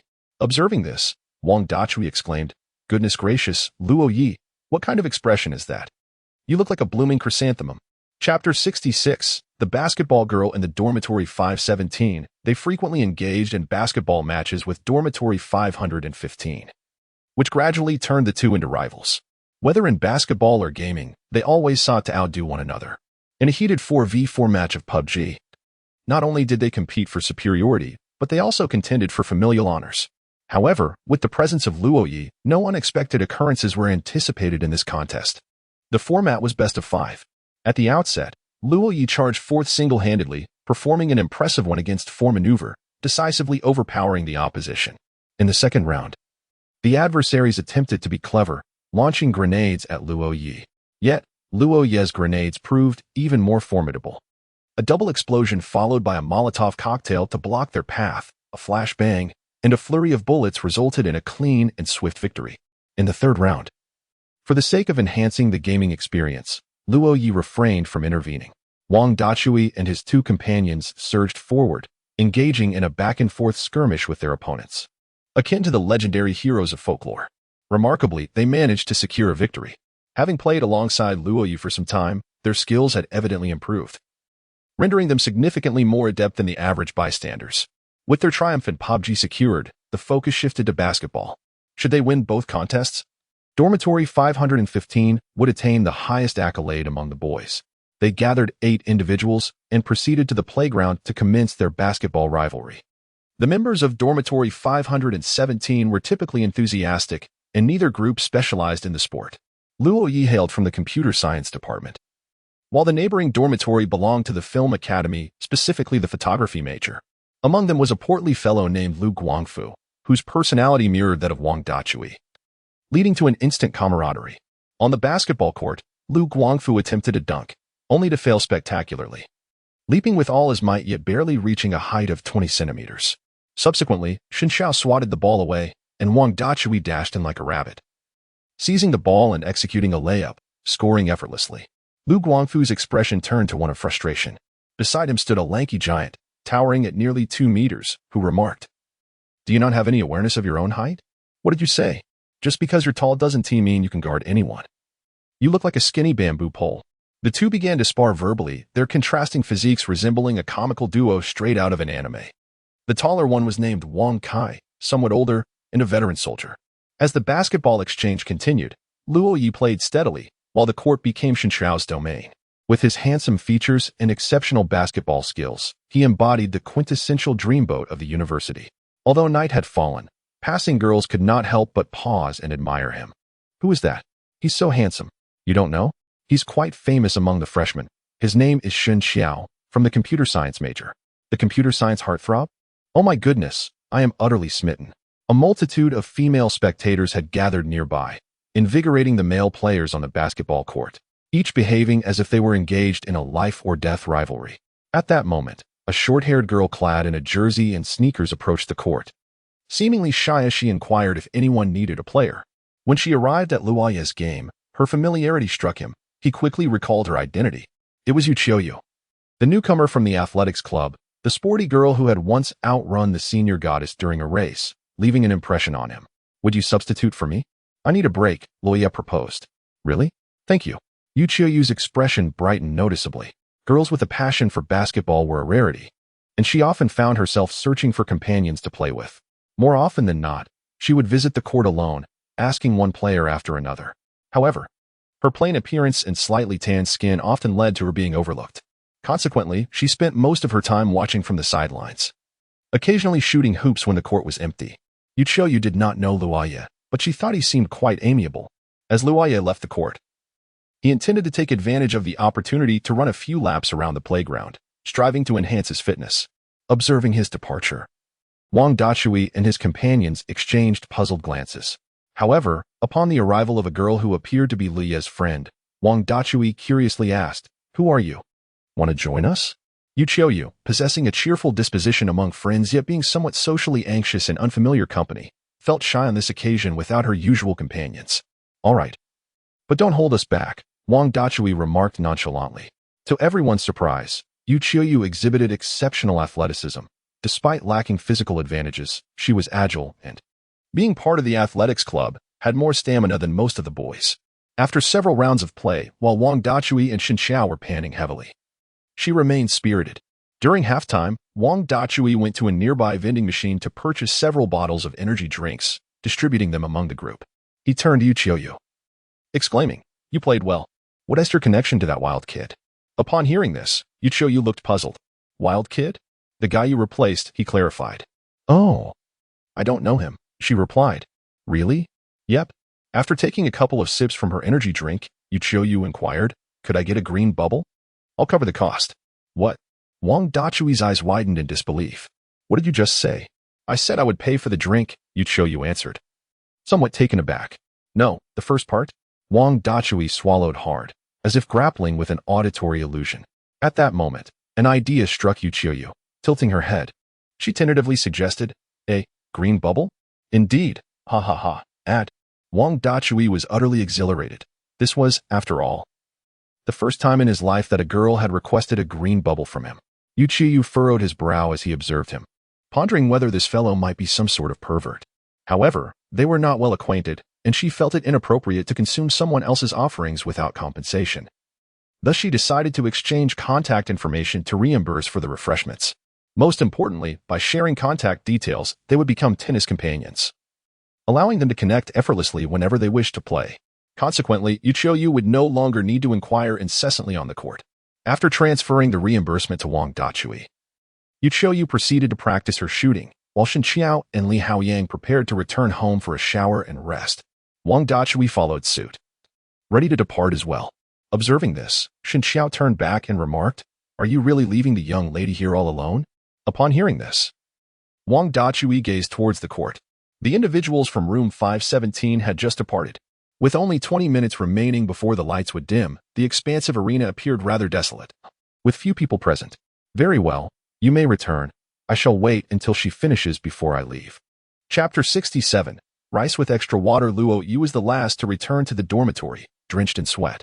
After a quick shower, he hurriedly laid down on his bed to sleep.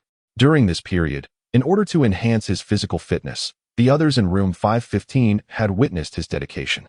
Although the reasons remained unclear, it was evident that Luo Ye was earnestly striving to secure a position in the 3,000-meter long-distance run. Despite the increase in his commitments, he continued to update his novel regularly. Recently, perhaps due to his acquaintance with the enchanting senior sister, the relationship between the protagonists in his novel had notably flourished, reaching unprecedented levels of sweetness and garnering a plethora of positive reviews. It had even begun to show signs of potential adaptation into a comic. As the editor had recently approached him to discuss this matter, under the pen name Falling Leaves Return to Roots, he had transitioned from a novice author to one of the emerging kings of new writers, ranking prominently among October's novelists. His romantic narrative, titled Youth is Still Continuing, recounts the tale of letting go of a past infatuation and encountering a reserved senior sister in college, together crafting a more beautiful youth. This book had ascended to the top position within the campus romance genre. Currently, aside from himself, no one was aware of his identity as a novelist. He had never met his editor in person, and during the summer following his high school graduation, while Gu Mingxian was aware of his daily keyboard clattering and his novel writing, he remained oblivious to its content. As for his roommates, he refrained from sharing this information. Considering it somewhat ostentatious, he preferred to maintain a low profile. Naturally, if his roommates inquired, he would disclose it. Similarly, his roommates recognized that he spent each day writing. Yet they were unaware of the specifics, particularly Wang Dachui, who had been asking Luo Ye to write him an adult-themed story for quite some time. Naturally, Luo Ye was pleased with the continuous improvement of his work. Every novelist dreams of having their creations seen by a wider audience. Whether adapted into a comic, an animated series, or even transformed into a television drama, such developments were indeed reasons for celebration.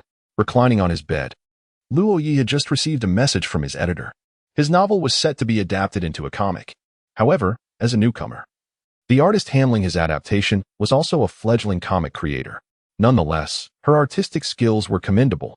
She was a computer expert with an exceptional artistic foundation. And adapting the comic would merely require following the storyline of the novel, presenting no significant challenges. This comic artist operated under the pen name Rice with Extra Water. It was reported that she had only recently signed with the Tomato platform. Immediately upon signing, she expressed her desire to adapt Youth is still continuing. Thus, she contacted Luo Ye's editor to discuss the adaptation. However, this newcomer seemed somewhat difficult to interact with, exhibiting a rather reclusive nature. She did not provide personal contact information, insisting that all communications occur solely on the Tomato platform. Luo Ye was in full agreement with this arrangement. Ultimately, the functionalities possessed by chat software are entirely sufficient for the exploration of comic adaptations, as demonstrated by the capabilities of Tomato Novel. With this realization, Luo Ye acquiesced to the request for a comic adaptation, expressing his complete trust in the budding manga artist. He then bid goodnight to his senior and swiftly succumbed to slumber. Meanwhile, in the faculty dormitory, Qin Yuan reclined on Su Baizhou's bed, clad in her pajamas. She suddenly noticed a peculiar expression on Su Baizhou's face, prompting her to inquire, "Zhou, what is the matter? Why do I sense a hint of joy in you?" "Oh, is that so?" Su Baizhou replied nonchalantly. Indeed, she was quite elated. A multitude of events had transpired that day. Qin Yuan's gaze was drawn to an image on Su Baizhou's computer, which appeared to be a cover design, remarkably well executed. The girl depicted on the cover was strikingly beautiful, while the boy exuded a certain charm, one aloof, the other bashful. Qin Yuan's eyes fixated on the image, a sense of familiarity washing over her. "This is the draft cover for Youth Continues," Su Baizhou remarked. Upon hearing this, Qin Yuan's eyes widened in astonishment. "What?" she exclaimed, leaping from the bed to scrutinize the image on the computer. She then turned her serious gaze toward Su Baizhou and asked, "Zhou, wasn't this book the one I recommended to you last week?" "Yes," Su Baizhou confirmed. While she usually indulged in novels, she seldom delved into web fiction. After finishing Sherlock Holmes, she found herself in a literary drought. It was then that Qin Yuan suggested Youth Continues, with unwavering conviction that anyone who read it would be irresistibly drawn to the idea of romance. Skeptical yet intrigued, Su Baizhou decided to read it. The initial chapters left her heart wrenched, as the male protagonist yearned for love unreciprocated, silently observing from the shadows of his beloved. However, upon encountering the senior, it was as if a new world had unfolded before her, dispelling all her frustrations and leading her to develop a fondness for the narrative. Upon witnessing fellow readers in the comments section imploring the author for a comic adaptation, she felt compelled to take on the task herself. As a talented student in the computer science department, her expertise in various domains was exceptional. Her artistic skills, even for simplistic animations, were indisputable. Most of her nightly part-time work involved such small animations. Consequently, she submitted an application to Tomato for a contract as a manga artist, aspiring to undertake the comic adaptation of this novel. Since she was already engaged in part-time work each evening, she figured it prudent to seek a stable and consistent position. Becoming a manga artist emerged as an excellent option, especially given the novel's current popularity, which all but guaranteed financial gain. For Su Baizhou, this represented a challenging yet enticing opportunity, as the content within the book had undeniably captivated her, allowing for a profound sense of immersion. Within the narrative, there are elements that may evoke a sense of familiarity. "Zhou, isn't it somewhat beneath your talents to be drawing comics?" inquired Qin Yuan from the side. After all, while possessing artistic skills is advantageous in the realm of computer science, a lack thereof does not significantly hinder one's capabilities. Su Baizhou, a prodigy in the computer science department, primarily excels in her field. Her artistic talent serves merely as an ancillary skill. This endeavor is merely a sideline, and there is nothing inherently undesirable about being a comic artist. Lacking a vivid imagination, Su Baizhou finds herself relegated to adapting the stories of others within this industry. Gazing at the draft cover before her, Su Baizhou continued to engage with her drawing software. The mouse in her hand moved like a pencil, meticulously outlining the contours of the characters. Artistic creation demands both focus and time. However, for For Su Baizhou, this task is far from daunting, as the characters she draws are based on tangible references. One is herself, and the other. Chapter 68, Senior Sister's Guidance After Nearly a Week. The first episode of the manga adaptation of Youth Still Continues has been released. The inaugural episode has garnered immense admiration from readers, and even Luo Ye is quite pleased. However, there is one point of contention. The manga artist, known for their work More Water in the Rice, has reduced the initial scenes featuring the male protagonist and his beloved to a mere sentence. With the opening so truncated, the manga now consists solely of the sweeter moments. The character designs are exquisitely crafted, resonating profoundly with Luo Ye's own sentiments. This budding manga artist possesses remarkable talent. The portrayals of the male and female leads are nearly identical to what Luo Ye had envisioned. Throughout the past week, Luo Ye has diligently exercised every morning and evening, significantly enhancing his physical fitness compared to before. What once seemed insurmountable has now become achievable. Regardless of the outcome of the sports meet, Luo Ye is bound to gain something valuable. After the morning classes concluded, he returned to his dormitory, opened his computer, and found himself staring at an array of incomprehensible symbols on the screen.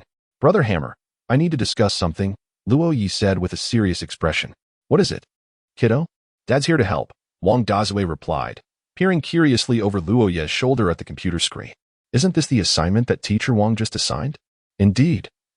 Luo Ye sighed, running his fingers through his hair, feeling utterly incapable of completing the task. It is worth noting that during high school, his academic performance was merely average. It was only due to Tang Anqi's encouragement to strive for admission to Jiang University that he became motivated to study fervently, scoring a perfect 750. He managed to elevate his average from 480 to 590 during the monthly exams, a remarkable feat that is still fondly recounted by their high school homeroom teacher to current senior students. Even so, he barely scraped by the admission threshold for Jiang University, almost missing the opportunity altogether. Thus, these computer-related courses present a genuine challenge for him. "You can't do this." Wang Dazue scrutinized the screen intently. In their province, students typically apply to local universities, and the admission scores tend to be higher than for those from other provinces, which means that both of his friends performed slightly better than Luo Ye. However, now that they are in university, all are treated equally. Wang Dazue shook his head, grinned broadly, and candidly admitted, "I can't do it either." Luo Ye felt a wave of despair. In the dormitory, Li Haoyang was preoccupied with his responsibilities as class president, managing a myriad of tasks. Meanwhile, Shen Xiao seemed to have vanished, prompting Luo Ye to sigh and muse over the daunting nature of the assignment. "Wait a moment, senior sister. A prodigy from the computer science department might be able to assist." With this thought in mind, Luo Ye closed his laptop, stowed it in his bag, and exited the dormitory. Wang Dazue, gazing at the now empty room, wore a look of solitude. Everyone seemed preoccupied with their own affairs, either busying themselves with class matters or mysteriously disappearing only to return with inexplicable joy. Previously, Shen Xiao would take naps in the dormitory when he had no classes. But recently he would leave at every opportunity, leaving Luo Ye uncertain of his whereabouts. Only Wang Dazue remained, spending most of his time in the dormitory, idly passing the hours except for attending classes and meals. No one comprehended him. His solitude was profound. Wang Dachui sat at his desk, launching a game, engrossed in a parachuting simulator. Meanwhile, Luo Ye arrived at the door of teacher's apartment 614. He knocked gently, calling out, "Senior, are you home?" After a brief moment, a cool voice emanated from within, "Come in." Luo Ye produced a key and stepped inside. At that moment, Su Baizhou emerged from her room, seating herself on the sofa, and casually inquired, "What brings you here?" "I can't complete my assignment," Luo Ye admitted as he settled beside her, placing his laptop on the table and opening his work. Upon glancing at his screen, Su Baizhou raised an eyebrow. "Isn't this a foundational course for freshmen?" Hearing the term foundational, Luo Ye's expression faltered. Did this mean it was the simplest category? He truly lacked an aptitude for coding, and moreover, he hadn't intended to enroll in the computer science program. In truth, he had no specific major in mind. He merely believed that as long as he attended Jiang University, he could learn anything. Yet, would the enchanting senior disdain him for not even grasping the basics? She was, after all, a prodigy in the computer science department. Before long, Su Baizhou began to study the material seriously, stating, "These are fundamental theoretical concepts. You find them challenging because you lack the foundational knowledge." With that, she rose, her pink pig slippers adorably shuffling as she returned to her room. Luo Ye had never ventured into the enchanting senior's quarters. Moments later, she reappeared. A book in hand titled Fundamentals of Computer Science. Upon seeing the title, an ominous feeling welled up within Luo Ye. The first chapter, Section 6, relates to your assignment, she noted. Luo Ye opened the book and glanced at the contents. A minute later, his brow furrowed and a grave expression crossed his face. He couldn't comprehend. He truly couldn't understand. The words were familiar, and he could pronounce them when arranged, but they failed to register meaning in his mind. It was akin to deciphering a segment of untranslated classical literature or being asked to read a sentence in English after just learning the alphabet. Completely lost? Su Baizhou remarked, her brow furrowing. If you can't grasp even these basics, it indicates you haven't been attentive in class. At her words, Luo Ye lowered his gaze, feeling akin to a child caught in mischief, as if he were a primary school student reprimanded by a teacher. The senior was right. He hadn't been diligent in class. Since he struggled to comprehend the lectures, he had chosen to disengage entirely. Instead, his mind was consumed with narratives from novels. Although some of the plots mirrored reality, life did not unfold in a manner conducive to novelistic storytelling every day, so he had to rely on his imagination. Whenever Su Baizhou spoke earnestly, Luo Ye dared not utter a word. However, this matter cannot be taken lightly, Su Baizhou stated with utmost seriousness. If this continues, you will fail your major courses. Upon hearing this, Luo Ye turned to Su Baizhou, perplexed. Aren't university final exams relatively simple? Indeed, they are quite straightforward. Su Baizhou replied with a stern expression. Yet, if you receive the exam paper and find yourself unable to answer a single question, the likelihood of failing becomes alarmingly high. With a shift in tone, Su Baizhou continued. Your brother has entrusted me with your care, and should you fail, it would reflect poorly on me. Starting today, I shall tutor you in your major subjects. Upon hearing this, Luo Ye's face lit up with joy. Senior, you are my savior. But in the next moment, she added, the condition for tutoring is that you must memorize the foundational knowledge. You are to recite 20 pages of this textbook daily. And I will inspect your progress each day. From this moment on, you cannot leave until you have completed your memorization. Witnessing the stern demeanor of the celestial senior, Luo Ye's expression darkened. What is the matter? Unwilling? Of course not. I am eager to learn, senior. I adore studying. Yet, deep within, Luo Ye's heart wept. Nevertheless, one must find joy amidst hardship. This is merely the price of residing in a realm of gentleness. Chapter 69. Making soup for the senior. Luo Ye arrived at noon. And now it was nearly 2 in the afternoon. He sat on the sofa, his brow furrowed in frustration, as though he wished to devour the book before him. Although he struggled to comprehend the sentences, he was able to recognize the characters. Even if the meanings eluded him, he could still memorize them through sheer repetition. While university knowledge does not necessitate rote memorization, achieving excellence in one's field often demands a firm grasp of foundational concepts. Luo Ye possessed a commendable ability to memorize. He had managed to excel in high school, improving his scores by 100 points in 6 months solely through diligent memorization, while others were socializing after class. He was busy studying. While they played basketball, he was reciting notes. Even during meals, he juggled eating with memorization. Now, as he glanced down at the text, he lifted his head to recite it silently. Occasionally, a look of confusion crossed his face, as if he had momentarily drifted away. Yet, after a brief moment, he shook his head and resumed his memorization. When he encountered difficulty, he would furrow his brow in intense concentration, striving to recall what he had forgotten. Su Baizhou, seated at the dining table, observed this scene with a serious expression. The sight of the juniors studying was rather amusing.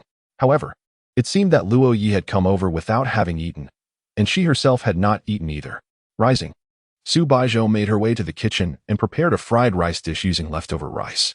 After finishing, she winced, pressing a hand to her stomach, which seemed to be in pain.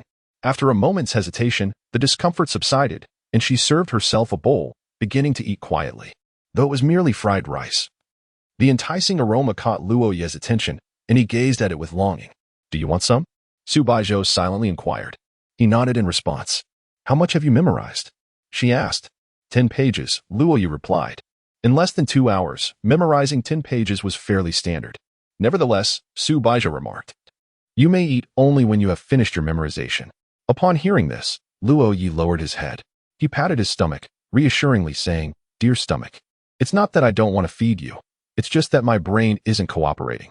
With his attention returning to the book, he knew he had no choice but to continue memorizing for the sake of a meal. Soon, Su Baizhou had finished her bowl of rice and headed back to the kitchen. The junior had been studying for quite some time and must surely be hungry. Not wishing to tease him any longer, she decided to serve him a bowl. The fried rice was at the perfect temperature, neither too hot nor too cold. And there were plenty of eggs left in the pan, as she had only taken a small portion. Carrying the bowl back to the living room, Su Baizhou placed the fried rice on the table and said softly, "You can eat now." Luo Ye, zzz. Su Baizhou?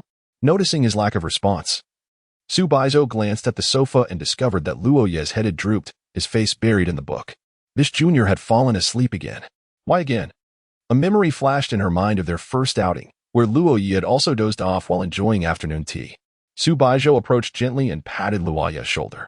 Noticing that he remained asleep, she then touched the top of his head. Upon making contact with his hair, an inexplicable sensation surged through her. She placed her palm atop Luo Ye's head and began to caress it slowly. As she did so, Luo Ye suddenly stirred, prompting Su Baizhou to step back 2 paces. Luo Ye lifted his gaze, meeting the stern expression of his senior, and immediately exclaimed, "Senior, don't worry, I'll memorize it in no time. Stop reciting." Su Baizhou softly interjected, secretly relieved. "No way, I must study," Luo Ye insisted, his determination unwavering as he clutched his book, fixating on the text before him. Wait a moment. Where did everything he had just memorized go? Desperately, he searched his mind for the content of the several pages he had just reviewed, but found himself unable to recall even a single word. "Oh no, I forgot everything after a brief nap." His expression turned dejected. Observing this, Su Baizhou felt a pang of sympathy. After a moment's hesitation, she suggested, "Let us eat first. It's common to forget newly learned material quickly. Mastering knowledge requires repeated review for it to be truly ingrained. Reciting it a second time will be much easier." Luo Ye made his way to the dining table and began to eat the egg fried rice prepared by his senior. In this dish, the eggs outnumbered the rice. However, Luo Ye preferred rice, recalling that his senior's nickname was Fan Fan, meaning rice. "Finish eating and wash the dishes," Su Baizhou remarked, feeling a slight discomfort in her abdomen. After saying this, she retreated to her room and closed the door. "Understood, Senior," Luo Ye replied, quickly finishing his egg fried rice before heading to the kitchen to wash the dishes. Afterward, he visited the restroom. Upon seeing the contents of the trash can, he froze in surprise. He finally understood why his senior had retreated to her room. It appeared she was experiencing her monthly discomfort.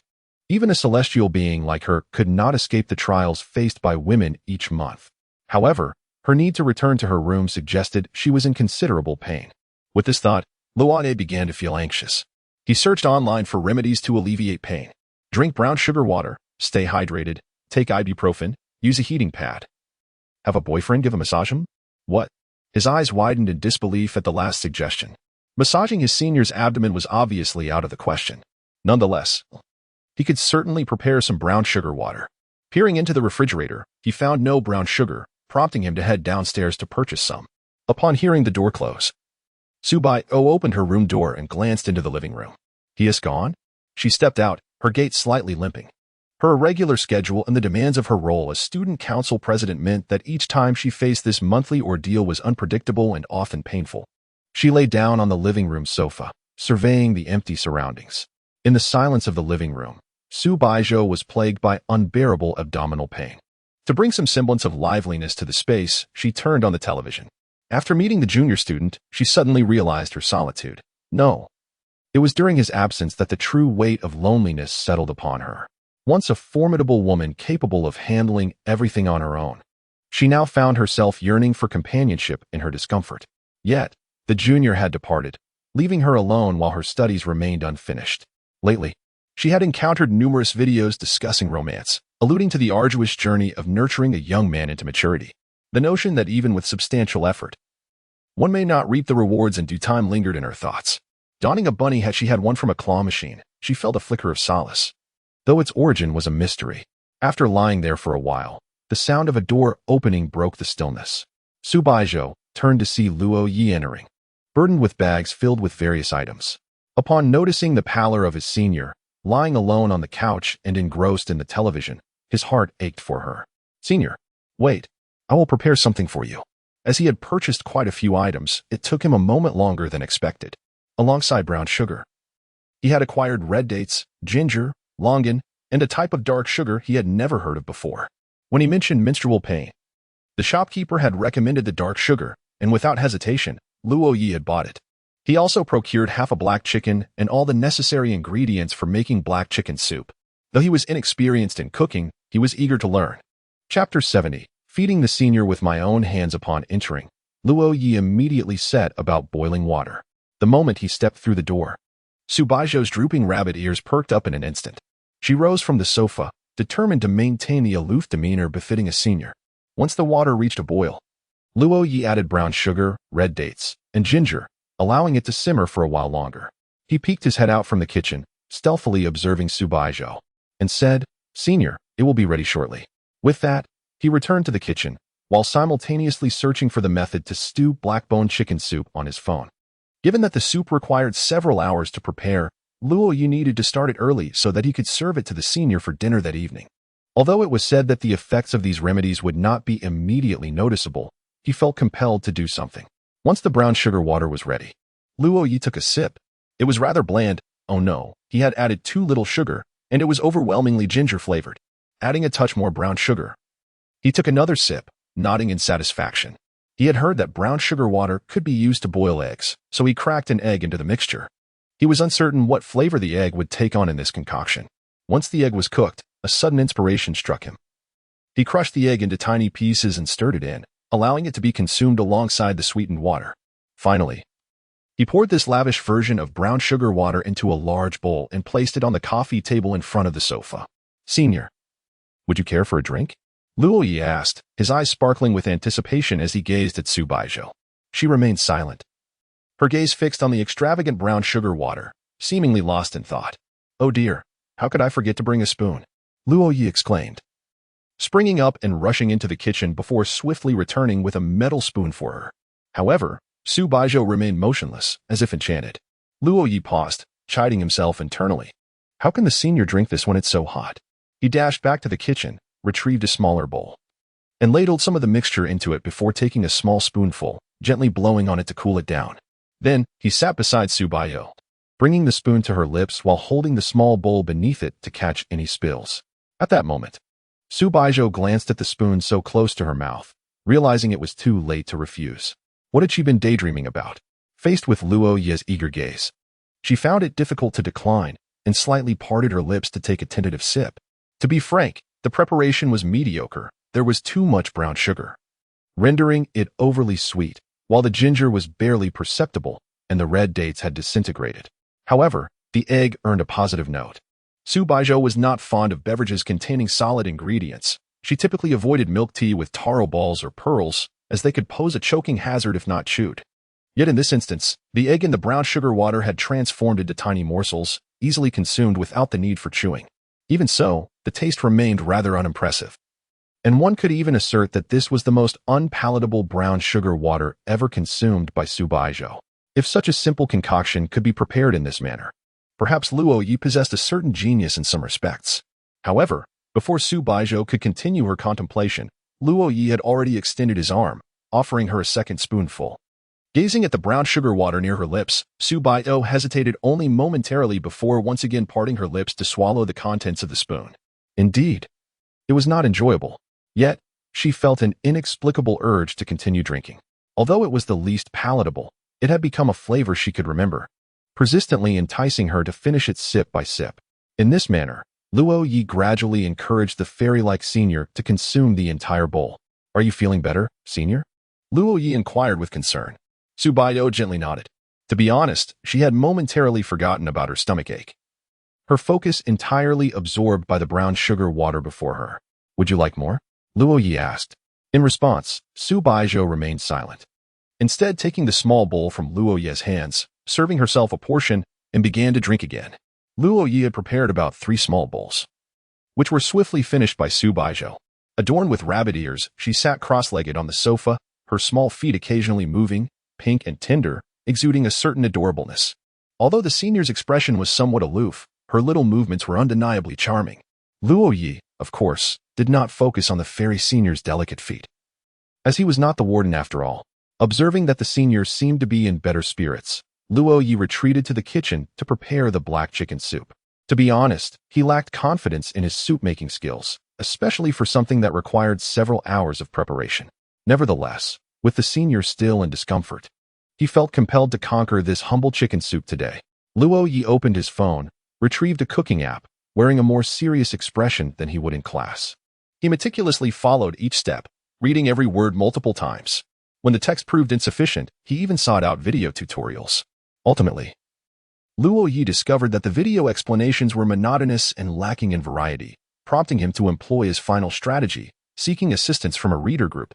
It was well known that the members of this group were not only handsome but also possessed exceptional skills, a veritable assembly of talents.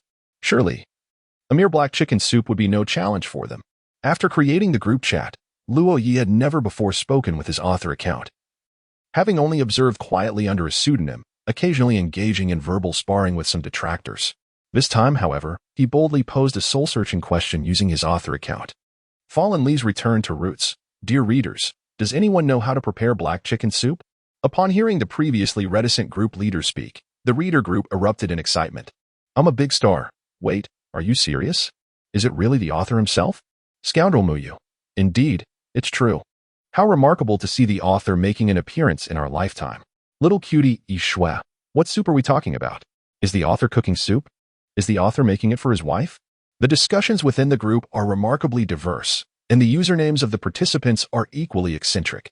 One member, known as Returning Leaves to Their Roots, identifies as a university student, humorously dismissing the notion of having a wife.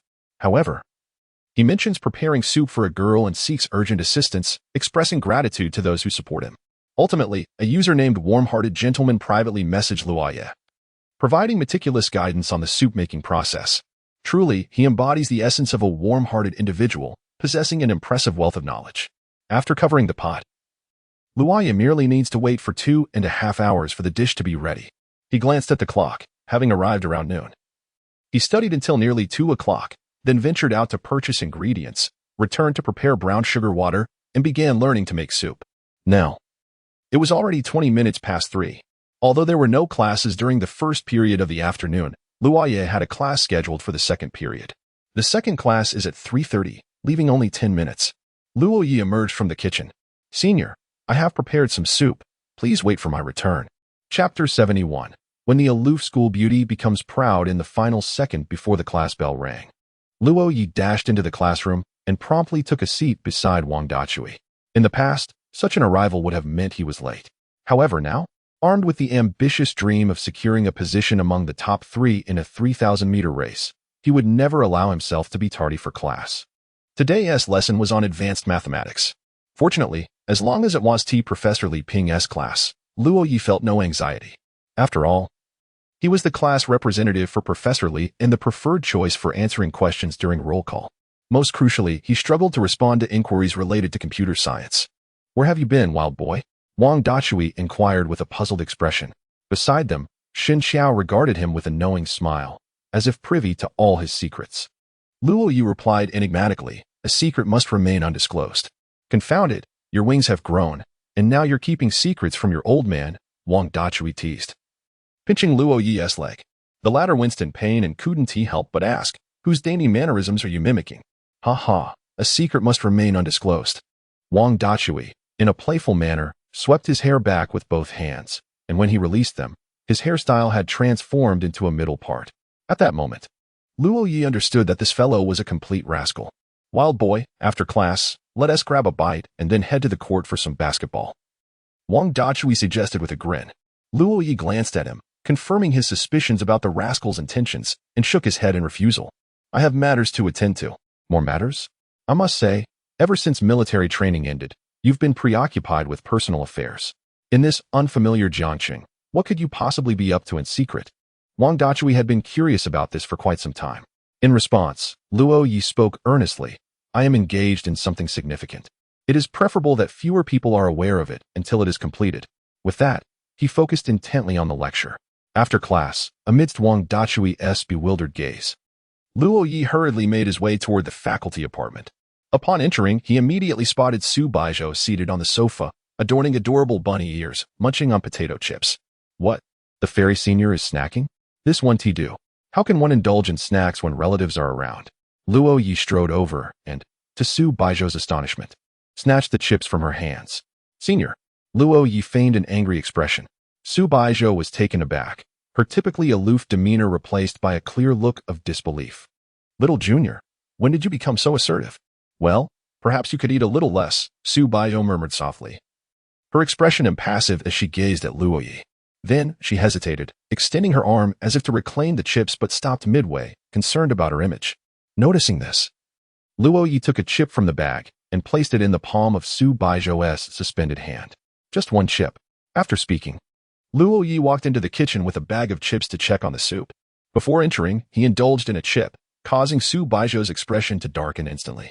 Not sharing with me but still munching away, she huffed, her rabbit ears twitching in a display of her displeasure.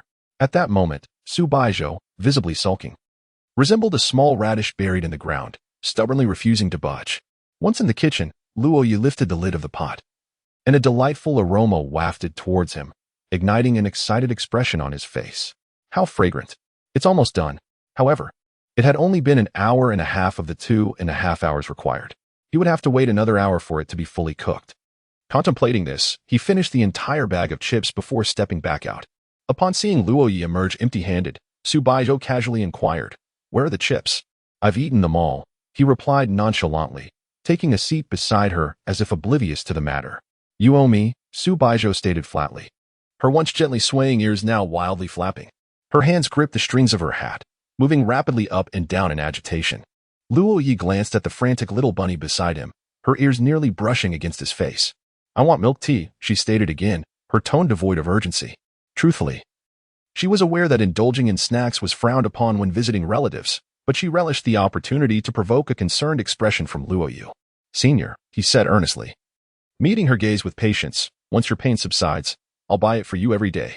"Humph," Su Baizhou replied with a subtle snort, subsequently ignoring him. The two settled into watching a drama together. On the screen, a couple ran through the rain, embracing and sharing a kiss. The scene was undeniably awkward, yet the kiss was unmistakably genuine. Luo Ye instinctively swallowed, turning his head away, feeling a bit shy.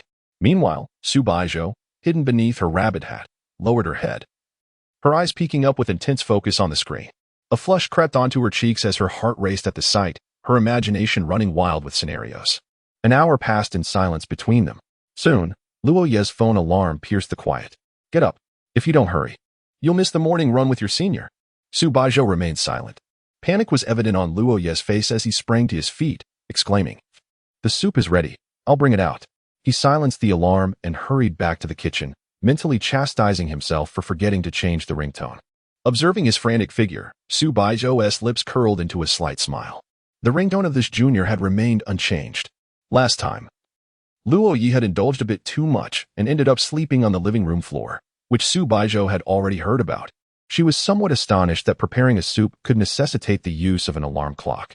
Before long, Luo Ye emerged, carrying a pot of black-bone chicken soup.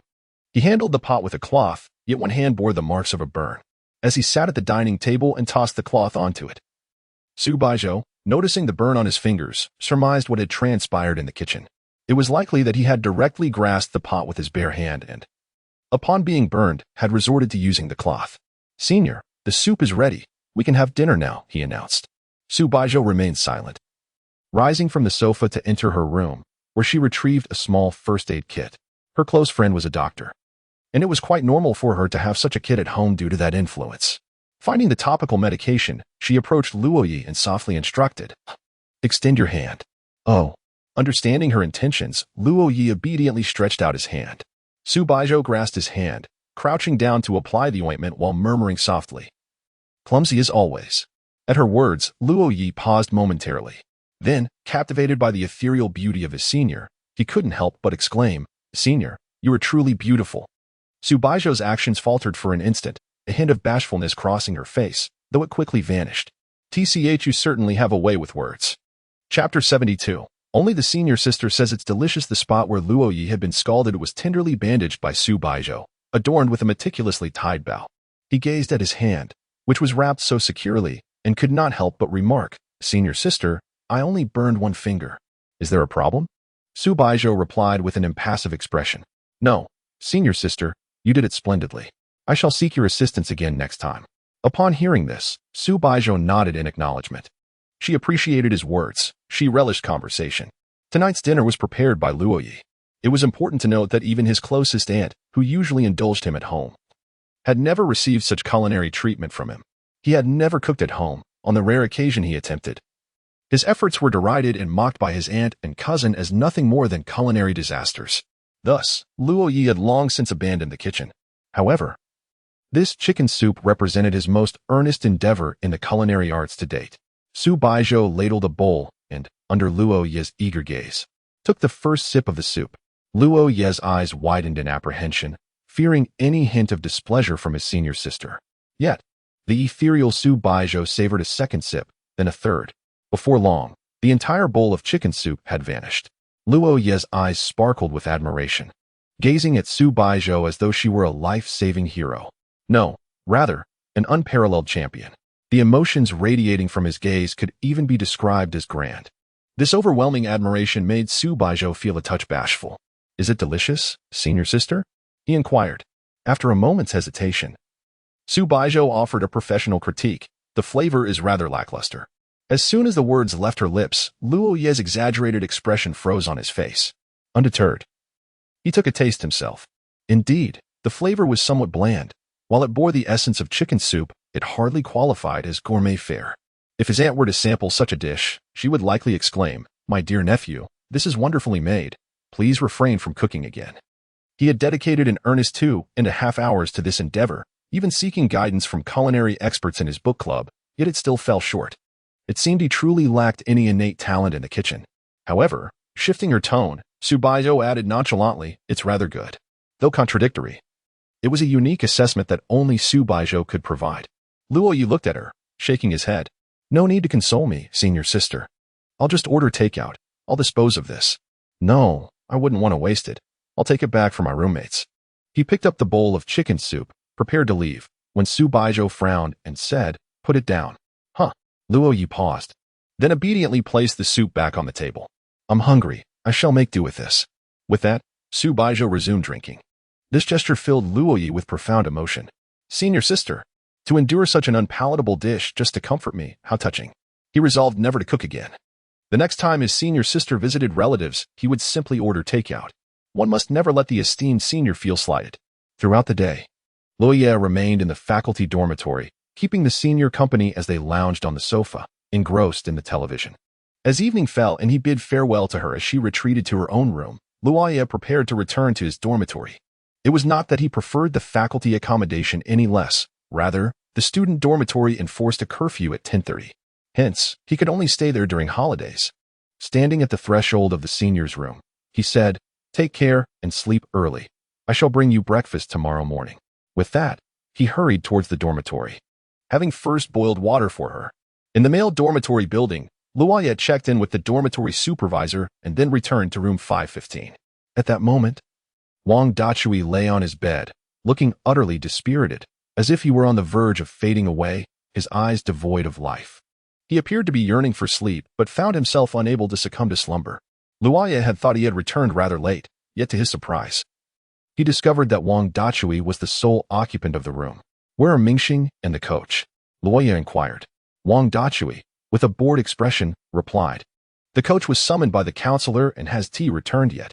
As for Shinxiao, I have no idea. He is probably off working a part-time job." "A part-time job?"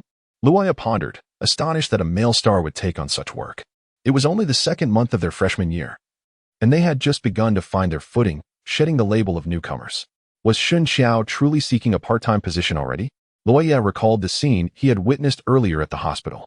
Shun Xiao's girlfriend was in a comatose state, and the tragic accident had also claimed her parents, leaving her as a heavy burden no one was willing to bear the medical expenses for. Living in the hospital, she incurred daily costs, which Shun Xiao had been pleading with his parents to cover. However, prior to the 7-day holiday, their quarrel had likely stemmed from this very issue. Now, with Shun Xiao resorting to part-time work, did it signify that his family would no longer support his girlfriend's medical expenses? From the perspective of his parents, one could hardly fault their stance. After all, Shun Xiao's girlfriend was not related to them in any formal manner, nor was she an official daughter-in-law. Naturally, they would prefer that he seek another partner. Luo Ye lay back on his bed, while Wang Dachui stared blankly at the ceiling. Boredom weighed heavily upon him. How disheartening it was for Wang Dachui to find himself alone in the dormitory. Before long, Li Haoyang returned.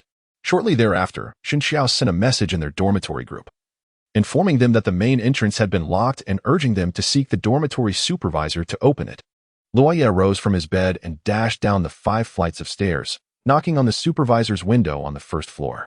"Excuse me, could you please open the door? My roommate is outside." The supervisor, roused from her slumber, angrily opened the window and pointed at her watch.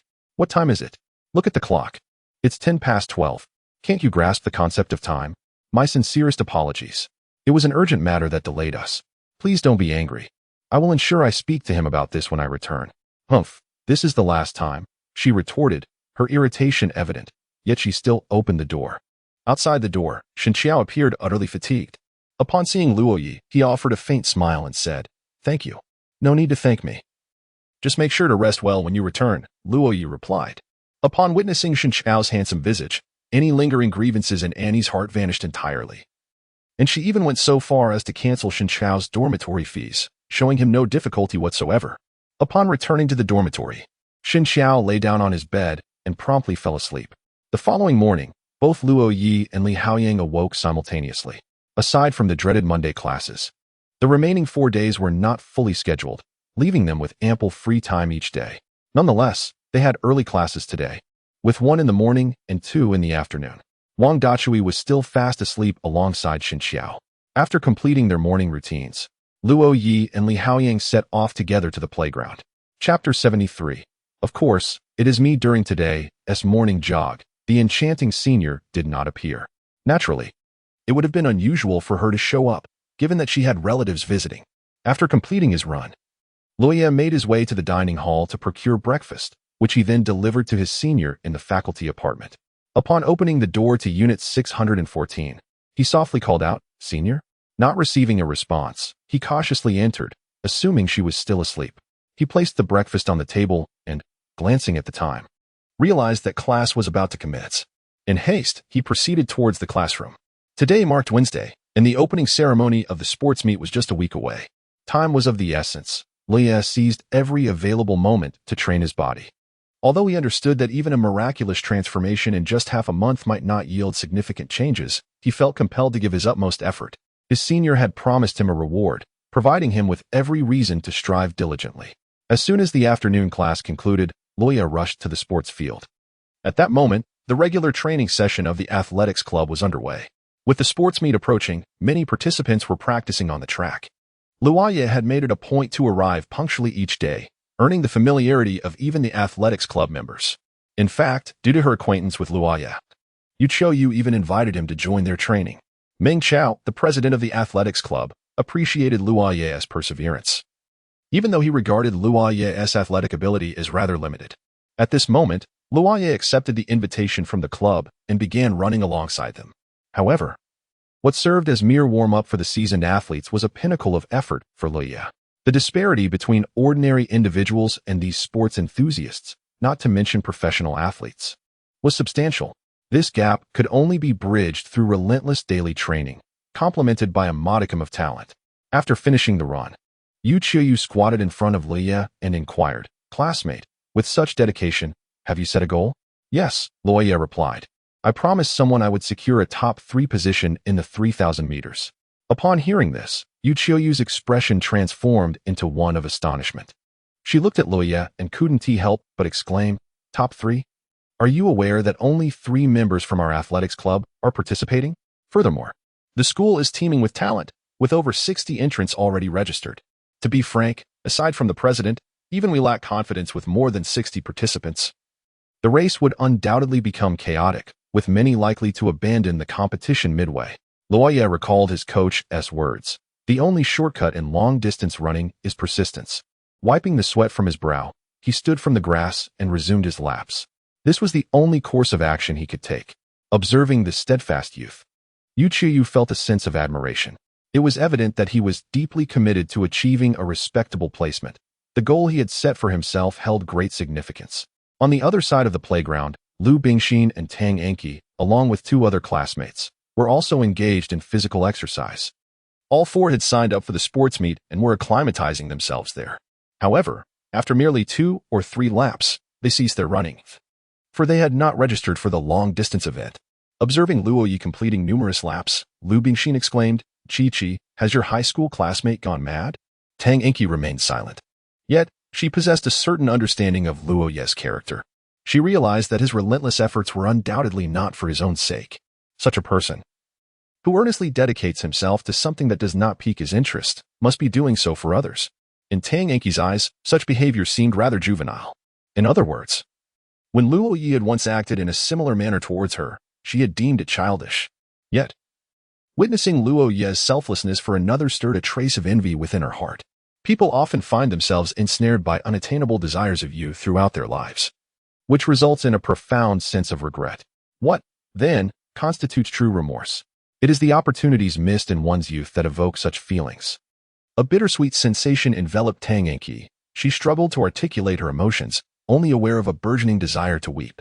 However, she could not allow herself the vulnerability of tears in front of others. She needed to convey to everyone that she harbored no regrets. Only in this way could she find a modicum of solace within her proud heart. With that, Tang Enki departed the playground alone, neglecting even Lu Bingxin. Outside the playground, in a foul mood, Tang Enki noticed a crowd gathered nearby. Yet, she lacked the inclination to join the commotion and simply walked past. Tang Enki. Suddenly, she heard someone call her name and instinctively turned to look. It was Gao Yuming, clad in expensive attire, clutching a bouquet of roses and adorned with a luxury wristwatch. Particularly eye-catching was the sports car key dangling from his waist pocket. Amidst the gazes of onlookers, he stepped out from the throng and presented the roses to Tang Enki with a radiant smile, proclaiming, "Be my girlfriend." Tang Enki regarded the scene with an impassive expression. Noticing her lack of response, Gao Yuming repeated, "Be my girlfriend." Already overwhelmed with melancholy and on the verge of tears, Tang Enki lost her composure and retorted, "Can you please stop bothering me?" After uttering this, she quickened her pace to leave. Gao Yuming stood frozen in place, while the surrounding crowd displayed expressions of mockery. So what if he was a wealthy heir? He had been dismissively rejected like anyone else. Yet, he did not dwell on it, nor did he feel anger. Instead, he offered a bittersweet smile, took a deep breath to steady his emotions, and silently walked away. This brief interlude did not disrupt the activities on the playground. Until the athletics club's event concluded, Luo Ye remained seated on the grass, gazing at the gradually dimming sky, lost in contemplation. That cloud seemed reminiscent of a celestial senior sister. After sitting for a while, he rose to return to his dormitory, only to suddenly notice a familiar figure seated not far away. The figure wore a white hat adorned with 2 floppy rabbit ears, exuding a certain adorable charm. At that moment, she was donned in a fluffy white pajama set, harmonizing splendidly with her hat. Struck by a sense of familiarity, he wondered if it could be the enchanting senior. Curiosity piqued, Luo Ye approached her, maneuvering to stand before her, and discovered that this delightful little creature was indeed the fairy senior. "Senior? What brings you here in your pajamas? When did you arrive?" Luo Ye crouched before her, gazing at the soft, bunny-like figure. Su Baizhou met his gaze with a blank expression and replied nonchalantly, "I don't know. I've forgotten." The evening air was slightly chilly. Yet the fairy senior's thick pajamas provided ample warmth against the coolness.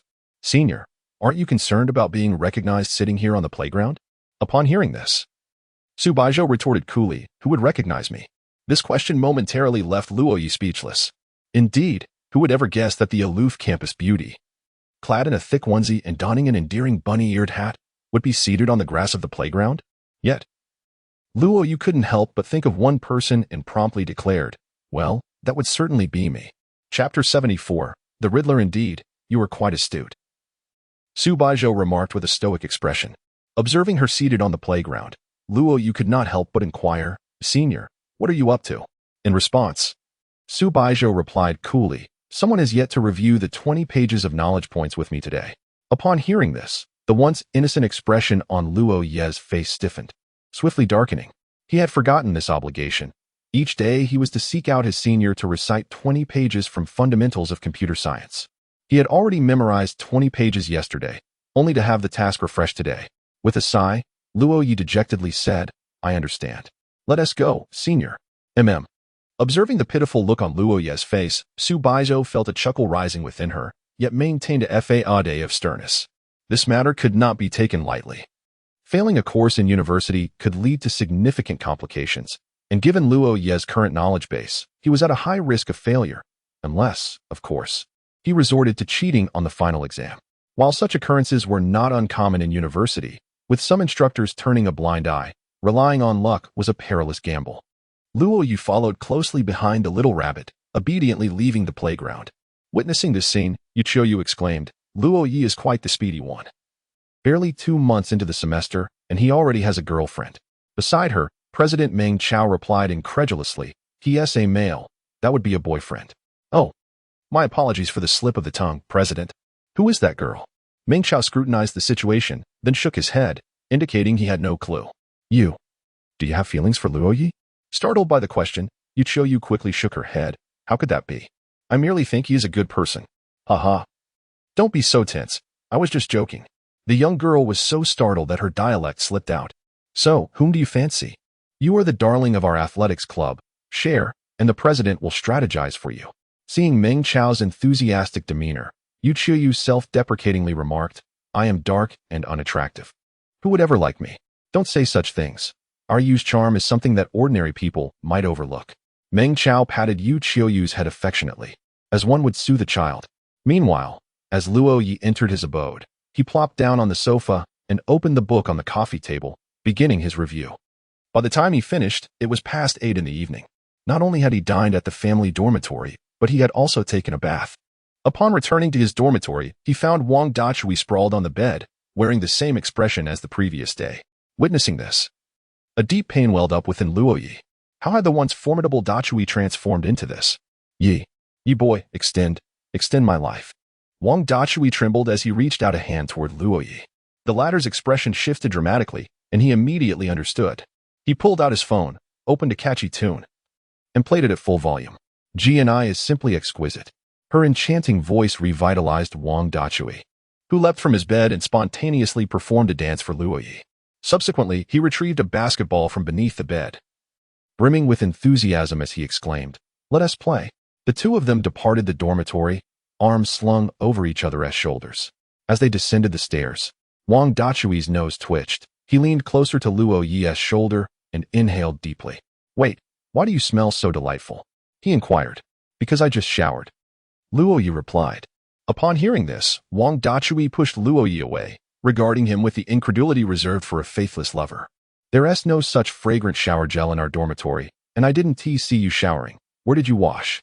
"Of course, it was somewhere else," Luo Ye replied with a mysterious smile, withholding the truth from Wang Dachui. At that moment, Wang Dachui felt as exasperated as a male version of Qin Yuan. Nearly on the verge of madness, the riddle maker should vanish from the face of the earth. The duo arrived at the table tennis court, where 2 figures, one tall and one short, one slender and one stout, sat on a public bench flanking the table, smoking and looking quite dashing in the moonlight. Upon spotting Wang Dachui and Luo Ye, the two extinguished their cigarettes. The shorter and stockier Lu Guangfu stood up and announced, "Men's doubles, best of 5. 11 points per game." Wang Dachui retorted, "What are you talking about? I brought a basketball." "Hey, I said we're playing ball, not specifying which kind." "That was your oversight," Lu Guangfu replied, his expression more lewd than Wang Dachui's. "Table tennis it is, and your brother here will still dominate you 2 little novices." The opponents had brought 4 table tennis paddles, more than sufficient for the match. Luo Ye teamed up with Wang Dachui, while Lu Guangfu paired with Wang Kai. Surprisingly, their contrasting heights and builds proved effective. With a firm grip on his paddle, Luo Ye executed a decisive smash, scoring the first point. However, it was too long before their opponents rallied, pulling ahead to a score of 3-1. Ultimately, Wang Dachui felt an overwhelming sense of frustration as they suffered defeat. "Want to play basketball?" he scoffed. "You think you can win a basketball?" Lu Guangfu retorted dismissively. "We can play, 3 against 3, each of us must call a girl." "What?" Wang Dachui immediately began to argue with Lu Guangfu, for neither could summon a female companion, making the condition an evident ploy for mutual embarrassment. Suddenly, a notification chimed on Wang Dachui's phone. "You, want to play ball?" His expression lit up as he made a face at Lu Guangfu, sticking out his tongue, looking particularly insufferable. "Look who can attract a girl, can you?" He laughed. At this, Lu Guangfu's face darkened, regretting the earlier challenge he had proposed. Realizing he had shot himself in the foot, Wang Kai and Luo Ye exchanged exasperated glances, both thinking how childish and embarrassing this all was. After Yu Qiuyu's arrival, Li Haoyang also found some time to spare. Together, they gathered 6 individuals and proceeded to the basketball court for a game. Yu Qiuyu joined the duo of varying heights, standing at the center, resembling a whimsical villainess leading a pair of intellectually challenged sidekicks. Although there was no basketball tournament during the sports meet, a basketball game would soon take place after its conclusion. The events of the sports meet included table tennis and badminton, yet Luo Ye chose not to participate. Despite having been the champion in the boys' singles table tennis category during elementary school, it mattered little. He felt no inclination to compete at the university level, as the two were simply not on the same plane. After their game, the group settled beneath the basketball hoop to rest. Curiously, Yu Qiuyu inquired, "Luo Ye, who is that girl on the playground tonight? Your girlfriend?" As soon as she finished speaking, Wang Dachui's gaze sharpened dramatically, his eyes widening as he turned to Luo Ye. "That girl." Luo Ye glanced at Yu Qiuyu, exchanging a knowing look. She quickly understood, returning him a similar expression. I see. She must be your goddess, huh? Trying to keep it a secret." Meanwhile, Wang Dachui was nearing his breaking point. The riddles were one thing, but now there was an encrypted conversation to decipher. Shared interests can swiftly forge friendships, as exemplified by their basketball games. After just 2 matches, Yu Qiuyu had seamlessly integrated herself into the circle of boys. Chapter 75. The full days slipped by quietly, and once again, Monday descended like a hellish specter. Luo Ye wore a countenance of torment, as if life had dulled his edges, leaving him bereft of even his very soul. During this period, both his body and spirit endured relentless anguish. Each day, he memorized 20 pages of knowledge points, coupled with relentless long-distance running training. Finally, the sports meet was upon him, scheduled for the morrow. Yet, why was the event not today? Why could this wretched, full-schedule Monday not be obliterated? As he observed Professor Li Ping standing at the podium, Luo Ye instinctively knew that the next question would be directed at him. "Class representative, please respond to this inquiry." Just as he anticipated. With a sigh, Luo Ye rose amidst the gleeful expressions of Wang Dachui and Li Haoyang. "Teacher, He intended to confess his ignorance.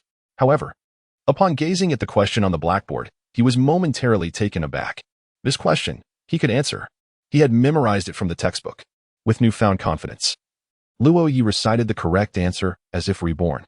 Both Wang Dachui and Li Haoyang were left astounded. Even Professor Li Ping adjusted his reading glasses, casting a surprised glance at Luo Ye. What was happening? Had this lad suddenly unlocked some hidden potential?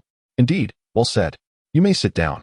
After class, Luo Ye felt invigorated. He was on the brink of triumph, with only the computer science course remaining to conquer. Though 2 classes still loomed ahead for Luo Ye, the day had effectively concluded. After all, he had endured the most formidable challenges. The remainder was trivial and easily dismissed. Thus, the day swiftly passed. The following day, at 6 o'clock in the morning, Luo Ye awoke. The opening ceremony of the sports meet was scheduled for 10 o'clock, with promises of dazzling performances. However, this was of little consequence. Luo Ye had only registered for the 3,000-meter long-distance run, which was set to commence in the afternoon. Consequently, he had effectively granted himself a day off on the first day of the meet. Nonetheless, he found himself in the spectator stands. For the first event was the initial round of the 60-meter dash. The enchanting senior had entered this race, signing up for the 60 meters, 800 meters, and 3,000 meters. It must be said, after 2 years of university without participating in a sports meet, her return was nothing short of grandiose. 2 long-distance events and 1 sprint. Once the opening ceremony concluded, the stands remained sparsely populated. After all, this was a university sports meet. Unlike high school or middle school events that mandated attendance from every class. Since attendance was not compulsory, who, after all, would willingly watch such an event? 3 days of the sports meet meant 3 days of holiday. Who could resist the allure of a break? At that moment, the grassy field was dotted with numerous small tents, designated as resting areas for athletes, logistical zones, and teams of judges and staff organized by the student council. Although the stands were nearly empty, the field buzzed with activity, with over 100 members from various student council departments gathered there. Luo Ye, Li Haoyang, and Shen Xiao sat in the stands, eagerly awaiting the commencement of the men's 100 meters, for Wang Dachui had entered this event.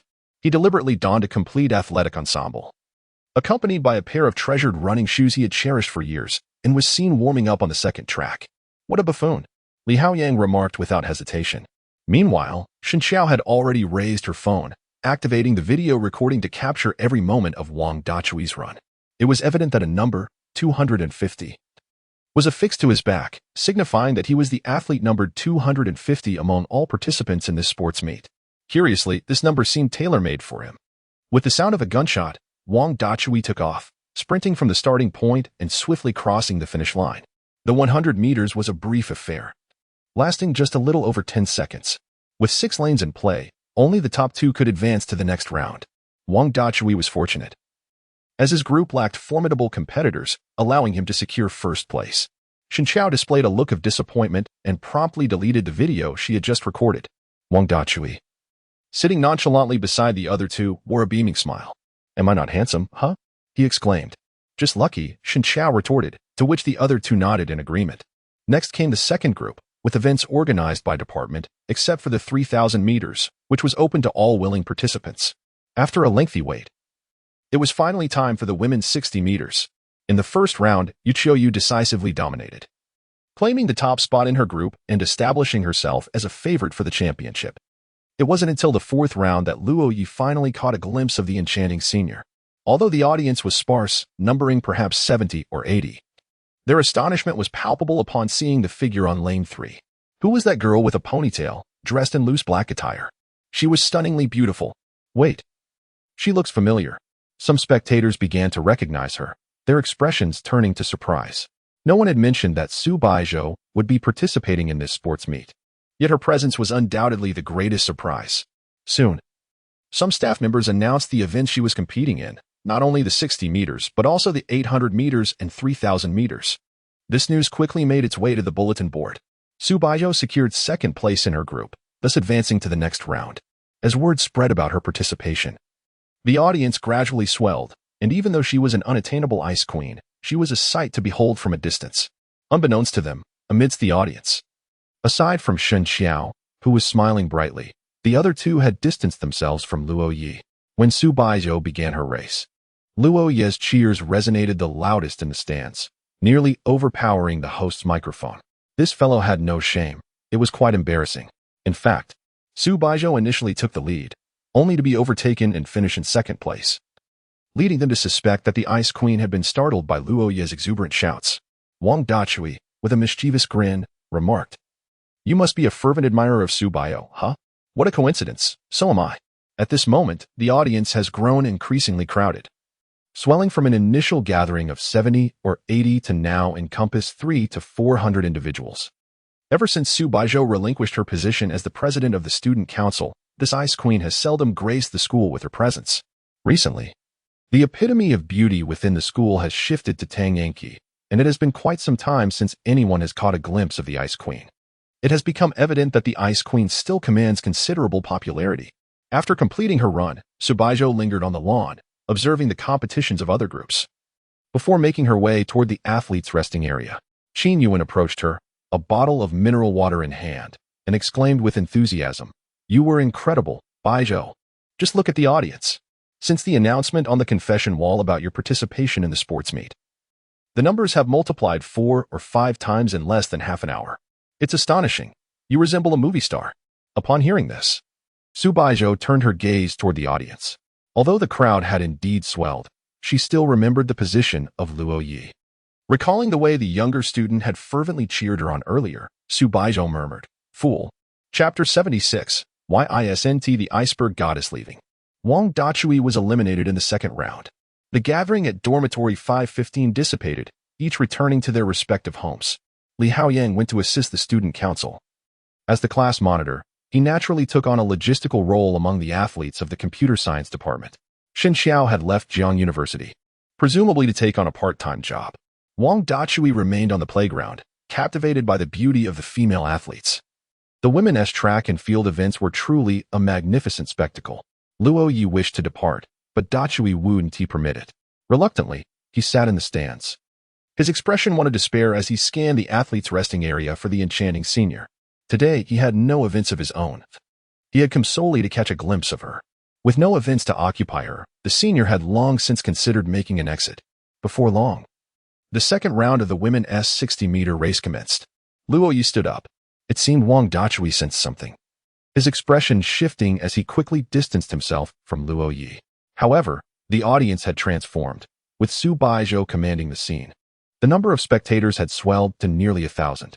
As Su Baizhou began her race, shouts of encouragement erupted from the crowd, alleviating some of Luo Ye's awkwardness. Few among the female competitors could match her speed. Unless she faced Yu Qiuyu, nearly no one could outrun her. Upon reflection, Luo Ye recalled his uncle mentioning that the enchanting senior had grown up in a village where she had been quite the mischievous child. Not yet fully developed in stature and resembling a tomboy, Su Baizhou had roamed the village daily, even managing to wrestle geese with one hand and stepping on the old yellow dog at the village's entrance, all while using a slingshot to target the freshly laid eggs of a neighbor's hen. She was quite the local tyrant. It was hard to imagine that the enchanting senior had once been so playful. The thought was endearing. However, if Su Baizhou were to discover that her uncle had shared such tales with Luo Ye, she would likely reprimand Fan Jian upon her return. Moreover, with the morning runs at university, the senior was indeed quite fast, superior to most. In the second round, Su Baizhou secured first place in her group, advancing smoothly into the third round. After the conclusion of the third round, the final race would follow. The spectators were astonished to witness Su Baizhou finishing first. No one had anticipated that the aloof campus beauty, a talented individual from the computer science department and former student council president, would excel in athletics as well. What could the seemingly perfect girl not accomplish? It was perplexing that such an extraordinary young woman had been single throughout her university years. Expressions of regret emerged among the crowd. It was not that Su Baizhou looked down upon men, but rather that they simply did not measure up to her standards. At this moment, the morning events were officially concluded. A group of girls adorned in beautiful dresses took to the track, and the stadium resonated with the music of supportive cheers. The school cheerleading squad commenced their performance. Leading them was none other than Qin Yuan. Upon seeing her, Wang Dachui's eyes widened in awe, and he sprang to his feet, excitedly exclaiming to Luo Ye, "My goddess, my goddess." Upon witnessing the scene, Luo Ye subtly shifted aside, creating a distance from Wang Dachui. As fate would have it, it was now Wang Dachui's turn to feel the disdain. After the cheerleaders concluded their performance, the morning's events came to a definitive close. The afternoon activities were scheduled to commence at 3 o'clock, while the women's 60-meter finals would take place the following day. Thus, there was no longer any concern for Luo Ye in the playground. He resolved to return to his dormitory in the afternoon to indulge in video games and prepare for the upcoming 3,000-meter race. Together with Wang Dachui, he made his way towards the cafeteria. At that moment, the cafeteria was teeming with people, overflowing with long, elegant legs. Although the weather had turned cooler, everyone aspired to be the most dazzling presence in the playground, showcasing their figures and beauty. In stark contrast, Su Baizhou, after completing her event, seemed to vanish entirely. Only Luo Ye was aware that she had donned a hat and moved to the stands, where she quietly observed the competition from a corner. At that time, Su Baizhou was also in the cafeteria, sharing lunch with Qin Yuan. The university cafeteria tables were predominantly designed for 6. Seated at one of these tables, Qin Yuan and Su Baizhou occupied 2 spots, leaving 4 seats unoccupied.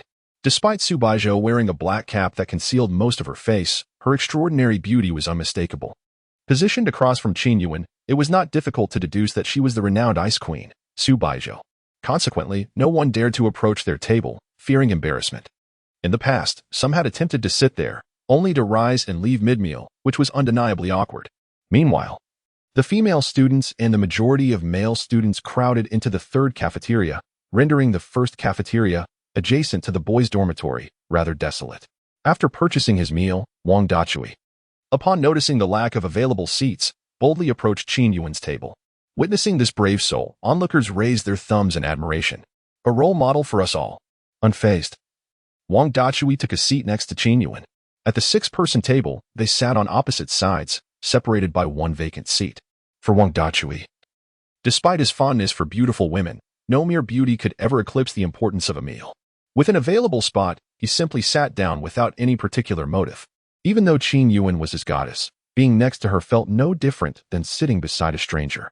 He was adept at distinguishing between fantasy and reality. Noticing someone had taken a seat beside her, Qin Yuan glanced at him and furrowed her brow, suggesting, "Zhou, shall we pack up and head back? I haven't finished eating." Su Baizhou replied indifferently. Not far away, Luo Ye, holding a bowl of noodles, gazed around in confusion. There were too many people. He felt lost in the cafeteria.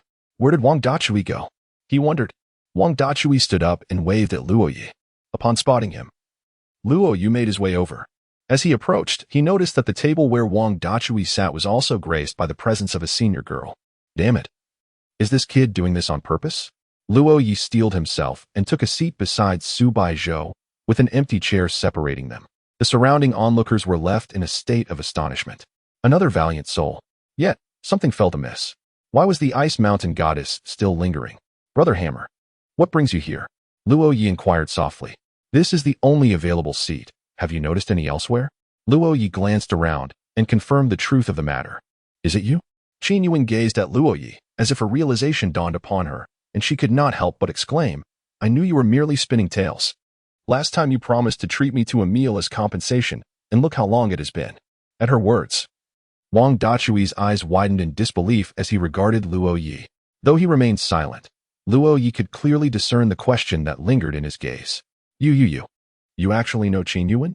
Chapter 77. I am no longer alone, Senior Qin. I forgot, Luo Ye said, feeling a bit embarrassed. It wasn't that he didn't wish to treat her, but rather that he truly had no time. Recently, he had either been running or memorizing knowledge points in the faculty dormitory, to the extent that he hadn't even sent Qin Shueijia a single message. Fine. I won't hold it against you for being a junior, Qin Yuan remarked, casting a glance at Su Baizhou.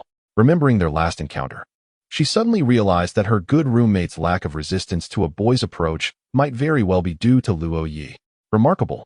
At last, I, Qin Yuan, have discovered a new world. With a sly glint in her eyes, she scanned back and forth between Luo Ye and Su Baizhou. However, because she was strikingly beautiful, her actions appeared more charming than lewd. Wang Dachui continued to eat quietly, occasionally stealing glances at Luo Ye as if observing a stranger. Before long, Su Baizhou finished her meal. With an indifferent expression, she glanced at Luo Ye and then stood up, preparing to leave.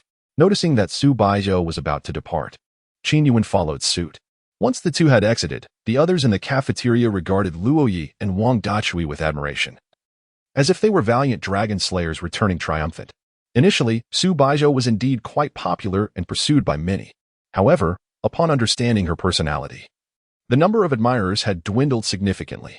When a person is excessively remarkable, it often deters others from seeking a romantic connection with them. It is akin to celebrities. While one may admire a star, developing romantic feelings is a distant notion. After all, the gap between ordinary individuals and celebrities is vast. Su Baizhou, too, exuded a frigid aura that instilled a sense of distance in those who beheld her. Presently, everyone was merely curious about what type of person could possibly be in a relationship with someone like her in the future. This was the prevailing thought among most boys. Conversely, the girls viewed her with a gaze filled with hostility. In their eyes, Su Baizhou was a paragon among women, an idol who was untouchable by any boy. Luo Ye nonchalantly finished his meal, absorbing the admiration and animosity surrounding him. Wang Dachui, sensing the atmosphere, quickly pulled him away from the cafeteria. Upon returning to their dormitory, Wang Dachui regarded Luo Ye with an inquisitive intensity, speaking in a hushed tone. Now, tell me, how do you know Qin Yuan? Having been caught, Luo Ye could only answer truthfully, explaining that he had connections at the school and that Qin Yuan was a student of his benefactor. After hearing this, Wang Dachui was astonished. You sly dog, you got in through the back door? What are you saying? Food can be casually consumed, but words must be chosen wisely. I gained admission through my own merit. Seeing Luo Ye's expression, Wang Dachui smirked. I was just joking.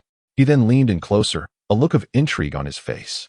So the mysterious senior you've been talking about all this time is none other than Qin Yuan? What did you say? Food may be consumed indiscriminately, but one must not speak carelessly. I have made my intentions clear with Senior Qin. Luo Ye reiterated his previous statement, which left Wang Dachui perplexed. This was indeed a conundrum. He knew the boy could not be lying. Thus this elusive senior was likely not Qin Yuan. However, aside from Qin Yuan, he could hardly fathom knowing any other senior. Could it perhaps be a member from their Hanfu club? Beyond the club, Luo Ye had not joined the student council, leaving him with little opportunity to become acquainted with any seniors. As for the possibility of it being Su Baizhou, Wang Dachui promptly dismissed that notion. How could it be? During the freshman ceremony, Luo Ye had merely shared the stage with Su Baizhou for a song and had been exuberant as a child. If he truly knew Su Baizhou, he would not have displayed such excitement then. Furthermore, Su Baizhou had scarcely been seen around the school since, leaving Luo Ye with even less chance to make her acquaintance. After much contemplation, Wang Dachui ultimately could not discern the identity of this person and decided to abandon the thought. In the afternoon, the two began gaming, eventually succumbing to sleep shortly thereafter. Today, the enchanting senior did not summon Luo Ye for a recitation, nor did he intend to go for a run. With a 3,000-meter run scheduled for tomorrow, Luo Ye resolved to rest wholly today, allowing his spirits to relax. Upon awakening, he discovered it was already 5 o'clock in the afternoon. The sounds from the playground were raucous, with speakers blaring incessantly, accompanied by music, creating a cacophony. Luo Ye sat up in bed, noticing that Wang Dachui was still asleep. The sun was nearing its descent, and the sky outside had taken on a somber hue. The dormitory was enveloped in silence, starkly contrasting the external clamor. A wave of loneliness surged within Luo Ye. The sensation upon waking from an extended slumber is ineffable. He felt as though his life had lost its significance. It had been nearly 2 months since he arrived at Jiang University. His only cousin had gone abroad for further studies, and his roommates were preoccupied with their own affairs, bustling about daily. The dormitory had grown considerably emptier, and he felt unaccomplished, lacking in both knowledge and achievement. With a heavy heart, Luo Ye sat at the edge of his bed, absorbing the void within him. He decided to take out his phone to scroll through short videos in an attempt to enrich himself. As soon as he opened the app, a melancholic tune began to play, resonating through his phone. The algorithms seemed to be monitoring him, amplifying his melancholy. Suddenly, he noticed a multitude of unread messages. There were texts from Li Haoyang, Su Baizhou, and even his aunt. Yet, one message caught his eye, pinned at the top, an unread message from the enchanting senior, inquiring if he was prepared for the 3,000 meters tomorrow. Instantly, Luo Ye felt a sense of companionship. Though Jiang City was vast, having a senior was more than sufficient. Luo Ye, I am ready. I shall complete the task. Enchanting senior, no rewards for those outside the top 3. Luo Ye, animated emoji, I will give it my all. Enchanting senior, Luo Ye, you too, senior, you were remarkable today. Let us both strive tomorrow. Enchanting senior, After concluding the conversation, Luo Ye perused other messages. Li Haoyang inquired whether he was in the dormitory, as he had forgotten his key. Su Baizhou asked where he had been and if he had attended the sports meeting. His aunt expressed her longing for him and initiated a video call. But Luo Ye was asleep and did not answer. Noticing this, he returned her video call. As soon as the connection was established, the sound of Qin Xiaoman's sigh resonated. The child has grown, their wings have strengthened, and they no longer answer their aunt's calls. Hearing this, Luo Ye trembled slightly and quickly replied, How could that be, Auntie? I was asleep and did not hear it. No need for explanations. An explanation is merely a disguise. At 3 or 4 in the afternoon, you tell me you were sleeping, and I do not believe it. Angie, do you believe it? Woof. You see, even Angie does not believe it. In the video, Angie was an insufferable teddy bear, merely a sycophant kept by his aunt. Chapter 78. The heart of a young girl. After ending the call with his aunt, Luo Ye gently patted Wang Dachui's face. The latter awoke in a state of confusion. Questioning, Yuwazi, is it morning already? Yes, it's time for class, Luo Ye replied. If you keep sleeping, you won't be able to rest tonight. Determined to jog a couple of laps, Luo Ye thought it better to exercise now than to succumb to laziness the following day. At this hour, the events of the sports meet had concluded, yet the playground remained bustling with activity. Surprisingly, a light drizzle began to fall outside. Those still present on the field took refuge under tents to escape the rain. Luo Ye made his way to the student council area, where he discovered they were having boxed lunches. Today's events had mostly involved eliminations, with the semifinals and finals scheduled for tomorrow and the day after. So they needed to compile a list of those who advanced today for tomorrow's announcement. In addition to this, there were numerous other tasks to manage. Lu Jiang sat at a desk, engrossed in his phone, while most of those handling the duties were first-year newcomers. Upon seeing Luo Ye, Lu Jiang set his phone aside and greeted him, saying, Luo Ye, back at the playground again? Indeed. I have to run 3,000 meters tomorrow. President, what are you up to? Luo Ye inquired, observing the first-year students busily running around while their president leisurely played on his phone. Curiosity piqued, he pressed on. Of course. I'm letting the newcomers hone their skills. They will be the backbone of the student council in the future. Luo Ye felt a sense of disbelief at this. Lu Jiang had just recently become president himself, having held the position for merely over a year, yet he referred to others as newcomers. Nevertheless, Luo Ye understood that if the student council president had to personally oversee such mundane tasks, then perhaps this role was one that no one would desire to undertake. Not far away, Li Haoyang was also lending a hand, while Tang Enki was in a state of distress, flustered without guidance from senior members. Although today featured Tang Enki's event, she had unfortunately been eliminated. Beside Li Haoyang, Su Xiaojia chattered incessantly, occasionally making matters more chaotic, which kept everyone busier than ever. Luo Ye approached Li Haoyang, who, upon seeing him, appeared as if he had found a savior.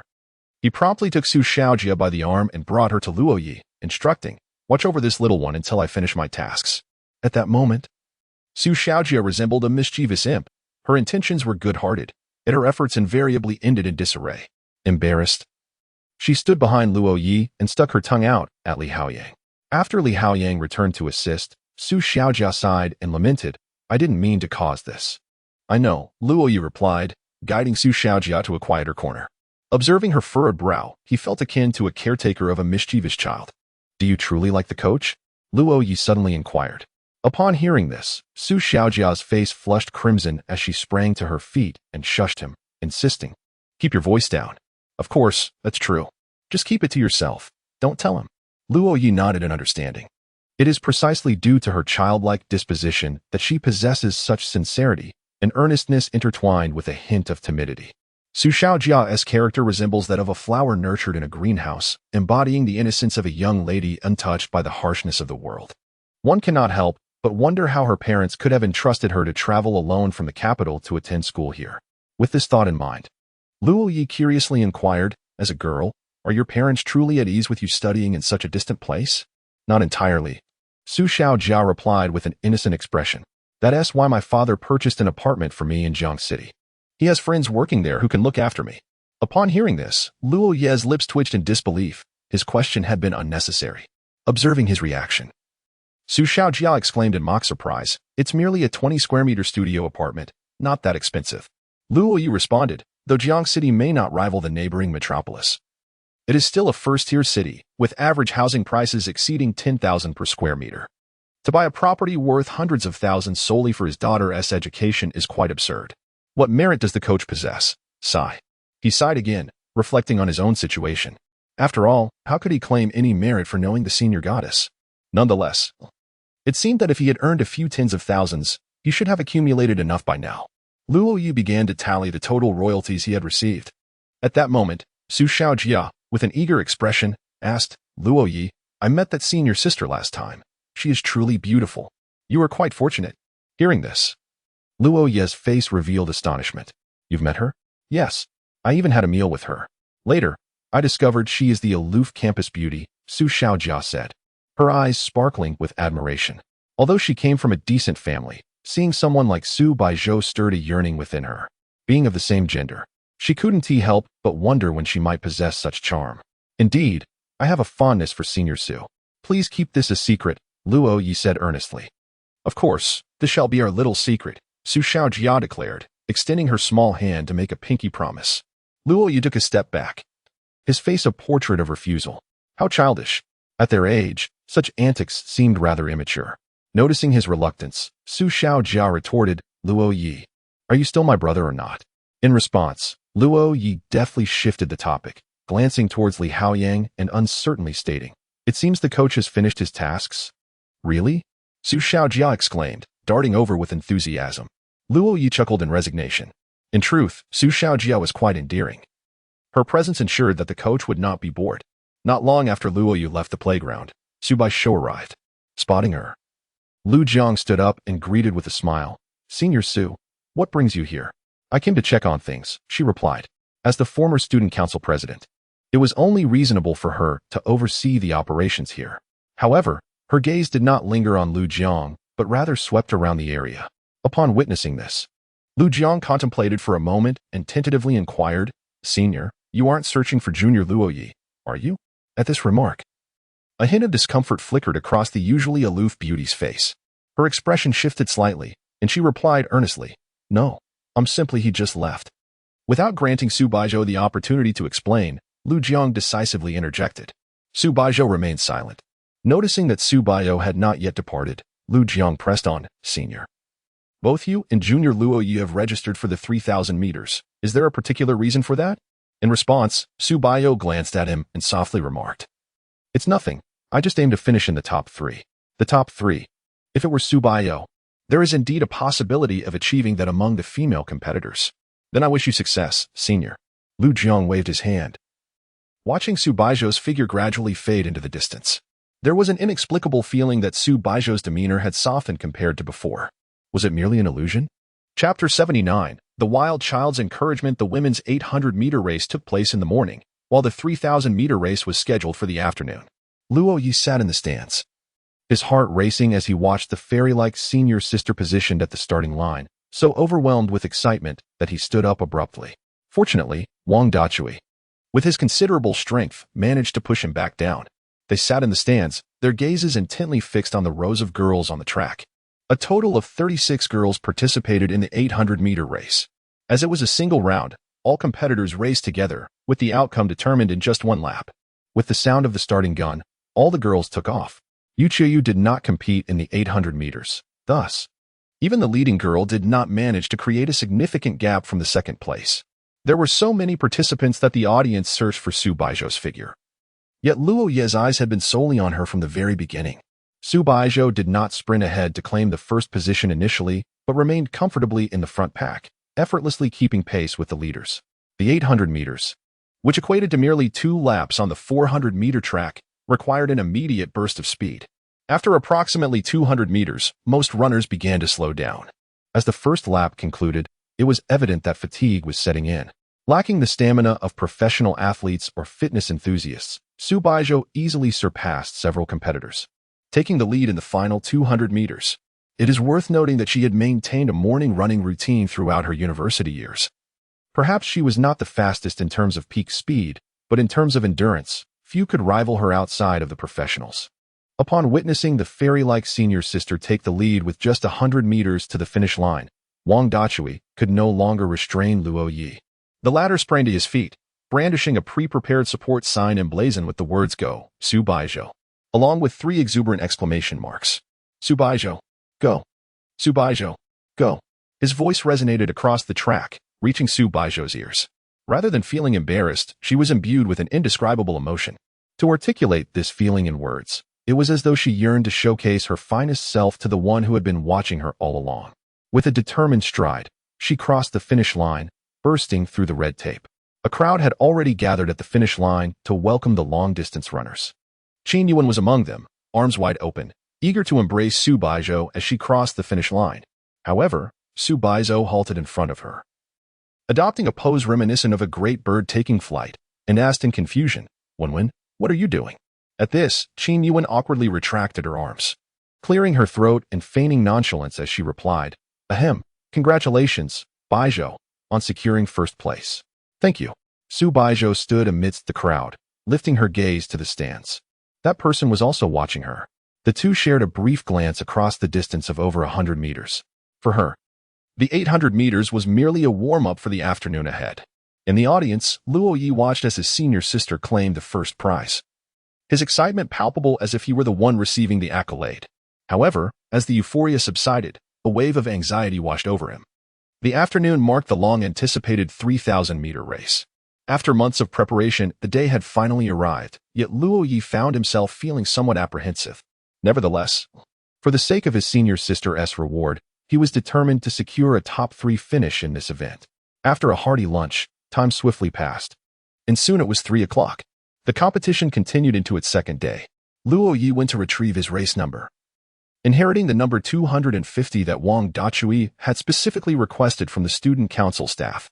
Holding on to that number felt as if he were continuously encouraging his son. Wang Dachui, seated in the audience, could no longer contain his laughter, clutching his stomach in amusement. For Luo Ye's event, Shen Xiao and Li Haoyang also made their way to the stands, sitting side by side, ready to cheer him on. The flags they waved were crafted by Wang Dachui, while Li Haoyang took charge of flag-waving duties, with Shen Xiao once again responsible for filming. The sense of camaraderie in their dormitory was enviable to others. Standing on the track, Luo Ye gazed at the conspicuous figures ahead, silently praying that they would not embarrass themselves too much. The number of participants in the 3,000 meters was similar to that of the 800 meters, with over 30 boys and an equal number of girls. culminating in a total of more than 60 competitors. At that moment, the male runners were not assigned separate lanes. Over 30 of them clustered at the starting line in 3 to 4 rows, awaiting the sound of the starting gun. The 400-meter track would encompass 7.5 laps, a true test of endurance where merely completing the race would be a remarkable feat soon. Luo Ye personally took hold of the starting pistol, standing at the edge of the track.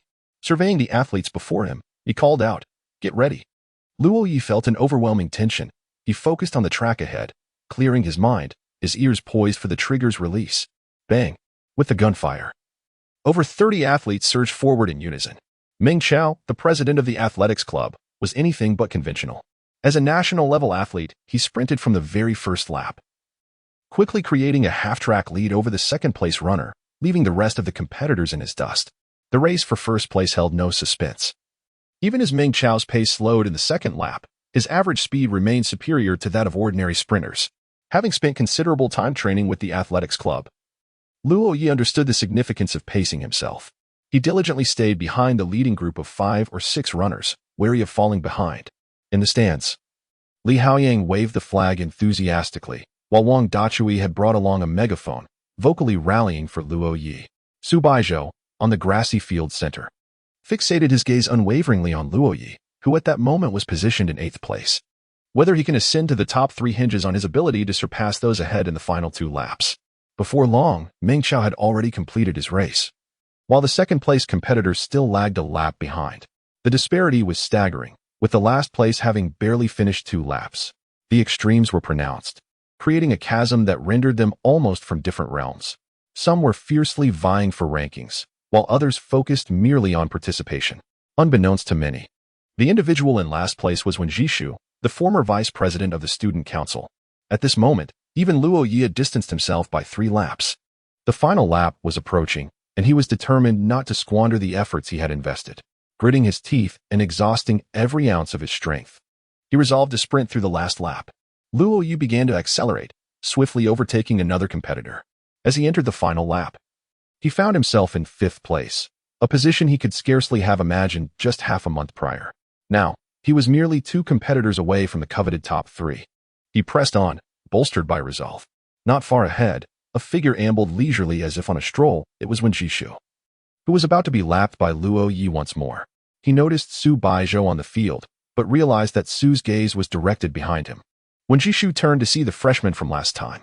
At that moment, Su Baizhou's expression conveyed a sentiment he had never encountered in the past 2 years. Contemplating this, he donned a look of unwillingness, and as Luo Ye neared to pass him, he feigned a fall, toppling to the side. In the midst of his sprint, Luo Ye's mind was a blank slate, his focus solely on the track ahead. Suddenly, he felt as if something had tripped him, and he spun uncontrollably, rolling several times on the track. When he regained his senses, aside from the pain coursing through his body, all he could see were the clouds above. The spectators erupted in gasps of astonishment. The severity of his fall was evident, and it looked excruciating. Wang Dachui's eyes widened in fury as he clenched his fists, brandishing a megaphone to unleash a torrent of expletives. What the hell?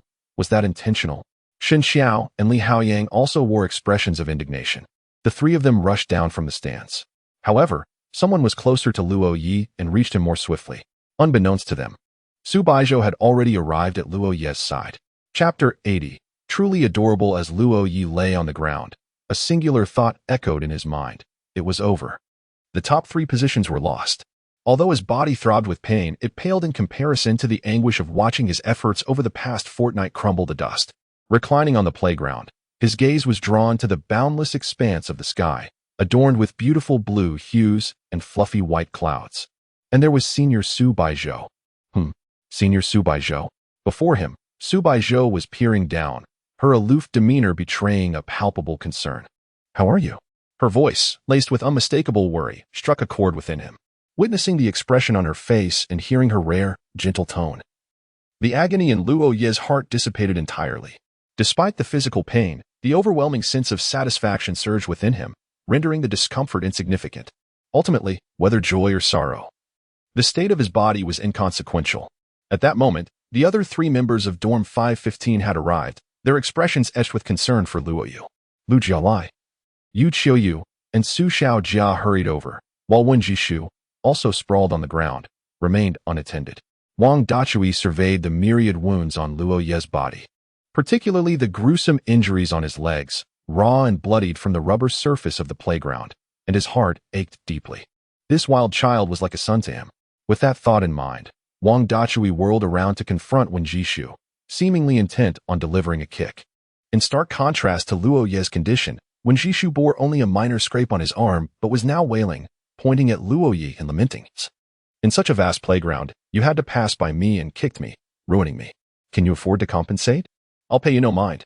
Wang Dachui sprang into action, preparing to unleash his fury. Fortunately, he was intercepted by Li Haoyang, who glared at Wen Jishu and said to Wang Dachui, Brother Chui, this is the playground, and there are many witnesses. Our priority is to get Brother Luo Ye to the infirmary. At these words, Wang Dachui regained his composure. The three quickly hoisted Luo Ye and dashed towards the infirmary. Observing their retreating figures, Su Baizhou turned her gaze toward Wen Jishu. This was her first earnest appraisal of him, compared to the way she had looked at Luo Ye moments ago. Her expression now was strikingly cold, an aspect of her that Wen Jishu had never encountered before. Typically, Su Baizhou's gaze was merely placid. Few had witnessed her true indifference. Today, however, Wen Jishu experienced it firsthand, and his heart raced with apprehension. Su Baizhou approached, but after taking just 2 steps, she was halted by Lu Jiaolai. Senior Su, you should head to the infirmary as well. I will handle this matter here. She cast him a glance. Lu Jiaolai offered a slight smile and softly remarked, You chose me as your successor. Should you not trust my abilities? You are also quite worried about Junior Luo Ye, are you not? Please, go ahead. In response, Su Baizhou replied coolly, Thank you. She then turned and swiftly departed from the playground. As Lu Jiang watched her depart, it marked the first occasion he had witnessed her display such urgency for another. It seemed she had truly developed feelings for the junior, Luo Ye. A flicker of melancholy crossed Lu Jiang's eyes, yet this sentiment swiftly dissipated, transforming into a sigh, then into acceptance, ultimately evolving into a sense of solace. Perhaps he too had once been captivated by a radiant sun. However, he understood that this sun was not meant for him. He was merely dazzled by her brilliance. Now, that sun had found the one it wished to illuminate, and he too must aspire to become a new sun. Lu Jiang turned to Wen Jishu and, with a stern expression, proclaimed, Literature Department Head, I have always held you in high regard, yet today your actions have crossed a line. Lu Jiang, did you only see him sprawled on the ground, failing to notice I too was injured? Furthermore, he was behind me. In terms of accountability, he bears greater responsibility. Whatever injuries he sustained are well-deserved. Upon hearing this, Lu Jiang's gaze toward Wen Jishu was filled with profound disappointment. Wai Chi then stepped forward and exclaimed, What are you saying? Anyone with a modicum of understanding in athletics knows that what just transpired was entirely your fault. I merely stumbled. He collided with me. Wen Jishu obstinately clung to his narrative, and although Wai Chi wished to retort further, she found herself at a loss for words against him. Before long, the teacher arrived at the scene. Observing that the situation had escalated, Wen Jishu rose from the ground. He bore no visible injuries, rendering a visit to the infirmary unnecessary. Meanwhile, in the infirmary, Luo Ye's leg had been bandaged, yet as a precaution, he still required transport to a nearby hospital for further treatment. Upon the entrance of Su Baizhou, Wang Dachui and the others were left in utter astonishment. Why had the aloof campus beauty entered the infirmary? Recalling Su Baizhou's series of unusual behaviors on the playground, Wang Dachui entertained a bold notion. Could it be that the wild boy knew Su Baizhou? Given their interaction, were they perhaps quite familiar? Could it be that the senior he had been yearning for was, in fact, Su Baizhou? This revelation was astounding. Li Haoyang felt indifferent, as such matters held no interest for him. In contrast, Shen Xiao bore an expression of knowing, as if everything was well within his grasp. It's possible he has fractured something. You should take him to the nearest hospital. The closest is Jiang Medical University Affiliated Hospital. I will call for an ambulance. The school doctor stated. No. Upon hearing the word ambulance, Luo Ye nearly panicked, insisting that would be too troublesome. This minor injury is something I can manage on my own. Manage on your own? No sooner had the words left his lips than he heard a familiar voice, and his expression changed instantaneously. Su Baizhou entered, her gaze scrutinizing as she regarded Luo Ye lying on the bed. You intend to go to the hospital by yourself? Luo Ye dared not breathe, feeling inexplicably that whatever he said would be wrong in her presence. Senior, it was just a jest from the wild child. I shall escort him, declared Wang Dachui, thumping his chest with confidence. As the class monitor, I shall accompany as well. Li Haoyang chimed in, although Shen Chao remained silent. He too was prepared to join. Without further ado, the three of them lifted Luo Ye once more. The school nurse had administered rudimentary care to his leg, and with two individuals supporting him, he faced no significant difficulties. Being carried by his three roommates in the presence of the enchanting senior girl left Luo Ye feeling utterly embarrassed, truly mortifying. Yet, in the final moment before departing the infirmary, he waved to Su Baizhou, exclaiming, "Senior, best of luck in the upcoming 3,000 meters. And do watch your step." As he left, his voice lingered in the air. The women's 3,000 meters was indeed about to commence. The school nurse couldn't help but chuckle, remarking, "Is this a new student? Quite charming, indeed." In response, Su Baizhou nodded, her lips curving into a gentle smile. "Indeed, quite charming." Chapter 81. Residential permit for family housing on the playground. This was merely a fleeting episode. The women's 3,000 meters proceeded as usual. At the sound of the starting gun, Su Baizhou closely followed Yu Qiuyu, securing the second position. Yu Qiuyu glanced back at her senior, realizing that the rabbit-eared girl beside Luo Ye that day was indeed her. It was no wonder that neither Meng Chao nor she had recognized her. After all, who would have imagined that the aloof senior would don such an endearing sleepwear? Nevertheless, during the race, she would show no mercy. She began to accelerate, leaving Su Baizhou behind. However, this time, unlike her previous strategy in the 800 meters, Su Baizhou did not conserve her energy at the front. Instead, she opted for a sprint right from the start, closely tailing Yu Qiuyu. Although a gap existed, it was not as significant as one might think. Yu Qiuyu subtly sensed her opponent's intentions. This composed senior did not aspire to overtake her, but merely wished to finish swiftly, hence her initial burst of speed, trailing closely behind. The urgency to complete the race suggested she was eager to meet someone. A sigh escaped Yu Qiuyu's heart. When might she encounter such a person herself? "Go, Xiaoyu!" cheered her peers from the athletics club nearby. Simultaneously, several seniors jogged alongside her on the track, cheering her on as they ran. While Yu Qiuyu may not possess conventional beauty, with her slightly tanned skin, she was the sole girl in the athletics club, a treasure among them. Certainly, she wasn't the only girl in the club, but she was the only one who truly cherished sports. The others merely participated for academic credits. Thus, for these sports enthusiasts, Yu Qiuyu was indeed the lone representative of femininity in the athletics club. The crowd in the stands did not react significantly to the earlier incident. After all, Su Baizhou was a former student council president, and it was entirely reasonable for her, as a senior member, to investigate any sudden occurrences during the new student council's inaugural event. Before long, the women's 3,000 meters concluded, with Su Baizhou finishing in second place. Just as her physical education credits were lacking, this achievement in the sports meet allowed her to fulfill them. In university, one must accumulate various credits, whether through clubs or student council activities, as participation in events grants credits. Throughout her 2 years in college, Su Baizhou had scarcely engaged in athletic endeavors, resulting in a deficit of credits in this area. However, securing a top 3 finish in the sports meet could enable her to complete her credits for all 4 years of university. In this sports meet, she claimed first place in the 800 meters and second in the 3,000 meters. This was an impressive feat, signifying that Su Baizhou was not only talented in computer science but also excelled in athletics. Had she not been in her 3rd year, Meng Chao would have eagerly invited her to join the club. Upon completing the race, Su Baizhou did not take a moment to rest. She merely sipped some water, wiped the sweat from her brow, and prepared to leave the playground. Qin Yuan, puzzled, called out from behind, "Zhou Shou, where are you going?" "To the hospital," came the reply. Upon hearing this, Qin Yuan was momentarily taken aback. As Su Baizhou's roommate, she had never witnessed her in such a state. Subsequently, she feigned wiping away tears and said with a sense of pride, "Our Baizhou has grown up." However, she could not accompany Su Baizhou, as she was a cheerleader and had to perform during the halftime break. The Jiacheng Medical University-affiliated hospital was a place that Shen Xiao was quite familiar with, for his girlfriend was employed there. Upon arriving, a hint of sorrow crossed his face, but he still accompanied his roommates as they escorted Luo Ye inside. At the entrance of the hospital, Su Baizhou's close friend, Li Xia, had been waiting for quite some time.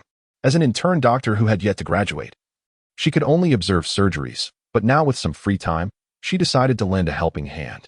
However, their medical program required a longer duration of study compared to ordinary universities, so her internship would extend for a considerable time. For a minor fracture like Luo Ye's, even though she was not in the relevant specialty, She could at least take a look. Come in, Li Xia called for 2 nurses, who brought in a stretcher to carry Luo Ye inside.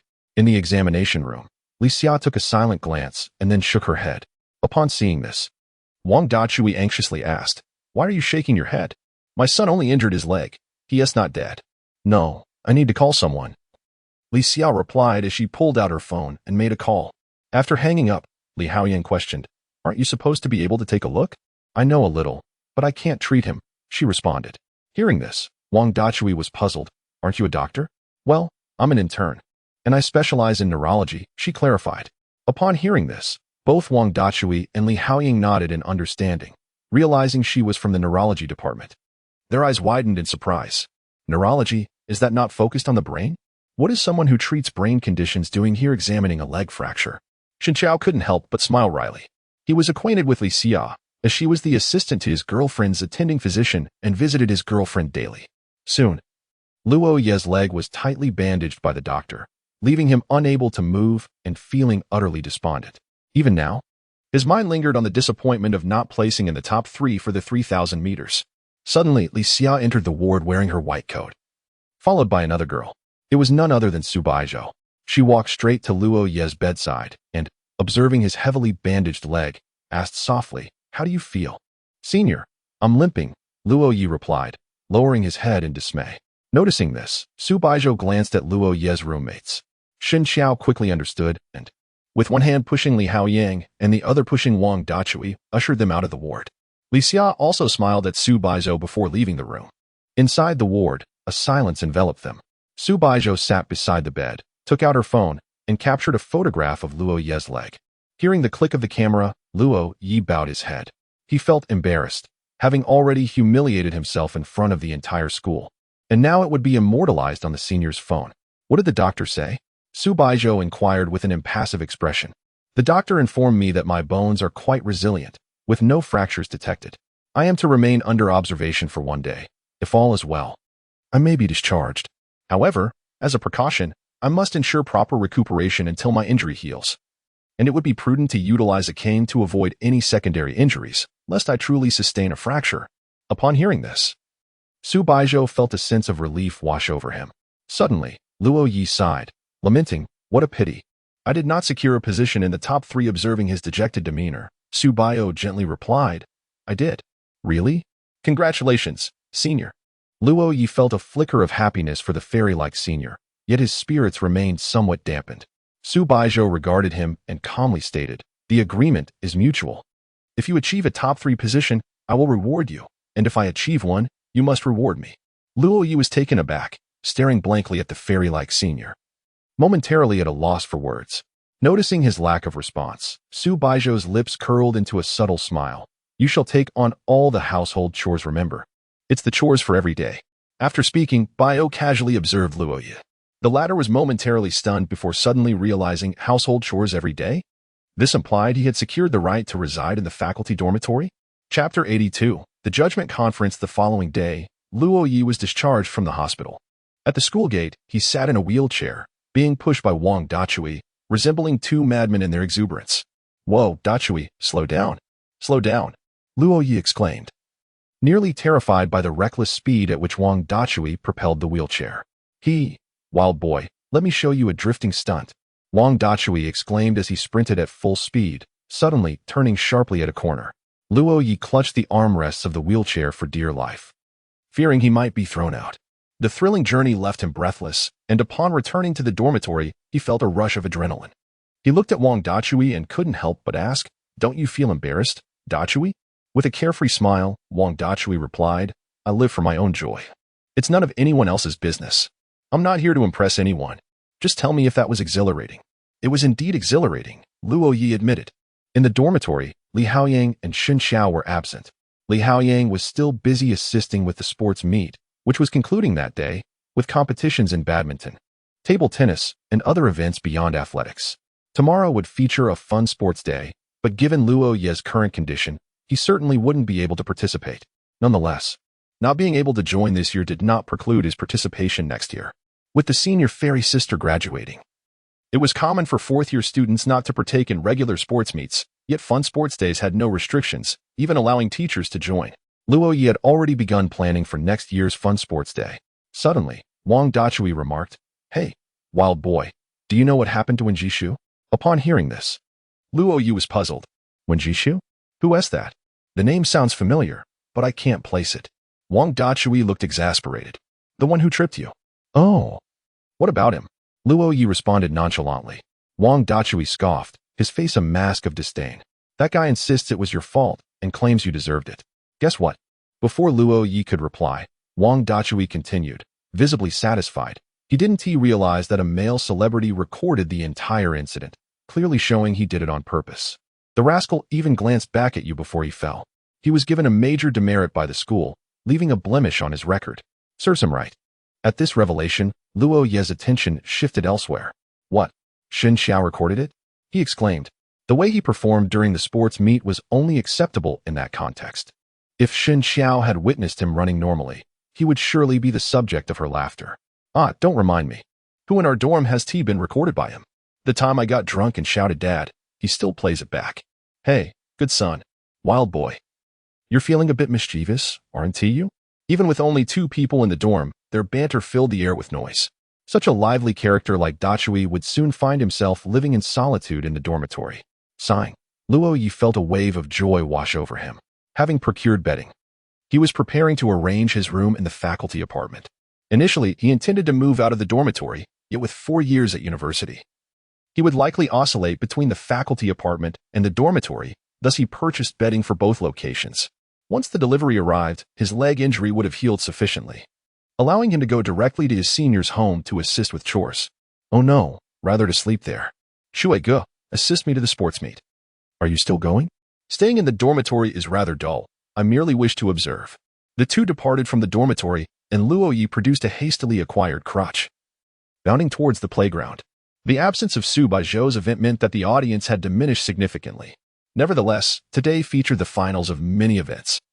Although the crowd was smaller than the previous day, it remained lively, with cheers for the competitors ringing out incessantly. The overall performance of the computer science department was not particularly high, ranking near the bottom among all faculties at Jiangda. It seemed that the future programmers were experiencing hair loss, likely due to insufficient exercise. The primary event on the 3rd day was the relay race. And as he watched the competitors sweat and embody youth on the field, Luo Ye felt a stirring in the stands. Ah, youth. This was the very reason he aspired to become a novelist, to immortalize such moments in stories for all to witness. Was that not a remarkable achievement? After the sports meet concluded, all the staff gathered for a group photograph. Among them, the student council president, Lu Jialai, stood at the center, flanked by Li Haoyang, who had performed exceptionally well in the logistics of the event. Though they were not in the same year, the sports meet had revealed Li Haoyang's talents to Lu Jialai. While the student council may not hold much sway in society, participating in it was indeed an excellent way to gain experience before entering the workforce. Thus, Lu Jialai extended an invitation for Li Haoyang to join the student council, which the latter accepted with enthusiasm. This also implied that Li Haoyang would now have a busier schedule, coupled with the fact that Shen Xiao frequently sought part-time work. It seemed destined that Wang Dachui would lead a solitary existence in the dormitory. Of course, Luo Ye would visit him. After the sports meet, Luo Ye returned to the dormitory with Wang Dachui. That evening, Li Haoyang and Shen Xiao also returned. Luo Ye sensed that he would soon face scrutiny. He sat nervously at his desk, observing the 3 before him. Wang Dachui appeared exceedingly serious, Li Haoyang wore an expression of curiosity, and Shen Xiao smiled sweetly. Though Luo Ye was acutely aware of the devious intentions harbored by this sly man. I am prepared. Let us begin. Luo Ye exhaled deeply and spoke. No sooner had he finished speaking than Wang Dachui promptly inquired, "When did you meet the school beauty?" "On the 1st day of school." Upon hearing this, astonishment spread across the faces of those present. "The 1st day of school?" Wang Dachui exclaimed incredulously. "Indeed," Luo Ye nodded. Observing this, Wang Dachui appeared to have a revelation and pressed further. "So you had already met the school beauty during the freshman welcome party?" "It may not be entirely accurate. She likely does not hold a profound impression of me. A shallow impression. Ha ha ha. I wondered why she unexpectedly agreed to sing with you that day. I thought it was merely out of consideration for a newcomer. I was truly naive." Wang Dachui clasped his hands on his head, his face contorted in anguish. Once, in the folly of youth, he inadvertently became a matchmaker for others. He gazed at Luo Ye with tearful eyes and suddenly said with grave seriousness, Yawazi, this matter can be resolved over a few meals. Dachui, you lack integrity. Since the freshman gala, I have already brought you numerous meals.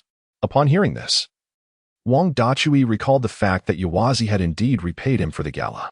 However, the notion of meeting the campus belle on the very first day of school seemed utterly astonishing.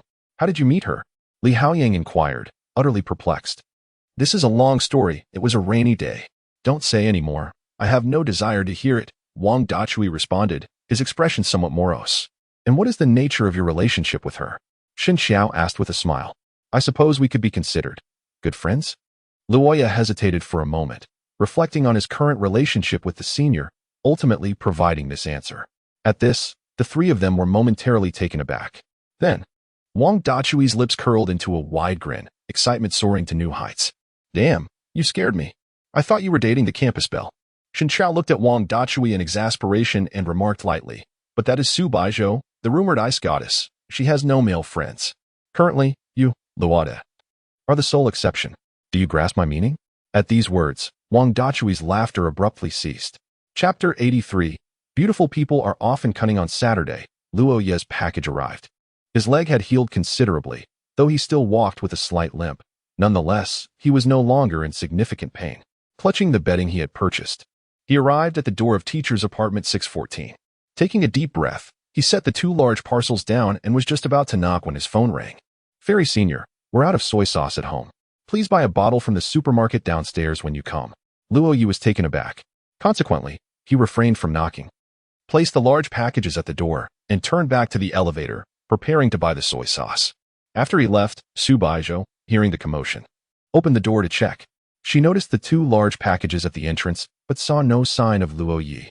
This junior, coming without a word, just hurried off. She crouched down and brought the bedding inside.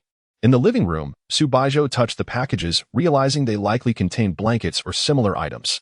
She opened both parcels with scissors and carried the bedding into Luo Ye's room. Subsequently, she arranged the mattress and sheets neatly, thoughtfully placing the duvet cover onto the comforter, ensuring everything was in perfect order. Meanwhile, Luo Ye finally located the supermarket that Fairy Senior had mentioned downstairs. He had only visited the building where his senior lived, so he was quite disoriented.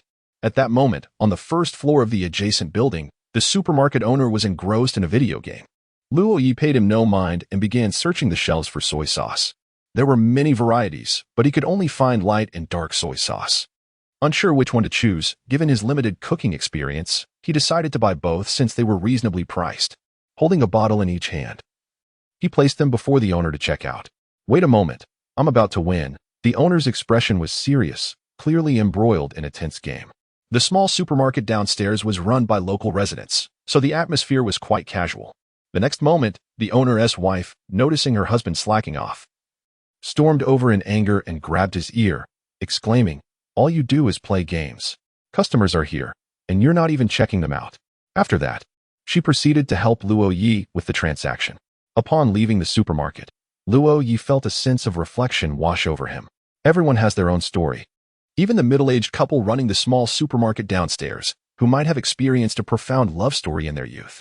With a bottle in each hand, he returned to the door of 614. Upon finding the entrance empty, his expression changed. Oh no, my package has been stolen. Realizing this, Luo Ye quickly knocked on the door. Before long, the door opened, revealing Su Baizhou wearing bunny ears. Although this hat was inexpensive if purchased outright, it held special significance for her, which is why she enjoyed wearing it at home. However, before she could speak, she noticed the expression on Luo Ye's face, which made her want to laugh. It is somewhat like this, finding joy amidst sorrow, appearing visibly despondent, yet feigning a smile. The corners of Su Baizhou's lips subtly twitched. She wished to laugh, but could not contain herself. Luo Ye limped into the room and, seemingly oblivious, made his way to the kitchen. Placing 2 bottles of soy sauce upon the counter, he then settled onto the sofa, donning an expression of utter disinterest, appearing dazed as if lost in thought. After a brief moment of contemplation, he retrieved his phone, his fingers flitting across the screen, seemingly engrossed in whatever he was viewing. Was he indulging in videos of beautiful women? Su Baizhou approached and took a seat beside him, maintaining a respectful distance. She slightly turned her gaze, stealing a glance at Luo Ye's screen and discovered that this junior was, in fact, browsing betting supplies. A flicker of confusion crossed her mind before she quickly realized the implication. Could he possibly think that his package had been stolen? With this thought, Su Baizhou felt a stir of emotion and inquired, "Haven't the chores been done today?" At her words, Luo Ye sprang to his feet, his earlier gloom dissipating as he thumped his chest, declaring, "Leave it to me. I promise to make it spotless for you, senior." With that, he fetched the cleaning supplies and began his task. In truth, the house was already quite tidy, and there was no genuine need for Luo Ye to clean. Su Baizhou merely wished to tease him. Nevertheless, Luo Ye diligently went about his work. Once he finished, he resumed his place on the sofa, once again perusing betting supplies. At this moment, Su Baizhou, her expression impassive, asked, "Why haven't you left yet?" Luo Ye, perplexed, tilted his head, gazing at Su Baizhou with wide eyes filled with confusion. She continued to feign indifference, stating coolly, "I recall mentioning that you were to handle the daily chores, but I never agreed to let you reside here, did I?" Upon hearing this, Luo Ye's expression grew even more vacant. This must be what they refer to as misguided affection? Indeed, given the ethereal nature of the senior, how could she possibly consent to share a roof with him, even if it were in separate rooms? Lowering his gaze, he locked his phone screen. If residing together was not an option, then there was no need to purchase betting supplies. Sighing, Luo Ye stood and, with a somewhat awkward tone, said, "My apologies, senior. I misunderstood. I shall take my leave now." Thus, he turned to depart. Observing his dejected demeanor and the sight of him limping away, a flicker of sympathy crossed Su Baizhou's face. She had inadvertently upset the junior. Luo Ye. The voice of the senior goddess reached his ears. It seemed to be the first time she had called his name. He turned slightly, staring at Su Baizhou in a daze. There she was, the ice goddess, resting her chin on her hand, a playful smile gracing her lips, her tone less frosty and laced with a hint of mischief as she remarked, "You left something behind in your room." "Huh?" Luo Ye responded, somewhat bewildered. Yet, he knew he ought to heed her words. He turned around and limped towards the door of his room. The key to his room was inserted in the lock. This key had remained there ever since Luo Ye first arrived, yet today felt somewhat different. Attached to the keychain was another key, the one Gu Mingxian had given to Luo Ye for room 614. However, upon discovering that a senior goddess resided here, Luo Ye had returned the key to her. After all, it might cause some discomfort for a girl to have a boy holding onto her key. The room was not locked. The key merely rested in the lock. Luo Ye turned the doorknob and stepped inside. As the door swung open, he beheld a neatly arranged bed and the remnants of unpacked delivery packages scattered on the floor. Behind him, the voice of the senior goddess echoed, "This room has yet to be tidied up properly." Chapter 84, returning to one's roots upon seeing his neatly arranged bed. With freshly made sheets and covers, Luo Ye was momentarily taken aback. The unexpected joy left him momentarily speechless. He recognized these beddings, which he had never encountered before. And since this apartment belonged solely to his senior sister, it was clear that she had prepared them for him. The fact that the enchanting senior sister had taken the trouble to set everything up undoubtedly indicated her consent for him to reside here. However, she had just been teasing him moments ago. Thus, Luo Ye found himself compelled to concede a point. His earlier assertion that beautiful individuals often possess a cunning nature held true, even in the case of the ethereal senior sister. Stepping inside, he surveyed the immaculate room, opened the window, and proceeded to carry out the various packages that had accumulated within. He remained silent throughout, not due to a lack of desire to speak, but rather because the fluctuations of his emotions rendered his voice somewhat shaky. In simpler terms, he found himself stammering. With that, he left the faculty dormitory, clutching the refuse, intending to dispose of it downstairs, all the while seeking to calm his tumultuous feelings. As Luo Ye exited, burdened by a mound of trash, Su Baizhou's rabbit ears twitched, seemingly expressing her confusion. Was he truly distressed by her antics? Regardless, the peculiarities of the junior student were of little concern to her now. She decided to retreat to her room to work on her manga. Recently, Su Baizhou had been adjusting her schedule, ensuring she retired before midnight. She had acquired a new tablet, significantly enhancing her manga creation speed, and the first chapter had received numerous accolades, earning her initial payment for her work. She had bypassed the segments featuring her white moonlight, thus she was not far behind the latest chapters of her novel. Upon returning to her room, she opened the book Youth Continues to check for the latest updates. However, rather than a notification of a new chapter, what she encountered was an announcement of a hiatus. "Dear esteemed readers, I have pressing matters today and must take a day off. As you know, I did not take a leave even when I had a leg injury a few days ago, so today's situation is truly significant. Posted just now. The reader's comments below included, Little cutie Ishue.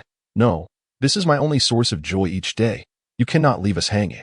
Scoundrel Muyu, a ridiculous name for a dog, author darling. If you're this bored, join me in safeguarding world peace. Little cutie Ishua, childish, humph. That sounds even more tedious. Please call me Queen of Vampires. A hiatus? How do you take one? At such a young age, are you even human? Warm-hearted dog behind the line. Author, tell me you aren't off to meet a goddess, and that's why you're too excited to write? Author liked this comment. Upon noticing that the warm-hearted dog's comment had received the author's approval, Su Baizhou's expression became peculiar. Glancing back at the hiatus announcement, which mentioned the author's previous leg injury, a thought struck her. She opened Luo Ye's green bubble personal homepage and reviewed his nickname, which read, Professor Gu's younger brother. This was the original note she had assigned to Luo Ye, and she had never altered it since. However, among the usernames displayed in the row below, Su Baizhou noticed Luo Ye's online alias, Fallen Leaves Return to Their Roots. She found this quite intriguing. Initially, when she added Luo Ye as a contact, she had not yet read the novel, so she paid little attention to his username. Later, after changing his nickname, she became even less aware of it. It was no wonder that upon reading this novel, she felt a significant sense of empathy and familiarity. Could it be that Fallen Leaves Return to Their Roots refers to Luo Ye? With this thought in mind, Su Baizhou read Youth continues from cover to cover. The more she read, the more convinced she became that the author of this novel was indeed Luo Ye. However, soon after, she encountered descriptions of the male protagonist, depicting his feelings for the female lead, which had moved countless readers. Even Su Baizhou had fallen in love with the novel because of these passages. If this novel was written by Luo Ye using himself as a template, then what did that imply about his feelings for her? A hint of confusion crossed Su Baizhou's face. Yet, it was fleeting, as her expression quickly turned cold. She recalled something significant that she had overlooked, the beginning concerning the male protagonist's first love from high school. While fuming, she continued to read, growing increasingly upset, and her anger only fueled her desire to delve deeper into the text. She didn't even hear Luo Ye return and open the door. Ultimately, Su Baizhou stood up, on the verge of an emotional outburst. Although she understood that all these events had transpired before Luo Ye had known her, and that he had no real connection to that first love, she couldn't help but feel angry. Anger, she believed, required consolation. Leaving her room, Su Baizhou settled onto the sofa in the living room. Nearby, Luo Ye's initial excitement had waned considerably, yet his face still radiated joy. However, upon seeing Su Baizhou's sulky demeanor as she sat beside him, he was momentarily bewildered. Wasn't everything fine just a moment ago? How did it go from sunny to stormy so quickly? They say a woman's heart is as inscrutable as the depths of the ocean. But he hadn't anticipated that his senior's feelings would be equally elusive, second only to his aunt. The reason for this ranking was that Luo Ye was familiar with only these two women, thus they held the top two positions in his mind. Senior? This chapter has not concluded. Please turn to the next page to continue reading. Tentatively, Luo Ye called out. A haughty little grunt reached his ears, nearly melting his heart. What an adorably charming sound. Although the fairy-like senior seemed upset and a bit aloof, she appeared to be hinting at various ways for Luo Ye to comfort her. Senior. Who made you angry? I'll go deal with them, he said, raising his fist eagerly. At his words, Su Baizhou glanced at him and then huffed again. It seemed that, for some time now, the fairy-like senior had developed a hint of pride in his presence. Had she displeased her senior? Luo Ye pointed to himself. Subsequently, he rose to his feet, grasped the television remote on the table, and pressed it against his neck, striking a pose reminiscent of self-inflicted demise. Provoking the senior made me feel as if my life were of little consequence. Senior, I concede, he remarked, but before he could continue, he was interrupted. Silence. Luo Ye obediently resumed his seat. That exaggerated display had indeed become somewhat awkward. Su Baizhou cast a sidelong glance at Luo Ye. To be honest, upon seeing Luo Ye, her anger had dissipated. Yet, for reasons unbeknownst to her, being in his presence made her feel like a child, unable to resist the urge to act whimsically at any moment. Soon, Su Baizhou crossed her arms and, with an expression of indifference, inquired, Is the new campus belle truly beautiful? Upon hearing this, Luo Ye tilted his head and replied earnestly, Are you referring to Tang Enki? She is indeed lovely. However, he continued, without a doubt, you senior, are the most beautiful person I have ever encountered in my life. At this, Su Baizhou appeared somewhat perplexed. She does not harbor feelings for you, yet you still praise her beauty? She is beautiful and exceptionally talented as well. Her lack of affection for me is my issue, not hers." This statement left Su Baizhou momentarily stunned, as she recalled the individual who, after being rejected by her upon graduation, had spread rumors to tarnish her reputation. It dawned on her that not all boys were cut from the same cloth. Chapter 85. The official photographer Luo Ye did not harbor any negative feelings towards the other party simply because they could not be together. Su Baizhou cast a glance at him, finding that this junior seemed even more endearing. After a simple dinner, the two returned to their respective rooms.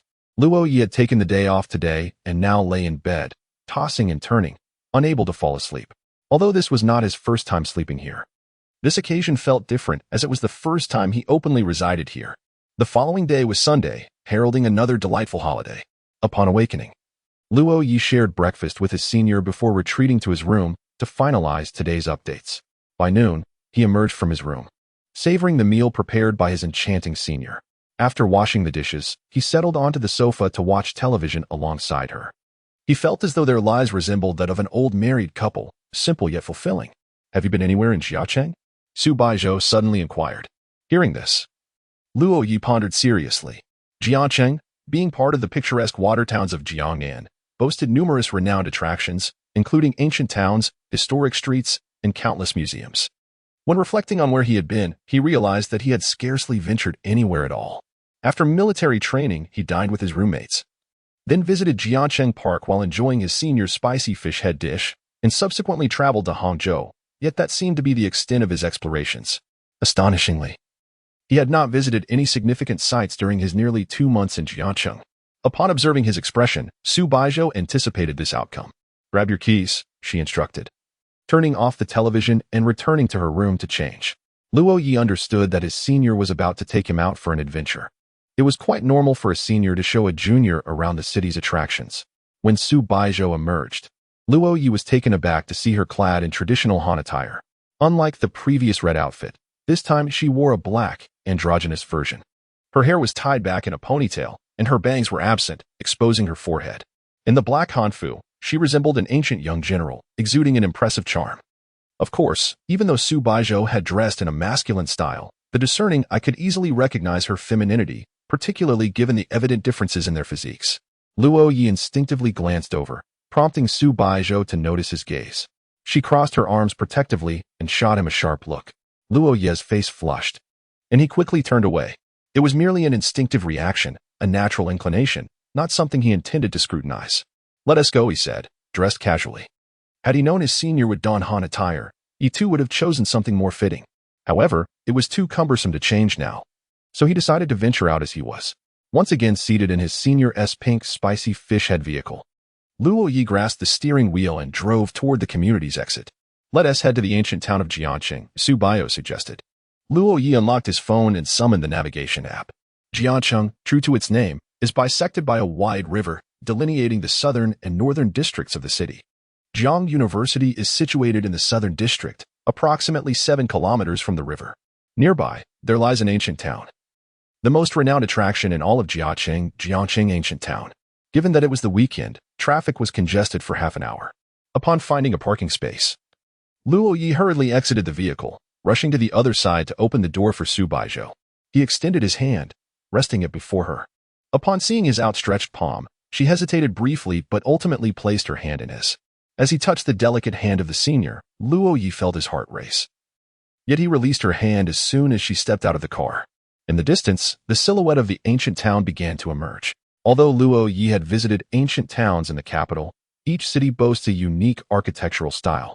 Here, the buildings predominantly reflect a water-centric theme, featuring numerous bridges of varying sizes, all spanning clear, flowing rivers. Small boats glided across the waters, while the structures flanking the river varied in height, with shops and galleries occupying not just the ground floor, but also the second, and in some instances, even a third floor. This novel architectural design was a first for Luo Ye. Walking side by side with the senior, they arrived at a quaint bridge. Su Baizhou slightly turned to Luo Ye and casually inquired, "What do you think?" "What do you mean?" Luo Ye's eyes sparkled with innocent curiosity, revealing his naivety. "The scenery. It's beautiful." Su Baizhou nodded, then handed her phone to Luo Ye. Her device, a reputable brand, though not the latest model, was a couple of years old. In contrast, Luo Ye possessed the newest iteration of a popular smartphone. Glancing at her screen, he noted it was set to the camera mode. He understood. The senior wished to capture the picturesque landscape. It is a natural inclination for a girl to desire photographs amidst breathtaking scenery. Yet, Su Baizhou had never shared a selfie on her social media. Perhaps, he mused, she simply lacked someone to take her picture.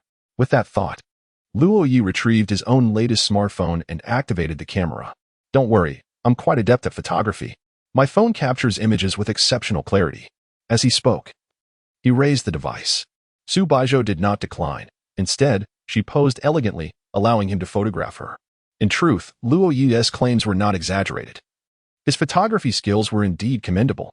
Regrettably, he could not pursue photography courses at Jiang University, as the admission scores were higher than those for computer science.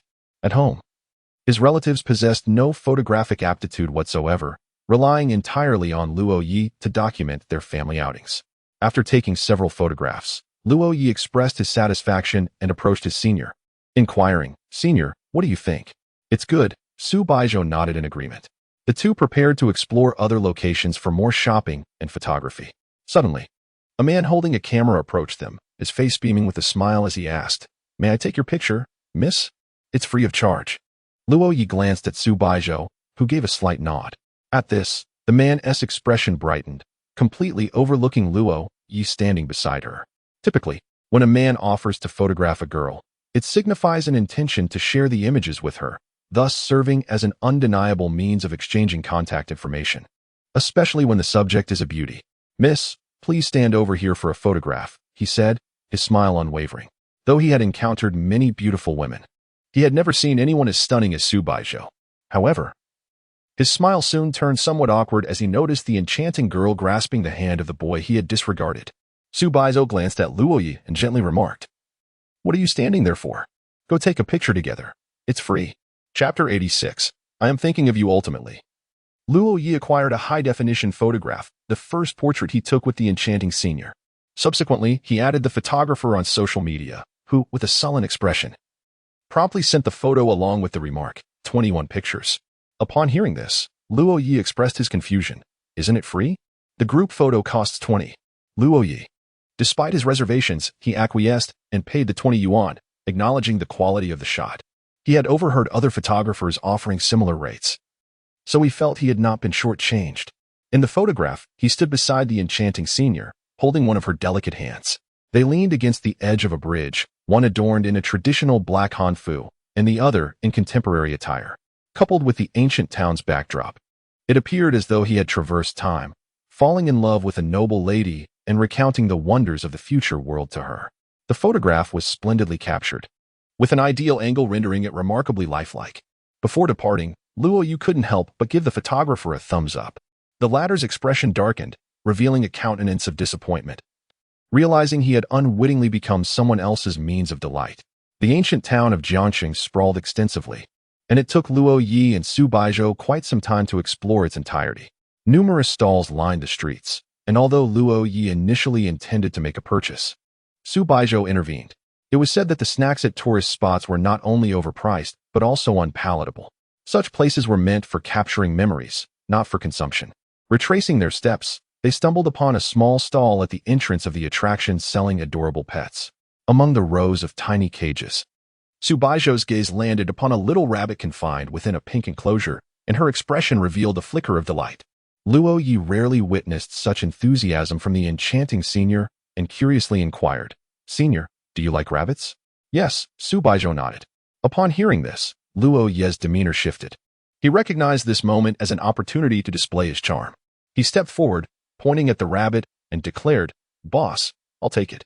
The stall owner, holding an array of colorful rings, looked perplexed. "We offer a ring toss game here, 10 yuan per throw." At this, Luo Ye's expression turned awkward as he replied, "I'll take a turn. 5 throws minimum." The owner gestured towards a nearby sign filled with rules, beginning to question Luo Ye's mental acuity. After purchasing 5 rings, Luo Ye aimed at the pink cage and tossed the first ring missed. He threw again, missed again. Yet another throw, still a miss. With determination, he inhaled deeply, contemplating how this game differed from claw machines. He took his 4th shot, but it too was unsuccessful. For the final throw, He succeeded. Luo Ye beamed with excitement as he grasped the little rabbit. The stall owner was overjoyed, for the rabbit was hardly worth 50 yuan. It was merely a common creature. Not even a proper pet, but rather a rabbit destined for culinary purposes. Luo Ye cradled a pink cage and approached the fairy-like senior, presenting her with a rabbit. Su Baizhou nodded in satisfaction and remarked nonchalantly, "Dinner is settled." Luo Ye, holding the adorable rabbit, gazed at the senior with astonishment. "A devil! How could you wish to eat such a charming creature?" He glanced down at the innocent rabbit nestled in his arms, pondering whether to prepare it steamed or braised, and whether to add a sprinkle of cumin.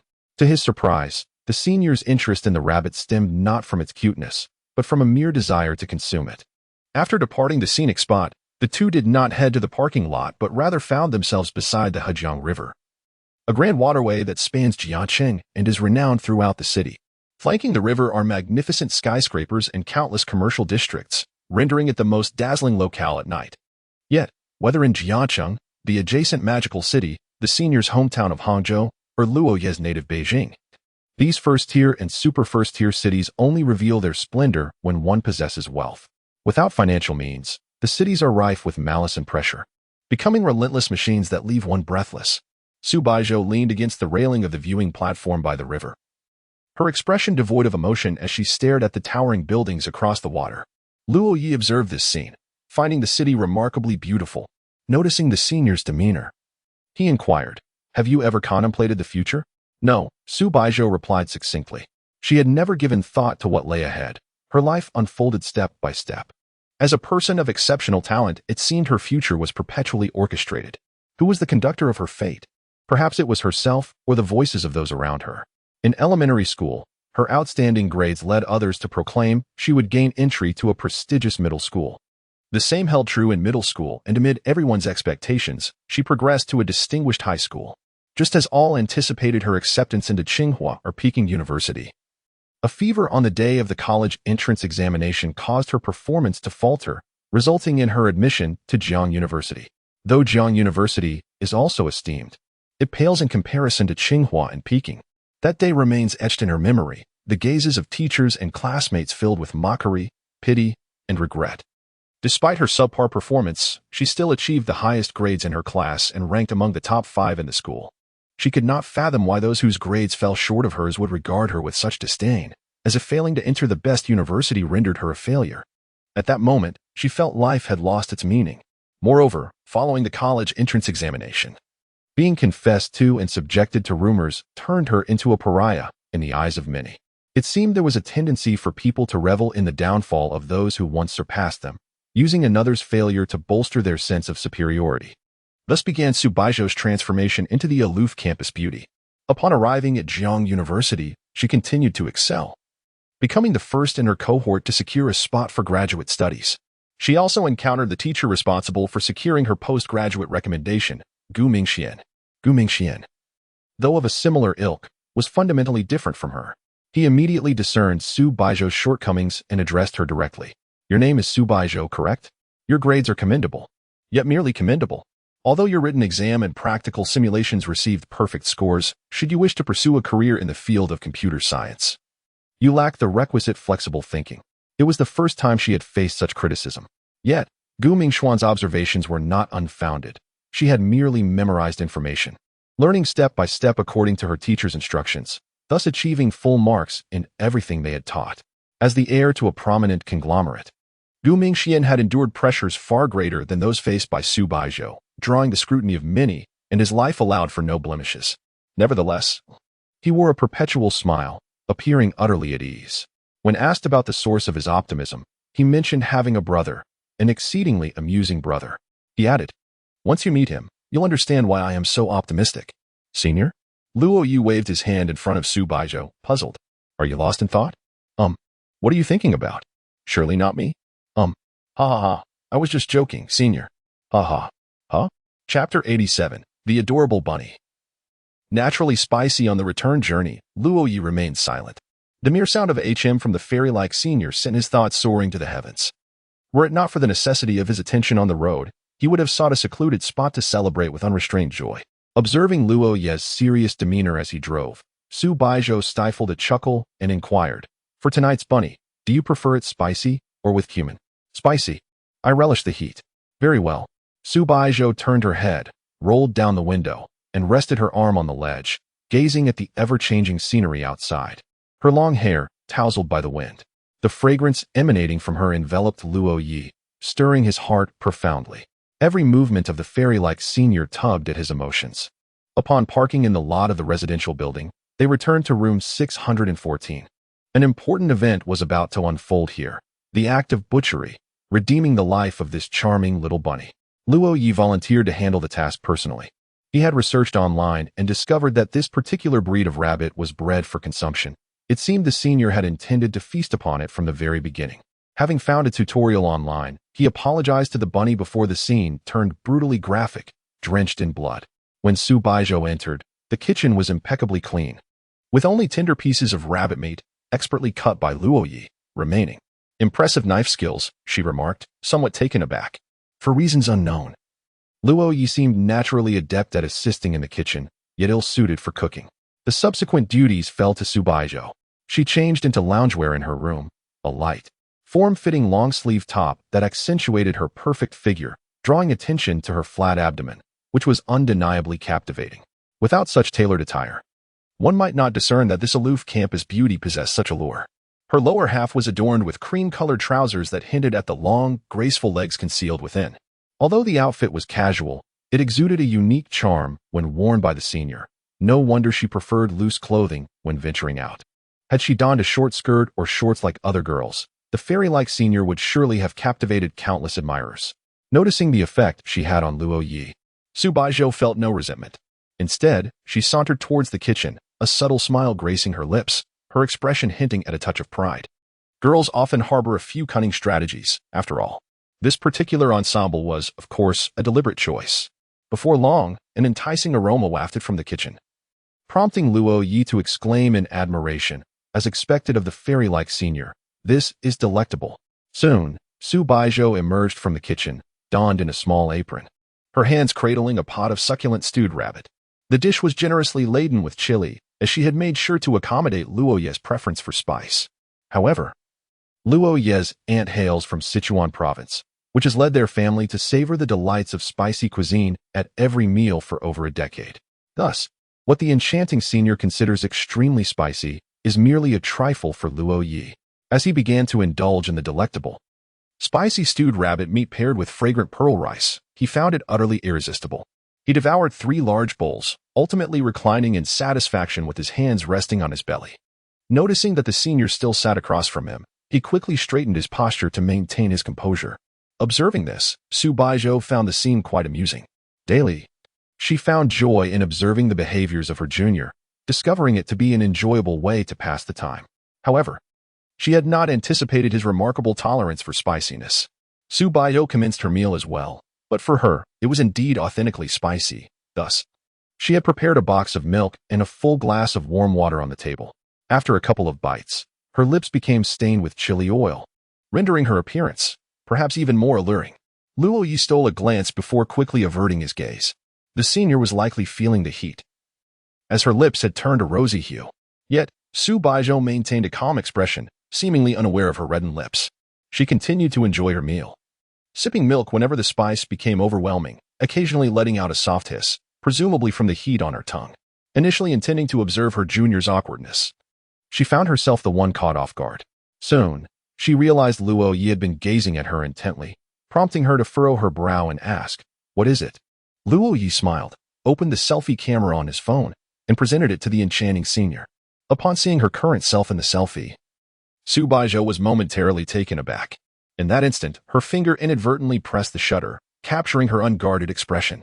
She contemplated deleting it but hesitated, considering it inappropriate to delve into another's album, fearing she might stumble upon something unintended.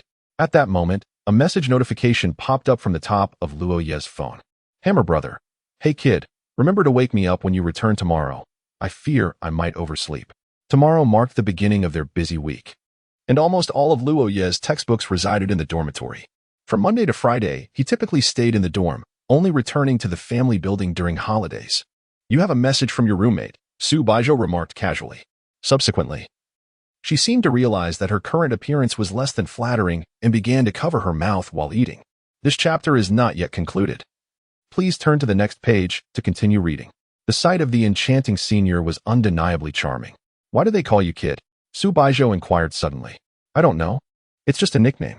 If we were to be polite in our dormitory, we would refer to each other as brother. However, when we are less formal, we simply call each other son, though we mostly stick to our nicknames. Upon hearing this, Su Baizhou fell silent, continuing to eat. Despite the spiciness, she found the food quite delightful. After finishing her meal, she watched Luo Ye head to the kitchen to wash the dishes before returning to her room. Tomorrow was Monday. The release date for the second chapter of Youth still continues. To be honest, Su Baizhou felt a twinge of anxiety. Despite her solid foundation in art, this was her first venture into a realm that had taken everyone by surprise. Her parents, classmates, and even her closest friends had never imagined that she was now creating a comic. Yet, she yearned to transform the words depicted in Falling Leaves' return to roots into tangible visuals for the world to behold. She aspired for a broader audience to appreciate her work. After meticulously reviewing the second chapter, Su Baizhou set a timer for its upload. In the boys' dormitory, room 515. Wang Dachui observed Shen Chao engrossed in a novel and curiously inquired, "What novel are you reading, Star?" "It's a romance novel, one you wouldn't comprehend," Shen Chao replied, a hint of amusement in his voice. This incited Wang Dachui's ire. "What did you say?" After finishing the latest chapter, Shen Chao engaged in a discussion in the book club chat, knowing full well he was the most active member, even having attained the status of an administrator. His username was warm-hearted male leading the pack.